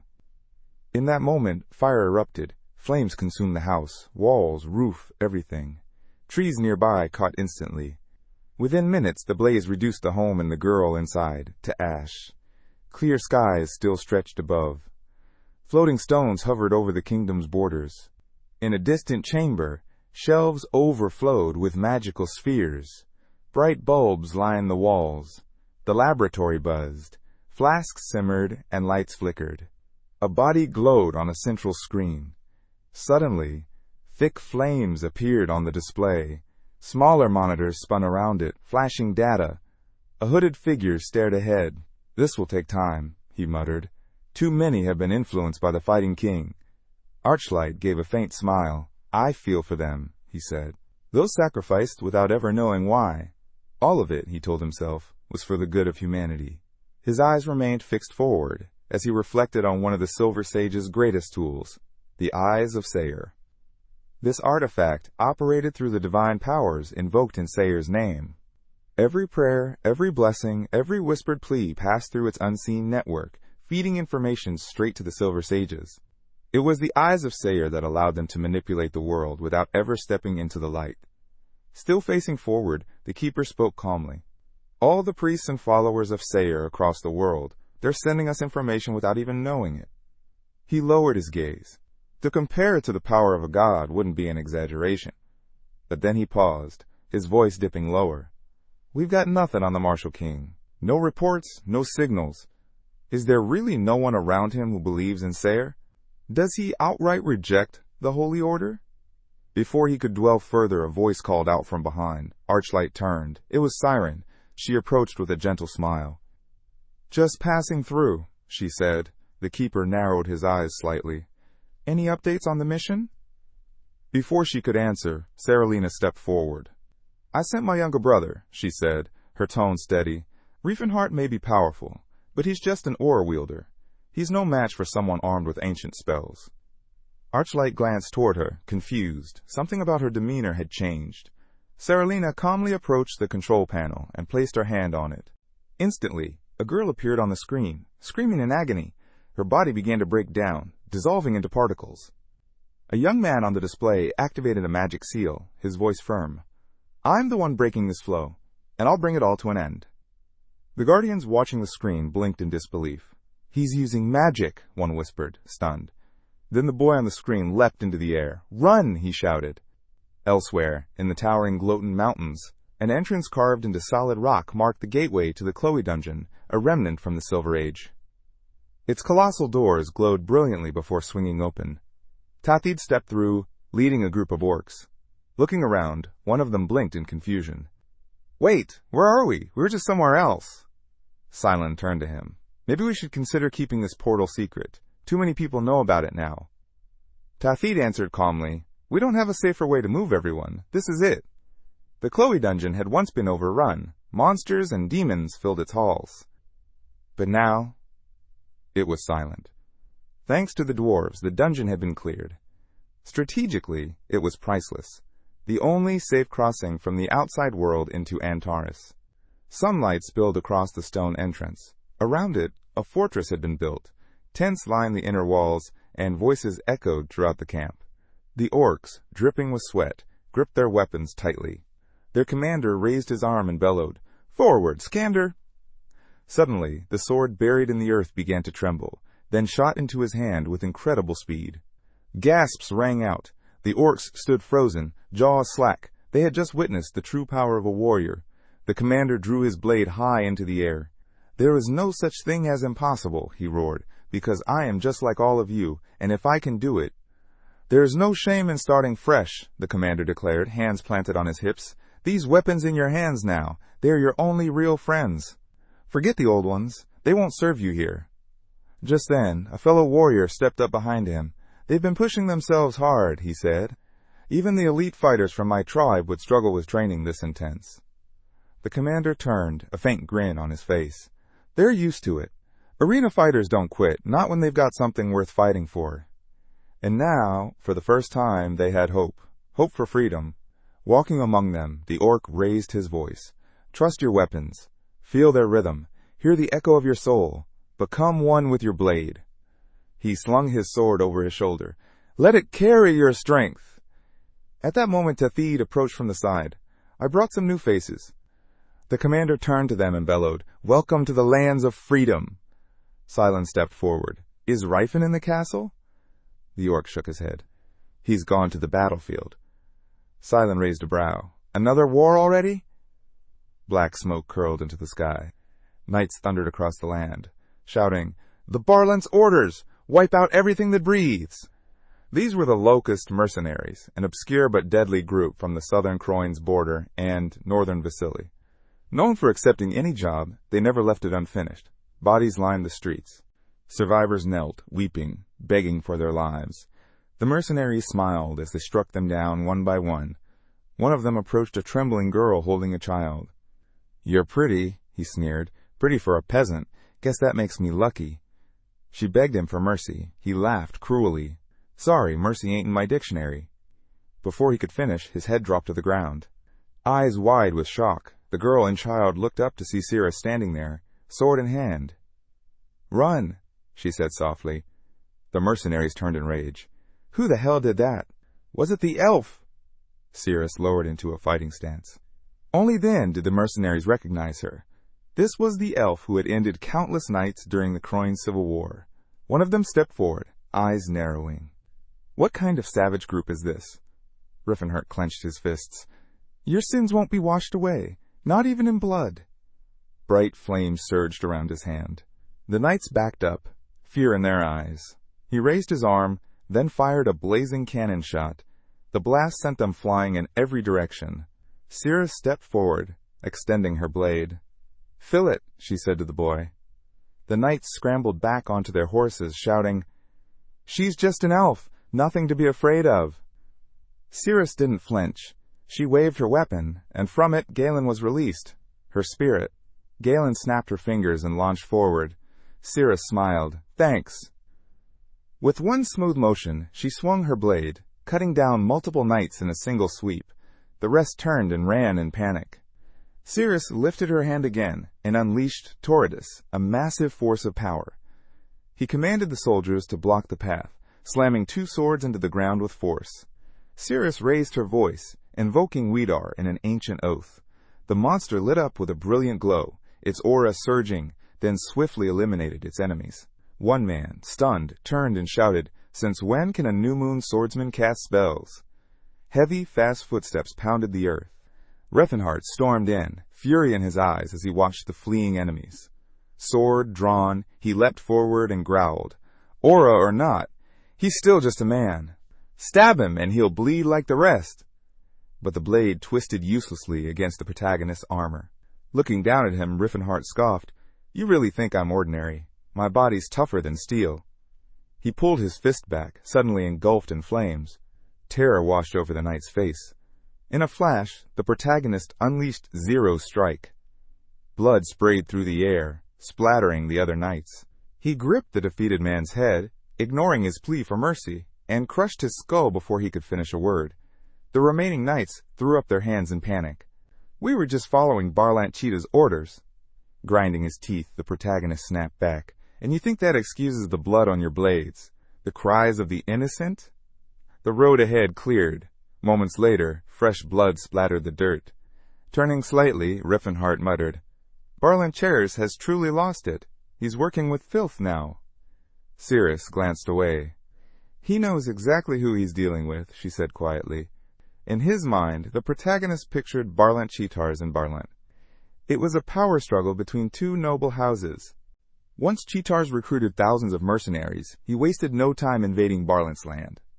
Within a week, half the territory was reduced to ruin. Surveying the bloodied landscape, the protagonist clenched his jaw. As always, it's the people who suffer for the aristocrats' greed. Antares couldn't stay neutral, not with their borders so close. He turned around. "You're here, aren't you?" Behind him, Kata rode up on horseback, shouting, "All Antares knights have arrived!" The protagonist frowned. "Took you long enough. We're running out of time." Facing his troops, Rifenheart raised his voice. "From this moment on, Antares joins the war." With fists clenched and eyes sharp, he stared toward the battlefield. A new war had begun. Meanwhile, in another corner of the kingdom, Barlant Cheetahs scowled. A powerful figure in Kroin's southern region, his wealth came from fertile lands and the bustling Zared trade hub. He was also Barlant's long-standing rival. Cheetahs came from an ancient bloodline, unlike Barlant, whose family rose through wealth, not nobility. Cheetahs often sneered at the thought that money alone could buy a noble title.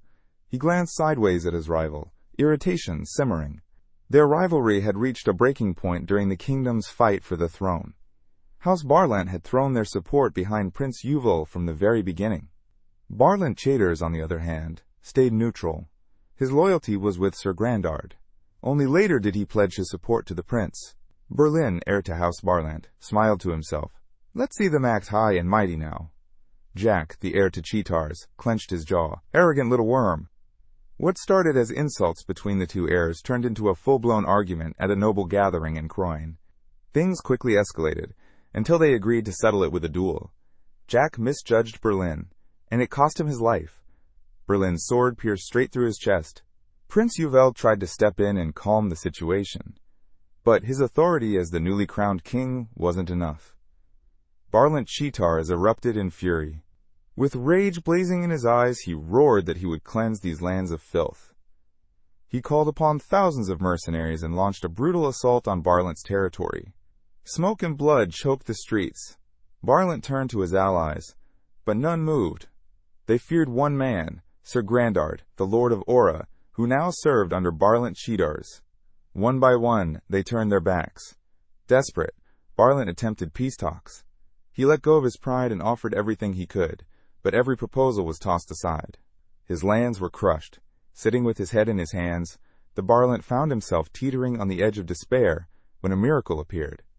From the darkness, a golden lifeline emerged. Thick, bright, strong as iron. Tree branches shook in the breeze. A soft, warm glow ignited in the distance. Then, a thunderous blast. Mercenaries were hurled in every direction. Blazing forward, the protagonist unleashed a rapid flurry of cheat bullets, mowing down every opponent in his path. From atop his horse, Garand, captain of Cheetah's knights, screamed, stunned. "Why is he here? The king of martial arts! How are we supposed to fight that?" Desperately raising his sword, Garande shouted, "1,000 gold to anyone who leaves a scratch on him!" Fueled by greed, the knights charged. But the protagonist dashed straight into the fight, roaring, "You sell lives like coins, and now you're mad when yours are traded just the same?" He tore through them like wildfire. Mercenaries, crazed by the reward, rushed him, screaming, "Just one hit, 1,000 gold!" Leaping into the air, Rifenheart muttered, "Idiots." Then he struck with Avalanche Kick, a crushing wave that exploded across the battlefield. One mercenary stumbled backward, horrified. "No one told us he'd be here." The protagonist raised his fist toward the sky. "You think you can harm the king of martial arts?" The ground began to rumble with the thunder of hooves.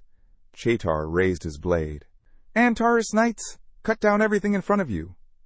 Barlant's voice rang out across the chaos. "Stand your ground! This is our fight!" He yanked back the reins and shouted, "Pull back!" With Antaris' forces striking from the front and Barlant's men flanking from the side, the Chetar's mercenaries had no choice. They retreated. As the dust settled, Cyrus lowered her head and mumbled, "Why is he always shirtless?" Rifenheart blinked. "It's more comfortable." Suddenly the elf closed her eyes and sighed. "That still doesn't make it okay to walk around practically naked. The view is way too much." Clenching his fist, the protagonist asked, "Well, what about my handwriting? Is it good enough for the king of martial arts?" She grinned. "You're definitely the true heir to the indestructible gem." Barlant stepped forward, extending his hand. "If it weren't for you, Rifenheart, we wouldn't have stood a chance." Rifenheart smiled. "I just did what any ally should." His thoughts drifted for a moment. The alliance with Barlant had been sealed 2 weeks ago through a single letter. In it 3 conditions were laid out. Barlant had read it over carefully, puzzled. He understood the part about dividing territory. But the other terms, the abolition of slavery, and the immediate recognition of all freed slaves as equal citizens under Antaris law, made him hesitate. At the time, Rifenheart had sensed the hesitation. Barlant had questions, plenty of them, but in the end he agreed. He didn't really have a choice. Alliance formed. With arms crossed, Rifenheart considered it. This was, of course, a strategic move, a way to alert other sentient forces to the regime change and to expand his borders. But having a righteous cause for war was important too. He'd made that crystal clear to himself after living through 1 lifetime already. Now, in Naw's Canyon, between 2 squads, a single figure stood in silence. The protagonist furrowed his brow and called out, "If you want to live, run now." The knights hesitated, nervous. "How are we supposed to fight him?" Their commander turned his head sharply. "Forget your doubts. Anyone who flees will be punished." With that, the knights charged. He might be called the king of martial arts, but he's still just a man. Rifenheart's eyes lit up with rage. Flames burst into his hand as he raised it high. "If you won't run," he roared, "you won't live to see tomorrow." Flames shot into the sky. One knight froze, voice shaking. What kind of human can do that? What kind of man can shatter the heavens with 1 strike? But the command came. "Attack!" The protagonist rolled his eyes. "So, no retreat?" Scanning their faces, Rifenheart realized they weren't real soldiers. Not knights, not mercenaries, just regular people forced into battle. He released a brilliant aura. "I'll go easy on you," he muttered. "You won't die from this." With rapid, precise strikes, he knocked them down, one by one. A man in the back frowned. They're no match for him. But they don't need to win. They just need to buy time, and this cocky bastard always rushes to the front. He smirked. From the crowd, someone shouted, "That arrogance will be your downfall, Rifenheart." A group of armed knights aimed their weapons. "Even the king of martial arts can't survive a direct ballista shot." They fired. Suddenly, sharp blasts rang out. Rifenheart turned toward the sound with a smile. Tossing his sticks upward, he clenched his fist and ducked, raising one hand. Direct cannon volley. A roaring blast erupted. One man's eyes widened in total shock. The people could only watch. The crowd froze in fear, thinking it was over for them. Meanwhile, the protagonist calmly approached the fortress of Tan. He raised a finger and pointed. "That's her, an elven witch." Cyrus, unfazed, summoned her power. "Selena, don't hold back," she commanded. "Wrap yourself in Syl, and let Salamander burn it all to ash." The protagonist watched her with a faint smile. She'd grown so much stronger. She stood tall, confidently commanding most of the great 7 spirits, leaving out only those of light and darkness. Her voice rang with authority, and her swords danced through the air. Even the leader of the Danheim tribe would hesitate before trying to command the spirits of fire and wind like she did. Elvenheim, the legendary world tree, had always chosen its guardian personally, selecting the strongest elf to wield unmatched power. That guardian wasn't just a protector of the tree. They became the leader of all elves, entrusted with the fate of their people. Now in front of that colossal tree, an elf stood with folded arms. Earlier that year, deep in the Spalot desert, where the Danheim tribe lived, the world tree Nian had been planted. It had quickly sprouted, and by summer, another world tree Gerenting had emerged as a symbol of the mighty Gotten River, casting its immense shadow over the city. When Gerenting reconnected with Neon, it engraved a name deep into its core, Cyrus. By merging with the tree's systems, the trees themselves had declared her not just their guardian, but leader of all elves. The protagonist's gaze sharpened. Finally, his efforts were bearing fruit. The mercenaries' carts exploded into fragments. Flames raged, and Cyrus stood defiant in the heart of the chaos. Far away, in the rocky stronghold of the Hundar Post, the central command center of Barlant Cheddar's territory, word of defeat arrived. In the grand palace nestled between the cliffs, Barlant cheaters flew into a rage. "What do you mean they crossed the native canyon?" The mercenary before him trembled, drenched in sweat. He bowed his head. "We did everything we could. Our forces weren't enough." Grinding his teeth, the Barlant turned away. They were crushed, scattered, forced all the way back to Hundar. Even Grandard, the Aura knight I trusted, abandoned us. He stormed down the corridor, muttering, "You're my last hope now." Inside the room, a frightened girl flinched as the man reached out to touch her face. But suddenly he turned, voice low and cold. "We were interrupted." Too soon. Barlant appeared before him. The man's lips curled into a smile. "So you've arrived." Extending his hand, he glanced at the girl and added with a sneer, "Your daughter's grown into quite the beauty, but that's to be expected. Greenhouse flowers always smell sweeter than weeds." Barlant looked down at the floor, disgusted, shameless. First the maids, now his own daughter. Still, he delivered the news. "The king of martial arts is headed this way. Fast. He'll strike any moment." Jade shut his eyes. "So, it's come to this," he murmured. "As I said before, the only way to kill the—" A golden aura shimmered around him, but to make it truly unstoppable, he'd need to invest a lot more diamonds. Jade opened his eyes and smirked. "So, is everything ready?" Soon after, Antares' army stood lined up before the towering walls of Barlant Cheetar's stronghold. The knights were fully armed, tension crackling in the air. Commands rang out. "Load the catapults! Prepare for a full assault! Ladders in position!" Today, the steel fortress of Hundar Post would fall. A captain raised his sword. "Second volley! Fire!" The catapult shots slammed into buildings and walls with pinpoint accuracy. As another shell was loaded, a knight growled, "Keep firing!" The Chaytor's family treated even peasants like dirt. They deserved to vanish. Chaytor raised his blade and shouted, "This is our moment! Let's show our master what courage looks like." On the battlements, one of Chaytor's knights lifted a cauldron of boiling oil.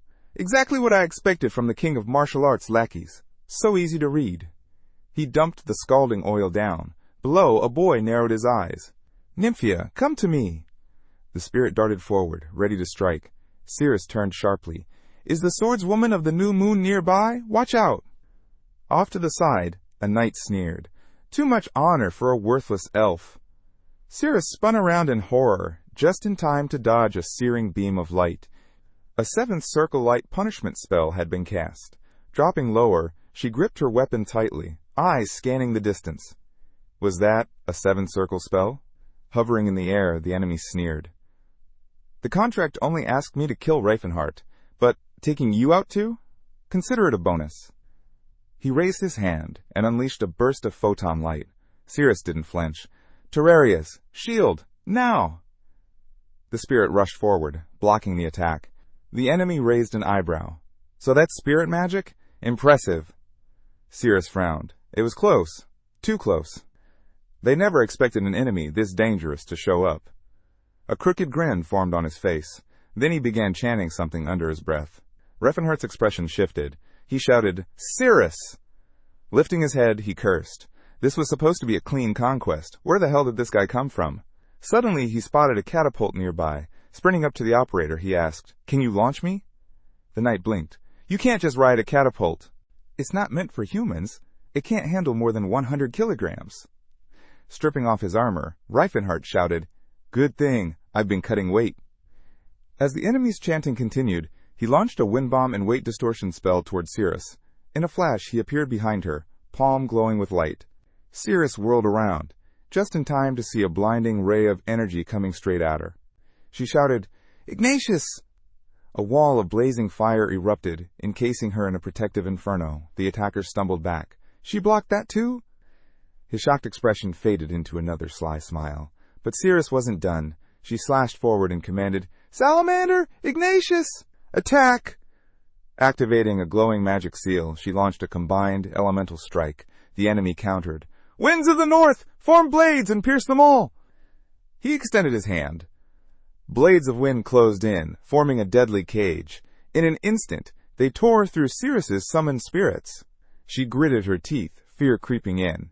Even with Salamander and Ignatius, I can't overpower his magic? Her grip tightened on her blades. Syl's cutting edge alone won't be enough. Not against this storm. I need to feed it with fire, but I don't have the strength left to summon more spirits. The fire dragon she'd caused suddenly reversed course. The enemy's eyes widened. Did she just strike her own spirits? But elves are supposed to be in harmony with their summons. Just as doubt began to flicker, Cyrus moved. She leapt, and it all made sense. It's not that simple. An enormous explosion shook the ground. Fire and shockwaves burst outward. Cyrus charged full speed at her opponent, slicing down every wall in her path with blazing precision. The very earth cracked beneath her feet as fire bled through the rubble. Then, another explosion. A dark silhouette launched into the sky. Jade raised a hand behind him, preparing his next move. His arms spread wide as multiple magical seals spun to life. A sudden gust of wind howled past Cyrus, followed by a sharp pain. Blood sprayed from her hand, then another slash. Her leg was cut cleanly by an invisible force. Jade gritted his teeth and pressed the attack. Until something off to the side caught his eye. His assault froze. Horror swept across his face. Cyrus didn't hesitate. Her eyes burned with focus. With every ounce of strength, she launched 2 devastating strikes. Her blades screamed through the air, trailing fire in their wake. The tower behind Jade took the full hit. Cracks split through its foundation, and then came the flames. A moment later, the whole structure detonated. Cyrus landed, scanning the battlefield, but he was gone. Then she sensed him. Whirling around, she spotted Jade airborne. He snarled, "I can't believe a lowly elf pulled off a flash step." Cyrus narrowed her eyes. "I was sure I had the upper hand. There's no way he dodged that on his own." She glanced at the marks in the air and murmured, "A teleportation artifact. If it really lets him shift through space, it must be legendary class. Those are known across the continent." But Jade suddenly raised his hand. "I didn't want to waste this on an elf," he muttered, "but now's not the time for pride." Microchips glowed across his skin. Yellow lines lit up like veins. Cyrus frowned. "Is this magic or aura?" Jade's grin stretched wide. Then, boom! A blinding blast shot from his hand. Cyrus leapt aside. Her flaming blades clenched tight. The projectile streaked past her, growing brighter as it sped forward. It crashed into a building wall. Kra Kum, and the entire structure began to crumble. Cyrus turned back, stunned. How does he have that kind of cutting power? Then, another shockwave behind her. Jade appeared out of nowhere, face twisted in madness. "Why don't you just stop already?" With a crazed grin, he raised the sword of rupture. Cyrus's mouth dropped in horror as blood sprayed into the air. The fire dragon tried to shield her, half its body absorbing the sword of rupture, but the weapon burned straight through. In seconds, the spirit disintegrated. The sword, now clean, shimmered for a moment, then cracked. Tiny shards split off, and the blade shattered into glowing fragments. Cyrus dropped to one knee. Blood poured onto the ground around her. Her entire body was drenched in red. Jade placed a hand on his forehead and laughed loudly. "Now that you're groveling like a dog, you finally look like an elf." He narrowed his eyes. "Still had the nerve to act arrogant, huh?"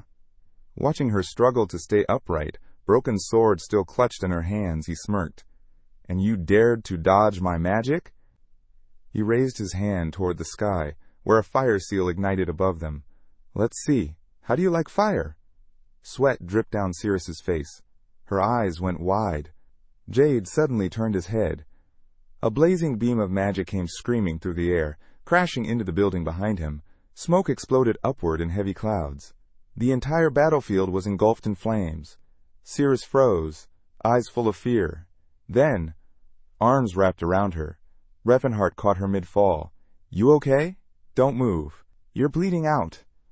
Cyrus's cheeks turned red. "He's half naked again?" Flustered, she shouted, "Put me down." Rifenheart turned his gaze toward the enemy. Who the hell are you? You're not just some third-rate mage. He's way too fast. And I swear I've seen that face before. Jade clasped his hands behind his back. Using a catapult, huh? I heard martial arts kings are born ignorant, but I didn't think it was this bad. He grinned. Still, it's about time you showed up. Rivenheart squinted, studying his opponent. That looked cold, calculating. Suddenly, a chill hit him. He recognized the man. Jade? What's he doing here? Memories came flooding back. In his past life, Jade had been the second son of House Archlight, a noble family that had produced elite mages for generations in the Holy Empire of Vashalin. Jade had been one of his worst enemies.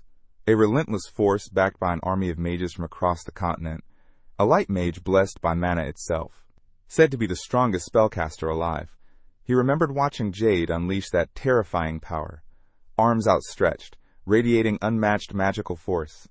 By the time Jade was just 20, he had already reached the 7th circle, making even senior mages seethe with envy.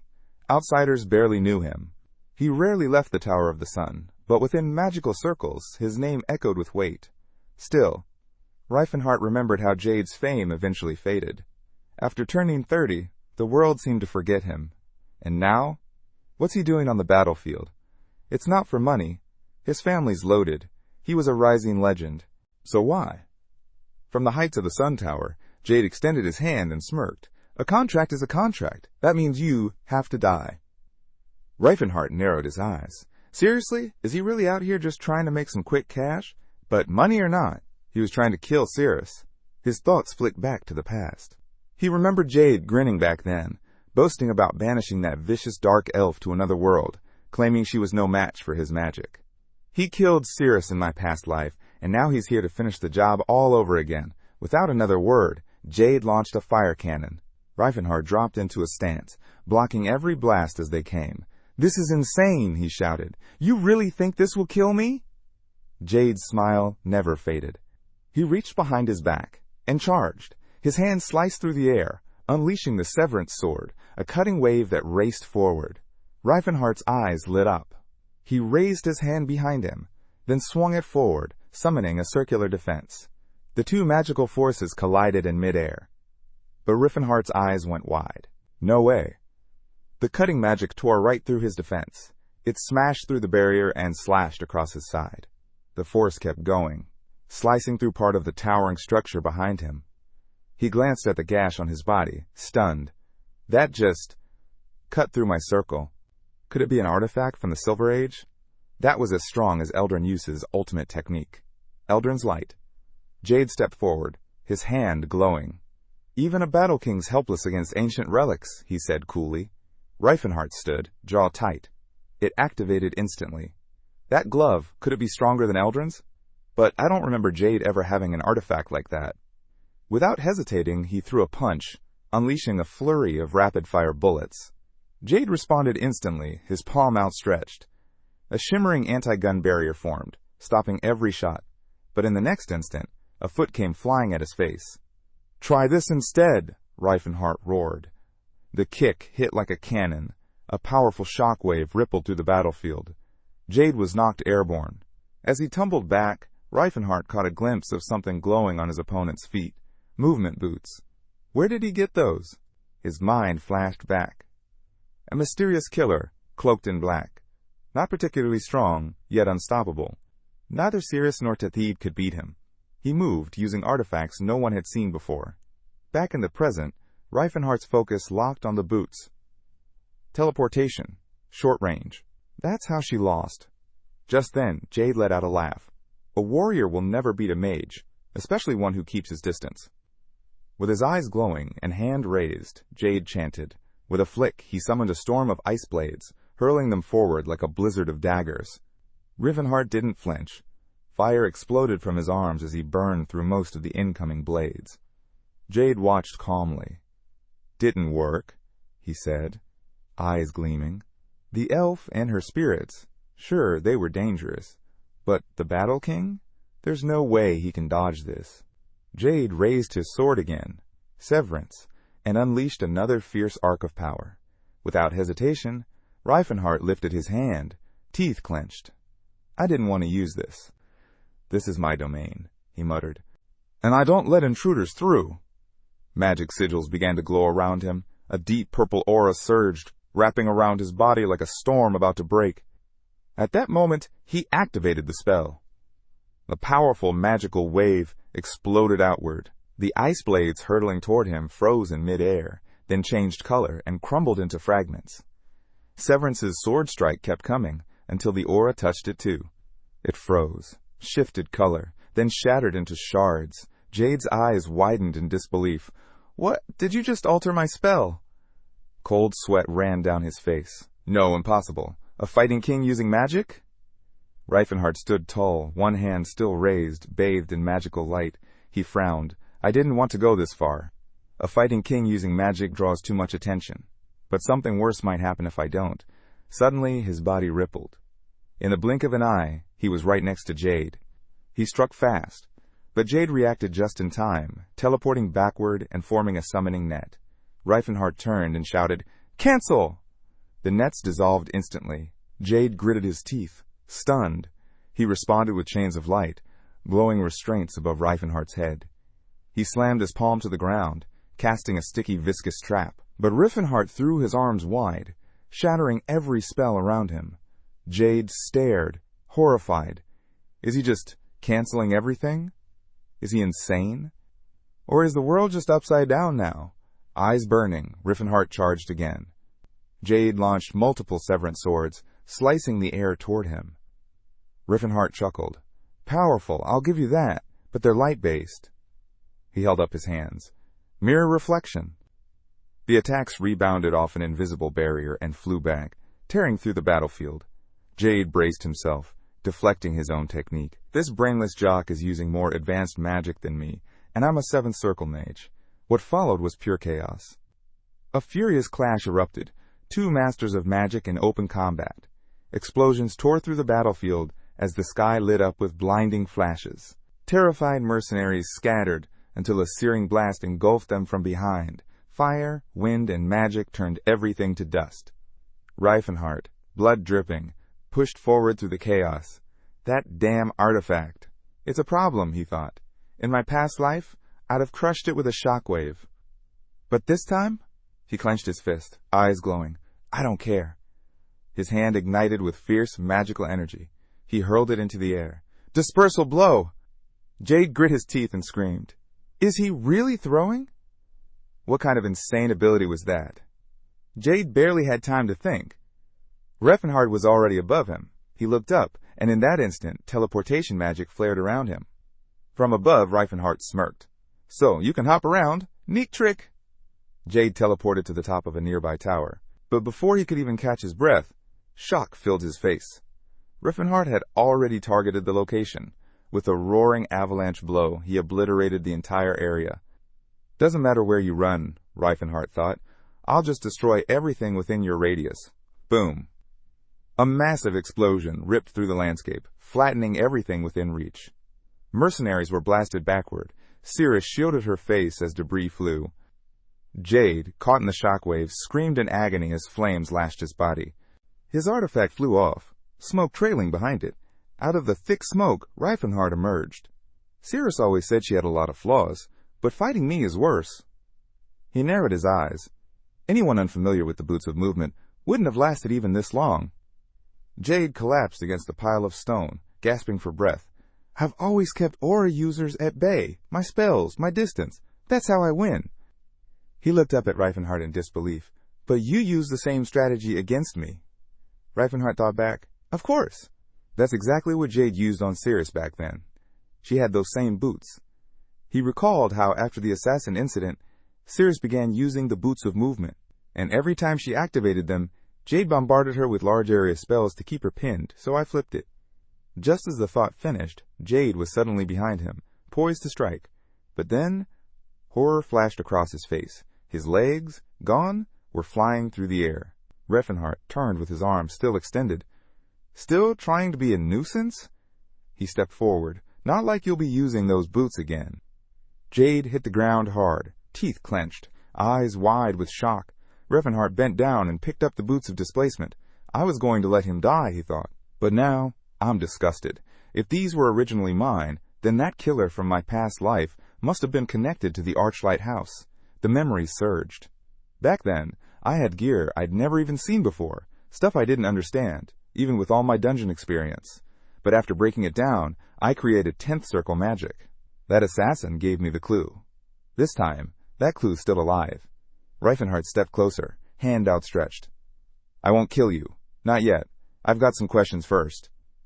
Jade groaned, crawling away. I have to escape.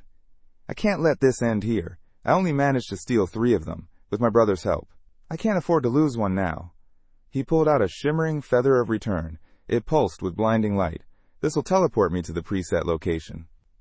As the light filled the field, Rifenheart raised a hand. Wait, what the hell is that? Jade smirked, eyes gleaming with cruel satisfaction. A sharp glint of light flashed in Rifenheart's eyes. He saw something. With a fierce swing, he struck the air with all his strength. The force of the blow sent Jade's bag flying from the ground, spiraling through the air. Rifenheart gritted his teeth. Chapter 83. Looking down at the familiar emblem in his hand, Rifenheart knew that something bigger was happening in the shadows. In his past life, he had found the same emblem on the dead body of the person who was sent to assassinate him. Seeing the emblem again meant that his life was in danger once again. There was no time to play it safe. He needed to find out how this emblem was connected to the Archlight household. Back at the destroyed walls of the city, everyone was celebrating their victory. At long last, they had successfully defeated Baron Shatters. Looking around, Rifenheart had a satisfied smile on his face. The war was over. They had won. Suddenly, something in the rubble caught his eye. It was a limitless bag. It looked familiar to Rifenheart. Maybe it had belonged to Jade. The coward had left it behind while running away. Reaching inside, he found that the bag was filled with golden coins. Baron Cheaters had paid a lot of money to have him killed. The amount of money inside the bag was enough to help them restore the country to its former glory. They would no longer have to worry about the funds. The battle had been tough, but they were able to save the lives of many otherworldly species and humans. Many had died fighting, but more than that had been saved. In the end, they even managed to convince some of the humans working for Baron Chettars to fight alongside them. The war and all the refugees had caused their funds to run low. But now, with the money he had found and the war helping him take over the trade city of Jarud, he would be easily able to bring in enough money for him to start the next phase of his plan. Walking through the rubble of the city, he saw Cyrus standing on the side. She asked him where Jade was. Rifenheart told her that he was gone. Cyrus was angry that he got away, claiming that she would have won their fight if Jade hadn't been using the weird shoes. Rifenheart looked at the boots Jade had left behind and asked her if she wanted them. Cyrus quickly took the shoes from him and tried them on. Their size instantly changed and fit her perfectly. Rifenheart was glad to see that Cyrus was happy. This gift to her helped her to quickly get over her loss. But their work wasn't done. There were still more soldiers of Baron Cheatars that they had to take care of. So he gathered all of the soldiers around him and told them to get ready to fight. Next, they would take over the Hunder Guard. They wouldn't stop until they had taken complete control of the whole region. This war had started due to a duel between the Chatter and Galen heirs. The duel ended with the death of Jack, the Chatter heir. In response, Baron Chatter had sent mercenaries after Baron Galen. Baron Galen had lost all hope when he was offered a helping hand by the martial king Rifenheart. By joining forces with him, Baron Galen was able to keep his life. The Charters County had estates larger than most counties. Antares County wasn't even considered a county by many people. But by joining forces with the Galen County, Rifenheart was able to take over half of the Chater County. He wanted to take over all of the area, but Carl advised him to be cautious. If they took over so much land in such a short time, then the other nobles would become cautious of them. Rifenheart agreed. For now, they controlled the trade city of Jarud, and with it, they would easily be able to recover all the resources they lost in the war. Soon, a year had passed. By spring, Rifenheart had set his sights on the southeastern region of Fetland. The land was a vast grassland, bad for farming, so there were no rulers. Instead, it was a place where nomads gathered to hunt and trade. Nomads were divided into multiple tribes. Many nobles had tried to unite with the nomads and use them for their military, but they were all rejected. The grasslands were surrounded by mountains on all sides, making it hard for anyone to invade them. The nomads had no need to invade others, so they didn't think of uniting. For years, there had been no wars in Fetland. But now, Antare's forces were threatening the tribes of Fetland. To protect their home, all the leaders of different tribes decided to join forces. They managed to gather an army of 10,000 soldiers. Their backs were protected by the Wolf Mountains behind them. Even with such a huge army, the leaders weren't confident they could easily defeat the monsters in Rifenheart's army. Rifenheart's army was led by 3 orc chiefs, Hadartham, Kalkin, and Kinjir.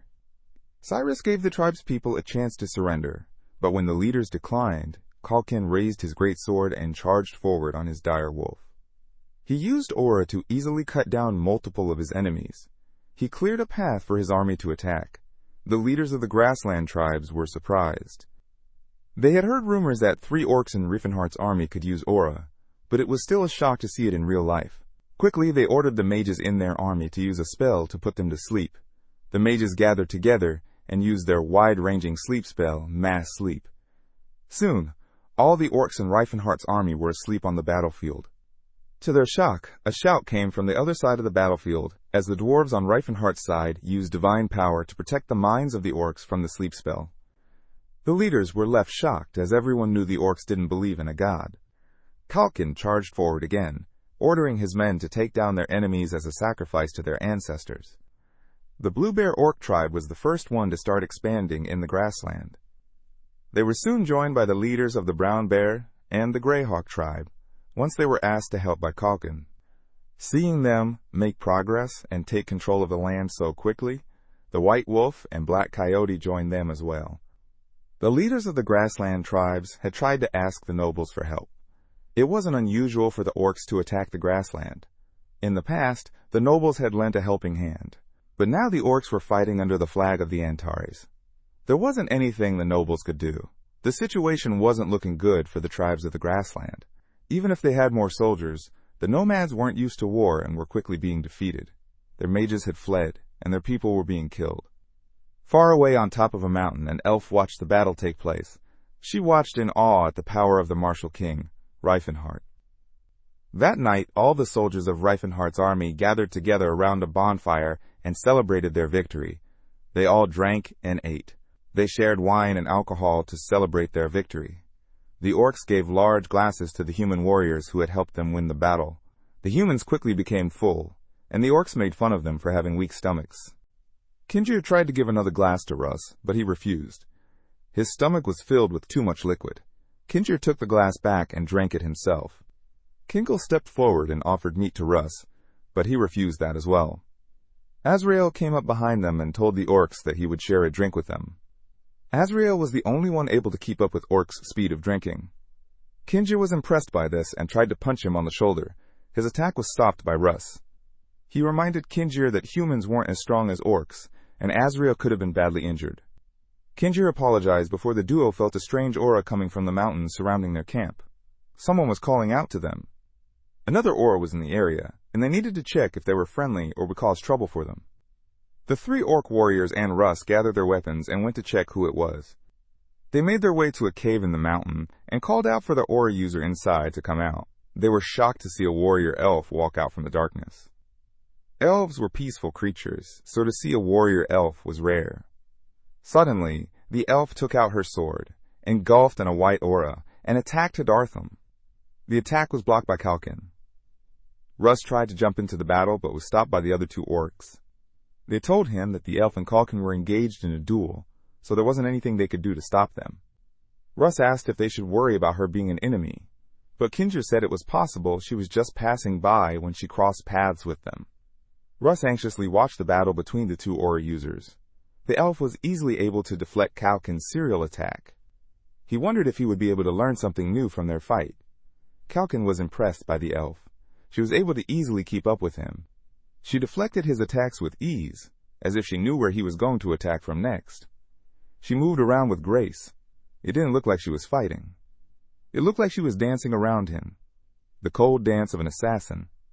He was impressed, but he wasn't going to lose the fight. He threw his great sword at her as a distraction. She dodged the blade easily. but the attacks that Sword let out were harder to dodge. The elf was forced to put up a shield to defend herself. Then, as she was busy deflecting the attacks, he used his move, Bare-Fisted Scale-Cracking, to launch a powerful attack at her. The elf narrowly dodged the attack as the mountain behind her shattered. The three on the side were greatly impressed by the fight, and wondered if they would be able to fight the elf next. Suddenly, the air around them became freezing. Russ watched in shock as the elf infused her aura with ice elemental magic. She used her powers to freeze Culkin's legs. The orc warrior was greatly impressed by her use of powers, and the elf stopped the fight. Culkin was left confused, but the elf explained that she only wanted to prove herself as a warrior. Culkin agreed that she was a great warrior. The elf smiled as she had accomplished her mission. She had heard that to earn an orc's trust, you needed to fight them. She hadn't truly believed the person, but had decided to try it anyway. He hadn't expected her to be so blunt, and explain her plan to them. The elf put her sword away and turned towards the aura users properly. She introduced herself as Inia, the head of the Stylia clan. She looked behind her as more elves appeared from inside the cave. Inia introduced her people and explained that they came all the way from the frozen lands of the north. They had heard that the person who had resurrected the World Tree was within the Antares County. They had all come from the north to meet this famous warrior. She turned to the aura users. Her gaze was cold, and there was a bright glint in her eyes. She asked for their help to meet with him. Far north, in the unnamed region of the Fetlands, the mountains were filled with ice, snow, and cold rivers. It was a rough region between the coastal side of the Fetlands and the Golden Mountains. In this secluded region was the Stylia clan, hidden away from the eyes of the rest of humanity. In his past life, Rifenheart was the youngest person ever to have mastered the Ninth Circle. By age 30, he had reached the last tier of magic there was. The only other person who had managed to do so was Dreja, but the old mage had died a few years ago. It had taken Dreja 70 years of his life to reach the Ninth Circle. Compared to him, Rifenheart's achievement was shocking to everyone. All the leaders from multiple countries had tried to scout him out, but he declined all of their offers. He knew that there was a circle higher than the Ninth Circle, and he wanted to achieve it. Until then, he traveled across the land with Cyrus and explored dungeons. 3 years had passed since he disappeared from the world and was now staying at the Stylia clan alongside Cyrus. He was loved by all the villagers. The females of the village often came up to him and gave him gifts. As he was one of the few males there, they all flirted with him to get his attention. One afternoon, 2 elves came up to him and offered him food and clothing. Rifenheart tried to decline it, but in the end took the warm clothes. Suddenly he felt someone staring at him. He turned around to see Cyrus standing behind him. She was glaring at him, jealous that he was getting so much attention from the others. Rifenheart walked up to her and gave her a kiss on the cheek. He assured her that he didn't care about the other elves. The only elf he wanted in his life was Cyrus. Cyrus blushed as she looked away.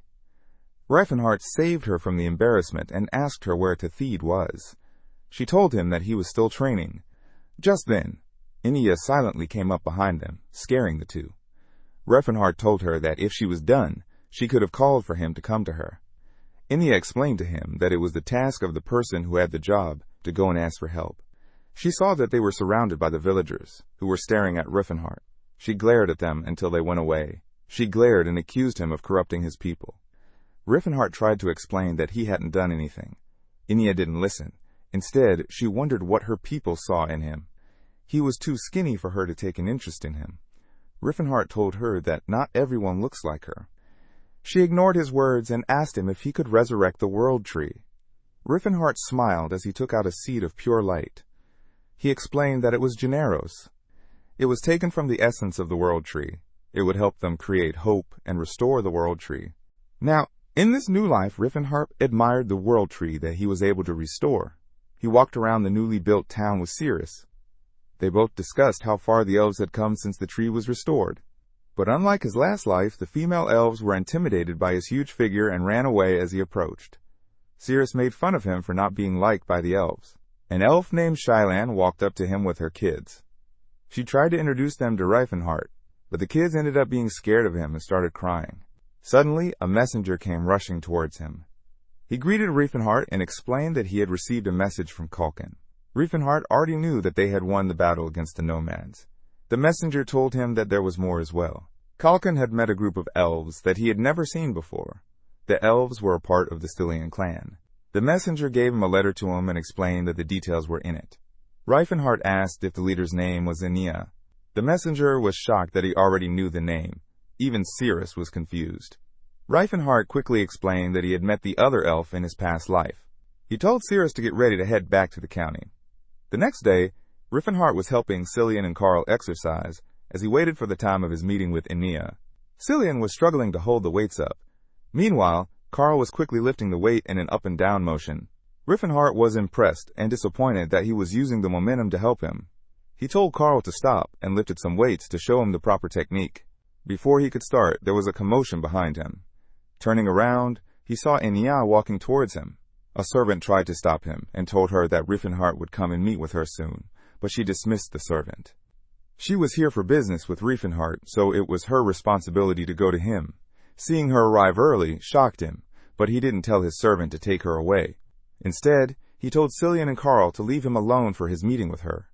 He dropped the heavy weights to the ground and turned to greet her. He offered her a proper elf greeting and apologized for his improper state of dress. Enia was impressed that he knew elf etiquette. She introduced herself to him. Enia was the only aura user among the elves and the most powerful elf. Most elves were peaceful creatures and avoided fights. But not Enia. She worked hard to get stronger for her people. In his past life, Cyrus was able to surpass her using magic. Rifenheart welcomed her to his country and offered her a place to stay in his forest. Enia thanked him before becoming serious.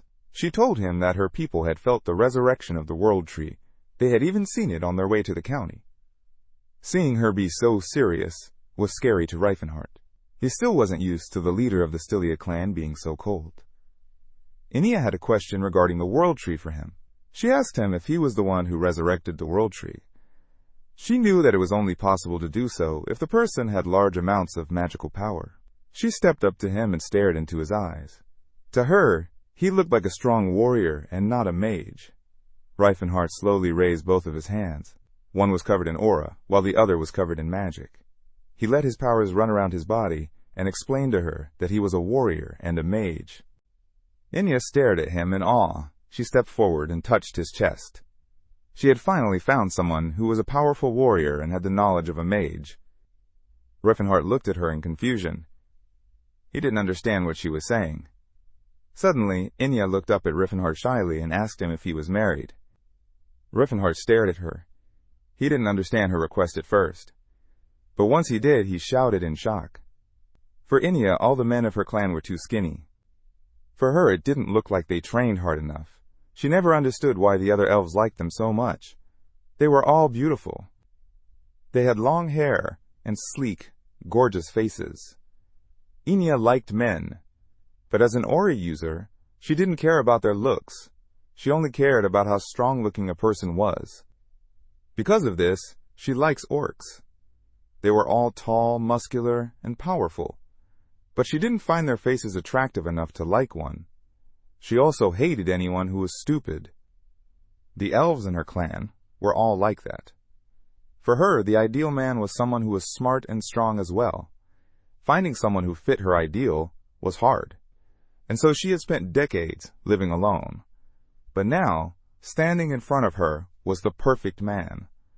Rifenheart was a strong and powerful man. She had heard all about his conquests. He alone had taken down an orc warrior, and he was wise enough to resurrect the World Tree on his own. Standing in front of him, left Enia impressed. She had finally found someone worthy of him, so she asked if he was married. Rifenheart stared at her in confusion. He had never seen the elf leader act like this in his previous life. He told her that he wasn't married, but there was someone he wanted to marry. Enia didn't let this deter him. He wasn't married yet, and she had a chance to win him over. She thanked him for letting her clan stay within his territory and promised all of their resources to him. Rifenheart promised to take good care of her people as well. With that, Enia turned around and told him she had to help her people settle in. On her way out, she daydreamed about Rifenheart. Suddenly, she ran into Cillian. He introduced himself to her. Upon hearing his name, Enia's vibes totally changed. She had heard about Rifenheart having a lover with that name. She told Cillian that she wouldn't lose to him and left. Soon, More and more groups of otherworldly species started migrating to Antares County. The troll's guru, Athilka, traveled all around the world, saving others like him, and sending them all to Antares. The others were suspicious at first.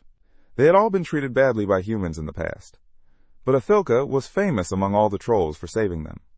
They had also heard the rumors about Antares, so they decided to trust him.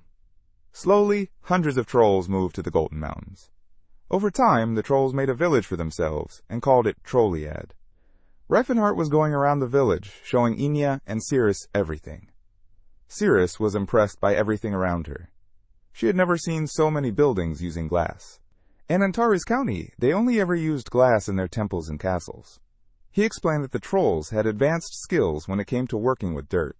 They can easily change the soil using sorcery to turn it into glass. The dwarves were masters of stone and steel. The elves were masters of making cloth and woodwork. Finally, the orcs were great with leather. Just like the others, the trolls were masters of working with soil. The trolls respected the soil and used sorcery to create objects with it. Everything in their household was made out of soil. Their craftsmanship was so great that an everyday item to a troll was considered a masterpiece by other species. Humans believed that they were the most advanced species, but they were nothing compared to others. In his past life, he had only been able to reach the 10th circle by learning from the trolls and learning the changing spell technique. With its help, he was able to create the spell known as Nuclear Burst. And yet his technique was nothing compared to the trolls. They could easily change the soil into concrete just by stepping on it.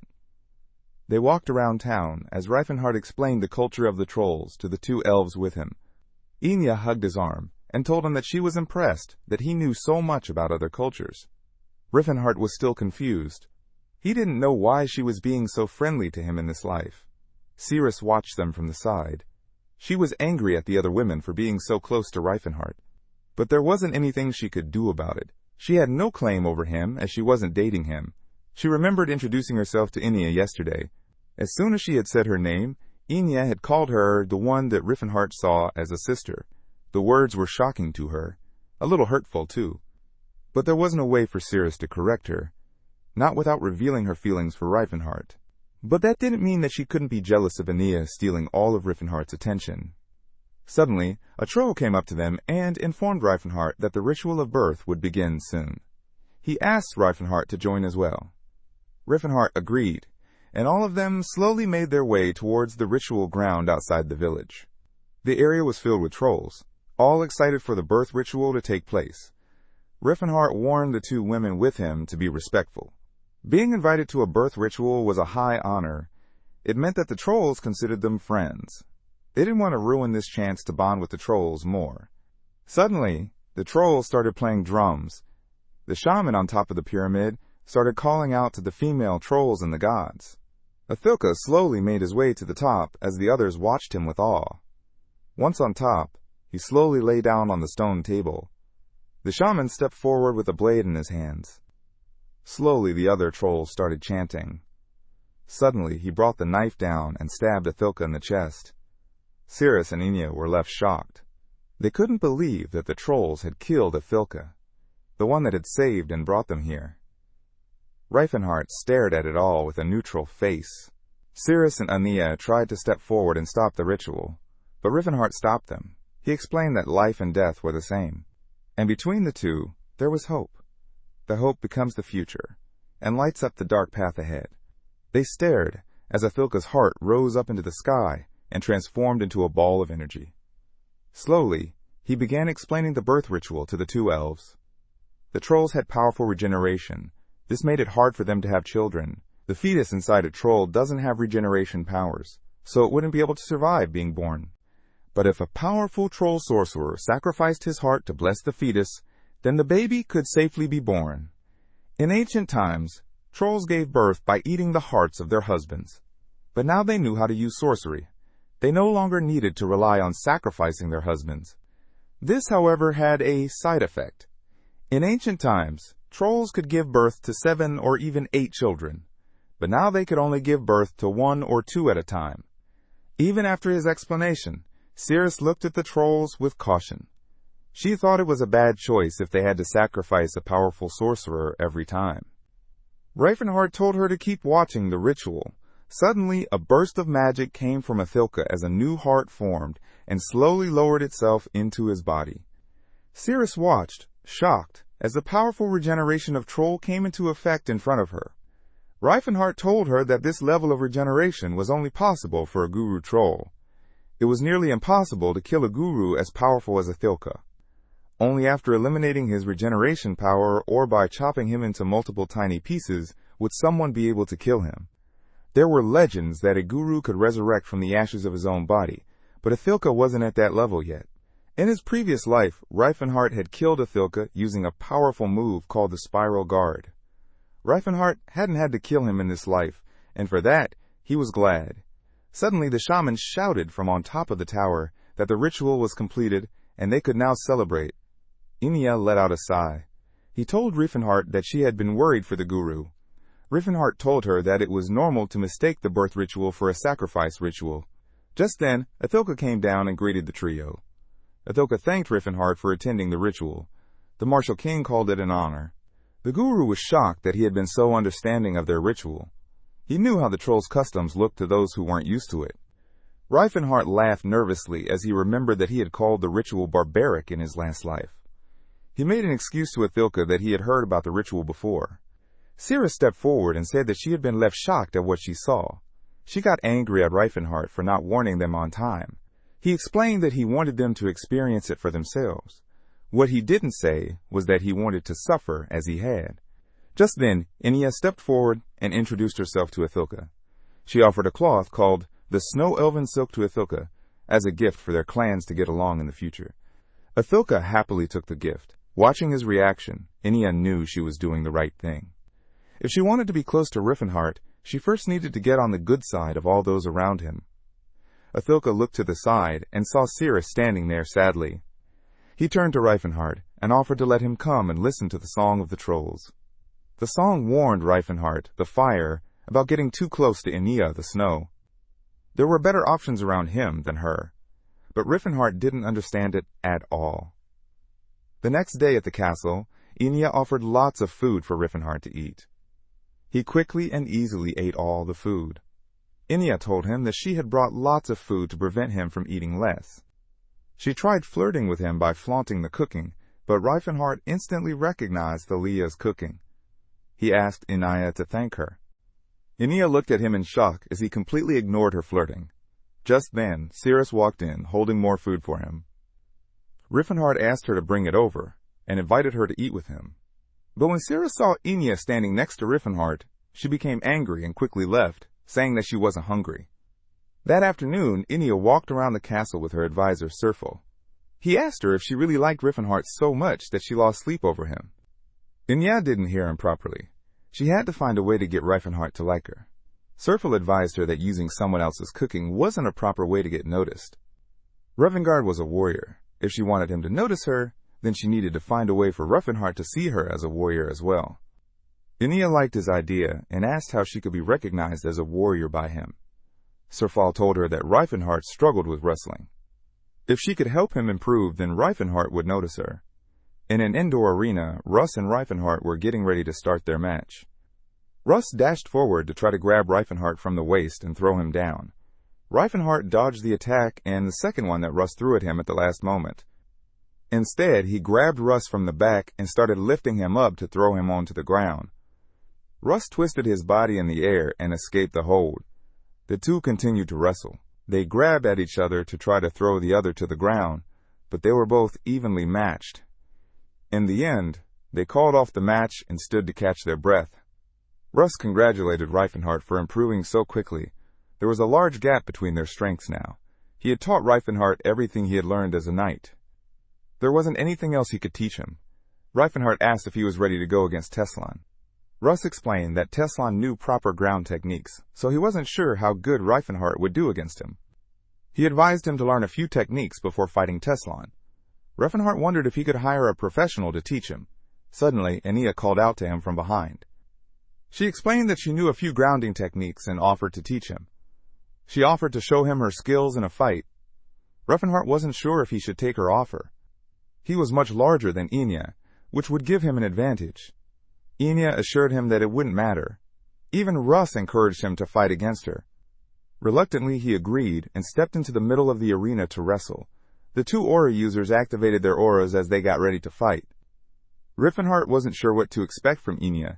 He had never fought against her in his past life. He didn't know how skilled she was. But now he was a warrior as well. He would find out just how strong she is. Started the fight by trying to grab Enya. She jumped into the air and threw a kick towards his head. He blocked the attack with his arm, but Enya took that as an advantage and wrapped her legs around his arm. She used her body weight to pull him down. Rifenheart recognized the move as a move from Karzian Jiu-Jitsu. He tried to stop her, but it was too late. Enya had wrapped herself around his arm, making it hard for him to move or get up. Unable to get out, he asked Enya to teach him how to escape the hold. She taught him the proper way, and soon he was free. Once he was free, she asked if he wanted to learn from her. Rifenheart agreed as they got ready for another round. Enya took this as a chance to run her hands all over his muscles. She made an excuse that she was just checking his physical potential, leaving Rifenheart flustered. Russ watched the two from the side. He was excited to see how much he could learn from watching the other two wrestle. The Settlar trade route connected the Graham Kingdom and the Chatan Principality. This route was used by the Mall Merchants Guild. They handled all the goods and luxuries on this route, but most of their profits came from trading otherworldly species slaves. The merchants hired mercenaries while transporting the slaves through the long route between the two countries.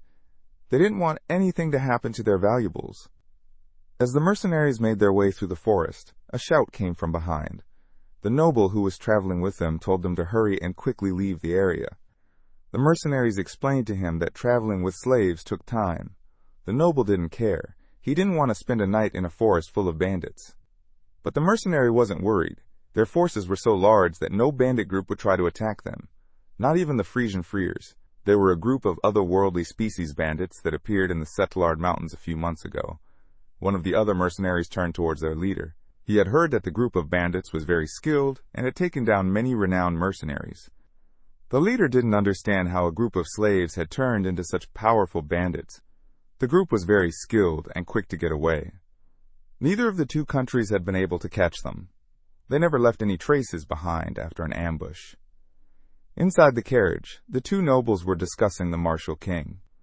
The Frisian bandits had formed after seeing how greatly the martial king treated the other slaves. All creatures were meant to be slaves to humans. They didn't get to think that they were people.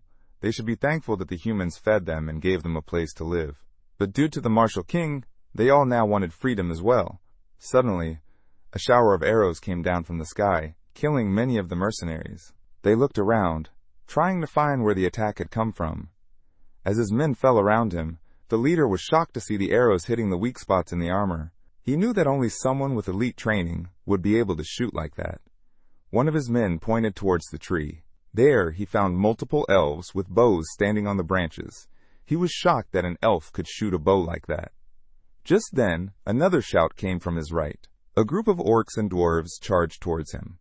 They charged forward and started attacking the mercenaries. The leader ordered his men to capture the elves and kill everyone else. The otherworldly species told him to focus on the fight and not on making a profit. Orcs charged towards him. The leader was able to dodge the attack, but was soon cut down by a dwarf. Suddenly, a group of Chatan mage knights entered the battle. They shouted to everyone to surrender as they activated their magic. The bandits weren't worried. Dwarves and orcs activated their aura, causing the soldiers to get scared and run away from the battle. Soon, all the mercenaries and nobles were killed. The different slave species were freed.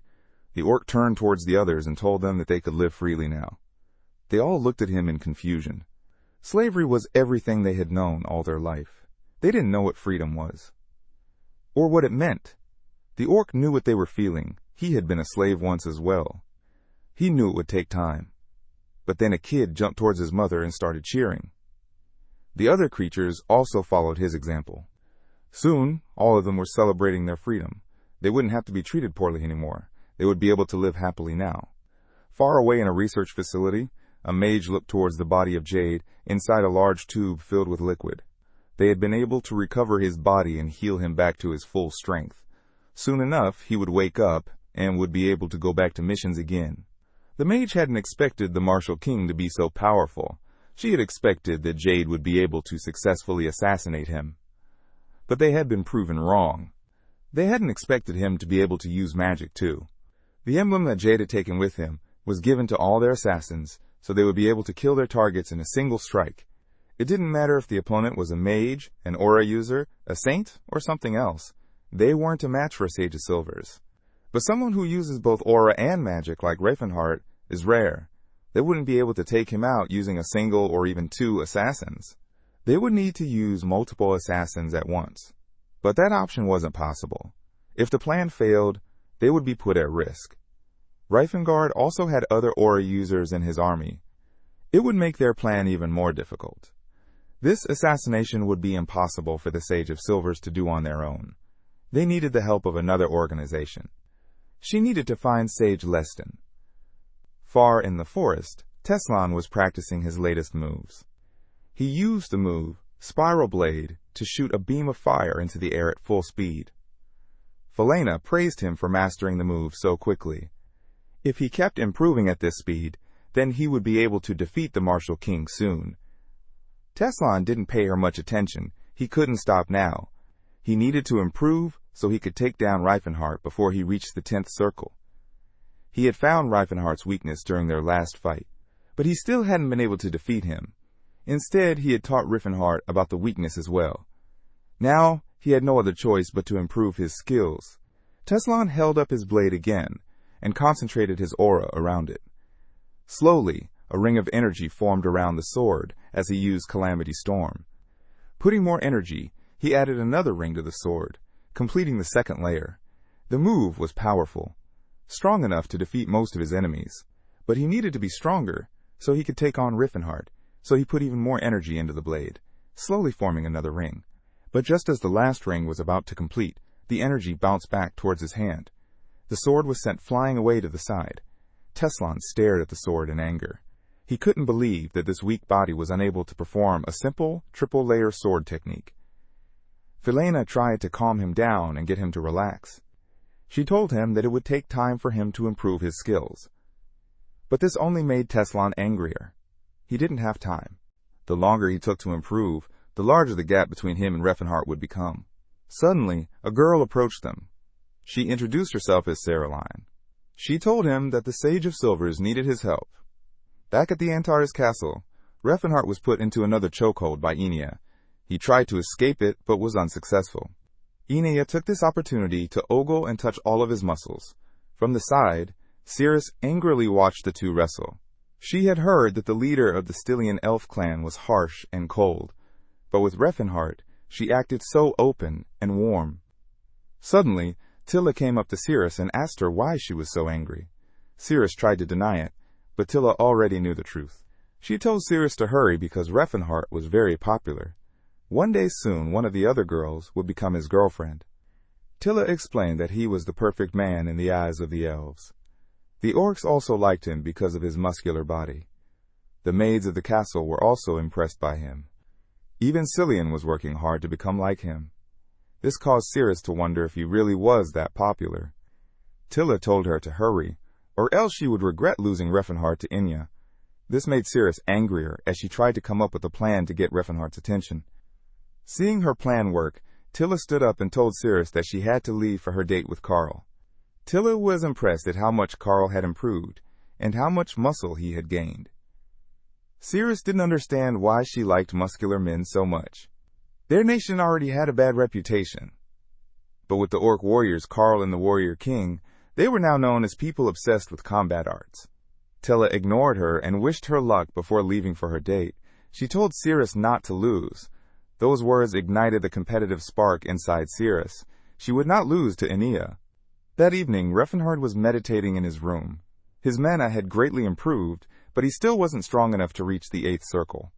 But now he had half of his powers from his last life back. Suddenly, Enia entered the room. She asked Rifenheart if he was tired from all of the training. She offered to give him a massage she had learnt. She told him to lie down on his bed while she prepared everything. Rifenheart was left confused by her behavior. The Enia he had known in his past life hadn't been like this. She was cold. She wasn't warm and helpful. He didn't know how to act around this new Inya. He asked why she was doing this for him. Inya replied that all of this was thanks to him helping her people and restoring the world tree. Inya climbed onto Rifenheart's back while he lay on the bed. She took out a bottle of oil and spread it all over his back. When asked, Inya explained that she had gotten it from the Holy Order. She remembered a few days ago she had confronted Cillian and told him that she would become Rifenheart's lover. The boy had been left shocked. He couldn't believe that the rumor about him and Rifenheart was still being spread. He knew the only way the rumor would stop was if Rifenheart got married. So he told Inya that it was all a misunderstanding. He told her that he would help her get closer to Rifenheart and had given her the oil. Back in the room, Inya spread the oil and gently massaged Rifenheart. He still couldn't believe that this was the Ice Queen he had met in his last life. But there was something strange about the massage to him. It felt weird to him, and he couldn't properly relax. Suddenly, Inya used her ice magic to cool down his body, making him feel better. Just then, the door to his room slammed open as Cyrus walked in. She explained that she was here to help Inya. The two girls glared at each other as Rifenheart wondered if the two had become friends. Inya asked Cyrus if she knew how to give a proper massage. The other elf smiled and told her yes. Inya didn't know that she had learned the skill while she was a slave.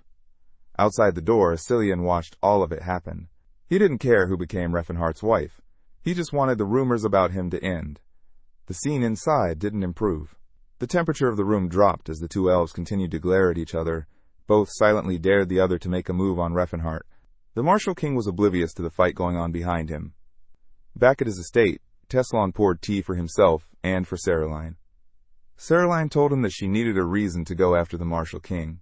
If she went after him after their last assassination attempt had failed, then people would become suspicious of them.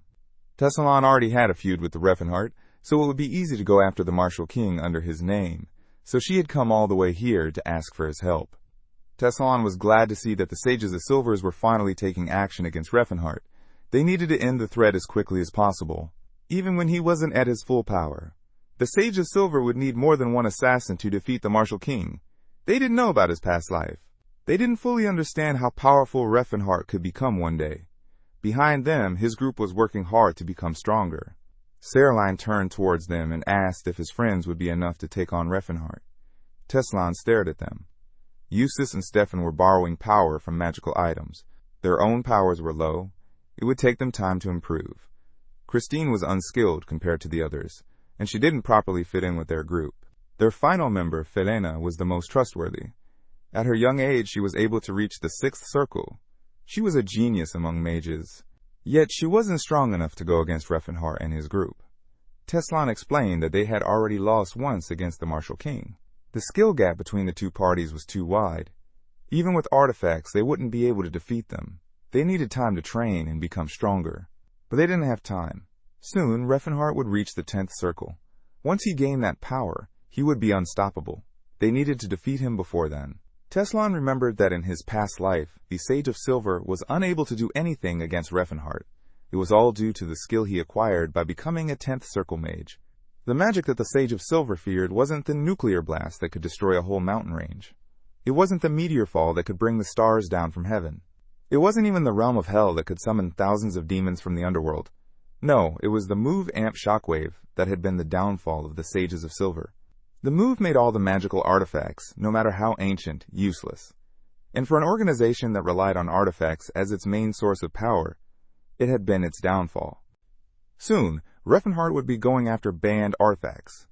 From researching those artifacts, he would reach the 10th circle and develop new magic. Teslon couldn't let that happen. Caroline stared at Teslon.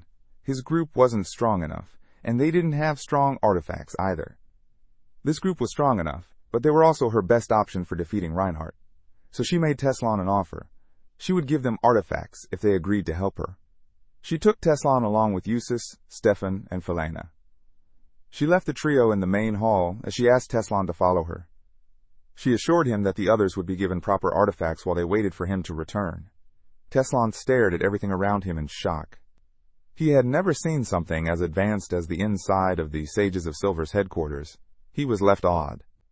Every time he learned something new about these mages, he came up with new questions for them. He had so many questions to ask her, but for now, he had more important things to worry about. He asked Caroline if she would give him as well. He was an aura user. He was past the point of needing artifacts, and no artifact that he knew of would be useful to him. Caroline told him that his body was at its limit and could not be improved using magic or artifacts. She told him that there had been a similar problem in the Silver Age too. People wanted to get stronger, but their bodies were at their limit. So instead, they tried to find another way of improving themselves. In the end, they had made the golem. The golems were made to be better than humans, but they were too slow, so they changed the design to fit humans inside them. It improved the functioning of the golems, but they were still slow. More research was put into the project, and they were able to develop faster and lighter golems. But normal humans weren't able to control these versions of golems. Only aura users would be able to control them. Caroline snapped her fingers, and the lights turned on. Slowly they entered a hangar full of golems. She led Teslon towards one of the golems. She told him that it was the result of years of research, and was made to be controlled by a powerful aura user, the Adamandrel. Teslon looked at it in awe. He couldn't believe what he was seeing. Such a powerful ancient artifact would be enough to help him finally defeat Rifenheart. Back at Antares castle, Rifenheart was training his magic and his aura together. First, he whispered a spell and concentrated it on his fist. Once the magic flowed smoothly, he hid it using his aura. After many hours of training, he had finally mastered enchanted fist flame and lightning. He threw a punch from his right hand to shoot a pillar of fire. Then he did the same for his left hand and threw a pillar of lightning. The two attacks combined and let out a large explosion. During his fight with Jade, Rifenheart struggled to use multiple spells quickly. To erase this weakness, he had come up with a plan to imbue magic into his hands. Aura was quick to form but could not be focused on a certain area of the body. Magic could be focused, but it took too long to cast, so he came up with a solution. He would cover his fist with elemental energy that would allow him to quickly cast spells through his fist. To anyone else, seeing him fight, it would look like he was using an artifact, but in reality, he would be using both aura and magic at the same time to his advantage. He hadn't thought about this in his past life. It was only possible because of the body he had gained in this life. Rifenheart was sure that Teslon had been working hard to overcome the weakness of his old body. And just like him, Teslon would have already found a solution. Rifenheart knew that the next time he came across Teslon, it would be their last meeting, a final showdown between two rivals. Russ stared down at Kaijin. The aura of both warriors surrounds them and everyone around them. Kaijin told Russ he would forget about their friendship in this fight. He would treat Russ as his enemy. But Russ didn't back down. He calmly held up a soap and told Kaijin that today he would force the orc to take a bath. He turned towards the Thalki to see if the water was ready. The guru told him that the water was ready to properly clean the orc. Russ gave Kaijin a creepy smile. He and Thalki both grabbed Kaijin and dragged him towards the bath. Soon they had scrubbed the orc and had him shining brightly. Kalkin watched Kaijin suffer the great humiliation. He had also gone through the same thing. Rifenheart was impressed that Russ had been able to get the orcs to take baths. Later, he went with Cyrus to meet up with Mashlin. The dwarf was inside the castle, grooming his beard that he had taken off his face. Seeing the two enter the room, he quickly placed the beard back on his face. Cyrus told him that everyone knew dwarves' beards were fake, and he didn't need to be afraid that someone would see him without them. Michelin told her that it was the same as being seen naked for them.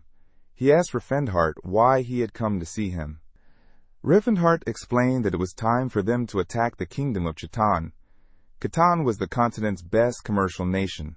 It was the center of all trade.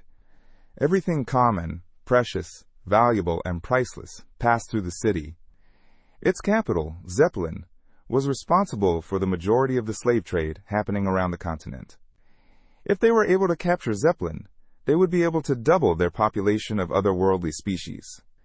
It had been a long time since they had done any type of expansion for their county. Now was the perfect time for them to attack Zeppelin and take over.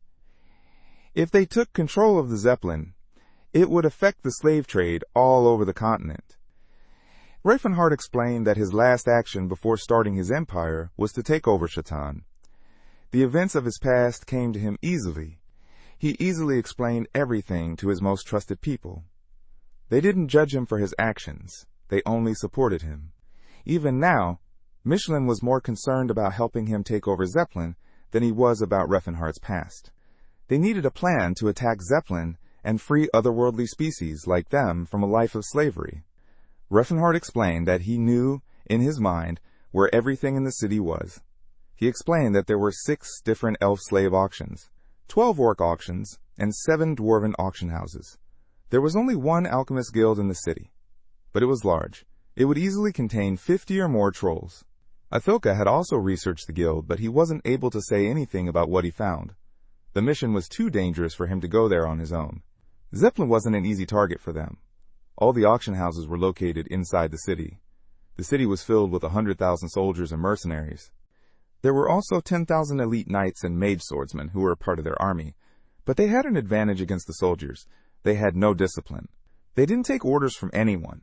No one had proper control over the army. Walking in felt like a death trap. But Rifenheart couldn't leave otherworldly people to suffer there alone. He wanted to help them. He wanted to get them out of there as soon as possible. Michelin asked how he had been able to take over the other city in his past life.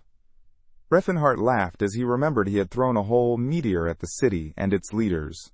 He had then used Amp Shockwave to nullify the magic of all the mage swordsmen. He had used illusion to make them believe they were being followed by the undead. Finally, he had killed all of them using soldiers of hell. In the end, they had suffered 0 losses. Michelin asked how large the attack from his meteor attack was. Rifenheart explained that any one of those could easily wipe out the city. Cyrus asked him how many people died in that battle. Rifenheart explained that there were only 10,000. Cyrus was surprised that he had only killed so few people. But Rifenheart wasn't done. He completed his sentence. There had been only 10,000 survivors. Hearing this, Michelin and Cyrus finally believed that he had been a demon king in his previous life. But Rifenheart didn't suffer the humiliation alone. He told them that Michelin was the one who came up with the plan. But he couldn't use the same plan as before. His mana wasn't as strong as it was in his last life. He also didn't want to become everyone's enemy again. Michelin thought for a moment, then told Rifenheart that he wouldn't be able to help with this plan. They needed the help of another human, who would know exactly how the people of Zeppelin operated and would be able to take them down. And so, Cyrus and Rifenheart went to Carl. They explained their plan of attacking Zeppelin and asked him to help them plan. They didn't plan on taking over Zeppelin. They simply wanted to free all of the slaves in that city. But they didn't want anyone to know that it was Antares County's doing. Carl told them they would be easily able to do it. They would need to use guerrilla tactics and would win easily. Rifenheart wondered if it would really be that simple. Carl explained that their county had the largest number of aura users. 2 human aura users, 7 orcs, 3 dwarves, and 1 elf. They also had a Thalki on their side. The troll was stronger than most aura users. The only country that had as many aura users as them was the Bashdalan Empire, and they only had 12 elf aura users. By number alone, they were the strongest army on the continent. Freeing the slaves of Zeppelin would be an easy task for them. Rifenheart wondered if the 10,000 mage soldiers would be a problem for them to take down. Carl smiled evilly. He explained that they didn't need to take down all of the soldiers. They only needed to take down a few to lower the morale of the others. Soon, they would all be afraid of them, and none would step forward to fight against them. At the Sage of Silver headquarters, Teslon was testing out his new golem suit. Caroline was shocked at how easily he was able to control the golem on his first use. He wore the suit like it was his second skin. He flew around and shot different spells. He tested their power. He tested the suit's limit. Unlike Caroline, Teslon wasn't shocked that he could easily use this golem suit. It felt like he was back in his old body in his previous life. He had missed this flow of power in his veins. He couldn't wait to use it to get his revenge on Rifenheart. Just thinking about the Demon King made him angry. He pulled his fist back and put every drop of power he had into it. As his fist came forward, he unleashed a quadruple layer Calamity storm. The move was powerful enough to shatter the shield surrounding the area. But Teslon didn't care about that. Finally, after months of training, he could use all the power he had gained in his previous life. He felt powerful. He felt ready to take on Rifenheart and defeat him. From the ground, Cereline watched his power in awe. She had made the right choice in choosing Teslon to help her. Together, they would eliminate Rifenheart. Rifenheart, Russ, and Talia entered the Zeppelin city by bribing the guards at the north gate with money. Russ asked if it was okay for them to enter the city like this. Rifenheart explained that the north side of Zeppelin was filled with the poor. The business side was on the west side of the city. They cared about their profits and making the nobles richer. They didn't care about the people living in the slums. Anyone around here could get away with anything, as long as they had enough money to throw around. So it was easier for them to enter through the north gate, where the guards were used to taking money. The city of Zeppelin was corrupted, and tonight they would remove all the rot from the city. The first part of their plan was to convince the slaves that they were there to help them. They had spent too many years serving multiple masters. They would be cautious of anyone who held out a helping hand to them. They needed to earn the trust of the slaves. The easiest to free would be the dwarves. They cared about their traditions and culture. They valued freedom and would be willing to fight for it. The orcs they had freed in the past had some of their wild instincts. They were only able to get the orcs on their side with the help of Tathid. But the orcs who used to work around the farms were different. It would be hard for them to cooperate. The hardest to convince would be the elves. They had gotten used to the system. Some of them liked their life in slavery. Convincing all three species would be hard, but Carl had come up with a solution for it. He had given them a children's picture book. The book was filled with traditional stories, but the main human heroes were replaced by otherworldly species heroes. Carl explained that while the book looked like an ordinary book to them, the stories and seeing themselves as heroes would inspire the slaves. They would be given hope. This would make them more willing to trust that they had come to help. That evening, a worker in Elfenheim, the largest elf auction house, yelled at the elf slave. This was the second time she had burnt the food they had ordered her to prepare. The elf, Inia, stared at the burnt food with tears in her eyes. The workers stared at the slave. The elf wasn't doing this on purpose. She was really bad at cooking. The servant next to her asked if he should throw the elf into the punishment chamber. The worker stared at the elf. She was beautiful and would sell for a huge price.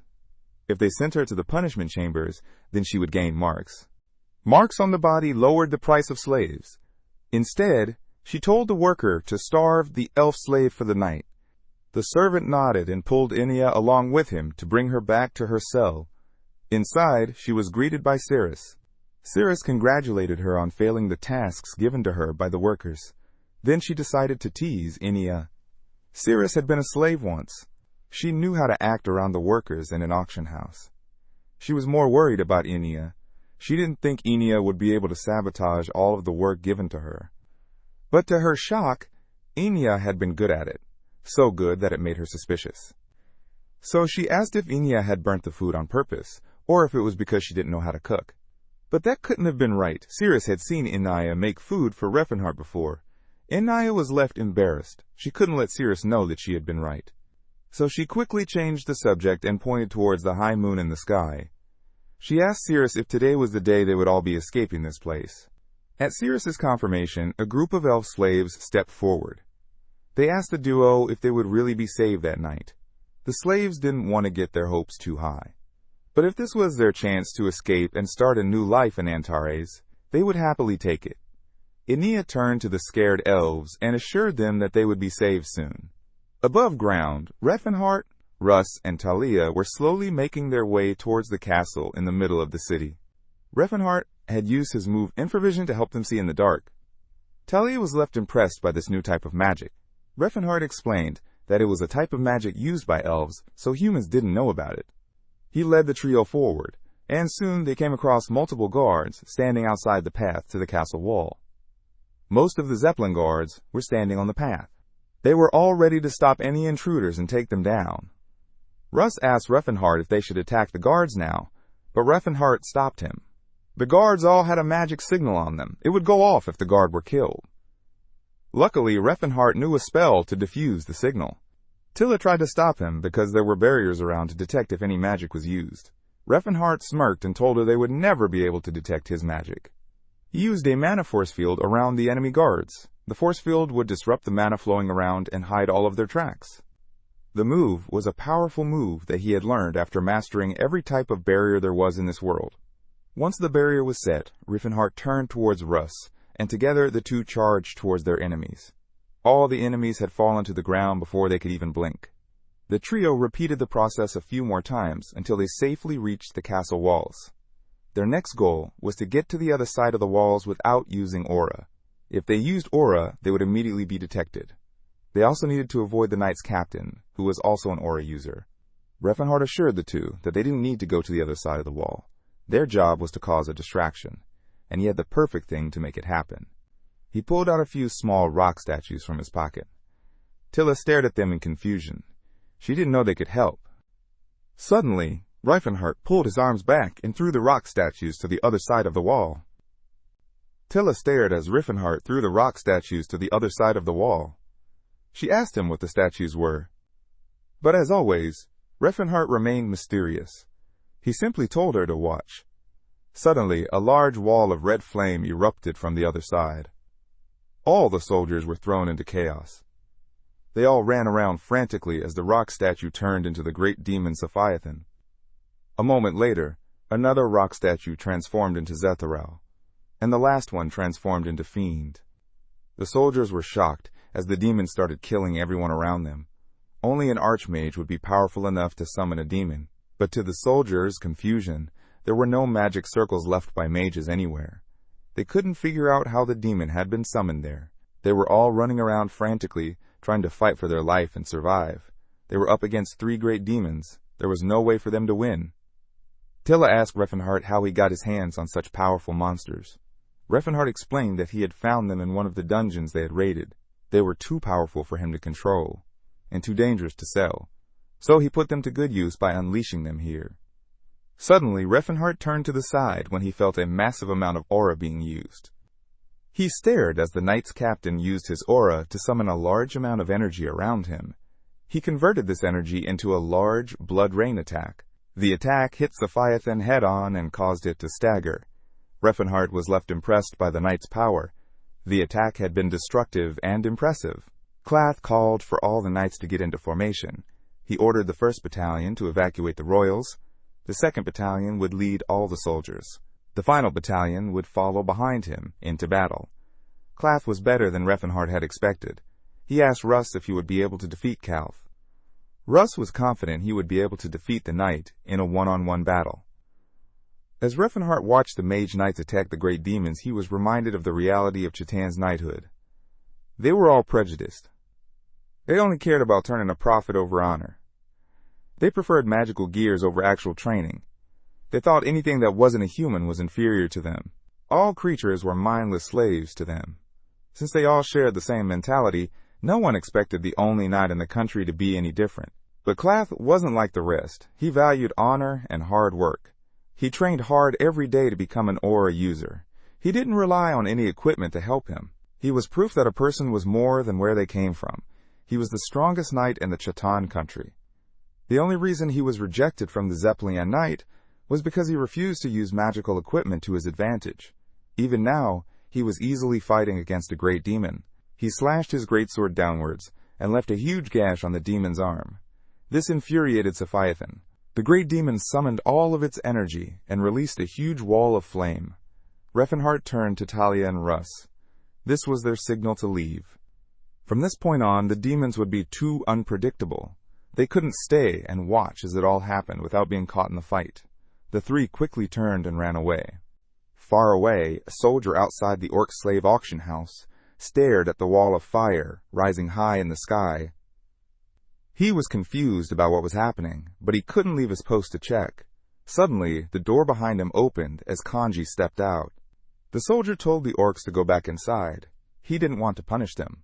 But if the others saw them out of their cages, he would be forced to punish them. Kanji talked to the other orc from Antares. They wondered if they should spare the soldier for being decent. The 2 decided to knock the soldier out. Once the guard was taken care of, Kanji stepped outside and gestured for the other orcs to follow him as well. They slowly stepped outside the auction house. They were all scared. Every time one of them had tried to escape, they had all been punished. They didn't want to be punished again. Kanji got angry at them. He shouted at them and asked if they wanted to spend all of their lives trapped in a life of slavery, like cowards. The orcs quickly changed their tone. broke their chains, and escaped. Kanji had seen Rifenheart's signal. This was their chance to escape and go back to Antares. Their plan had been created by Carl. He had explained that the situation in Chiton was tense. Everyone had seen how well Antares County was treating the otherworldly species. The slave owners were afraid that their slaves would start an uprising. They had started being harsher to their slaves. They gave them harder tasks and punished them more often. Normally, the slaves would simply take the treatment without any complaints. But now that they knew about Antares, they had a goal for their freedom. They didn't take the punishment lightly. They let resentment build inside them as they waited for their chance to escape. Carl predicted that soon 10% of the slaves would rebel and try to escape. Rifenheart wondered why the number was so low. Carl explained that this was all that the slaves had ever known about. But with the atmosphere tense from their plan, they would simply need to give the slaves a leader to follow. They had spent all their lives following orders, so it would be easier for them to follow someone giving them orders. So their plan was to send different otherworldly species to act as slaves at different auction houses. They would spend a few days with the slaves to gain their trust, and then on the night of the full moon they would escape. They waited for Rifenheart to give them a signal before they all ran out onto the street. The soldiers all watched in confusion as a large number of orcs ran down the street. They warned the orcs to go back. In Elfenheim, the elf's ice, which unleashed her assault upon the humans, spreading terror throughout the land. Panic erupted as people screamed and scattered in every direction, desperately trying to save their lives. In that instant, the ice which released a devastating attack, and everyone caught within its range was instantly frozen. The ice which used the northern sea breathing ability on them, which was a skill combining the power of the spirits of darkness and water with a silver aura, used to spread a freezing aura like a fog.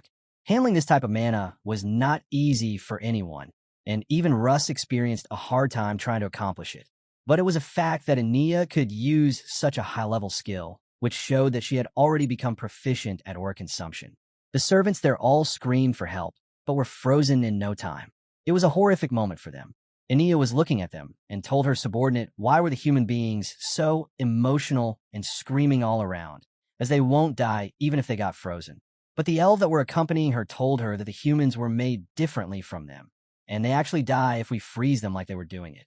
Realizing that Ania was harming humans, she quickly stopped and made an ugly face. She didn't have any idea that what she was doing was cruel. She asked the other elf if she really killed those people because Mr. Rifenheart advised them strictly to avoid killing the humans. But the elf with her told her that the human would die soon if they were frozen for too long. Ania suddenly started to worry and went running back towards them to melt them. Still, her elf friends told her that she would use a salamander to fire a flame in this place so that the humans could defrost naturally. But the other elves that came to see them told Cyrus, who was accompanying Ania, that if she put a flame inside, the place would also burn and the humans would also die from fire. Suddenly, the night guard came inside and they started to curse them as evil creatures and blamed them for killing innocent people who didn't even have weapons on them.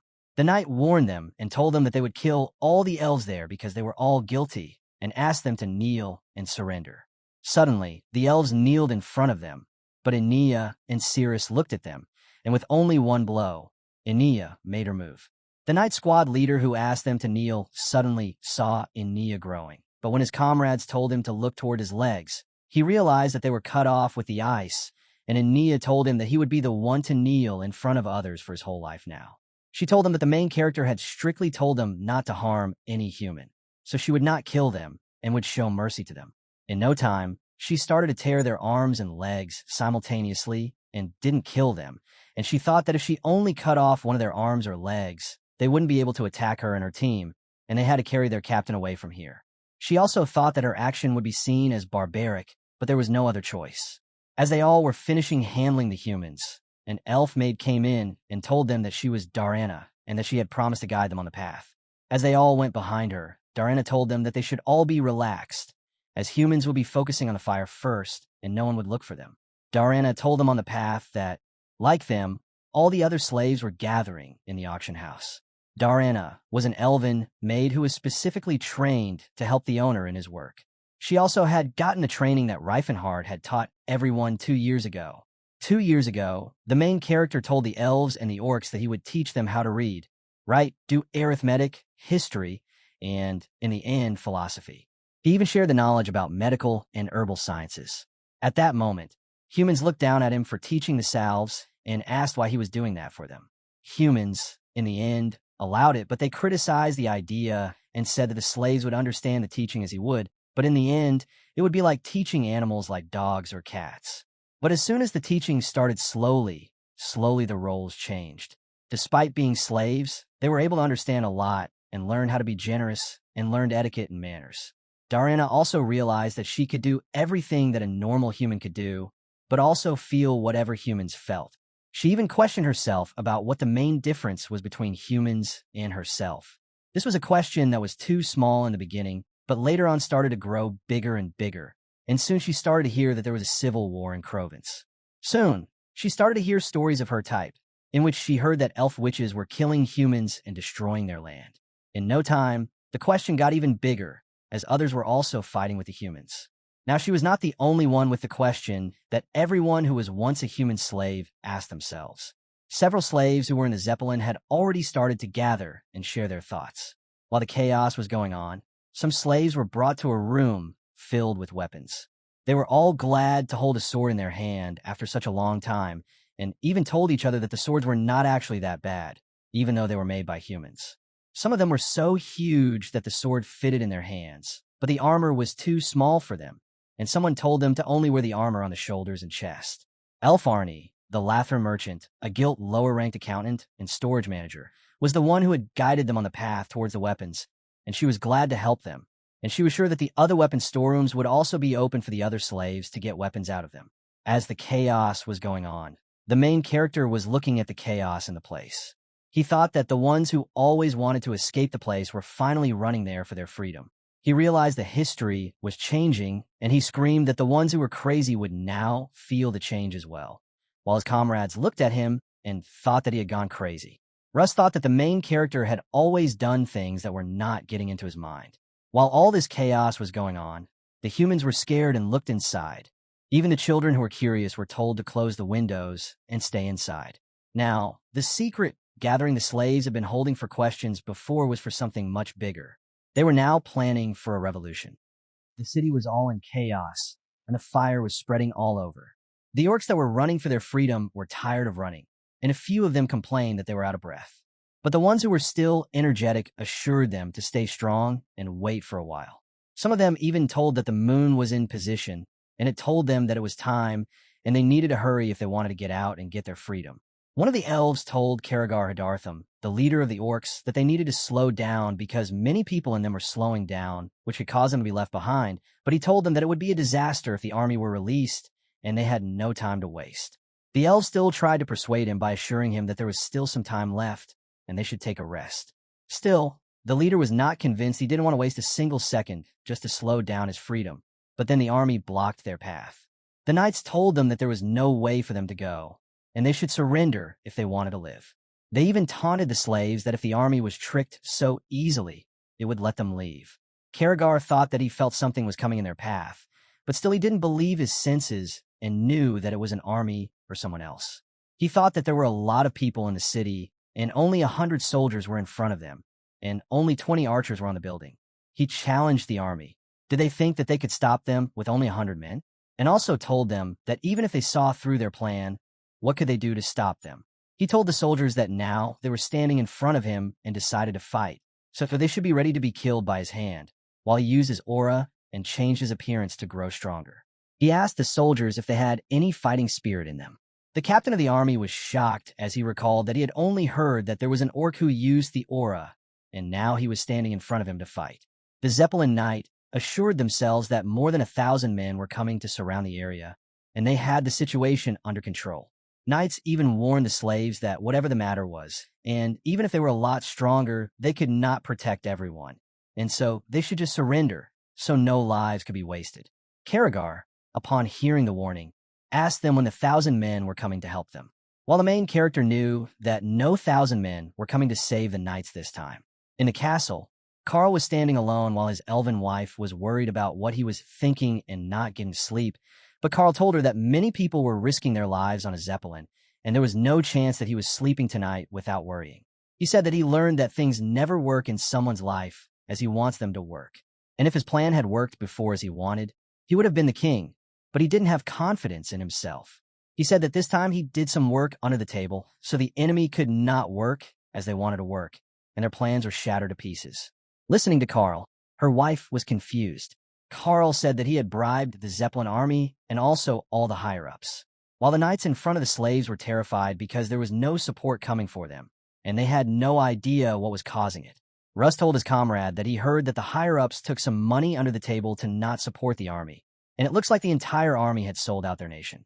Russ was too confused that the whole army was willing to give up the nation because of money and thought about how much money Carl had given them.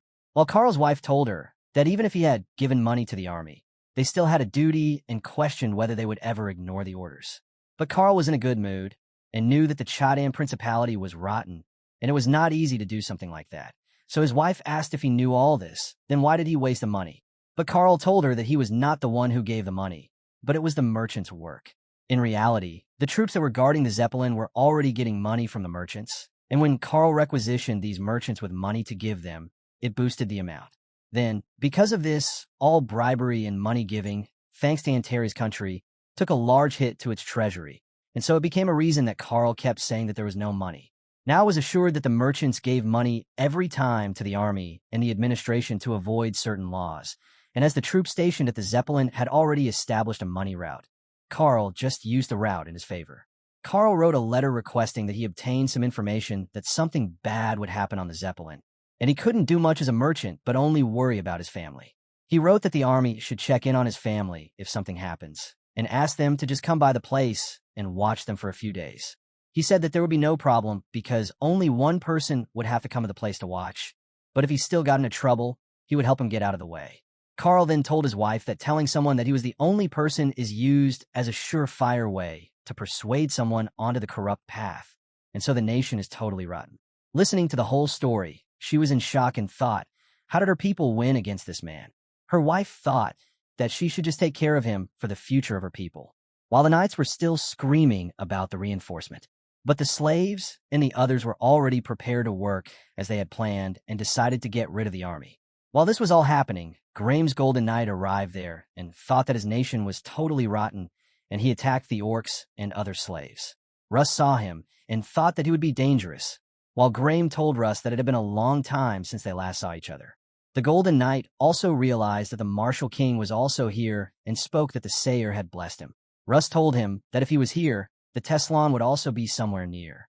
The Golden Knight replied to him that Teslon was searching for him in the western part of Zeppelin and also told him that Teslon had thought that he was with a female elf. The main character then thought that Ciri was at her pinnacle when it comes to the spirit's art, and Inia was the elf aura user who was the strongest one, and he should probably not worry about them as they were together. But he saw that Eustace the Golden Knight was way too confident. He told Russ and Maliad that he was leaving him to them, and he was heading towards the Cyrus. The Golden Knight said that it was a shame, and he had to give up the Martial King to Sir Teslon. But still, I had more important business to do at the moment. The Golden Knight challenged Russ that he would kill them, and he would make them pay for their sins, but Russ was not in the mood to surrender and challenged him back. He pulled out his sword at him. As Rifenheart went in a rush, he had a strange thought that they were stronger than them because he never looked at it that way. But suddenly someone pushed him back, and he had to take cover. He was stunned that there was someone this powerful in the Zeppelin. When the chaos was going on in the city, it was said that the Chadan Principality's defense force was the best, and no one should ever underestimate it. In the fight, the forces warned the creatures to surrender and kneel before their magical artifact, and even their 3rd Battalion was ordered to activate their magical armor and slay the demons, which were not stopping. It was also said that the Chadan Knights, who were armed with magical equipment and swords, did not fall behind the other knights' order. The Chadan had the best Zeppelin Knights, which ensured that 4 of them were enough for one aura-using enemy in a fight. They were really stronger than a magic swordsman if they ever fought. As most of the knights of Chadan used artifacts and magic to fight, there was only one among them who refused to use the magic and trained himself to reach their level without any help. He refused because the artifacts weren't a part of the Zeppelin Knight, and it was against his rules and honor for the knights. He stood alone and became the strongest among the magic users. He was Sir Clath, the strongest knight Chadan had recognized by all. Now, in the fight with the demons, He ordered everyone that he had sent the great demon fiend into the other world, and only his minions that he summoned were left, and so they should kill them all. He also ordered the 2nd Battalion to protect the Golden Palace from enemy attacks. He also told the 4th Battalion to guard the royals in the Inner Palace. Now the scenario was changed, but still the danger was on their head. Fiend was sent into the other world, but still 2 of the greater demons were attacking on the land, and they were summoning the smaller demons, which were causing more chaos. Clath was angry with them. He thought that if the Zeppelin Knights were here, the situation would have been under control. He ordered the Chad-An Knights to get into 3 particular groups in which there were royal guards. Clath was tired, but was at ease that the knight really didn't care about the honor in such a situation and was fighting alongside and didn't consider a 1-versus-1 fight. The greater demons were in full anger and were continuously destroying the buildings. And Clath was busy killing the smaller minions, so their number could be reduced. Clath cursed the rain while fighting, as it wasn't helping him at all, but the enemy was taking advantage of it. He was just in a chance to get something stronger, as one of the greater demons was very strengthened, but still, the other one was left, and he was also going to give him a hard time in the battle. Suddenly, Clath heard someone casting a spell. He collected the flow of air and charged it into one blow, and when the attack was launched, the fire went out in one go. Clath was surprised that the spell had a long range, and it made the fire go out in one. He was in shock that a woman so young could cast a great spell, and he thought that she would be an archmage. Suddenly, someone else also joined in the fight. It was Teslon. Clath was in shock at how a young person could kill a greater demon so easily. He thought of him as Antares County Cyrus. The girl then asked him that was he Sir Clath and told that her name was Felina from the Delphia's Mage Tower, and she was invited by the king to help him, and so she told him that she and her friend will take care of the demons outside, and he should go and kill the demons that were gone inside the palace, and because she didn't want him to witness what they were going to do to kill the demons. Clath, without second thought, rushed inside, while she gave Teslon the magical equipment, which turned him into an armor-like monster, who was way more powerful than the greater demons. For Teslon, it was only a training match that he had wanted for a long time. While in the palace, the king asked the Sage of Silver if her plan went as she desired, and she said that it went because of the king's cooperation. The king told her that because of her plan, the Zeppelin took great damage, and if he had known that something like this would happen to the nation, he would have prepared something to stop it before the time. She asked the king if he regretted helping the Sage of Silver, but he told her that he didn't mean what he said to her. He said that he would have cooperated as it was a duty given by old traditions to his household, but he was just curious about how things had gone to this point, which caused a lot of destruction. He also said that he had a right to know before everything started because he was someone who assisted her in her plans. She told him that the person who was in charge of invading the Zeppelin was serving the Martial King. And also, a very strong individual was present who dominated Antares County. And it was impossible to find and kill them as they were all split up over the place. But now they were all gathered in the battle on the Zeppelin. Now the main character was curious to know who was the most powerful in the Zeppelin who had pushed him backwards so easily. The person who had caused him to stop was glowing in black mana. He called his name Rifenheart and was glad that he had finally met him. But Rifenheart was looking quite at him. He wanted a deep thought, and he asked him who he was. The person listening to his question got angry and told him how he could forget him so easily, and challenged him that once he defeated him, he would automatically remember who he was. The main character then asked him if he was wearing a berserker armor or what it was called, and asked if he was Stefan, as he was with Teslon a year back, and thought that he would still be working with Teslon in the battle. Stefan then charged at him at full speed, while Rifenheart thought that was why he was so arrogant, as he lost against Tathif when he had only gotten his aura awakened. The main character used his ability of straight cannon to stop him, but it was not enough for him, and he was shocked seeing him, while Stefan pulled out his sword and used blade aura attack on him. As soon as Stefan came in closer to attack the main character, he used his blade aura. The main character was shocked. He had never imagined that he would be able to use the aura. Stefan told him to see his aura and told him that he had also become an aura user.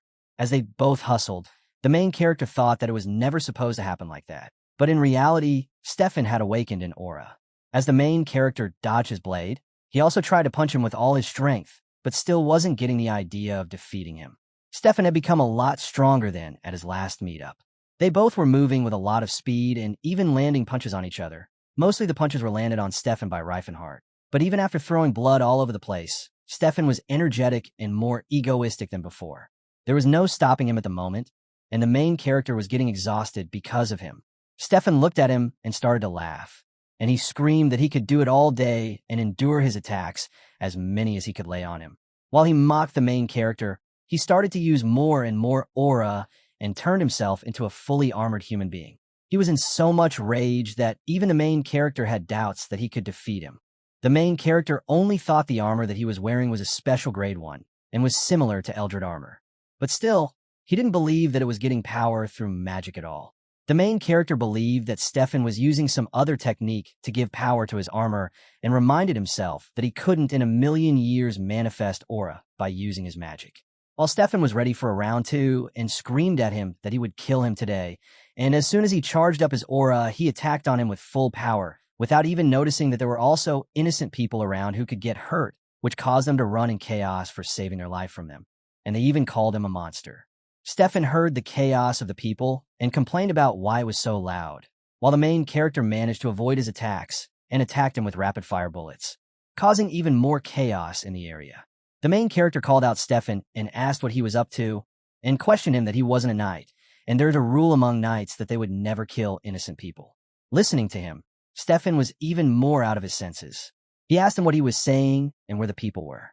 The main character looked at him and realized that he had already lost his senses, and now there were no emotions left inside of him. Stefan loudly spoke to him and told him that there was nobody around, and it was only them, while his mana was flowing all over the area. He then asked Marshal King Rifenheart if he was ready to die.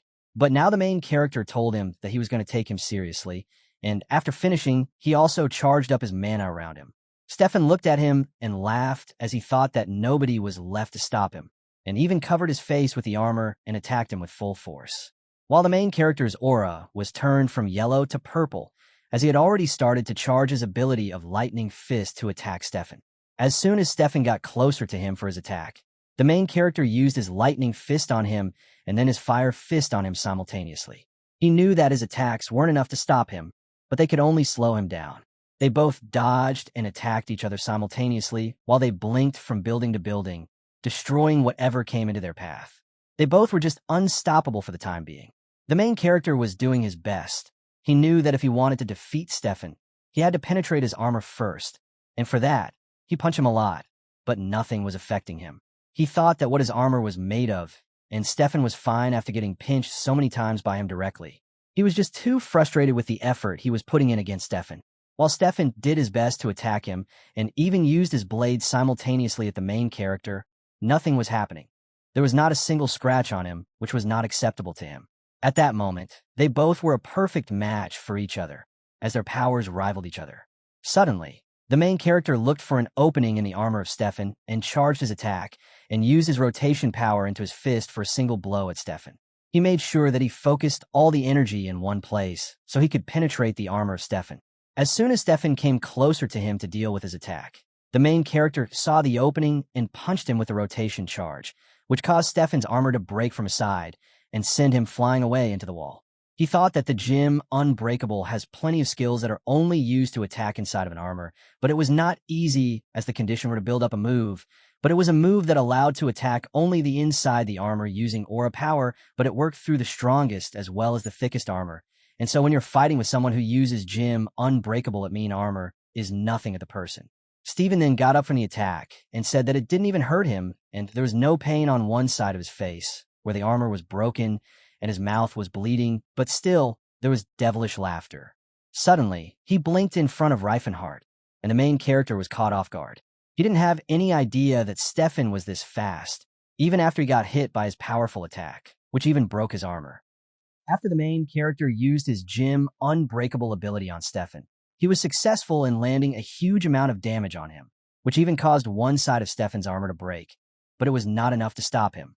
Stefan got up from the broken wall and told the protagonist that the attack he had just used on him did not affect him, and it wasn't even hurting him at all. Then suddenly, in a blink, he came in front of the main character at an enormous speed, which the main character couldn't even see. He attacked him, but the main character dodged it at the last second. Stefan asked him why he dodged the attack and told him that he thought that a gem breakable user didn't dodge the attack and called him coward. The main character then replied to him that he was glad that he was arrogant and not ashamed of his move, but he taunted him that he wasn't the one who got his brainwashed by the enemy and started to go berserk. Suddenly, the main character noticed that there was a darkness drain and a forced abyssal awakening in his armor, and told him that he was trying to understand this all the time, what kind of trickery he was using to deceive him. The main character started to curse him for being crazy for burning his life force away to use aura. He thought that he was crazy, and it was suicide, as it was dark magic to wrongly use the life force of a person and convert it to use the aura. The main character was ashamed that he noticed it too late because he should have gotten the hint when Stefan called the armor the berserk armor. The protagonist thought that things like these were useless for a person because they didn't even give sufficient aura to the user, but still used a lot of the person's life force. And such things could only be used when you became stronger than a normal person, because only then could somebody handle such damage inside their own body. But still, he thought that the peak of getting strong was to become an aura user, but there was no point in using such dark equipment at all. Rifenheart then realized that Stefan was a person who first would have gone to learn how to use the aura, but the enemy eventually made him dependent on such a technique. The main character then asked Stefan if he was aware of what the armor was doing to him, and told him that it was eating away at his life. But it was too late. Stefan had totally lost his senses. He replied to him that now it didn't matter at all to him. Listening to Stefan, the main character screamed at him that he was crazy and he could just become an aura user by training for a year and practicing it. But Stefan replied that he didn't want to waste his time, and he decided to regain his honor like a true knight and wanted to die victorious and didn't want to spend his life like an insect in shame. The main character told him that he was wrong because there was no honor in getting a win by using such magical armor for a knight. He should have waited and learned how to become an aura user. Listening to him, Stefan went into deep thoughts of his life. He saw that when he was little, he used to learn how to use a sword, and all of his friends were proud of him. Even his father used to praise him, but as he grew an adult, he saw a lot of fighter, and he was shocked seeing that how much strong they were than him. But when he saw the main character for the first time, he was only a peasant, but he was able to use aura, and while the knights saw him defeat monster all by himself, Stefan was among them. And he had a thought that when a peasant like Rifenheart had the aura power, why did he have one as well, since he was a noble as well? As Stefan saw the true strength of our main character, all his memories of his childhood till his adulthood, in which others praised him, were shattered, and he made a new goal in his life to become an aura user. Stefan then told the main character that he had to go through a lot to get to this power that he wanted, but the main character told him that he was an idiot who was just wasting his own life for some foolish goals. He could have just waited and trained. The main character also told him that if he didn't want his life and was going to waste it like it was for nothing, he could just let him take his life for good. But now Stefan was even angrier. He told him to shut his mouth and just die. Stefan grabbed his swords and brought every inch of aura that he could get out on the blade. And in one go, he attacked the main character. Stefan just thought that he didn't want anything in his life now, and he would just take down everything he once loved and liked to give, and now he would just drag down Rifenheart with him. While the main character blocked his attack with all his strength, he got injured. Stefan shouted at him that he needed to get him more injured, and as his mind was out of his senses, he started to like the screams and came out of his mouth in pain, and he wanted to hear more of them. He told the main character that the more he seemed weaker to him, the more his life goals were fulfilled, and it was all worth it, giving up on his life. And as he was progressing, he was certain that he would get the victory. Stefan was only thinking that hearing his screams and cries would only give him more strength, and he would drag him down with him to the death he was also going to. The main character was worried seeing him.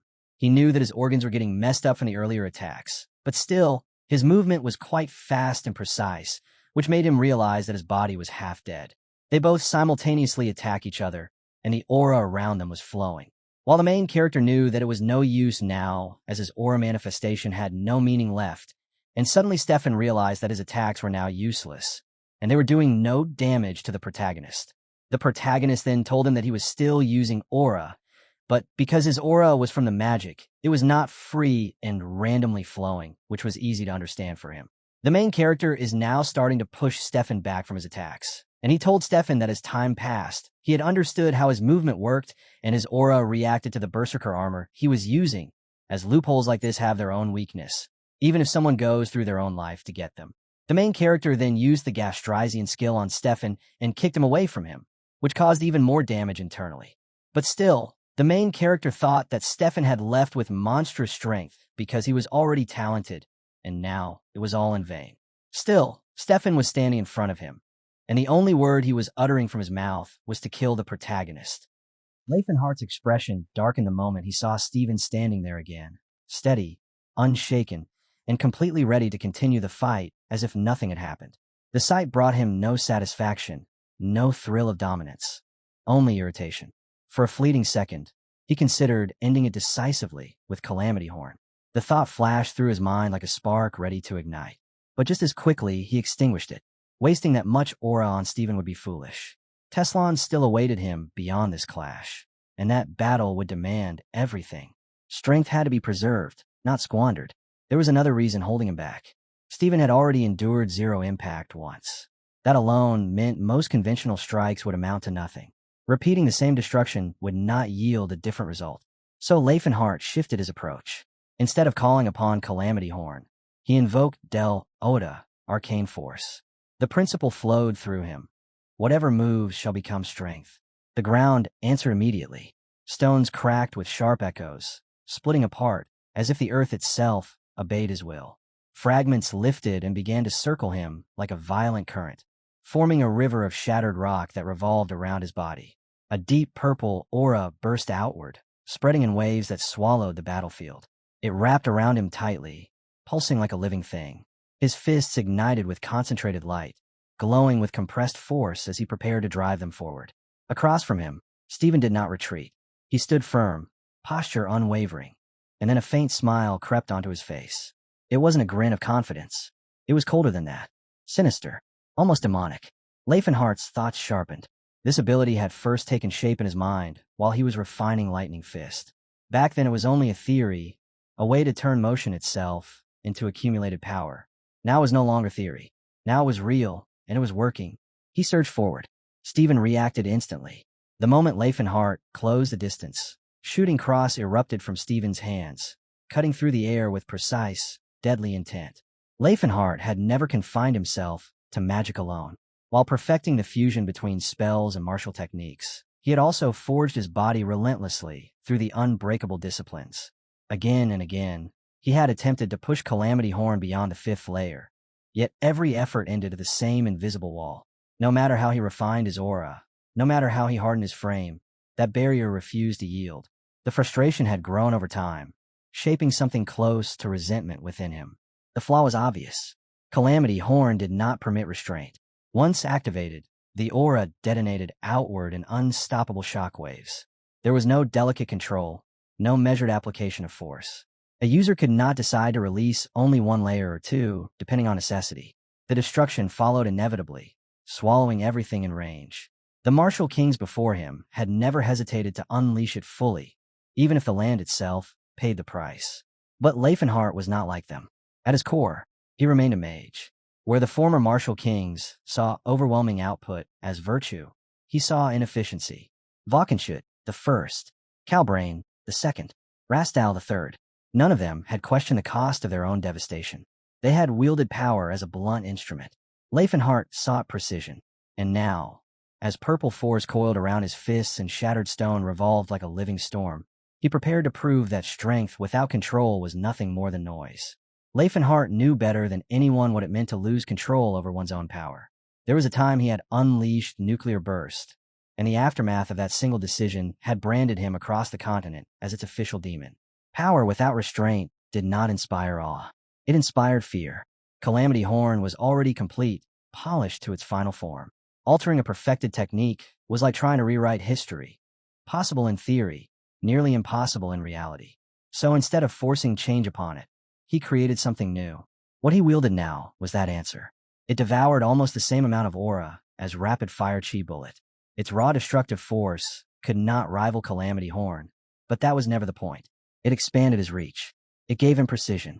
By converting mana into physical force through the same principle behind Lightning Fist, then layering it with artificial aura to generate a cascading ripple, he forged a different kind of devastation. Hybrid Calamity Horn. His fist shot forward without hesitation. The air ruptured. Everything in its path was shredded apart before the blow crashed straight into Stephen's body. In that instant, something fractured inside Stephen. Fragments of memory surfaced uninvited. A disorienting sensation gripped him. as though his own existence had begun to blur. Ever since Rifenheart stepped into his path, every achievement, every victory Stephen had earned felt as though it had been erased, nullified. Cirrus was still fighting, his gaze locked onto Eldrin. The transformation had completed. Eldrin no longer resembled the man from moments ago. His body had expanded, encased in immense armament radiating ancient authority. The scale of him had changed entirely. Russ watched, taking in every detail as Eldrin declared the name of his new power. Eldril Gigantus. The armament bestowed upon him by the great ancient sage for one singular purpose, defeating Russ. Yet Russ did not flinch. Through his mana sense, he felt the truth beneath the spectacle. Despite the massive change in appearance, the core had not shifted. The essence remained the same. In the very next instant, Eldrin launched forward, charging head-on with overwhelming weight. Russ answered without hesitation. 7 stars erupted again, cutting into him with precise force. The blow landed. Eldrin did not slow. He continued forward as if nothing had struck him at all. His voice thundered across the battlefield. His previous defeat, he admitted, had been due to weak defense. That flaw no longer existed. The armor now wrapped around him was an invincible fortress. Russ's aura would not break it. He did not claim speed. He did not boast superior offense. But he could reinforce his defense endlessly. And this time he would not fall. Russ felt it first in his bones. Every strike he unleashed vanished into Eldrin's armor, as if the metal itself devoured impact. Shock waves that should have torn steel apart were swallowed whole. And even the joints, normally the weakest points, were sealed tight, guarded by something unseen and untouchable. Then Eldrin threw his head back and roared. In the next breath, countless blasts erupted from his body, tearing through the surroundings and turning the battlefield into a storm of ruin. For a split second, Russ's mind blurred. The pressure, the overwhelming defense. It felt like standing before Rifenheart hung him all over again. Youth is choosing a method like this made no sense. Reckless, brutal, completely unlike him. But there was no time to unravel that mystery. The Zeppelin had to be abandoned. The non-human races had to be evacuated. Now, Russ forced his thoughts to move faster than the chaos around him, searching for a single opening, a single idea. But his mind returned nothing. At the west gate of the Zeppelin, the man guarding that side caught sight of Ania and immediately asked if she had made it safely. The elf answered that there had been interference on the way, though nothing critical. He gave a short nod and admitted he had encountered something similar. She explained that their enemies had acted strangely, boasting about reinforcements on the way. It had unsettled her, yet no one had appeared. He responded that he had been told an aura user would show up as well, but the threat had remained empty. They agreed there was no reason to linger. The gate had to be destroyed, and they would leave at once. Magic gathered at their fingertips as they moved to shatter the city's exit. Then, without warning, a violent shot tore through the air and slammed toward the gate. Both froze in shock before instantly understanding. An aura user. Concealed. Waiting. Yet the man beside the elf did not panic. Instead, his expression steadied. If an aura user had finally stepped forward, then events were unfolding as expected. In his mind, that meant the larger plan was in motion. The elf's eyes shifted forward as a lone figure emerged. A man with a sword stood before them, gaze cold, voice sharper than steel. He ridiculed the entire situation, sneering that the country was useless, that plans meant nothing when fools failed to execute them properly. He spat blame in every direction, claiming everything had been ruined beyond repair. The elf girl's voice cut through the tension, warning everyone to stay alert. She reminded them that this was the same man who had once fought Lord Rifenheart to a standstill. Another elf swallowed hard, realizing this opponent was no ordinary warrior. Steel slid from scabbards. Magic swirled. They braced themselves. The swordsman looked at them as if they were insects, lips curling with mockery. He asked what exactly they thought they were preparing for. Survival? Victory? No, he told them plainly. They were merely arranging themselves to die. Then, without raising his voice, he gave a single command. Felina, surround them. Felina's voice rose into the air as she began the incantation. Cast 1 grade Pantera, and with each syllable the mana around her twisted violently. A radiant golden circle flared beneath her feet, expanding outward in sharp, intricate lines. Then she tore open what mages call the crimson curtain that severs heaven and earth. The space ahead split with a burning shimmer, and in the next instant a colossal wall of fire surged upward. Heat exploded across the battlefield. The flames did not crawl, they roared. Those caught within its reach felt their skins sting as they scrambled to evade the advancing inferno. The elves stared in disbelief. The firewall was wrong. It stretched far beyond normal proportions, 7 times larger than any standard casting. That alone told them everything. The woman standing behind, it was no ordinary mage. Voices rang out from within their ranks, sharp and commanding. Hold formation. Do not panic. If order collapses, casualties will multiply. They were warned again and again not to scatter. Spirit magic rose as instructed, forming layered defenses to blunt the scorching heat pressing against them. Then something far more dangerous revealed itself. An artifact was brought forth. An object so secret its name was forbidden even among the Silver Sages. The Staff of Multiduplication, a relic capable of replicating a single spell 7-fold. Not enhancing it, not modifying it, duplicating it perfectly. Felina's firewall did not remain singular. It multiplied. 1 became 7. 7 towering walls of flame erupted in succession, each identical to the first, sealing the battlefield inside a furnace. The man at her side glanced toward her without lowering his guard and asked if she had already expended 2 charges. Only 3 uses remained, did they not? Felina answered calmly. Yes. After those 3, the staff would exhaust its mana and require time to replenish. It cannot be used again immediately. 3 would be enough, he decided. This battle would not last longer than that. Felina's gaze shifted beyond the blaze. Where were the other soldiers? By now, they should have completed the encirclement of the slaves. The timing was precise. He replied that they should have done so already. Elsewhere, while Carl had executed his bribery to tilt events from the shadows, Teslon had laid groundwork of his own. He had planned to sabotage the escape by exploiting the Silver Sage's unmatched information network. The trap had been prepared in advance, designed to trigger at the perfect moment. Yet something was wrong. Even after activation, the Zeppelin forces had not moved according to prediction. The Silver Sages possessed technology that could dissect secrets layer by layer. Yet even they had failed to uncover the full design Antares County had set in motion. A portion of the truth remained hidden beyond their reach. Felina's eyes narrowed slightly. Could the enemy have tampered with them from within? Some unseen manipulation buried inside their own ranks. The man's expression hardened. What kind of trick could twist a situation this thoroughly? In the end, Felina dismissed the confusion as irrelevant. Schemes, interference, hidden variables. None of it changed the core objective. The Demon King was the key. Capture the female elf, and the entire conflict would collapse in on itself. But before the flames could finish tightening their grip, something shifted inside the inferno. From within the raging walls of fire, the ice elf stepped forward and unleashed her power. A surge of frost erupted outward, swallowing the blaze in an instant. The towering walls of flame that had turned the battlefield into a furnace vanished, as if erased. The suffocating heat disappeared. The air cooled. Breathing became possible again. Relief washed over those trapped moments earlier. The burning pressure that had pressed against their skin and lungs lifted completely. The ice elf's voice carried steady and clear.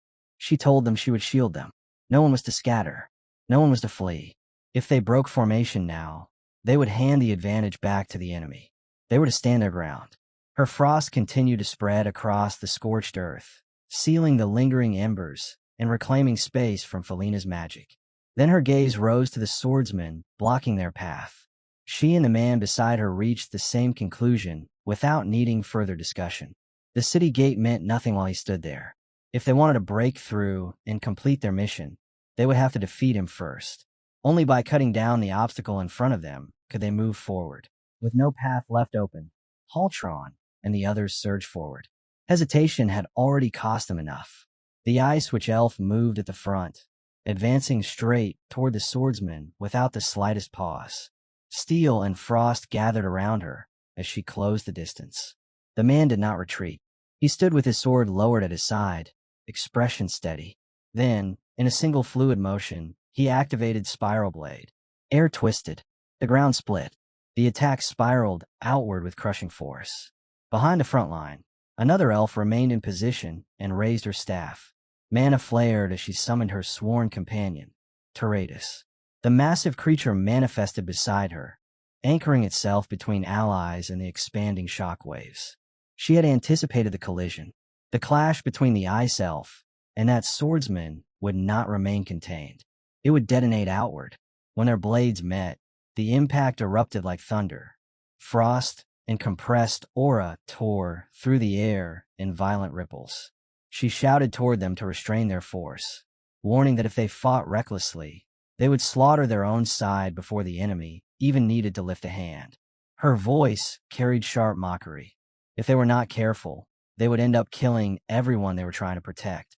The man fighting beside the ice elf grimaced and offered a quick apology. He had not predicted that the aftershocks would expand so brutally. Meanwhile, the ice elf studied her opponent with cold precision. He was strong. That much was undeniable. But he was not untouchable. If necessary, she believed she could finish him alone. The enemy suddenly unclasped his cape and let fall. He spoke calmly, admitting that she was more skilled than he had anticipated. Then, without missing a beat, he mocked her lineage, referring to her race as lowly. The insult hung in the air like poison. The man and the elf stood side by side, watching closely. Was he surrendering, or preparing something worse? The elf muttered that she had never witnessed anyone surrender with such arrogance. The swordsman smiled faintly. He said he had never intended to confront them while trapped in this inferior dragon body. There was no reason to waste more time pretending. "Felina," he called. She responded instantly and shouted to her companion to catch. Teslon. A bag flew through the air. The moment it struck Teslon's body, something activated. His form convulsed as metallic segments unfolded and locked into place. Armor spread across him in layers, sealing every limb, every joint, until he resembled a mechanical warrior forged entirely from reinforced steel, eerily similar to Eldrin's armored state. When the transformation completed, Teslon's voice echoed from within the metal shell. He declared that he would now show them their rightful place. Servants of the fallen demon king. That was all they were. The man beside the elf stared at the armored figure in visible shock. The structure looked impossibly heavy, rigid, suffocating. How did he intend to move inside something like that? The ice elf did not wait.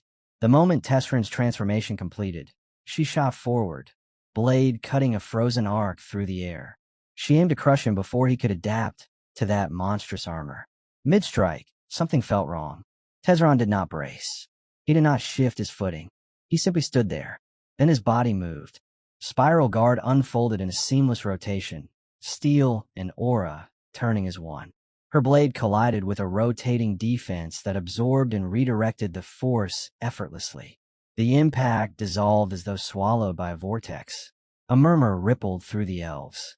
That technique, there was no mistaking it. It belonged to Lord Rifenheart. Teslon's voice rang out from within the armor. He would now show them the true power of Jim Unbreakable. The man beside the ice elf narrowed his eyes and lunged at the same time, demanding to know whether Teslon came from the same martial school as the savior. His strike descended sharply. Teslon twisted at the exact instant the blow arrived. Not a full dodge, not a retreat, a precise shift of angle that bled off the majority of the force. The strike glanced away with far less impact than it should have carried. The man felt a chill. Such calculated reduction of force. Was that level of control even possible? The ice elf spoke without looking away from their opponent. His defensive structure mirrored Lord Rifenheart's exactly. The stance, the rotation, the weight distribution. It was unmistakable. If Jim Unbreakable allowed only one successor per generation, then what did that imply? Could their master, the one whispered about, be involved? The caped man dismissed the thought. The old master, from what he had heard, was enormous even without armor. Teslon's frame did not match. The ice elf surged forward again. Blade of the East ignited in her grip, her sword tracing relentless arcs. She pressed without pause, aiming not only to break him, but to study the seams of his armor under continuous pressure. Strike after strike landed. Nothing changed. The armor did not dent. The balance did not falter. Inside the metal shell, Teslon clicked his tongue in irritation. Her swordsmanship, raw and relentless, reminded him disturbingly of old Cyrus. For an elf, her level was unexpectedly high. She snapped back at him instantly, questioning his audacity to call her a mere elf while hiding inside that grotesque contraption.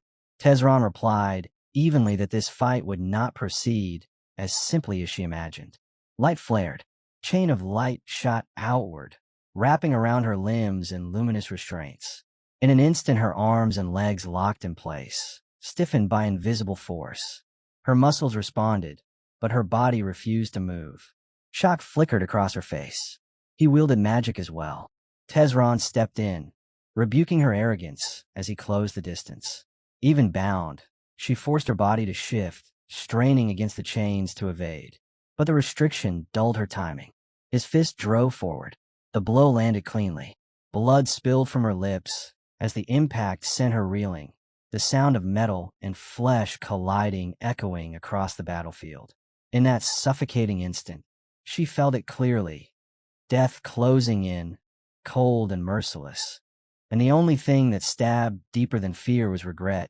The bitter realization that she had not yet bound Lord Rifenheart to her side as she had sworn she would. Teslon paused for the briefest heartbeat, surprise flickering across his face when he saw that, even in her battered state, she had managed to partially deflect his strike. A low, almost impressed sound escaped him as he admitted she was enduring far better than expected, and with unsettling calm he declared that he wanted to see just how much longer she could withstand him. Beside her, the man fighting alongside the elf spat out a curse and hurled himself forward, his axe crashing down against Teslon's armored body. The impact should have shattered bone, yet Teslon answered with nothing more than a single punch, casually intercepting the blow and stopping it cold. The fighter's jaw tightened. To break through a defense that stubborn and overwhelming, brute force alone would not be enough. He would have to push his power even higher. He understood now that Teslon had no intention of dodging attacks aimed straight at him. This was the creed of Jim Unbreakable. The martial path where retreat did not exist, and evasion was treated as weakness in a direct clash. Drawing in a deep breath, the man gathered everything he had left, his aura surging violently as he raised his strength to a new peak. With a roar, he unleashed another savage strike at Teslon, and this time, Teslon moved. He stepped aside. The axe carved through empty air, and confusion flashed across the fighter's face at the sudden contradiction.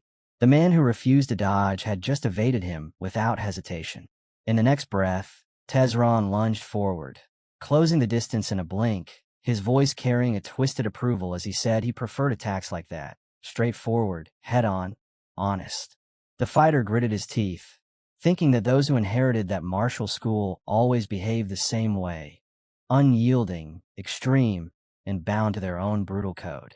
There was no more room for doubt, no more hesitation. He triggered his technique instantly. Death counterattack, meeting Teslon's charge not with retreat, but with a lethal response designed to turn the enemy's own aggression into the final blow. The moment Teslon slipped past the strike with effortless ease, the ice elf's thoughts shattered. Confusion gripped her chest like frost tightening around a dying flame. Across the entire continent, one truth had always stood unchallenged. Jim Unbreakable never dodged. The former Fist Kings had taken every blow head-on, never retreating, never bending, accepting each strike with pride as proof of their conviction. That belief had shaped countless battles, and so she had believed it too. Like every aura user who had ever faced that martial path, she made the same fatal calculation. He would not dodge. He cannot dodge. Trusting that assumption completely, she cast aside defense and poured everything into offense, abandoning caution and focusing solely on overwhelming force. Teslon's voice cut through the chaos like a blade. That certainty was the trap. Jim Unbreakable had carefully cultivated that image for generations. The legend that they never evaded was not a weakness. It was bait. And in that decisive instant, Teslon moved forward with lethal precision to end the fight. The ice elf's scream tore through the battlefield as she cried out Calamite's name, begging him to dodge. But the onlookers had already decided the outcome. They stared in disbelief. Calamite, Grand Forge's greatest warrior, the dwarf who had defeated Knight Tetzvold and proven himself the strongest of his kind, now stood on the brink of defeat without even resisting. It felt impossible, unacceptable, and yet his body struck the frozen ground. Motionless, Teslon regarded the fallen dwarf calmly, almost thoughtfully, and remarked that this result had not been part of the original design, but it was still acceptable. Not entirely bad. With chilling composure, he ordered preparations to begin for the bait that would lure the Demon King into their grasp. The elf who remained in his path tightened her grip on her blades, muttering that the swords would likely shatter again. The smiths of Grand Forge would surely curse her for it. A faint, bitter thought crossed her mind, that she might vanish from this world before the steel even broke. Tesrin's gaze drifted for a moment, reflecting that it had been a long time since he had crossed fists with the Demon King's mistress, the goddess of madness, Valencia. When she unleashed her insanity across the battlefield, soldiers had fallen in droves, minds shattered before their bodies. But those memories were useless now. He dismissed them. There was no reason to resist. His voice rang out with authority as he commanded the elves to kneel, promising to spare their lives if they submitted. The elf answered with fire in her eyes. She told him to be silent. Then she called upon Ignatius, Udar, and Mjolnir, invoking their power as she prepared to continue the fight, even if it meant standing alone against the impossible. Teslon looked down at her struggle and let out a low, mocking laugh, asking if that pitiful display was truly the full extent of her power when spirits were said to command strength far beyond this. Without giving her a breath to recover, he activated Zero Impact. The force erased her attack as if it had never existed. The elf's eyes widened in disbelief at how effortlessly he had nullified everything she had poured into that strike. He told her calmly that he wanted her alive, which was the only reason she was still breathing, and that he was deliberately restraining himself. Then his aura shifted again, and he released Kinsi-Reiking Blast. The impact struck like a falling mountain, hurling her backward through the air. She crashed down hard, her body trembling as she struggled to even remain upright, her feet barely finding balance on the frozen ground. Watching from the side, the ice elf understood immediately what he intended. He wanted her captured, a hostage, bait. The realization burned through her hesitation. That outcome could never be allowed. Forcing breath back into her lungs, she pushed herself up once more, though her body screamed in protest. Tesrin's expression flickered with genuine surprise that she still had the will to stand. She met his gaze and mocked him, saying his fists felt softer than she expected. He narrowed his eyes and asked if she truly believed she could defeat him in that condition, reminding her that she was not foolish enough to underestimate his strength anymore. She answered honestly. She had been caught off guard because she had never imagined an aura user would wield magic. Teslon replied without shame that he did use magic, and that she had lowered her guard and paid for it with a critical strike. Her grip tightened around her weapon. A warrior was never defeated as long as a sword remained in their hand. She called him by that crude nickname again, refusing to yield even in speech. He sighed faintly and said it would be unfortunate to kill her, suggesting she surrender instead. If she chose to serve him, he would even take care of her. She laughed despite the blood at her lips and rejected him outright, saying he was far too ugly to consider. She called him a madman and accused him of being weak, hiding behind scrap armor to mask his inadequacy. Enia's thoughts drifted inward for a fragile second. If she allowed the other elf to die here, Rifenheart would surely be saddened. The other elf, meanwhile, knew clearly that Enia could not defeat Teslon in her current state. Then another thought pierced her heart. Would Rifenheart grieve if she herself died? The answer hurt more than her wounds. Regret washed over her. There were still so many things she had wanted to do beside him, moments she had imagined sharing, paths not yet walked.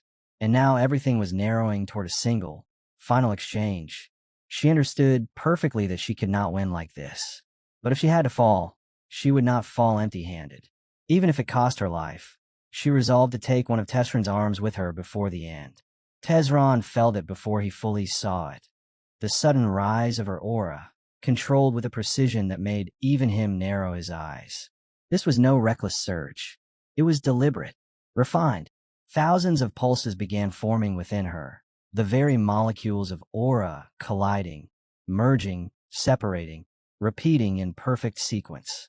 The structure was so intricate that Teson immediately understood one thing. He could not replicate it. If those countless pulses remained sealed within each other without leaking outward, the destructive force they contained would be overwhelming. This was no ordinary technique. It was the ultimate move of the Snow Queen, the greatest warrior the elves had ever produced. Enia lifted her weapon. An absolute spear was unleashed. Even as she prepared to strike, Teson continued mocking her, saying it was a pity. If she truly wished to injure him, the fight might have been worth his time. Enia shot back without hesitation, pointing out how amusing it was that he suddenly chose to act like a pure martial artist after freely using magic earlier. Then the absolute spear tore forward. For the first time, something shifted. Tesron's expression changed. The force approaching him was not something to casually absorb. For a fleeting instant, genuine shock crossed his face. He even thought of his own Kinsey-Reiking blast, and whether it would be enough. And then, the air distorted. At the decisive moment, the Demon King Rifenheart appeared directly before him. The Snow Queen's eyes widened, emotion flooding through her all at once. Relief, gratitude, something deeper she cannot even name. But her body had already reached its limit. The moment the tension snapped, her strength vanished, and she collapsed. Rifenheart moved instantly, catching her before she touched the ground. She looked up at him faintly and said she was fine, adding with quiet relief that he had come for her first. From the side, the other elf felt a sting of jealousy at that sight, and in her fading thoughts, Enia admitted to herself that this time she had won. Rifenheart gently steadied her before turning toward the other elf, Varez, asking whether she was unharmed. Varez confirmed she could still stand. His eyes lingered on both of them, checking for serious injuries. Then he saw Calamity. The dwarf lay motionless on the cold ground, and Rifenheart's expression hardened. An aura user of that level, defeated by what looked like nothing more than a metal golem. Tesron's voice broke the silence, stating calmly that they had met again. Rifenheart regarded him for a moment without emotion, and remarked that he had not known golems were capable of speech. In response, Teson reached up and removed the mask covering his head, revealing his true face at last. The instant Rifenheart heard the name inside that towering mass of armor was Teson, something dark flashed across his eyes. Anger rose without restraint. His gaze traveled over the ridiculous bulk of metal, and he demanded sharply what kind of absurd appearance Teson had decided to wear this time. He even compared it to something Stefan might have dragged out of a forgotten ruin, asking if Teson had stumbled upon some strange relic and decided to wrap himself in it. Teson remained calm. He explained that the armor was not a costume, nor some meaningless decoration. It was an artifact forged to concentrate an ancient force known as LS. The adamant drill suit, he called it, a relic built to channel overwhelming power into a single vessel. Rifenheart let out a dry, mocking laugh and admitted that, yes, Teson had managed to acquire something impressive to hide behind. He added that if their master were to witness this spectacle, he would cry in his grave from sheer disappointment. At that, Tesron's expression shifted. Their master was not dead. He corrected him quietly, stating that the man still lived. The realization struck Rifenheart instantly. He understood that his thoughts had slipped past his guard and escaped his mouth without permission. A subtle embarrassment brushed against him, but he gave no outward sign. Instead, he simply observed that Teson seemed to have fallen into quite a state. Tesron's voice hardened. Everything he did was for humanity's future. If he had to endure humiliation or were an unsightly shell to achieve that goal, it meant nothing. With unwavering resolve, he declared that this nightmare would end here, and addressed him directly as the Demon King. Rifenheart did not hesitate. He turned to his subordinates and ordered them to gather the people and evacuate aboard the Zeppelin. He would handle this opponent personally. His gaze moved to Enia, instructing her to leave with the others. She refused immediately. She reminded him that he was not the only monster standing on that battlefield. As he glanced around, he noticed Felina nearby. After a brief pause, he changed his order and told Ania to take responsibility for her instead. Ania answered with quiet confidence, assuring him he need not worry. She was stronger than she appeared. Before turning away, she warned him to remain cautious. The armor alone was already dangerous, and Teslon himself was a high-ranking mage. Rifenheart responded calmly that he was fully aware. Ania stepped forward to intercept Felina. Felina glanced at Teslon and asked what she should do about those attempting to escape if she engaged the Ice Elf. Teslon's answer came without hesitation. Let them flee. Eliminating a powerful aura user mattered far more than chasing scattered prey. One decisive kill outweighed a dozen insignificant pursuits. Rifenheart stepped forward without hesitation and called Teslon out in front of everyone, his voice burning with fury as he demanded justice for what had been done to his friend, swearing that he would personally calm the restless spirit of Calamity, whose life Teslon had taken without mercy. Teslon answered without flinching, saying the man who once stood beside them no longer existed, and that what remained would show him the true might of Jim unbreakable.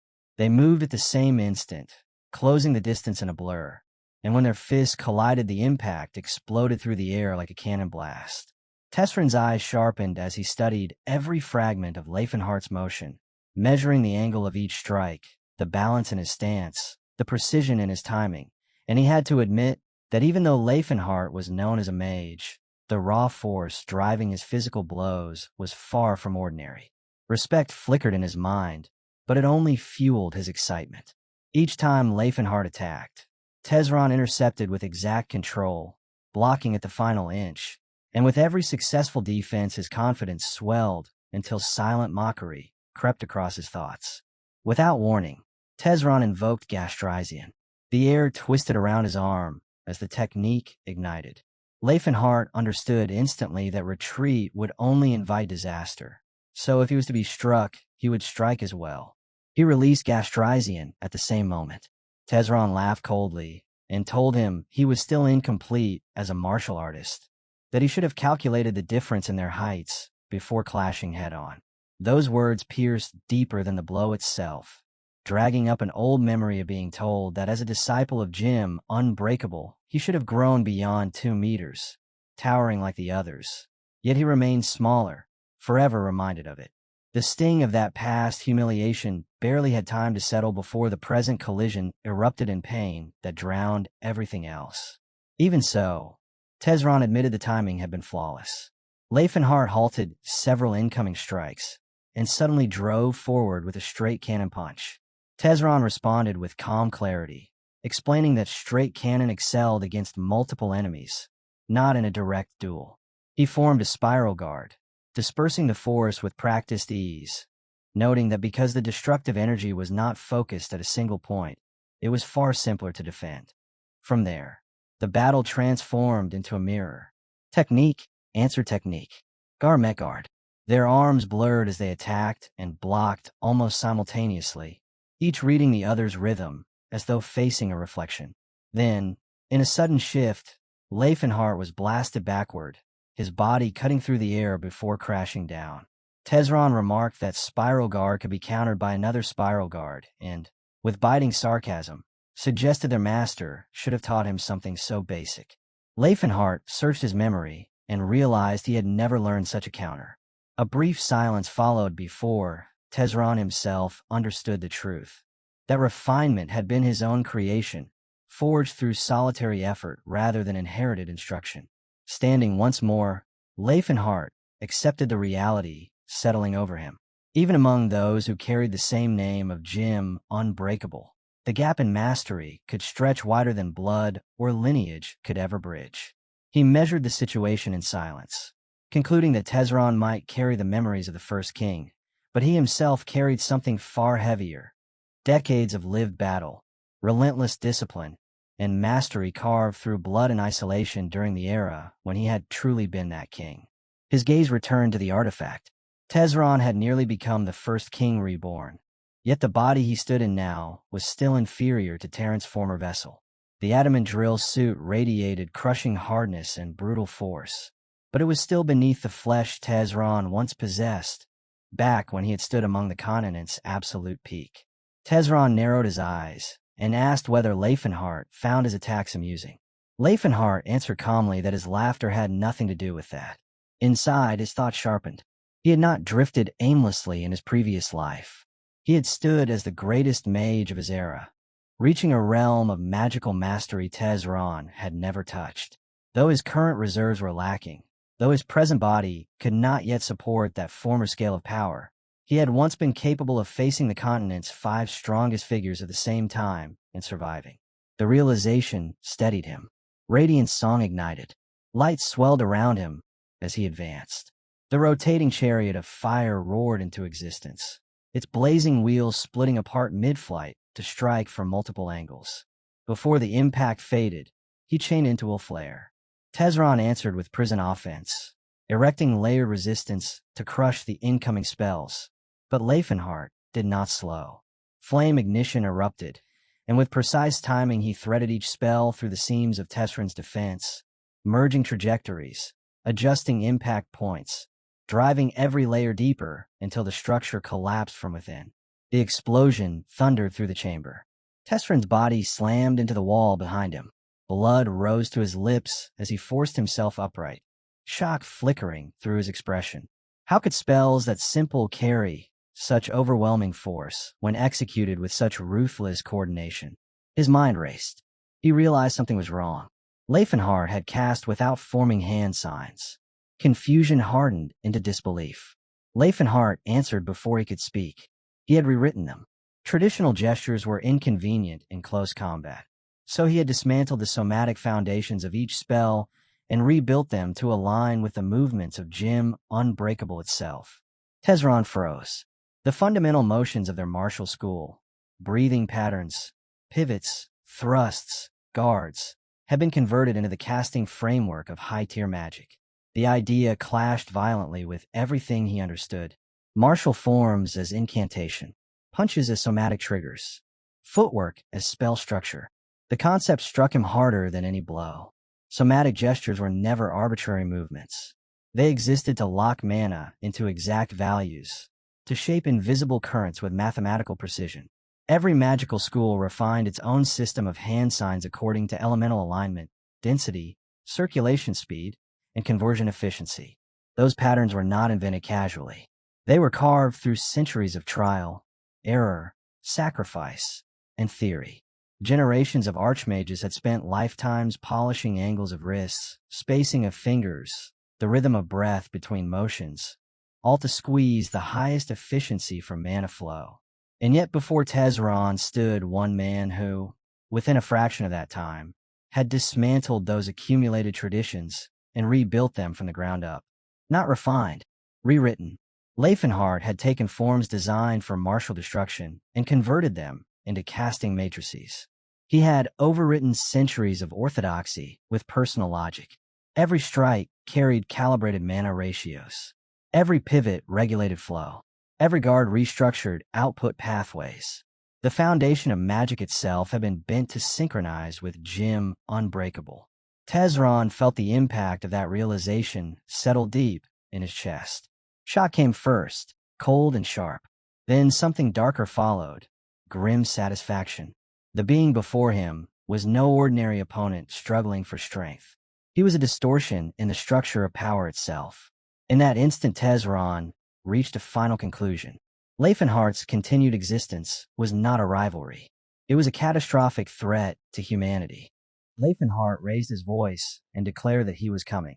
And before the echo faded, Link Key, striking blast tore forward.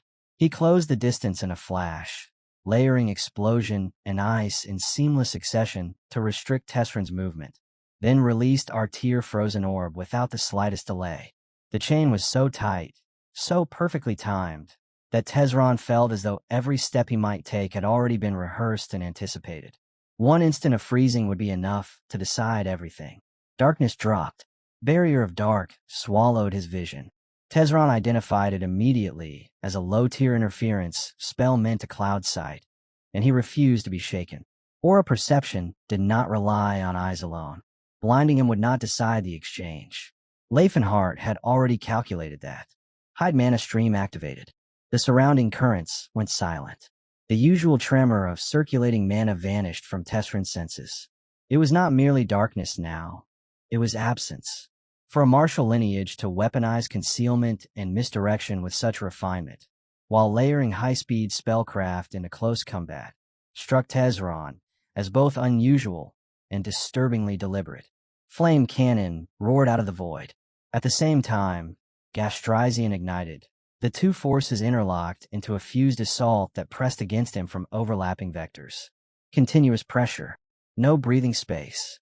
Teslon recognized that remaining reactive meant collapse. He had to restore clarity.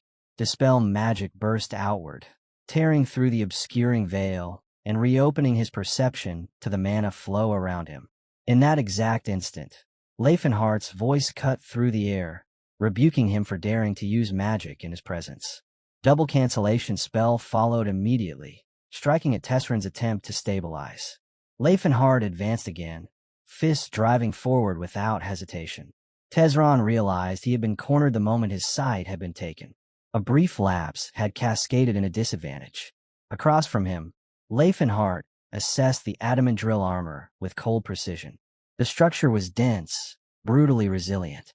Surface damage would accomplish nothing. Victory required penetration, cracking the shell and reaching the core beneath. Then the distance vanished. Teslon stepped in and, with a single decisive motion, touched Rifenheart's face. The impact detonated through him. He was hurled backward and crashed to the ground, vision rattling, breath torn from his lungs. Lying there, he analyzed without panic. He had forged his body through relentless hand-to-hand training. He had even developed a method to fuse magic and aura into unified force. Yet despite that preparation, despite innovation and discipline, he had still been driven into a position of disadvantage. Teslon steadied his breathing and admitted a hard truth to himself. He had once believed that the moment he acquired the adamant drill suit, victory over the Demon King would become inevitable. The suit granted overwhelming physical might, a body forged in reinforced hardness and crushing output. Yet Rifenheart stood before him without any artifact, without external enhancement, and still matched him step for step. That reality pressed heavier than any wound. He recognized the talent in front of him, recognized that if time were allowed to stretch further, he could not predict what kind of existence Rifenheart would evolve into. Even so, he anchored his resolve. This was where it had to end. He would defeat him here and secure humanity's future with his own hands. Across from him, Rifenheart felt only exhaustion at those words. The so-called future of humanity had become a hollow refrain repeated by every opponent who stood in his way. He decided the battle would not drag on any longer. He surged forward again, driving strike after strike into the adamant drill armor, searching for fractures, for structural weakness, for a seam to exploit. The impacts thundered, but the armor endured. Ordinary techniques were not enough. Teslon remained composed beneath the assault, confident in the resilience of his reinforced frame. Options narrowed. Calamity Horn. The final edge. Rifenheart tested angles, manipulated debris with controlled force, attempting to disrupt balance and create a decisive opening. Teslon dismissed the maneuver as crude. In response, Rifenheart refined his approach. He reshaped the spiral guard unit, compressing it into a drill configuration through extraordinary aura precision. Even Teslon could not deny the mastery in that transformation. It was elegant, controlled, and lethal. Rifenheart stepped in to deliver Calamity Horn. Teslon moved first. He burst forward, shattering the delicate timing required for the technique's full activation. His fist struck Rifenheart's face cleanly, driving him backward once more. The interruption was minimal in motion, yet devastating in consequence. Rifenheart understood immediately. He had lost the exact frame needed to unleash the skill at peak output. He shifted without hesitation. Key blast detonated outward. Teslon saw the transition and silently acknowledged it. When Calamity Horn failed to manifest, Rifenheart did not stall or retreat. He pivoted instantly to range pressure. Jim Unbreakable was never limited to fists alone. Key bullets traveled as condensed aura projectiles. Key blast erupted outward as a violent, expanding shockwave. Key cannon surged forward like artillery. Calamity Horn, though classified as close range, carried such overwhelming force that distance became irrelevant once it was fully realized. Teson declared that he would never allow Calamity Horn to be executed first. If Rifenheart claimed lineage from Jim Unbreakable, then he should meet him head-on with bold certainty, not hesitation. Their blows collided again and again. Rifenheart blocked the relentless assault, but anger coiled tighter within him with every exchange. Then, without warning, he saw it. Teson had already invoked Calamity Horn, and the technique was aimed straight at him. In that single heartbeat, Rifenheart understood the truth. The initiative was gone. The first move no longer belonged to him. He had fallen a step behind, and against someone like Teson, a single step was enough to decide everything. As Teson closed the distance, the pressure intensified. Rifenheart focused sharply, sensing the structure of the technique unfolding before him. One layer, 2, 3, 4, and then the fifth revealed itself like a final blade hidden within the storm. 5 folds. The realization struck him heavily. The gap between 4-fold and 5-fold was not a minor increase. It was a chasm, a qualitative leap in destructive force and control. He himself stood at 4-fold. Yes, he could execute a hybrid variation of Calamity Horn, twisting into a more flexible form, but deep down he knew the truth. It was an adaptation, not an evolution. In raw output, in sheer crushing dominance, it was inferior. No matter how refined his control was, the foundation itself remained weaker. For a fleeting moment, doubt surfaced. Could he truly overcome someone who had broken into the 5th fold? Could technique and will alone bridge a difference carved into the very structure of power? But that hesitation did not last. Rifenheart understood something even more terrifying. If he continued to defend at this pace, if he allowed Teson to dictate the rhythm, defeat would not just be possible. It would be inevitable. Tesron's gaze sharpened, and his stance shifted slightly, as if declaring the end before it had even arrived. The message was clear. This would be the final exchange. In that decisive instant, both of them unleashed Calamity Horn at the same time. Power erupted between them, like colliding disasters. Yet the disparity was undeniable.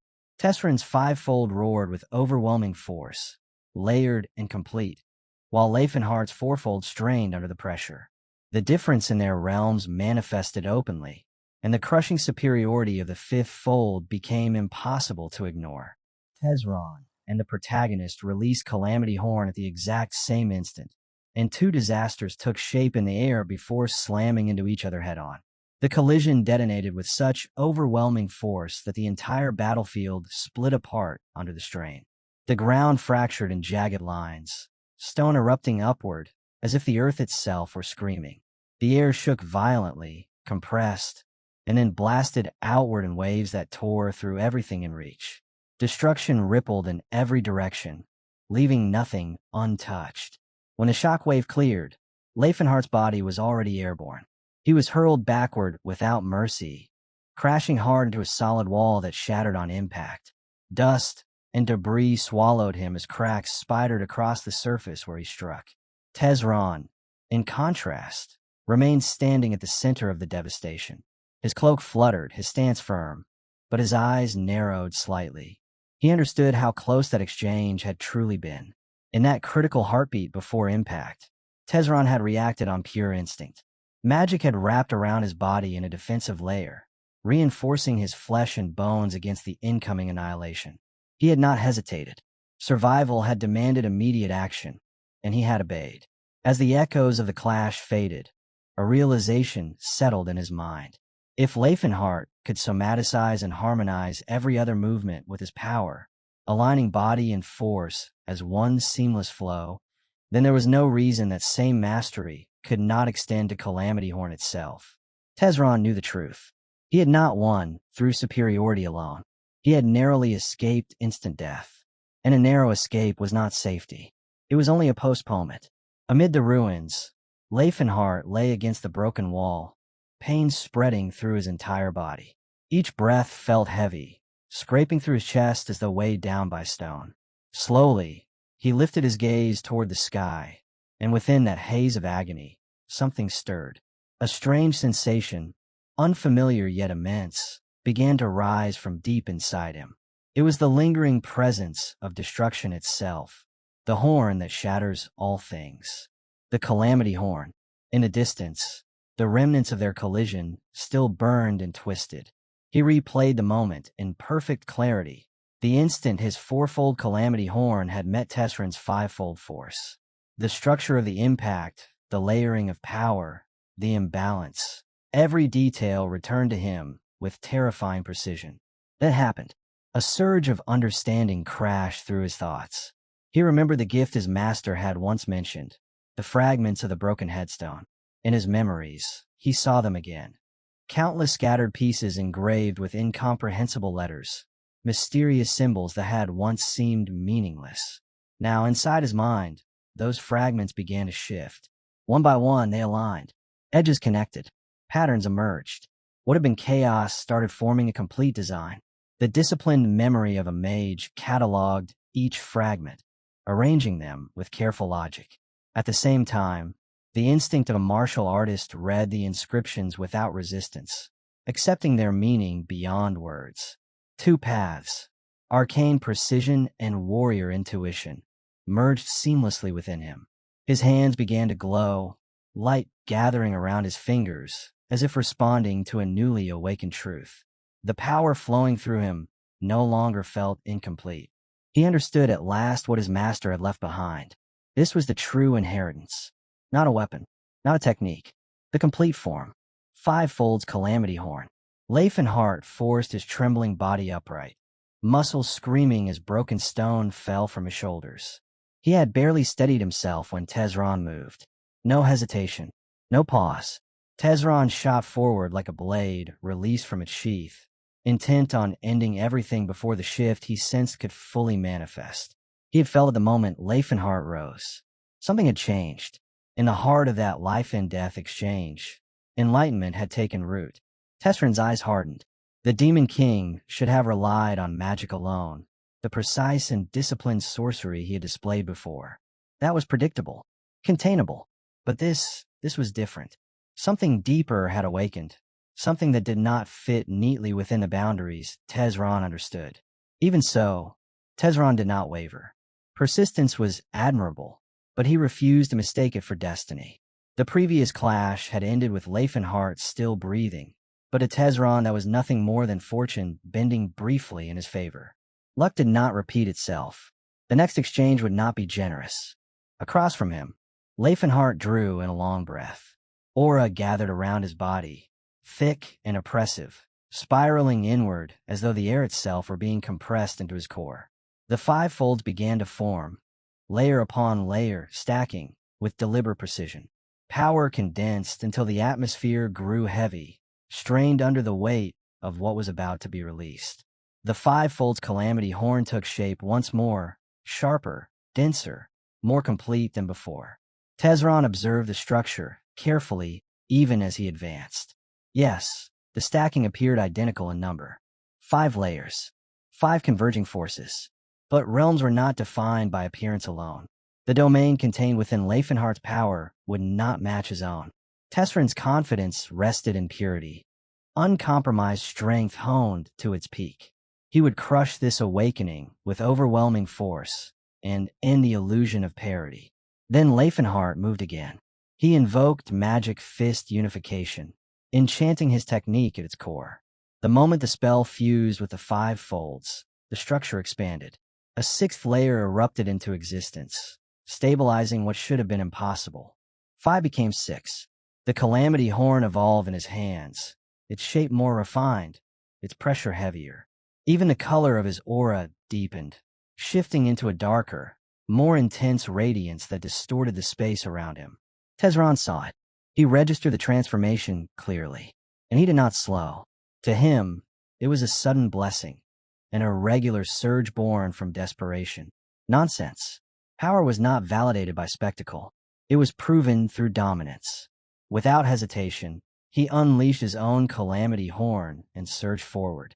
Once more, 2 disasters rushed toward collision, but this time the count between them was no longer equal. When they met, the world erupted. An immense flash consumed the battlefield, light detonating outward with blinding ferocity. The shockwave tore through earth and sky alike, sending tremors racing across the land. The brilliance was so violent that even within the distant palace walls, the king saw it. A sudden, ominous flare splitting the horizon. He and his companion fell silent, eyes fixed on the distant glow, contemplating the source of that unsettling light as the ground beneath them trembled in quiet warning. Far edge of the battlefield, steel and spell collided without pause. Enia moved first, her blades of east slicing through the air in sharp, converging arcs aimed straight for Felina's throat. The attack was swift and merciless. Felina answered without panic. A translucent arcane force shield unfolded before her, catching the blades in a burst of sparks and scattered mana. The impact rang out, neither side yielding ground. As the exchange continued, Enia's gaze sharpened. For someone so young, Felina's magical control was abnormal. Her casting speed was clean, her defensive layering precise. More than that, her battlefield awareness was unsettling. She reacted not after an attack formed, but at the very instant intention shifted. Enia began to question the source of it. Was this raw instinct born from talent, or insight honed through relentless experience? Across from her, Felina felt none of that confidence. Beneath her composed exterior, she understood how close she had come to death more than once. If not for the principles of magical situational control guiding her decisions, calculating angles, reading intent, predicting the next sequence, her neck would have been severed already. In the silence of her thoughts, she thanked Rifenheart for that knowledge. Without it, she would not be standing here. But she forced that gratitude down. The one standing on this battlefield was Teslon. Before the loss of memory, before the fracture in identity, Teslon had been Rifenheart. They had shared the same beginning, two orphans taken in by the magic tower of Delphia as children. In that tower, magic was never given freely. Apprentices served for years before earning even the right to learn a first circle spell. Felina had entered at 9 and only began formal study at 12. When she did, she advanced quickly. Within 6 months, she mastered the first circle and stepped into the second, leaving many peers behind. Yet she never believed herself exceptional. There had been a child, only 11, who mastered the first circle 3 days after being taught. He was 2 years younger than her, and while she endured envy and quiet hostility from older mages, he did not. She remembered the library clearly, dust hanging in sunlight, books stacked in uneven towers. He had looked at her and called her foolish. He explained that the adults compared themselves to her progress, not his. That was why she faced scrutiny. At the time, she had not understood. For years later, the difference became undeniable. While other apprentices struggled to digest lessons piece by piece, that same boy often had nothing left to study. Boredom drove him toward creation. He began drafting advanced theoretical frameworks far beyond his years. Among them was one concept that would redefine battlefield casting: the theory of magical situational control. It was not merely about power. It was about causality, gathering information in real time, analyzing variables, predicting chains of cause and effect, controlling the flow of battle before it unfolded. And now, in the midst of flashing blades and shattered shields, Felina relied on the very theory he had once created out of boredom to keep herself alive. Had he revealed that theory to the academic world, his name would have been carved into history without question. But recognition had never held his interest. He was already chasing something else: new methods of mana concentration, refined circle manifestation, deeper states of meditation. Creation consumed him, and when boredom struck, he would casually pass fragments of those discoveries to Felina as though they were trivial exercises. Under that relentless guidance, her growth accelerated naturally. Reaching such mastery before her 30s was not a miracle. It was the inevitable result of standing beside a mind that never stopped evolving. To Felina, Rifenheart had always been a monstrous genius. Memory loss, transformation into an aura user, none of that erased what he once was. She owed him more than knowledge. When he awakened his aura and walked away from the magic tower, he had taken her with him. Because of that choice, she stepped into the world as a formal mage without sacrificing her body to corruption or desperation. Long before he was a childhood companion, he had been her salvation. Then the battlefield trembled. Teslon and Rifenheart collided once more, and the explosion that followed swallowed everything in blinding, ominous light. Shockwaves tore outward. Mana flared like a collapsing star. Felina's chest tightened as fear for Teslon rose unbidden, while across from her, Aenea's attention snapped toward the blast, anxiety surging for Rifenheart. When the light finally receded, the image that remained was decisive. Rifenheart stood upright, fist raised high, aura still burning around him. Before him, Teslon lay half buried in shattered stone. His armor was cracked, his face exposed through the debris. Fury twisted his expression as he cursed the Demon King. He demanded an explanation. What kind of sixfold technique had just struck him? Since when could an ultimate, supposedly unbreakable form be supplemented with magic? Where had such a distorted skill been obtained? Rifenheart showed no surprise at seeing him alive. Calmly, he observed that deploying a barrier in that instant had been an impressive decision. His mind retraced the clash. Triple force shield, double-layered reinforcement, or perhaps something far more complex. A 7-attribute prismatic barrier. The detail that unsettled him most was the absence of hand signs. In that fraction of a second between life and death, Teslon's brain had executed full calculations and activated magic purely through mental command. A prismatic barrier belonged to the 7th circle. The conclusion followed naturally. Teslon must have broken through during that exchange. The thought lingered. It was technically the same brain he once possessed, yet witnessing its capability from the outside made it feel monstrous. Rifenheart tilted his head slightly and remarked that Teslon would have been better suited sticking to physical combat. Why had his mental output surged like that of a high-circle mage in the middle of battle? Teslon's reply came through clenched teeth. Regret. He admitted only one disappointment, that he had failed to take at least one of Rifenheart's arms with him. Rifenheart looked at Teslon for a long moment before quietly asking him whether he truly had any desire to remain alive. The question hung in the air like a blade. Teslon's eyes flared with anger, and he demanded to know what kind of twisted scheme was being implied. But Rifenheart did not react to the outburst. Instead, he spoke with unsettling honesty, admitting that Teslon's talent and intellect were far too precious to discard. Even with another soul residing within it, that mind was still, in his view, the greatest brain in human history. Teslon snapped back that such praise was meaningless. He declared, with unwavering conviction, that he would never betray humanity simply to prolong his own life. Survival at the cost of loyalty was not something he would accept. Rifenheart tilted his head slightly and asked whether Teslon truly still believed that. If one soul occupied another's brain long enough, would not its thoughts begin to shift, even if only slightly? He questioned whether Teslon was certain he remained the one in control, wielding magic freely, untouched by corruption. They no longer moved like creatures consumed by evil. He reminded Teslon that he now stood as a high-ranking mage. If he still saw them as nothing but enslaved humans, he would never have ascended so far. Then he pressed further, asking whether Teslon genuinely believed they had been born to be slaves, whether he truly saw them as beings inherently tainted. Teslon answered without hesitation. That belief, he said, was not entirely wrong. They were dangerous, and that danger alone justified intolerance. If what they displayed was not corruption, but their true nature, then humanity had even more reason to suppress them decisively. Elves and dwarves lived lifespans far exceeding humans. Orcs were seemingly born for battle.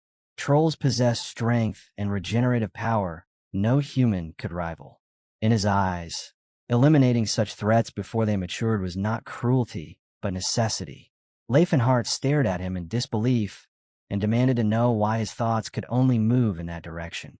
Coexistence was possible. It did not have to end in domination. Teslon laughed, the sound sharp and cold. There was no reason to seek coexistence, he said. Humanity already ruled the continent. If those powerful races ever regained their former strength, human territory would inevitably shrink. The world was finite. Its land was already claimed. If others rose again, Humanity's domain would be reduced to a fraction of what it once was. Rifenheart responded calmly that encountering new cultures, new knowledge, and new ways of thinking would not compress humanity's world into a fifth of its size. It would expand it fivefold. Teslon dismissed the idea as naive and absurd. Rifenheart did not argue further. He simply admitted that what he had attempted was persuasion, and with quiet regret, acknowledged that their paths were fundamentally incompatible. Teslon's voice rang out with absolute certainty as he declared that he was human, and that standing with humanity was not a choice but a natural law. He looked at Rifenheart as if staring at something incomprehensible and asked why a man born human would deliberately set himself against his own kind. To him, it was madness, betrayal disguised as philosophy.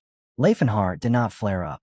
Instead, his gaze drifted inward, as if tracing the ruins of a life already lived once before. If his true intention had ever been the annihilation of humanity, he said, then his defeat would never have occurred the way it did. It would have been effortless to erase every capital city from the map with 10th circle magic. No army could have stopped him. No wall could have endured. The world would have burned in a single, decisive campaign. Yet that was not the path he chose. The reason he had fallen into ruin was precisely because he limited himself. He fought only those who invaded. Even as war raged, he still clung to the idea of coexistence with humanity. He admitted that Teslon was not wrong about one thing. Being human meant it was natural to stand with humans. That instinct ran deep. But history had already shown where a blind attachment led. When the time came to abandon certain attachments, to relinquish pride or dominance, one had to do so. Otherwise, the same catastrophe would repeat itself, only on a grander scale. His thoughts churned as he spoke, past and present blending together until memory and conviction became indistinguishable. And, as those conflicting decisions swirled inside him, there was someone else watching in silence. Felina stood before him, witnessing every word, every shift in expression, as if observing the fragile line between the man he once was and the man he was becoming. Felina stepped forward without hesitation and planted herself directly in front of Rifenheart, the Thunder God's mace rising in her grip with unwavering resolve. The moment her arm came down, lightning blaster erupted from the head of the weapon, and before the first surge had even finished tearing through the air, she chained it into multi-duplication. What should have been a single devastating strike fractured into a storm. Violent streaks of lightning split the battlefield apart, multiplying midair and crashing down again and again in relentless succession. Blinding flashes devoured the surroundings as thunder roared without pause, the ground trembling beneath the continuous descent of replicated strikes. Only after releasing the barrage did Felina turn her voice toward Teslon, calling out sharply to ask if he was safe. Beneath the crackling chaos, her urgency was unmistakable. Rifenheart watched it all with narrowed eyes, astonishment flickering across his expression. She had cast only one spell, yet 7 additional manifestations had appeared alongside it, perfectly synchronized. This was no simple enhancement. It was not the crude amplification of a talisman boosting mana output. The duplication was absolute, layered, far beyond ordinary magical tools. He understood immediately that she wielded something extraordinary. Felina's gaze snapped back to him as she ordered him to step away from Teslon, her warning firm and unyielding. Not a single finger, she said, was to touch him. Her posture remained defensive, but there was no tremor in it. Rifenheart regarded her in silence, and for a fleeting moment, sadness surfaced in his eyes as he measured the strength of her resolve. Then Felina felt it, a chill of realization. He knew her name. The knowledge unsettled her more than the battle itself. If he knew that much, perhaps his intentions were not as simple as slaughter. If she maneuvered carefully, there might still be a thin path to escape. In that same instant, Rifenheart sensed a subtle shift in mana. She was activating something else. Before he could respond, a brilliant flash detonated in front of him.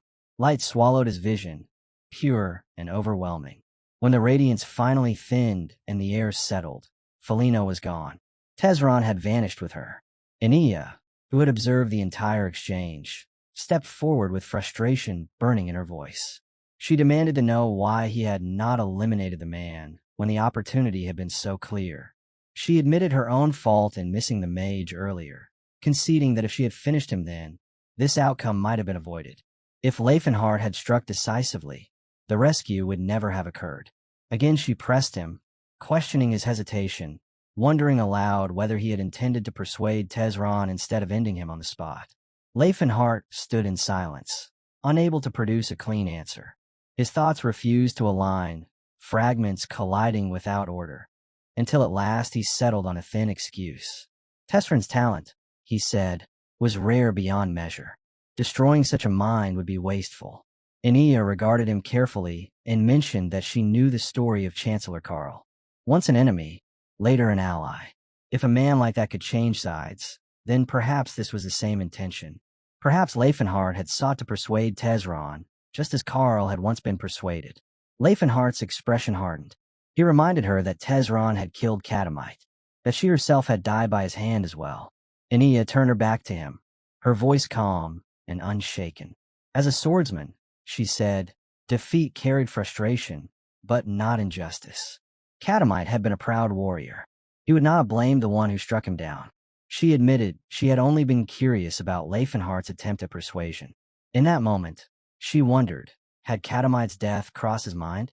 And if it had been Lady Cyrus who died instead, would he have hesitated the same way? The words cut deeper than any blade.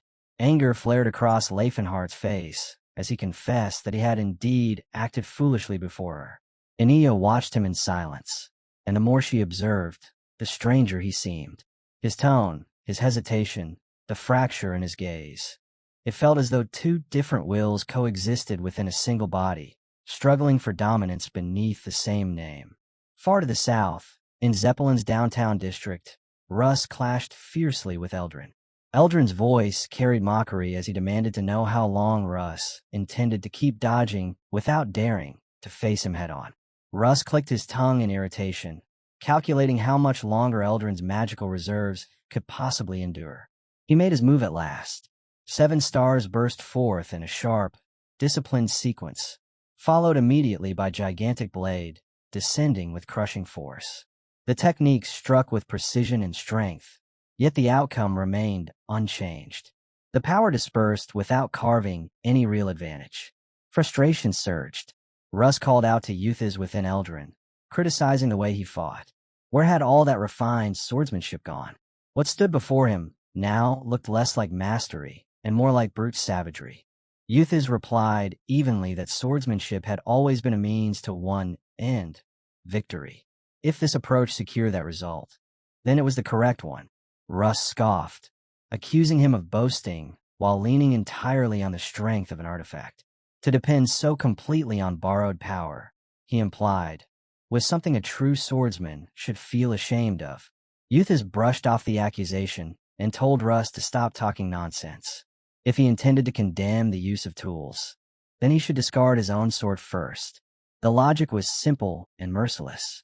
Russ felt it instantly. Gigantic Blade had failed. 7 stars had achieved nothing. Without allowing himself to hesitate, he shifted his stance and brought down Thunderdrop with explosive force.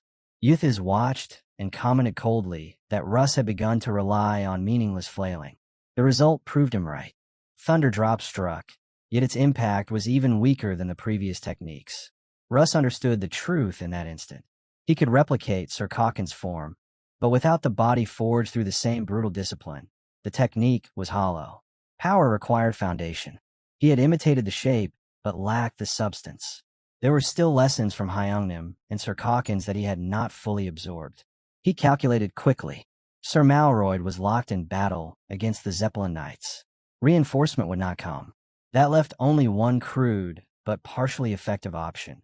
The method that had at least left a faint mark before. Perhaps another crushing blow, delivered with absolute commitment, could break the balance. Youths asked mockingly what small trick Russ intended to attempt next. Russ steadied his breathing and reached a harsh conclusion. Only one vulnerable point existed: the eyes. Youths laughed again, noting how much slower Russ had become. Fatigue was evident in every movement. Before the taunt could settle, Russ exploded forward with Phantom Divine, the strike cutting through the air with sudden ferocity. Yet Euthys slipped aside with controlled precision and called him a fool. Aiming for the eyes was predictable, obvious, ineffective. Then Euthys moved. Light Eldril surged outward in a blinding arc. The attack connected directly with Russ, and searing pain tore through his body as if every nerve had ignited at once. The force crushed his balance and drove the air from his lungs. In that suspended instant, as agony swallowed his senses, Russ understood with brutal clarity. There was nowhere left to retreat. Eldred's original magic capacity had always been the chain around his neck. The light of Eldril could be invoked no more than 5 times, no matter the desperation, no matter the cost. That ceiling was absolute, a silent boundary carved into reality itself, deciding how far that radiance could stretch before collapsing in battle. Now Russ found himself completely cornered. At first, he had convinced himself that survival alone would create opportunity. If he kept moving, kept evading, an opening would appear. That belief shattered quickly. The enemy's newly revealed magical tool poured out mana, as if it were drawing from an endless abyss. The assault fell like a meteor storm, violent and unbroken, each strike erasing the space where counterattack might have been born. On top of that, Euthys' technique descended with crushing weight, compressing the battlefield around Russ inch by inch, leaving him no air to breathe and no ground to stand on. When Russ endured the light of Eldril and remained standing, Euthys' gaze changed. He acknowledged him then, not as prey, but as a threat that should never be allowed to live. Russ had always believed he had surpassed those who once illuminated his path. Yet before that pride could settle, Euthys declared his intent to kill and dropped from the sky in a merciless dive, power concentrated into a single descending execution. Russ lifted his eyes.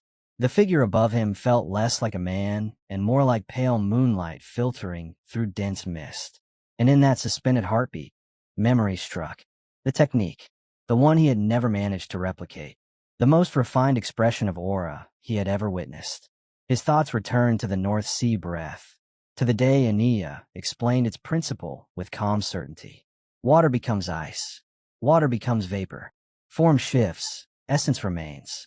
Everything in existence transforms. If one could internalize that transformation and project the scenery of the mind outward through aura, then the impossible would begin to take shape. But no matter how relentlessly Russ had trained, he had never succeeded in dividing aura into true particles. The best he achieved was brutal compression, forcing it into density until it resembled grains of sand. That was his limit. To separate aura into countless fragments and command each one individually until they dispersed like mist. Such control bordered on divine authority. It should have been unattainable. Yet Aeneas had done it, effortlessly. At the time, it defied logic, and he could not understand why she named it breath. If it were merely a manipulation of aura particles, the title felt misplaced. But breath changes air itself. Inhale, exhale, transformation within transformation. In the same way, she had altered the very phenomenon of aura into something else entirely. Not compression, not division, transmutation. Aeneas' aura did not simply move. It redefined matter. Aeneas had never been reducing aura into tiny obedient fragments.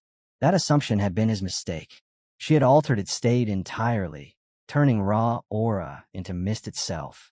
That immeasurable force, shaped with effortless precision, was the true foundation behind what the world called the mist of God.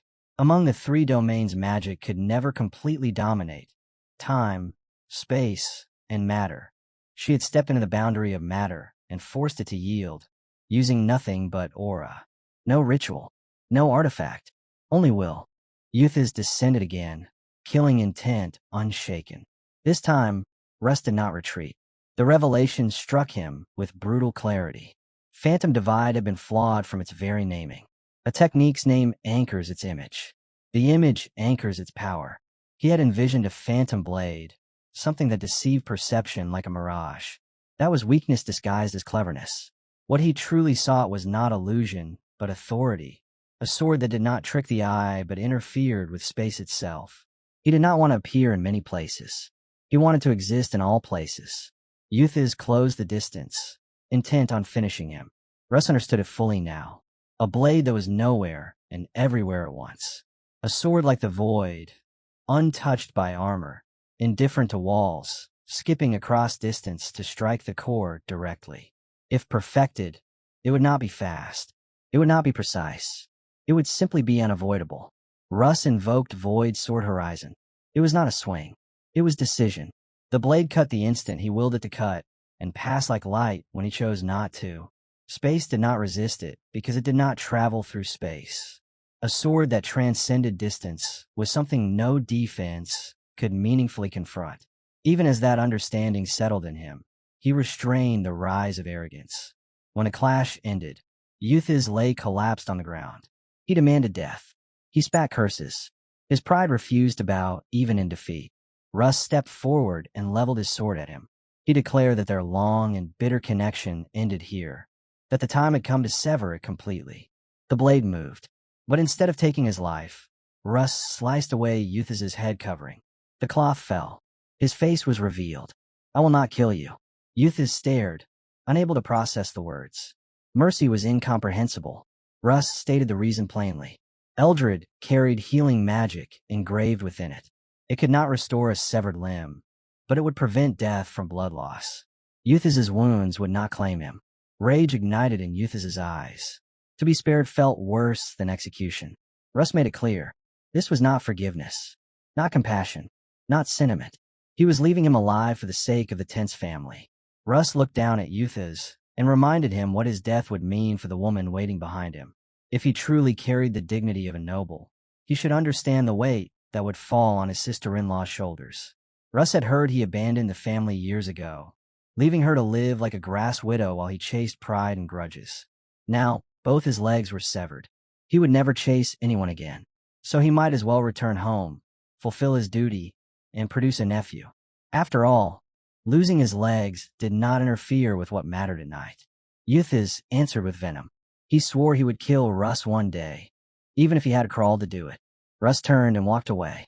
As his steps carried him forward, he examined the emptiness inside. The family that once defined his entire world now felt distant, almost trivial. If he desired, he could claim the title of Count at any moment. His name had already traveled across the continent as the youngest Aura user in history. Then he corrected himself. Hyungnim had held that distinction first, though only in appearance. Recognition no longer depended on the Tense family's approval. The world had already judged him. Strongest among the strong, the swordsman of swordsmen. Yet the question would not leave him. If he truly felt nothing, why had he spared him? The inquiry was not for anyone else. It cut inward. People often claimed the human heart was the most difficult thing to master. Standing there, Russ understood that truth without resistance. He reached Sir Malroyd and helped him steady himself. The knight expressed his gratitude, admitting the opposition had been harsher than anticipated. Russ replied evenly that lingering was dangerous. They needed to move. He asked about Collab. Sir Malroyd clarified, asking if he meant the young saint. Elsewhere, Scylla trembled with fury at Philanins for abandoning her. Before she could act on that anger, Sayer wrapped her arms tightly around her and declared that rescue had arrived. Scylla felt the solid strength of muscles trained through relentless effort. Yet that strength only reinforced the cage trapping her. She could not pry herself free. Sayer's tone softened into affection. She confessed love openly, pressing closer. Heat rose to Scylla's face despite her resistance. She tried to scream for help, but a firm hand sealed her mouth. Sayer whispered that noise would attract monsters. Silence was safer. In her heart, Scylla wished the monsters would hear.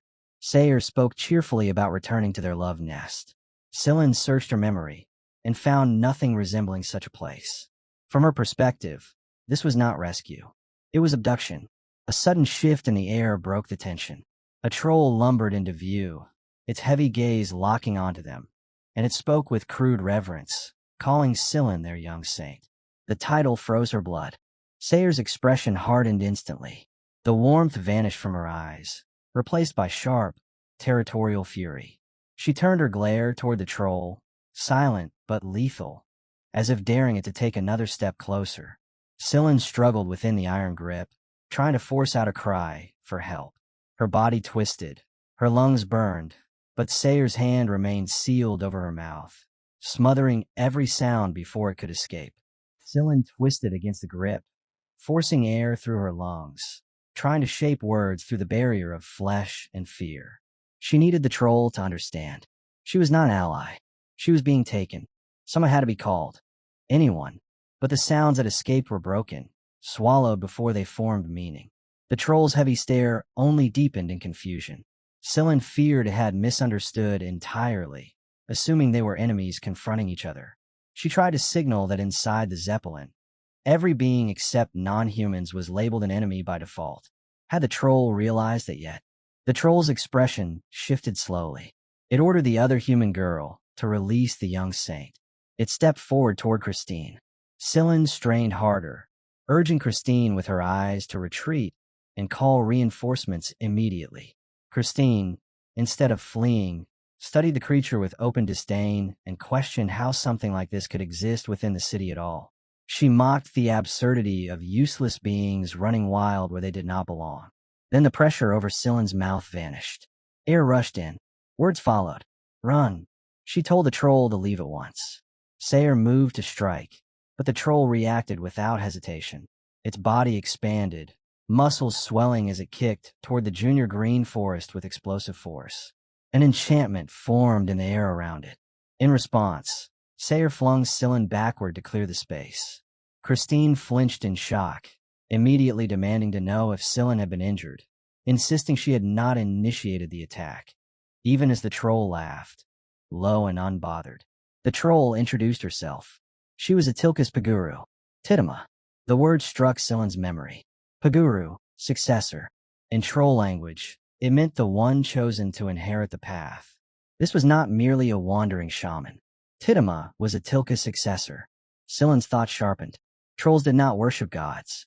They did not divide themselves into priests, warriors, or mages. Their culture revolved around spirit and nature, without hierarchy of divinity.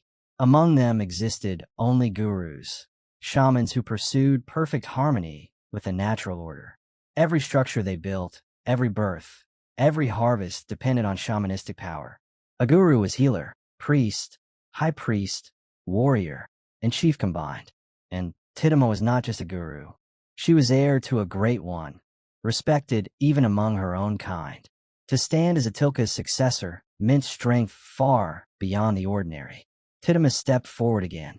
Scylla steadied herself and called out to her deliberately. The troll answered, addressing her once more as the young saint. Scylla corrected her. She could call her Scylla. Titama accepted the name, though irritation flickered in her eyes. Names were not meant to be spoken so lightly. Scylla pointed toward Sayer and stated clearly that the woman before them was their enemy. Titama nodded. She already knew. Christine's eyes darkened the moment the troll stepped closer to Scylla, jealousy twisting her expression as she coldly accused the creature of trying to seduce him. And before anyone could respond, Sayer's blade flashed from its sheath with a sharp metallic cry. But Scylla's attention locked onto something else entirely. The sword in Christine's grasp radiated a sacred brilliance he recognized instantly. The holy light sword Messiah, a relic spoken of in old chronicles. 139 years ago, a mere low-ranking priest of Ares named Nodes had risen from obscurity because of that very blade. It was said to magnify whatever power its wielder possessed. In the hands of a swordsman, it multiplied physical might. For a mage, it swelled magical reserves. For a cleric, it deepened divine authority. The sword did not grant new talent. It amplified what already existed, turning sparks into flames. And seeing it now in Christine's hands made Scylla wonder how she had ever come into possession of something so legendary. Christine laughed with open disdain, her voice dripping venom as she threatened to rip them apart and spat insults at the troll. Then she moved. The instant she attacked, the troll felt it, a sudden surge bursting from Christine's body. The Messiah had once been a gift from the Great Silver Age, a sacred emblem of devotion and love, and those struck by it were meant to feel honored. Christine declared it would be a privilege for the troll to fall beneath its light. Yet history told a different story. After priest Nodes died, the blade slowly faded from the world's memory. Though it could empower its bearer, its limits were undeniable. It could simulate the strength of an aura user, but never truly transform someone into one. Against genuine powerhouses, it was little more than a decorated relic. It allowed mediocre fighters to brush against first-rate skill for a fleeting moment, nothing more. Because of that illusion of greatness, lesser warriors had fought over it again and again until it disappeared from the records altogether. Scylla exhaled calmly and began weaving divine words into the air, calling upon Philanens to bless his servant with the heart of a lion. He asked for the arms of a giant to wield the blade, the piercing sight of a hawk, and the unyielding legs of a bull to crush the enemy. Light flowed into the troll like liquid fire. Her body grew lighter, stronger, sharper in every sense. She looked at Christine and announced plainly that she had become stronger. Christine answered with nothing but another insult, calling her a filthy troll. Scylla's voice hardened. Now, he said, she would understand the terror of a priest who possessed true physical resilience. He ordered Tidima to end this while he maintained support from behind. And even with the holy light sword Messiah blazing in her grip, Christine had not reached the realm of a true aura user. A second-rate fighter was challenging what now stood as first-rate. If she had faced a genuine master, the gap would have crushed her instantly. Tidima's base skill had already matched Christine's, but under Scylla's extraordinary enhancement, she stepped into top-tier territory, and the balance of the battlefield shifted decisively. Scylla did not hesitate. Another chant slipped from her lips as she summoned the blessing of the flags. And at once Tidima felt the wind coil around her limbs, her speed surging to a level that blurred the ground beneath her feet. Among the Silver Sages, the Messiah was never ranked as a supreme treasure. To them, it was useful, adaptable, but hardly extraordinary. Christine, however, could not accept what was unfolding before her eyes. Even with the holy light, sword blazing in her grip, someone was standing against her. The blade had been forged for universal wielders, its output rivaling many forbidden artifacts in raw comparison. It had never been meant to shield its bearer from interference, nor to seal away outside influence. It amplified. It did not protect pride. Frustration cracked through Christine's composure. Tears welled in her eyes as she shouted that Scylla was cheating her. The accusation left Scylla momentarily bewildered, but Christine's voice trembled as she confessed what she truly believed, that only by overcoming trials like this could she prove herself worthy, earn recognition, and one day stand beside Scylla as an equal. Then, without another word, she turned and fled. Tidima blinked, clearly confused by the human's strange declaration, but Scylla dismissed it with a quiet instruction to ignore her. That was simply how she behaved. Instead, Scylla thanked Tidima sincerely, admitting that she had survived because of her strength. The troll lowered her head, unexpectedly bashful, then wrapped Scylla in a firm embrace that carried more affection than restraint.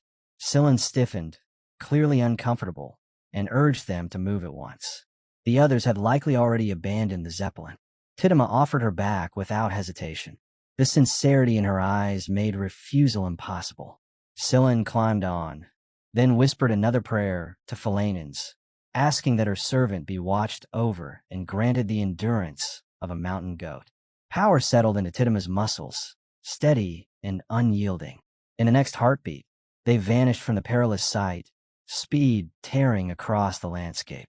Far to the north, in Koln Valley within the northern Chotin Principate, a region that had once thrived as a central artery connecting traders to the eastern Garan plains of the Kingdom of Krobans, the roads had long since replaced the old paths. Commerce moved elsewhere. The valley had withered into neglect, its trails claimed only by smugglers and those who preferred shadows to law. High above, a troll surveyed the barren stretch with quiet satisfaction. The arene wasteland appeared lifeless at first glance, yet figures were steadily gathering. Those bound for Antares County were assembling at last, drawn together by fate in a land most had forgotten. Rifenheart had already returned to the camps when the troll descended, and he watched her approach with measured calm, every detail noted, nothing ignored.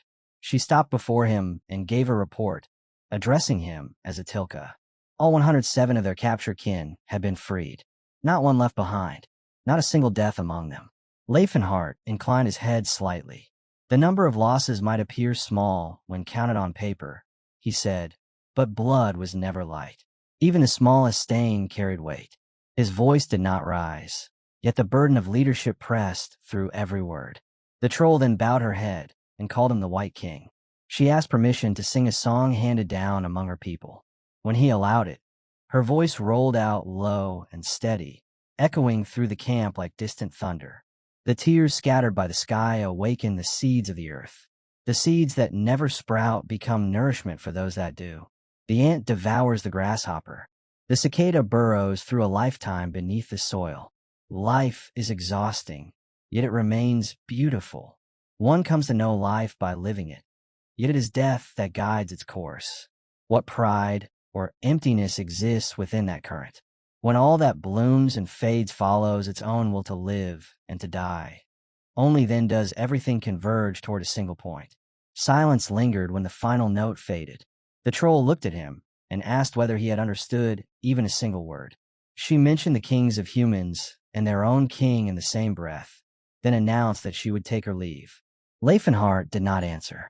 He remained where he stood, unable to fully decipher whether the song had been a warning, a farewell, or a quiet judgment.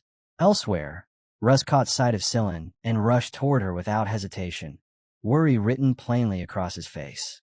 He demanded to know where she had gone and confessed how deeply he had feared the worst. He pulled her into an embrace, only for Teslon to push him back and tell him to stand properly. He admitted he had imagined something terrible had happened. Teslon replied flatly that something had. She had been kidnapped by Christine.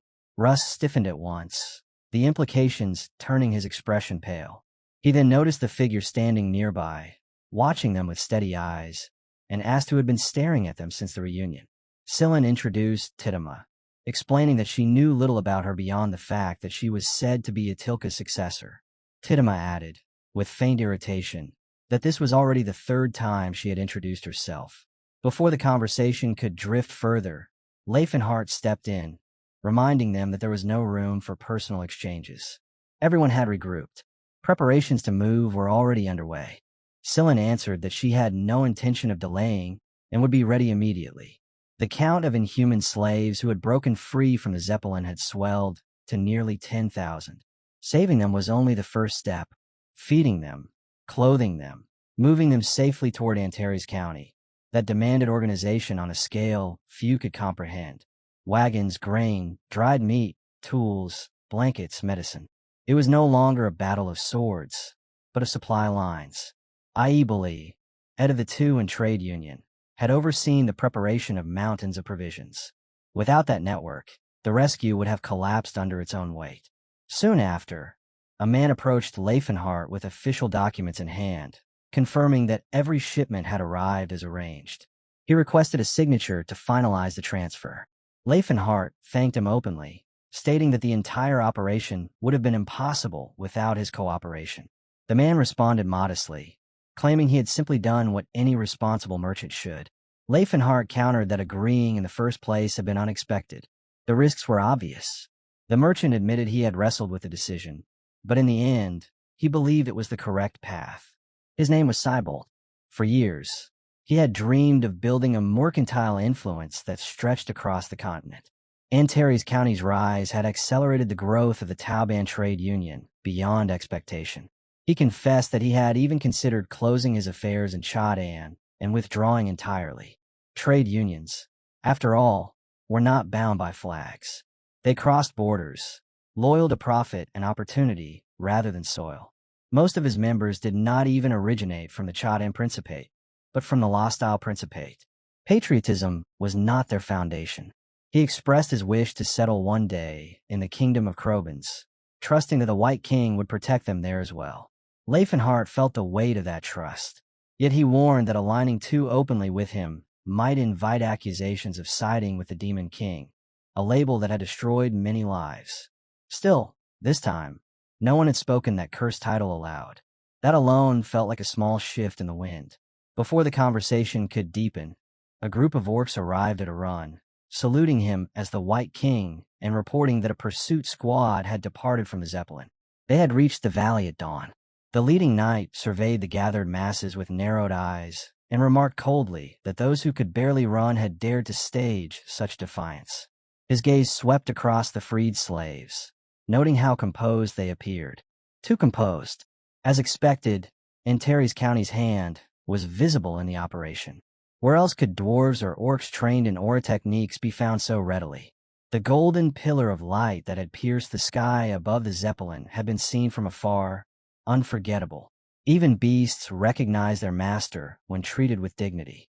The pursuit squad leader turned sharply toward his own knights, rebuking them for their noise at dawn.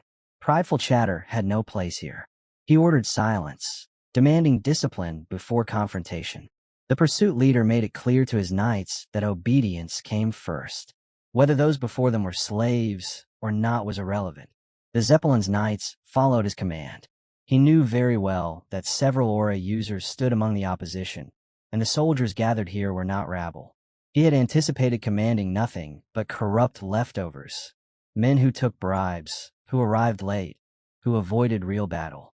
Instead, he now faced the army tied to the name of the Fist King. That was no trivial assignment. The protagonist turned to the elves and demanded numbers. The answer came quickly. 7,000 to 8,000 in total. 800 to 1,000 knight-class troops. 2,000 cavalry. The rest infantry. Rifenheart listened without a flicker of concern. The absence of mages was what mattered. That detail brought him quiet relief. When the elves asked what he had done about them, he explained plainly. 3 days south of the Zeppelin lay a village where certain assets of his had been placed. A lure crafted precisely for a mage's mind. Anything with true arcane curiosity would be unable to ignore it. Recognition dawned on the elves' faces as they remembered the incident. Strategy layered within strategy. Rifenheart added, almost casually, that he had once stood as a 10-circle archmage. The revelation settled heavily. Genius was not accidental. The enemy force halted within clear sight and issued their demand. All non-human races were to surrender immediately. Any resistance would result in slaughter. No exceptions. Rifenheart stepped forward before anyone else could react. His voice was steady as he assured the gathered masses that not a single hair on their heads would be harmed. The opposing commander studied him carefully. Gerald, over 80 years old, must be the Fist King of this generation. Strength acknowledged. Even so, one body could not shield 10,000. He offered terms. Surrender. Or leave now and abandon the slaves, and there would be no pursuit. The knights behind him murmured in confusion, unsure why such leniency was even spoken. Klatt silenced them. He understood. Rifenheart would never walk away. If retreat had been his intention, this operation would never have begun. Rifenheart's laughter carried across the field at the suggestion of fleeing. Frustration hardened the enemy leader's expression. He ordered his forces forward, commanding them to display the principality's might. The knights moved as one, activating strength, haste, armor guard, sharpness, demon eyes. Aura flared across the formation like ignited steel. Klatt did not deny reality. Whatever their shortcomings, the Zeppelin Knights were the strongest military force within the principality. And even if they fell, the Chotin Knights and thousands more stood behind them. Aura users did not hide forever. Rifenheart and his allies formed ranks, elves poised with lethal grace, orcs grounded like living fortresses, trolls standing broad and unyielding. The opposing knights recognized it instantly. Blade Aura, Antares Aura users of formidable caliber. Rifenheart raised his voice, declaring that in the name of miracles, he carried the will of countless people. He stood not as a single warrior, but as the embodiment of their wish to survive. And he would defend them, here, now, against anyone. As the battle exploded in emotion, Rifenheart's voice cut through the noise as he issued his orders, sending Russ and Ania straight into the fray. Russ answered instantly, igniting 7 stars and tearing forward with overwhelming force, while Ania advanced beside him with Tundra's blade, the freezing edge carving devastation across the battlefield. Watching the opening strike take effect, Rifenheart brought Malroyd and Solid into the assault. Earth resonance thundered outward, shockwaves ripping through the formation of the Zeppelin Knights. Solid locked onto a single target and drove his tacit skill home with ruthless accuracy, while Dakar moved at Rifenheart's command, plunging into combat without hesitation. Malroyd followed with Thunderdrop, the crashing descent magnifying the chaos already consuming the field. From a distance, Clack could only stare. The scale of it all crushed his thoughts as he struggled to grasp how far the First King's design extended. He could not see the end of Rifenheart's intentions, nor imagine what kind of conclusion this battle was being driven toward. Then it took a step forward. His magic sank into the lake, silencing the thunder itself. The waters twisted and surged, transforming into a descending crimson torrent, heavy with the sorrow of the Earth Mother. The knights faltered, minds reeling as they failed to understand the phenomenon unfolding before them. Suspicion spread through their ranks. Whispers that the First King was sacrificing his own forces, perhaps even the slaves, to fuel some hidden and sinister stratagem. None of them could foresee what was coming next. Red swallowed the battlefield as steel clashed and formations broke. Orders rang out for the knights to raise their swords and hold the line. Yet fear had already gnawed deep into their resolve. In the midst of the turmoil, Rifenheart spoke calmly, warning that those who valued their lives should turn back while they still could. Klatt shouted in response, forcing his voice through the panic, insisting that there were only 9 enemies they needed to defeat. The words failed to steady them. Rifenheart pressed the attack regardless, merging his power through magic fist unification and releasing 6-fold Calamity Horn, a strike so terrifying it drove terror straight into their bones. Only then did the knights truly understand. The First King's strength was not merely overwhelming, it was monstrous. Their courage shattered, and they broke into flight, knowing that facing Rifenheart head-on meant certain death. Klatt realized too late that Rifenheart could resonate with other auras, drawing them together and multiplying his power beyond reason. With a single blow, the battlefield itself gave way. The land split apart, cliffs hundreds of meters tall collapsing as if they were nothing. Screams echoed as the remaining knights found themselves trapped, the ground falling away on every side. They could not comprehend how such destruction was possible, even for the greatest warriors. The gem Unbreakable style was said to be simple and brutal, yet what Rifenheart displayed surpassed all expectations, revealing a mastery so absolute that he moved with unchallenged confidence, as if the world itself had already yielded to his will. Terror spread through the broken ranks, and the knights instinctively turned toward Klatt, searching his face for direction as if a single command could restore order to the collapsing field.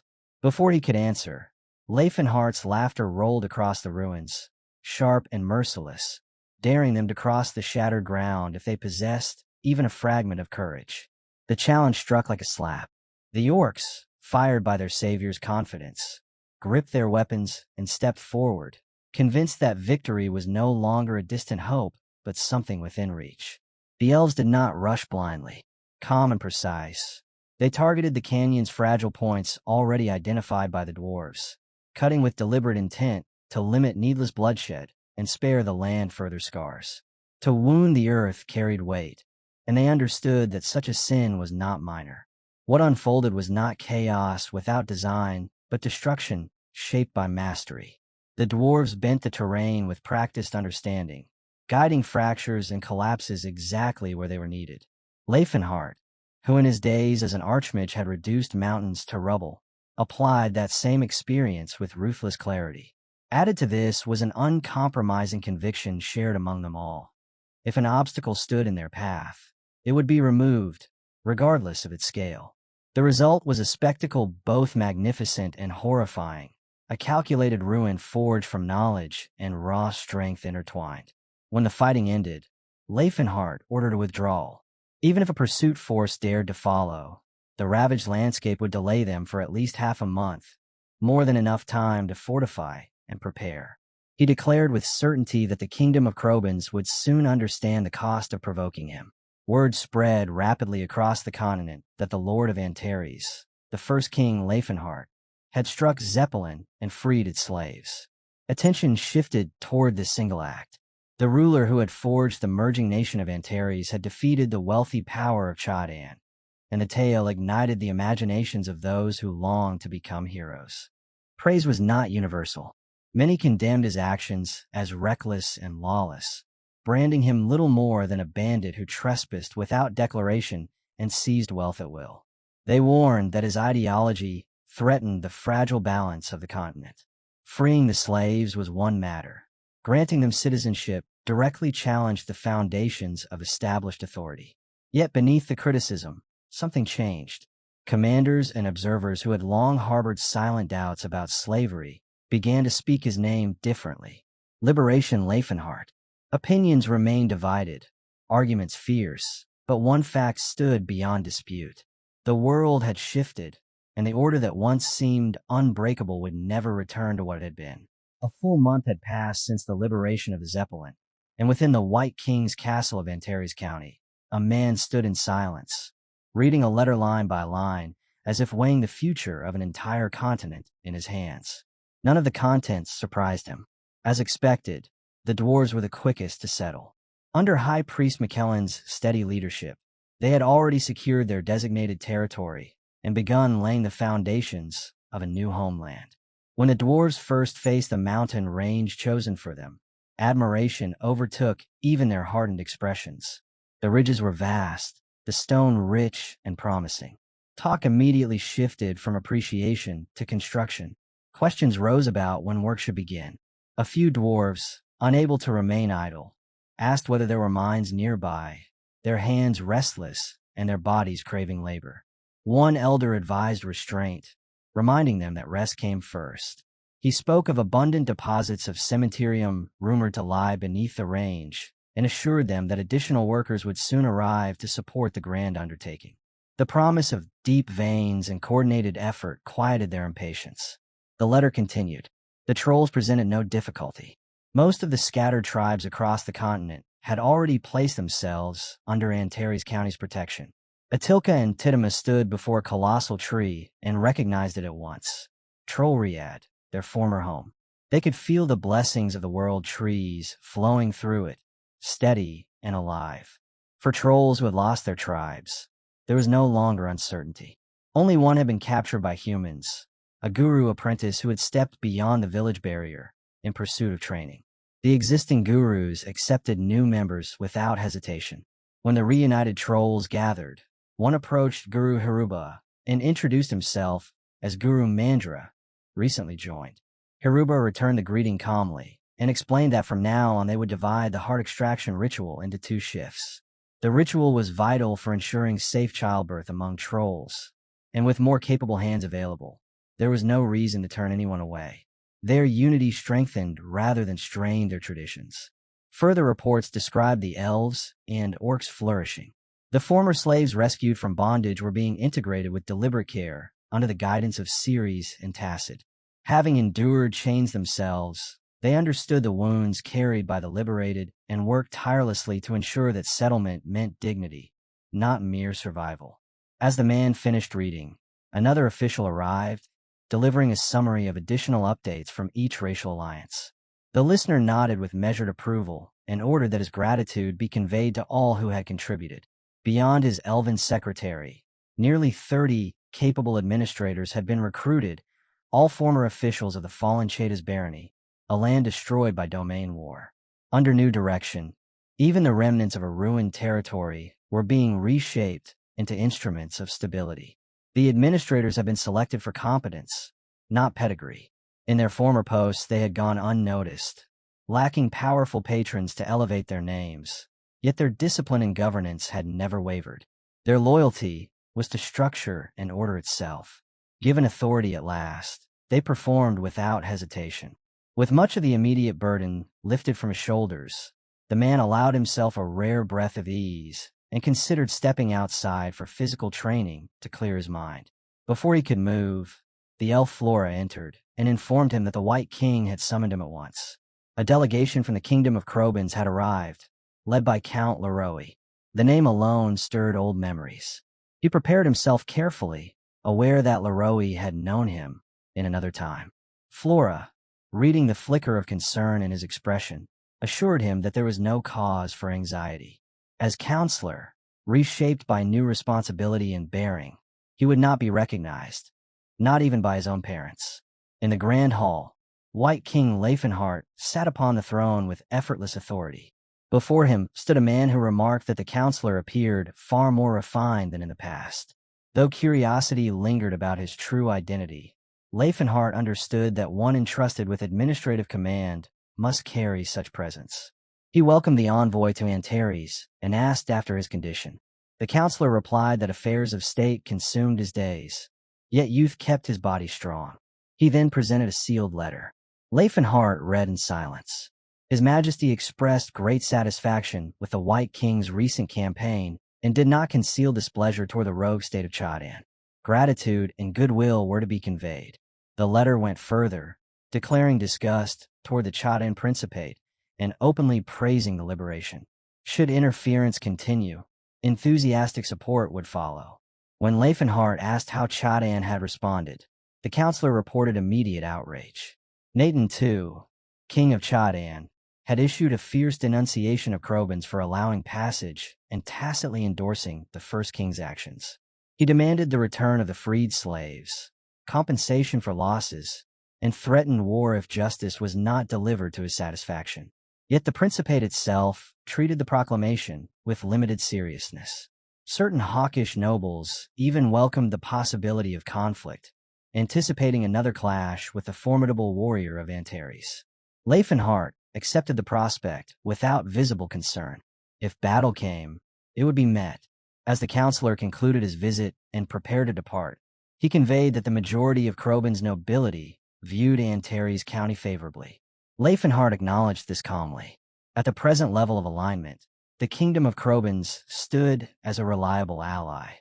The counselor added with a faint trace of irony that the ever-mischievous Yubel would support the White King regardless of politics, even if his reasons were as personal as securing his own marriage.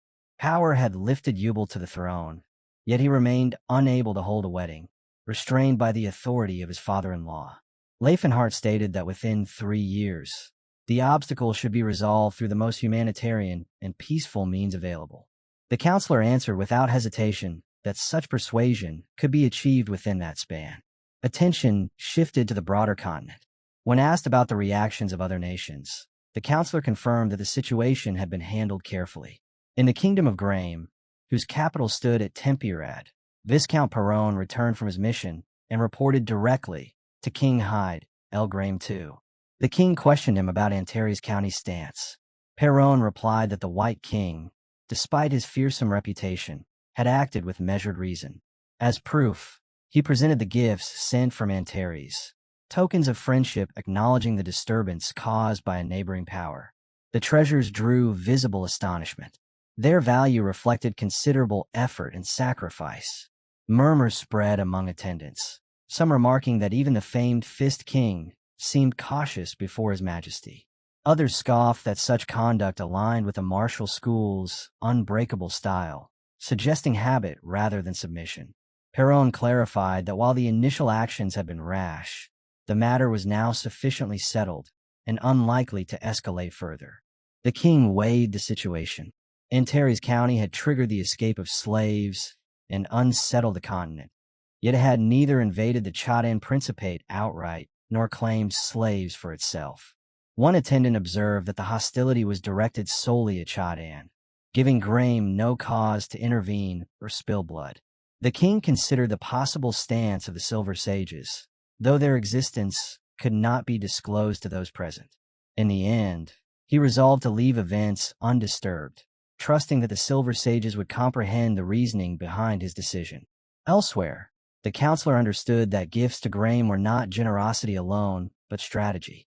Similar offerings were dispatched to every kingdom that had sent envoys, and responses mirrored Graham's measured approval. Though Antares County's actions defied convention, they were interpreted as sincere and mindful of continental order. Acceptance followed where hostility might have grown. Privately, the counselor reflected on the strain this diplomacy imposed. Preparing treasures worthy of each kingdom demanded resources the county could scarcely spare, yet the cost of neglect would have been far greater.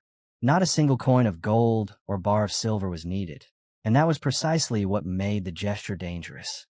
The gifts that crossed borders were not treasures dug from mines, but pieces of identity carved from blood and culture. The elves sent bolts of elven silk so fine that light seemed to glide across it. The orcs delivered hardened leather crafts shaped by hands that had known war and wilderness.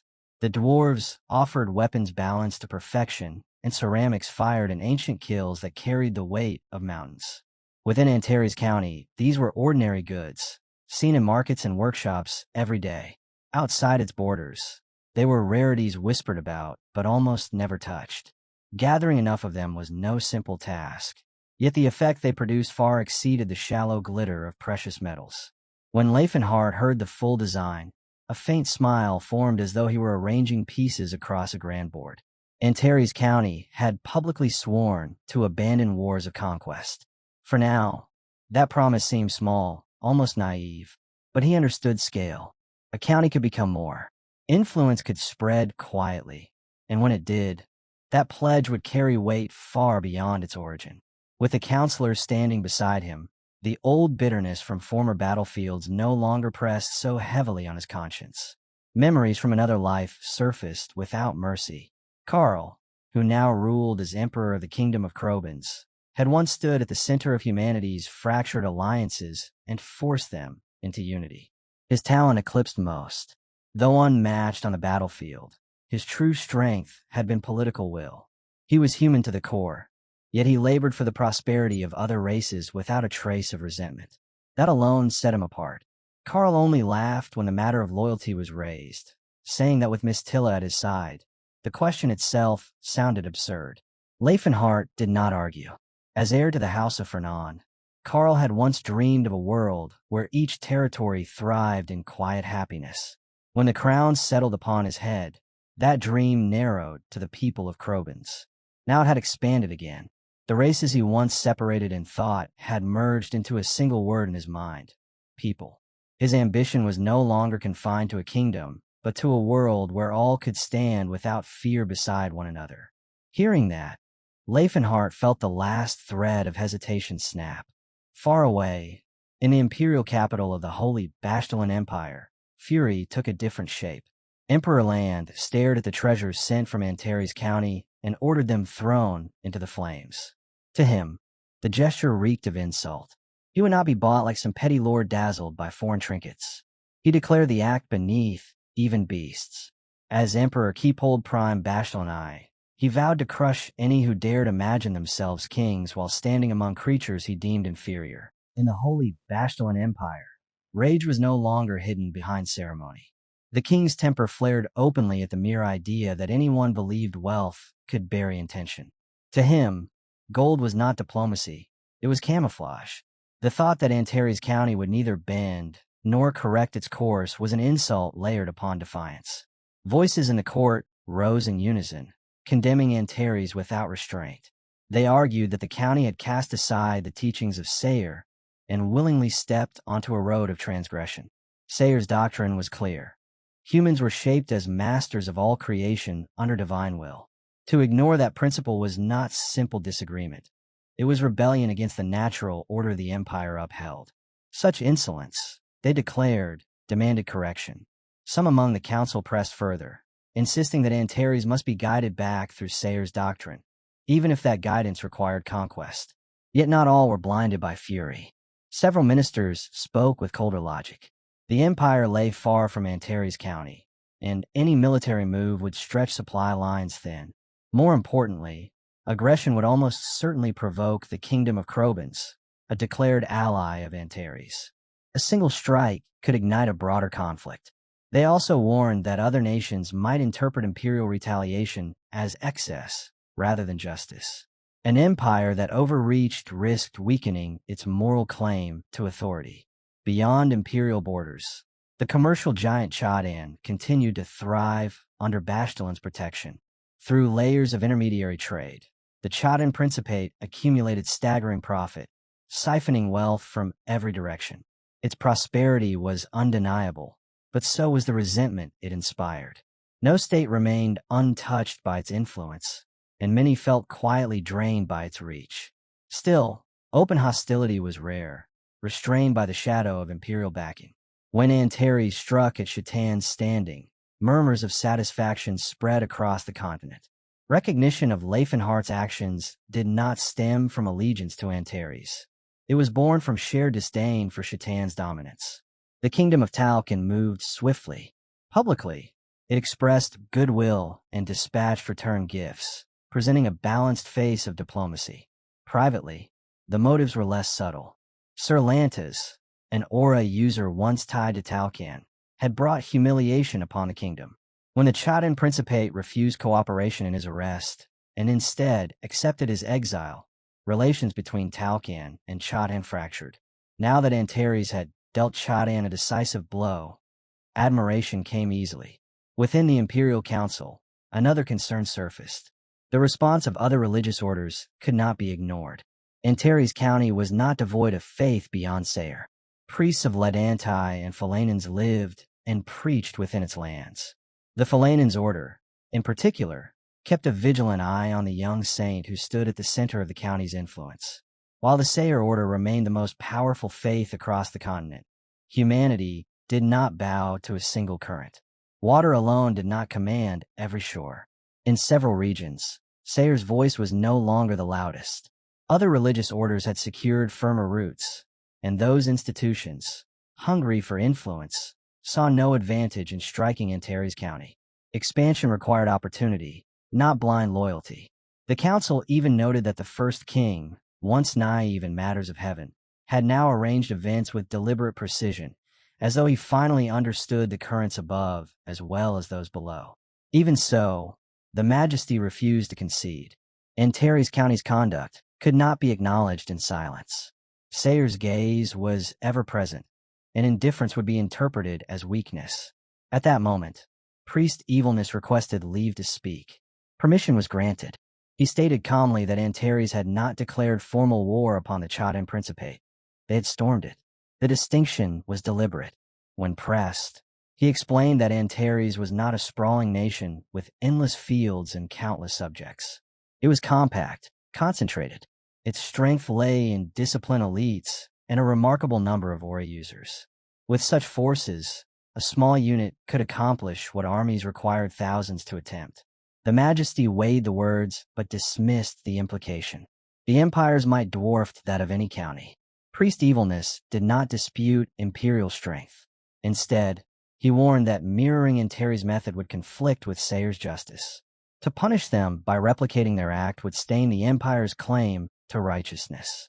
Others in the chamber grew impatient, urging that the arrogant first king be summoned and made an example of under Sayre's law, so that order would be restored and defiance crushed publicly. Elsewhere, in the Green Kingdom, calculation replaced outrage. The Majesty there understood the burden of standing between greater powers, rarely granted the stage to elevate his own prestige. This incident appeared as an opening. His officials reported that gifts from Antares County had been accepted. Publicly, that was harmless. The Green Kingdom had no direct stake in the conflict. Privately, the Majesty ordered Kukawin to display strength unmistakably, proving that their realm was no lesser force waiting in the shadows. In the Kingdom of Graham, Count Tense observed the shifting balance with sharp eyes. Cyrus's reputation blazed within Antares like polished gold, while the legitimate heir of the Tense house had returned broken, both legs lost. Some still whispered that the Silver Sages might restore him, but reality pressed harder than hope. The radiance of the Tense name dimmed beside the growing brilliance of the first king. The father of Euthes exhaled in quiet relief that the brutal struggle between his sons had ended. Yet the man standing behind him spoke without softness. Sir Euthes might not bow so easily to reconciliation. He reminded them that he remained intense only because of an old bond of friendship. If necessity demanded it, his blade would not hesitate to cut down another son. Within the Margraviate of Altaion, grief did not hide behind pride. A father stood beneath his banners and mourned the son who had been cut down by a merciless hand. He admitted that the boy had arrived late to honor and carried the stain of being called a scoundrel, yet talent had burned in him unmistakably. If that blade had been guided with discipline instead of chaos, the family name might have risen to undying glory. This plea, he stressed, was not an echo of the Empire's summons. It was personal. He directed it to Sir Walgran alone. Walgran answered without hesitation. He would not sit idle while the wicked strutted beneath the sky. Those who failed to recognize its vastness would be struck down, and their punishment would be delivered as a gift. At dawn, a royal messenger climbed a mountain where Sir Whirl trained alone, steel flashing against the wind. The decree was presented with trembling hands. Whirl's response was sharp.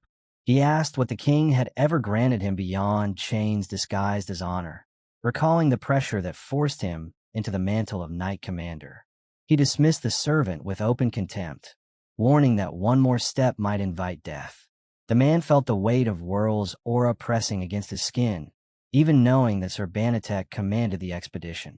When Whirl lifted his sword, the air itself seemed to shudder. Ripples spread as though the sky were disturbed water. The servant stood frozen, stunned by the magnitude before him. Whirl finally lowered his blade and declared that if he were to move, it would be on his own terms, after proper preparation. In a dim tavern within the kingdom of Clad, another man watched the unfolding storm with colder intent. He saw in the incident a chance to expose the rot within Shatan's knightly ranks. Still, he drew a line between condemning corruption and declaring hostility toward the first king. A companion addressed him by name and urged restraint. Decay had not appeared overnight. Seizure, indifference, silent consent, and neglect had hollowed the county's knights from within. Yet once the price of theft and cowardly flight became visible, even the proud knights of the Chaden Principate would be forced to confront themselves. Far to the west, in the Krobin's empire, the king sat upon his throne as a priest delivered unwelcome words. The empire intended to draw Sir Grandiad, Krobin's own aura user, into the coming expedition. Anger surfaced immediately. Antares County stood as Krobin's ally, and such a demand was an insult. The priest argued that borders were distant, that relations between Krobins and the empire carried obligations, and that the king's long-standing affinity for dwarves could ease tensions. The majesty rejected the reasoning outright. Krobins would not intervene in a conflict that was not its own, nor would it be swayed by gifts dressed as diplomacy. The priest's reaction was not measured. It was absolute. In atonement for daring to assume the majesty might accept even a modest offering, he ordered the dwarves slain. To him, the stain was not in refusal, but in the presumption that Bastalin could be approached so casually. He swore that never again would rejected gifts be permitted to touch imperial soil. The next tribute, he declared, would not be humble or symbolic. It would be something worthy of pleasing King Yubel himself. That night, the tone shifted behind closed doors. Yubel held a dwarf in his arms and commended her performance.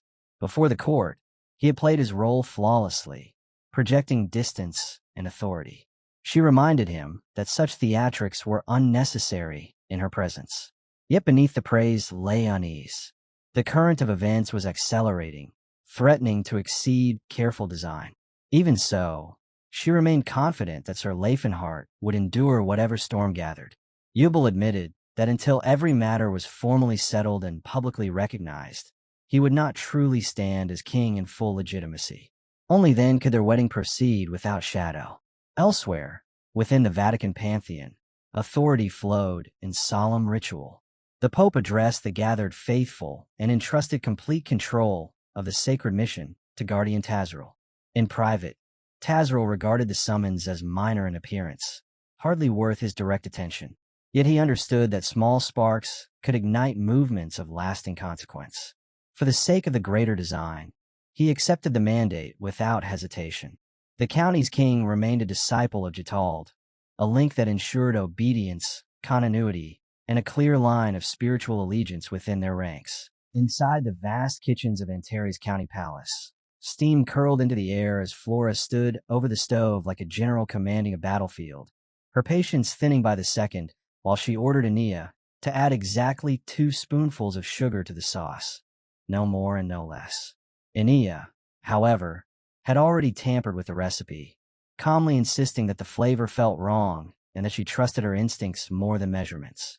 Flora shut that down instantly, declaring that cooking was not guesswork, but discipline, a craft built on precision, not impulse.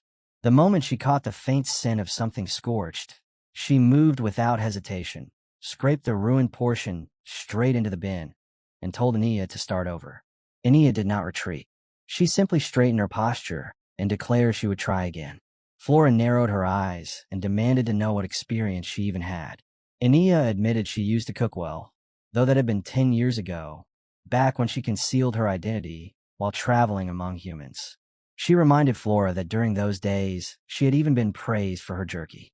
Flora responded dryly that she also remembered the same period, especially the chaotic stews and strange pots Enia used to assemble at random.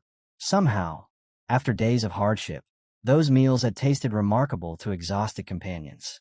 Even so, Flora concluded that for the next day's lunch, it would be safer if Enia simply prepared sandwiches. At least bread would not burn. Far from the kitchens, near the White Palace, the barren training grounds trembled under the weight of two warriors colliding. Rifenheart stepped forward and fired a straight cannon-like strike toward Russ, the blast cutting through the air with brutal clarity. Russ blocked and commented that such a move worked better against crowds than in single combat. Without pause, he answered with his gigantic blade, the strike roaring toward Rifenheart. Steel and aura clashed, dust rising in violent spirals. Rifenheart calmly remarked that he had yet to reveal the technique designed to truly trap his opponent. The next instant, he released the link key striking blast, a compressed surge that chased Russ as he twisted away to evade it. Their exchange did not slow. Blows connected, ground cracked, and the air itself seemed to vibrate. When they finally paused, both men were breathing harder, but there was no fatigue in their eyes. Russ admitted it had been a long time since he felt such a satisfying workout. Rifenheart agreed, stating that the sparring cleared his mind. Russ then brought up Tilla, the head maid, who constantly scolded them for destroying the palace interior during indoor sessions. Rifenheart acknowledged her diligence and stated that the open wasteland suited him better. No walls to shatter, no ceilings to collapse. Russ suggested another round. They stepped back in a stance without further words. At the edge of the field, Flora and Enia watched, cheering loudly, their voices rising each time Rifenheart pressed the advantage. The orcs observing the match muttered that the duel seemed unfair to Russ and began shouting encouragement for him instead. That support struck deeper than expected. Russ felt a surge of resolve, especially when he spotted Cyllin among the spectators, calling out his name. Tidima stood nearby, hands over her ears, clearly overwhelmed by the thunder of each collision. Enia eventually waved everyone over, announcing that the sandwiches were ready.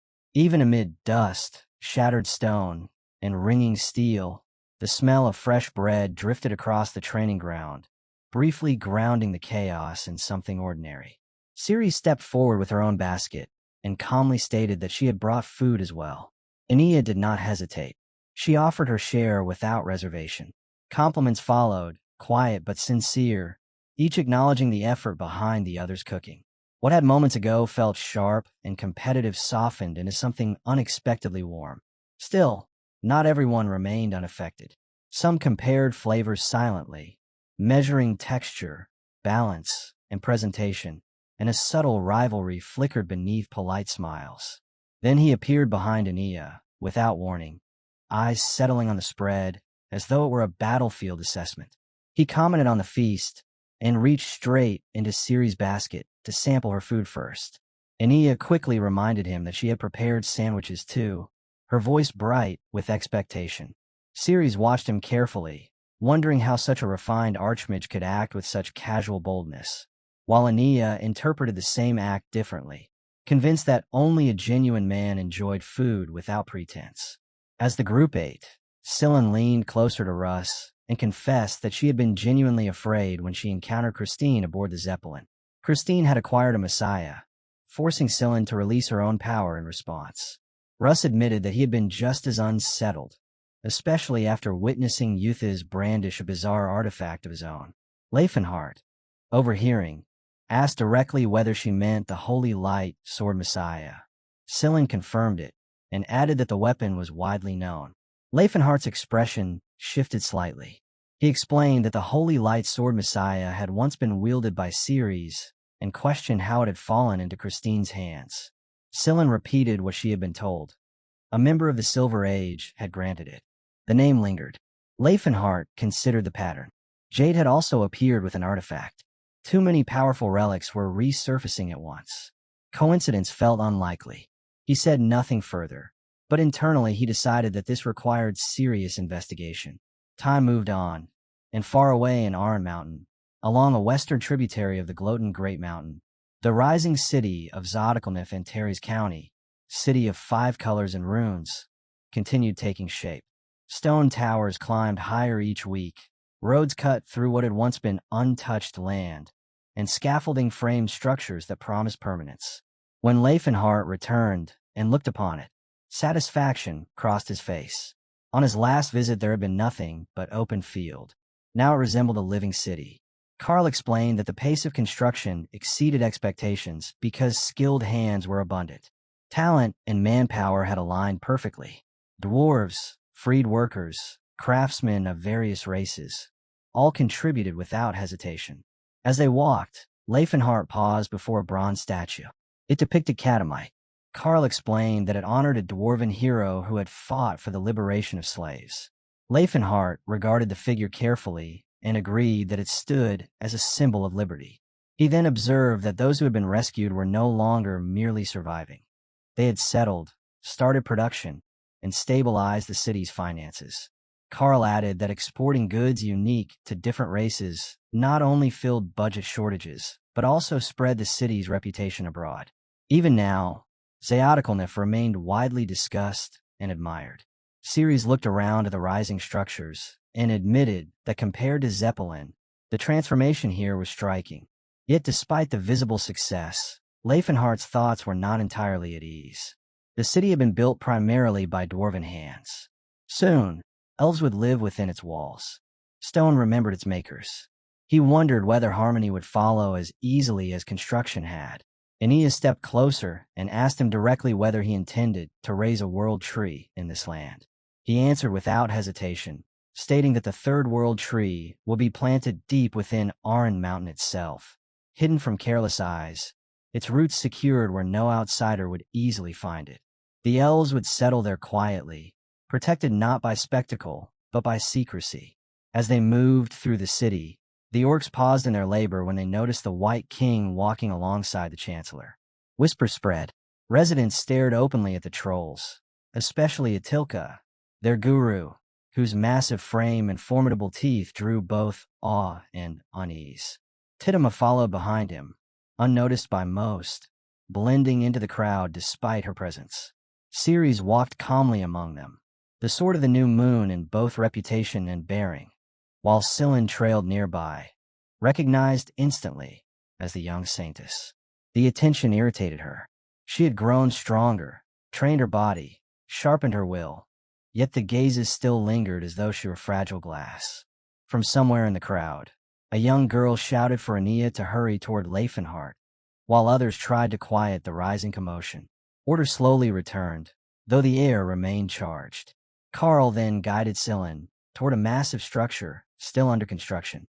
Stone pillars rose from the foundation, scaffolding wrapped around unfinished walls, and sunlight filtered through skeletal arches. He explained that this would become the Falanan's grand temple of Ereningrad. Scylla's composure broke. Pride flooded her expression as she took in the scale of it. As Archbishop, the sight meant more than ceremony. It meant permanence. Rifenheart watched her reaction and offered congratulations, remarking that carrying such overwhelming responsibility and debt at her age was no small burden. He then turned to Carl and commended the precision and scale of his work. Carl laughed lightly and remarked that perhaps the city should have been named after Rifenheart instead. The suggestion made him visibly uncomfortable, and he dismissed it at once. Before the moment could settle, a servant hurried toward them carrying a sealed message. He announced that it came from Zered. Carl asked what it contained. The servant replied that it was a letter from the Magic Tower and passed it forward. Rifenheart took the letter, his expression tightening slightly. If the Magic Tower was writing in relation to Zered's enemies, then the matter was unlikely to be simple. The city of Zered stood broken, gates torn from their hinges, walls split and collapsed inward. Ceres scanned the horizon carefully and found no army, no banners, no lingering formation of troops. Silence ruled where battle should have echoed. Aeneas studied the streets and stated that if a full army had marched through, the ground would be scarred with tracks, camps, supply traces. None of that existed. This was not the footprint of tens of thousands. It was something sharper. Rifenhart's anger surfaced without restraint. He calculated the angles of impact, the pattern of collapse, and questioned from which direction the strike had begun. If it had come from the front, the kingdom of Bacilli, or the Bastillan Empire, would have been the logical source. He dismissed it immediately. Any imperial force would have needed to cross Bacilli first. Such movement could not have gone unnoticed, nor could it have occurred this swiftly. Aeneas' gaze settled on the city hall, the heart of Zered's administration. The structure had been cleaved cleanly in two, not shattered by siege weapons, not burned, split. The cut was precise and brutal. Aura. Karl spoke of the earlier Chadan's incident, of gifts dispatched to temper political fallout, of nations that refused them. Retaliation had been expected, but not at this speed, not with this precision. Rifenhart examined the fractures in stone and concluded that only blade aura could have carved destruction on this scale. Not wild aura, not scattered bursts, controlled, concentrated cuts. He asked himself who possessed such power and who would dare to deploy it here. Then he saw the body. Palton, the mayor of Zered, lay among the rubble, a competent administrator, a stabilizing figure, now reduced to stillness. Rifenhart did not speak his anger aloud, but the air around him tightened. The streets confirmed the pattern. Civilians crushed beneath fallen structures. Knights cut down with deep, singular sword wounds. Clean executions, not chaotic clashes. The attackers had breached the city hall directly, eliminated resistance, extracted what they came for, and erased the building as a statement. Information had been the objective. Destruction had been the message. Karl reasoned through the implications. Antares possessed numerous aura users. Any small faction attempting a reckless strike would have been annihilated. Therefore, the attackers must have assembled a concentrated group of high-tier aura wielders. This was coordinated power. He recalled reports from Krobans, rumors that a delegation from the Bastillan Empire had acted with calculated arrogance after Krobans aided in slave liberation. The Empire had been displeased with Yubal's newly formed monarchy, a warning disguised as dominance, a demonstration meant to humiliate. For the Krobans' throne, the incident had been an embarrassment, buried to avoid escalation. Even an ally like Yubal would not have been able to provide advance notice without risking open provocation. The silence itself had been political containment. Karl reached a conclusion without hesitation. The Knight's Order will be mobilized immediately. Scattered aura users would be recalled and alerted. This was no isolated assault. It was a declaration. Ceres returned, carrying a small girl in her arms. The child steadied herself and introduced her name, Lillian, maid to Lord Palton. Her voice trembled, but she forced the memory out. An old man had entered the city with 10 knights at his back. Their swords did not merely gleam in sunlight. They shone with their own light. Rifenhart's expression hardened. An old man commanding 10 aura-wielding knights. That combination was not ordinary. Lillian pointed toward a section of ruined stone and said that the old man had stopped there, performed some incomprehensible act, and then left without hesitation. Rifenhart walked to the spot. Carved into the stone was a message. The sword had been left behind to execute the wicked heretic king in the name of Sayer. Divine punishment had descended upon the land. The signature beneath it read Banatel. The name struck immediately. If this was truly Banatel, then Lodestar, the blade regarded as the strongest of this era alongside his master Gerald, had moved. Rifenhart's thoughts shifted at once to the White Palace.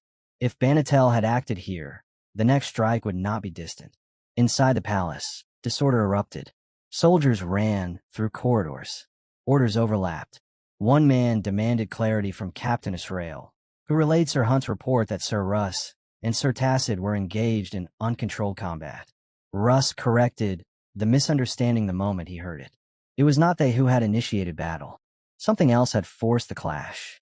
Russ sensed it immediately. Another aura user. Tacit confirmed it. The presence felt different from any confrontation he had known. Russ muttered that the White King had chosen the worst possible moment to be absent. Beyond the walls, civilians screamed as attackers cut through resistance. Warnings spread through the streets not to challenge aura users recklessly. Russ climbed higher to gain sight of the damage. A single cut had split the castle wall cleanly. No siege engines. No bombardment. One strike. He and Tacit counted only 11 figures standing amidst the ruin, yet each radiated the pressure of a seasoned warrior. The question was not their number, but their concentration of power. Why were so many aura users gathered here? Tacit's composure faltered when he focused on one of them. The fighting spirit emanating from that figure defied his understanding of what a human body should contain. Russ stepped forward and demanded identification. The leading man answered calmly. Banatel of Bastalon. He had come in accordance with the will of Sayer. At those words, the knights guarding the palace felt their strength leave them. Some fell to their knees. Russ stared directly at the speaker and asked whether he was truly Lodestar, Banatel himself. Banatel did not deny it. Instead, he issued his demand.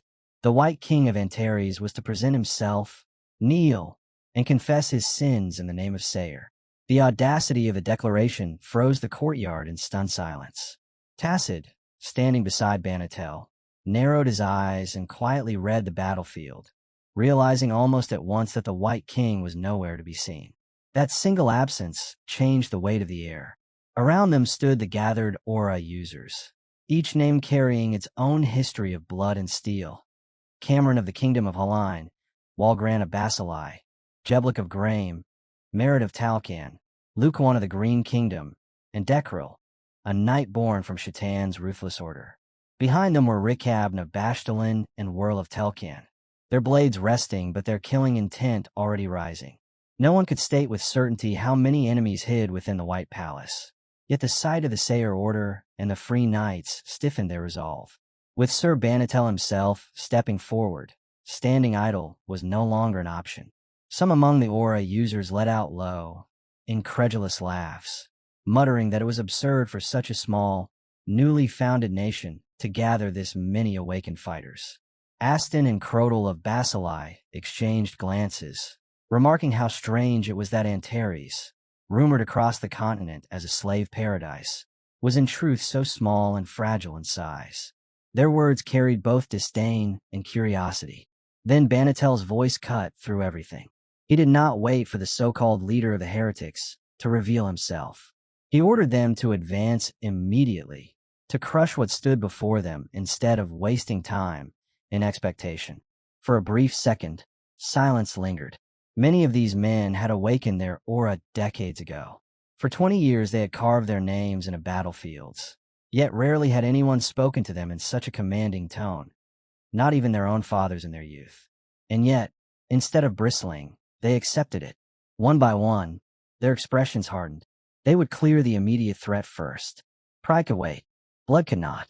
Inside the White Palace, the defending knights felt the sky collapse upon them. Blade aura ignited across the courtyard as multiple aura users advanced at once, their combined pressure crashing down like a tidal wave. Asrael watched in disbelief. On their side stood only Sir Russ and Sir Tacit as awakened swords. Opposing them were some of the continent's most feared blades, led by the sword lodestar himself, Banatel. The realization struck him cold. Even if every aura user Antares possessed were gathered here, they might still struggle to endure this assault. The White Palace was no longer a fortress. It was a battlefield waiting to be swallowed. Asrael felt a cold clarity settle over him and wondered if this courtyard would become the place where his story ended. Russ did not deny the reality pressing down on them. He admitted there was no path left except the one Tacit chose. Tacit answered with the same unspoken question hanging in the air, mirroring the doubt neither of them could escape. Even if Rifenheart and the others moved without rest, it would still take half a day to reach them. Half a day against this gathering of monsters. The weight of that measure alone was suffocating. Tacit's gaze swept across the opposing ranks, and a grim thought surfaced. Humans were terrifying. They searched across every race just to secure a handful of worthy warriors. Yet among themselves they could produce 10 such fighters whenever they wished. That abundance alone was a weapon. Without another word, Russ and Tacit stepped forward onto the battlefield. Retreat was no longer a concept. Russ let his aura flare violently and roared his name into the open sky, declaring himself the sword of Tense and Chris of Antares. Tacit followed, voice steady as iron, proclaiming himself a warrior of the Blue Bear tribe. Together they issued a direct challenge, calling for single combat. Banatel's laughter answered them. He dismissed the declaration as childish noise, shallow bravado from men cornered by reality. Yet the knights behind Russ immediately understood what had just happened. This was deliberate. A duel was not pride, it was strategy. Even Israel, shaken as he was, felt a flicker of admiration. It was a sharp move under impossible pressure. Across the field, several aura users frowned. The possibility crept into their minds that this was nothing more than a calculated attempt to stall. Russ measured the gamble in silence. The code of chivalry still held power among knights. A formal challenge could not be ignored without staining one's name. They needed time. Nothing more, nothing less. And a figure as lofty as Banatel would never stoop to clash blades with a junior far beneath him. Banatel turned his head toward his own aura users and asked, almost lazily, who would step forward to teach these fools a lesson. The chosen warrior hesitated. One-on-one might have been manageable, but under the scrutiny of so many watching eyes, against opponents who radiated neither fear nor weakness, the margin for error narrowed sharply. Banatel's expression hardened. He mocked their hesitation, scorned their concern for reputation, and declared that such trivial lackeys were unworthy of his notice. Then he corrected himself. Only he would answer. Only he, Banatel of Bastalin, would step forward. The declaration crashed in a Russ like a physical blow, and for a brief instant his spirit wavered. Tacit turned toward him and spoke evenly, reminding him that this outcome was expected from the beginning. This was the role they had chosen. Russ had heard the name Banatel since the days he first gripped a blade, a title whispered with equal parts awe and resignation. The sword lodestar, the absolute power, a man praised across the continent as the strongest among swordsmen. And now that very figure stood before him, not as a distant legend, but as an opponent drawing steel. Banatel gave them no courtesy of distance. He ordered Russ and Tacit to attack at once. No ceremony, no restraint. The two warriors answered without hesitation, their auras erupting into the open air. Russ felt the sting of pride as he stepped forward, aware that striking together could be judged dishonorable. Yet he crushed that thought instantly. This was not a duel for glory. This was a fight for Antares. Tacit spoke bluntly, cutting through any lingering hesitation. Charging alone would be suicide. Dakar, his sword companion, had not been forged for waste. If they were to fall, they would fall striking with everything they had. They advanced, and the world shifted. Banatel's aura expanded like a tidal surge. It slammed into them before steel even met steel, forcing both Russ and Tacit back several steps. The pressure was suffocating, vast beyond reason. Russ felt in his bones. This was not merely strength. It was dominance refined over decades. The thought struck them both at once. Could a human truly release such overwhelming force? Banatel's eyes narrowed slightly, and for a brief second, there was something almost appreciative in his gaze. He acknowledged their footwork, their timing, the sharpness in their execution. Then his blade moved. Russ and Tacit were driven into constant motion. Banatel's strikes were neither flashy nor exaggerated. Each swing cut through space with precise inevitability. They dodged, deflected, shifted angles in rapid succession. From the rear, the Knights of Antares felt their breath catch in their throats. Russ was blocking blows from Banatel himself. The mere fact that he remained standing felt extraordinary. Yet something felt wrong. Banatel's swordsmanship was direct, almost too direct. No unnecessary flourishes, no elaborate patterns. It felt as though he were toying with them. Yet beneath that simplicity lurked an unbearable weight. Even in what seemed casual motion, there was gravity. He was not careless. He was controlled. The tidal sword lodestar flickered in Russ's mind. Had it been inflated over time? Or was the truth far more terrifying? Tacit moved first. He unleashed the attack strike of the blue, aura flashing in a cold, concentrated arc. Russ followed without pause, executing falling blossoms. Blue light erupted twice from Tacit's blade, scattering into petals of aura that shimmered deceptively through the air. The true force was concealed within those petals, hidden until the final instant. Russ synchronized perfectly, releasing his full bloom technique, his aura flaring outward in layered bursts meant to overwhelm from multiple angles at once. For a heartbeat, the battlefield held its breath. Then Banatel's blade shifted slightly. There was no violent clash, no dramatic recoil. Their swords did not even reach his body. Both techniques were stopped cleanly, dismantled before they could truly unfold. The petals dispersed uselessly. The blooming aura faded without effect. Russ and Tacit felt the shock hit them deeper than any physical blow. Banatel's expression changed, not with strain, but with faint irritation. His voice carried a trace of disbelief as he looked at them and asked what exactly they thought they had accomplished in that fleeting moment. Banatel watched them with sharpened interest. The way those two brats layered their techniques, the control in their wrists, the timing in their breath. None of it was accidental. He admitted it inwardly. They were geniuses. Most aura users were born with some measure of talent, but what they displayed went beyond raw gift. Passive aura, he reflected, was nothing more than an unconscious reaction, a defensive stirring that responded to threat without deliberate thought. Yet somehow these two manipulated flow and pressure with surgical precision. No matter how he dissected it, the refinement in their execution was difficult to explain. Russ, meanwhile, felt genuine disbelief. Banatel had intercepted blade aura with what should have been a nearly worthless technique, passive aura.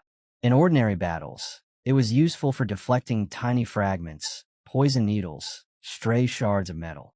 It was never meant to withstand concentrated strikes from awakened swords. Among aura users, combat was a contest of reading intent, predicting motion, anticipating the next exchange. Banatel did not appear to be predicting them at all, and yet he stopped everything. At the same time, Banatel assessed them calmly. If they had been even slightly sharper, if their angles had shifted by a hair, his throat might have opened. That was why he endured.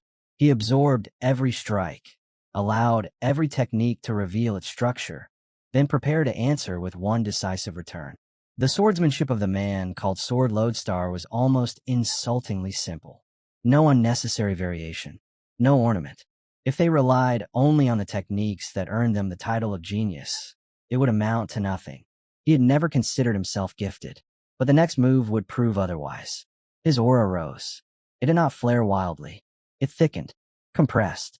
Then it expanded outward in a violent surge. Russ felt the shift instantly. Fear crept in before he could suppress it, and he stepped back as the wave spread across the courtyard. An aura wave was considered a crude method, often used by those unable to project refined attacks, channeling force through the ground to simulate might. Yet this was something else. The scale alone defied logic.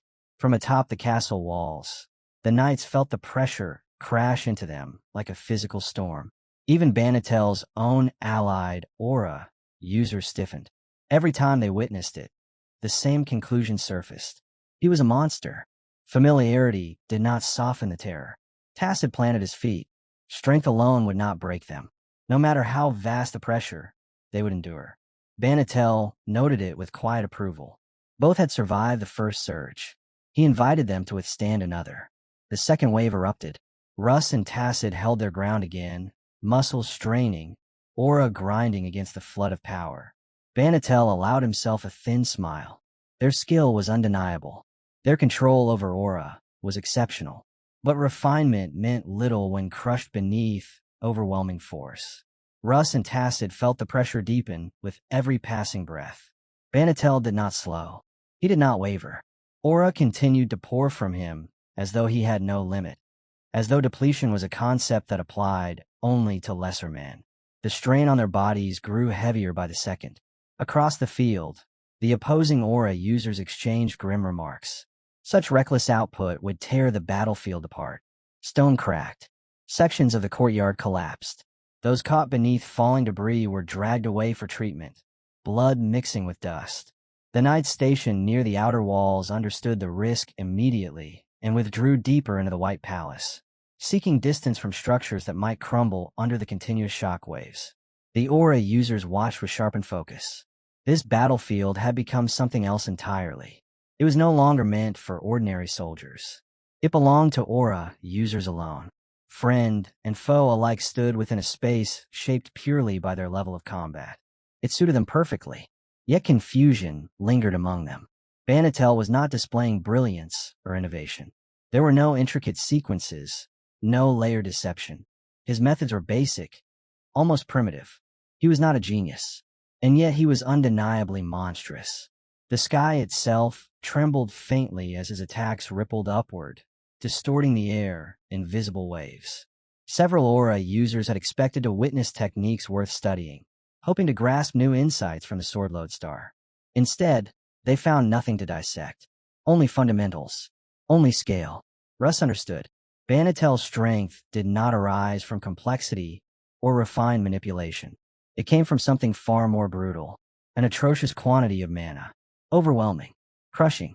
Endless. In his youth, Banatel had never stood out as extraordinary. He was not one of those martial prodigies who absorbed 10 teachings at once or mastered in a single day what others required 10 days to comprehend. Combat was fluid. Opponents did not move in predictable patterns. Techniques had to bend with circumstance. Banatel struggled with that. He could perform what he was taught, but if an opponent deviated even slightly from expectation, his blade would cut empty air. He had been, at best, moderately competent, but he possessed something else. Steadfastness. Once shown a technique, he would repeat only that. No variation. No experimentation. He would practice the same downward strike again and again. While ordinary warriors, even awakened Aura users, would grow weary after 1,000 repetitions, losing precision as fatigue set in, Banatel did not change. His concentration never fractured. The first strike and the 1,000th strike were identical. Through repetition alone, he refined the most basic Aura skills beyond ordinary limits. He did not expand outward. He deepened downward, again and again, for 30 years, without deviation, without distraction, without seeking novelty. Now that foundation stood before them as an ocean of power. Tacit understood it at last. The man standing before them was not simply strong. Banatel was something else entirely, a creature whose very presence distorted the battlefield. Russ saw it too. Close combat had already revealed its limits, and he knew they could not keep trading blows like this. Banatel's control over Aura looked almost primitive at first glance. No complex formations, no elaborate techniques, yet every surge carried crushing weight. So Russ shifted his approach. 7 stars ignited in his grasp, its pattern unfolding with sharp precision, while Tacit answered with Wolf Fang, driving forward with feral determination. Their attacks collided against Banatel, and stopped. Not slowed, not redirected, simply erased. Banatel shattered their aura as if it were fragile glass. Russ felt the shock run through him. Tacit felt something colder. Comprehension. This was not refinement. This was dominance through sheer magnitude. Russ snapped at him, demanding something deeper, something worthy of the Sword Lodestar. But even as the words left his mouth, he saw the flaw.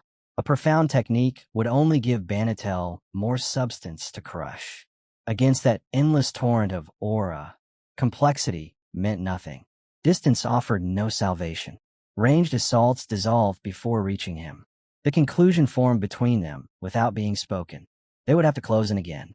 Banatel watched their movement and laughed, comparing them to insects buzzing in panic. Then his voice cut through the air as he invoked spirit, aura, telekinesis. The pressure descended instantly. Space itself felt seized. Their evasive steps faltered, their bodies trembling under invisible force. Russ and Tacit stood frozen for a fraction of a breath, overwhelmed by the immensity of it, realizing they were about to witness what true power did when it decided to end the chase. Far from the clash of blades and collapsing earth, in a quiet chamber filled with water and pale light, a body lay suspended in silence. The stillness shattered without warning. Glass fractured. Fluid spilled. The ancient capsule split open as if it had fulfilled its final task. Teslon collapsed forward, coughing violently, air tearing into lungs that had nearly stopped. Felina rushed to him at once, wrapping a thick blanket around his trembling frame, steadying him while he fought to breathe. He demanded to know what had happened. She told him the truth. The chamber was an ancient recovery capsule, a relic preserved by the Silver Sage. Lady Cerulean had once claimed that as long as a thread of breath remained, the capsule would restore the body completely, no matter how grievous the damage. Teslon absorbed that in silence, acknowledging that such a treasure could only belong to someone of the Silver Sage's stature. Once his breathing steadied, his thoughts moved elsewhere. He asked about Rifenheart. Another woman in the chamber answered him, her voice calm but firm. They had failed. The first king had escaped with his slaves and boarded the Zeppelin without obstruction. That event had happened months ago. The word struck Teslon harder than any blade. In the end, they had not stopped the Demon King. But she continued. Rifenhart's position had collapsed. The Zeppelin incident gave them official grounds to remove him. No one would question his execution now. Public elimination would be justified, clean, unquestioned. She intended to confront him before his influence over humanity deepened further. Though she admitted the situation had already spiraled beyond control. Teslon asked a single question. Was there anyone capable of defeating him? The answer did not point toward the Silver Sage. It pointed toward the Bastion Empire. The continent's strongest swordsman had stepped forward. Sword Lodestar Banatel. Teslon paused. In this flow of time, Banatel still lived. A faint laugh escaped him, low and almost hollow. The women around him mistook it for relief and asked whether that was not good news. Teslon only thought one thing. If Banatel was moving, then Rifenhart's end was near, unless something impossible intervened. Back on the battlefield, Russ launched himself forward without hesitation. His blade aimed straight for Banatel's guard. Ordinary aura techniques dissolved on contact. None could surpass the Sword Lodestar's passive Arlyra, a defense that existed without thought, automatically intercepting every threat. It was as though the world itself refused to allow a strike to reach him. Russ shifted instantly. Void Sword Horizon activated. Space folded along the edge of his blade, and a clean line carved across Banatel's neck. Shock rippled outward. Those watching could not comprehend what they had seen. Even Banatel's eyes widened for the briefest moment as blood traced the cut. Then his aura surged, and the wound sealed as if it had never existed. Russ lowered his blade slightly, frustration tightening his grip. The strike had been flawless, the timing precise, the angle absolute. Yet even that was not enough to overcome the Sword Lodestar's passive aura. The realization settled in with brutal clarity. Against Banatel, perfection still fell short. Banatel's composure snapped. Rage surged through him as he declared that Russ would not leave this battlefield alive. His aura flared violently, no longer restrained, pouring outward in waves that bent the air and crushed the ground beneath it. The battlefield trembled under the sheer pressure. He acknowledged Russ with cold irritation, stating that it was rare to encounter someone so young capable of wielding such a technique. Had that strike carried even slightly more force, Russ would have died instantly. Tacit felt the conclusion settle into his bones. This was the end. Azrael measured the distance, the pressure, the remaining time before reinforcements, and understood he would not endure long enough. Both of them reached the same silent thought. Even Rifenheart might have struggled before this magnitude. If death was inevitable, then it would be here. Better that than watching everyone else be crushed alongside them. Then a voice cut through the suffocating tension. Calm, unhurried. Every head turned toward the top tower. Banatel paused. A figure descended from above. Each step through the air carried by ki that felt unmistakably similar to Rifenhart's. Tacit could not comprehend what he was sensing. The power radiating from the man felt almost divine. The other aura users stared in disbelief, confronted once again with proof that the world held monsters beyond imagination. The first emperor, Gerald, landed lightly before Banatel, as if arriving at a social gathering rather than a battlefield. His expression carried faint amusement. He remarked that old friends meeting after a long time should exchange at least a few nostalgic words. Banatel's irritation deepened. He demanded to know why Gerald had appeared. Gerald replied that he had simply come to see his disciple. Banatel questioned whether that so-called unbreakable bond between master and pupil still meant anything. Gerald answered with quiet amusement, recalling that when a disciple left the mountains, Master and student had once been strangers as well.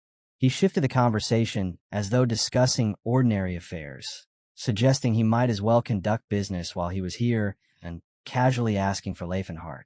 Russ informed him that Rifenheart was absent and would not return for another 3 or 4 hours.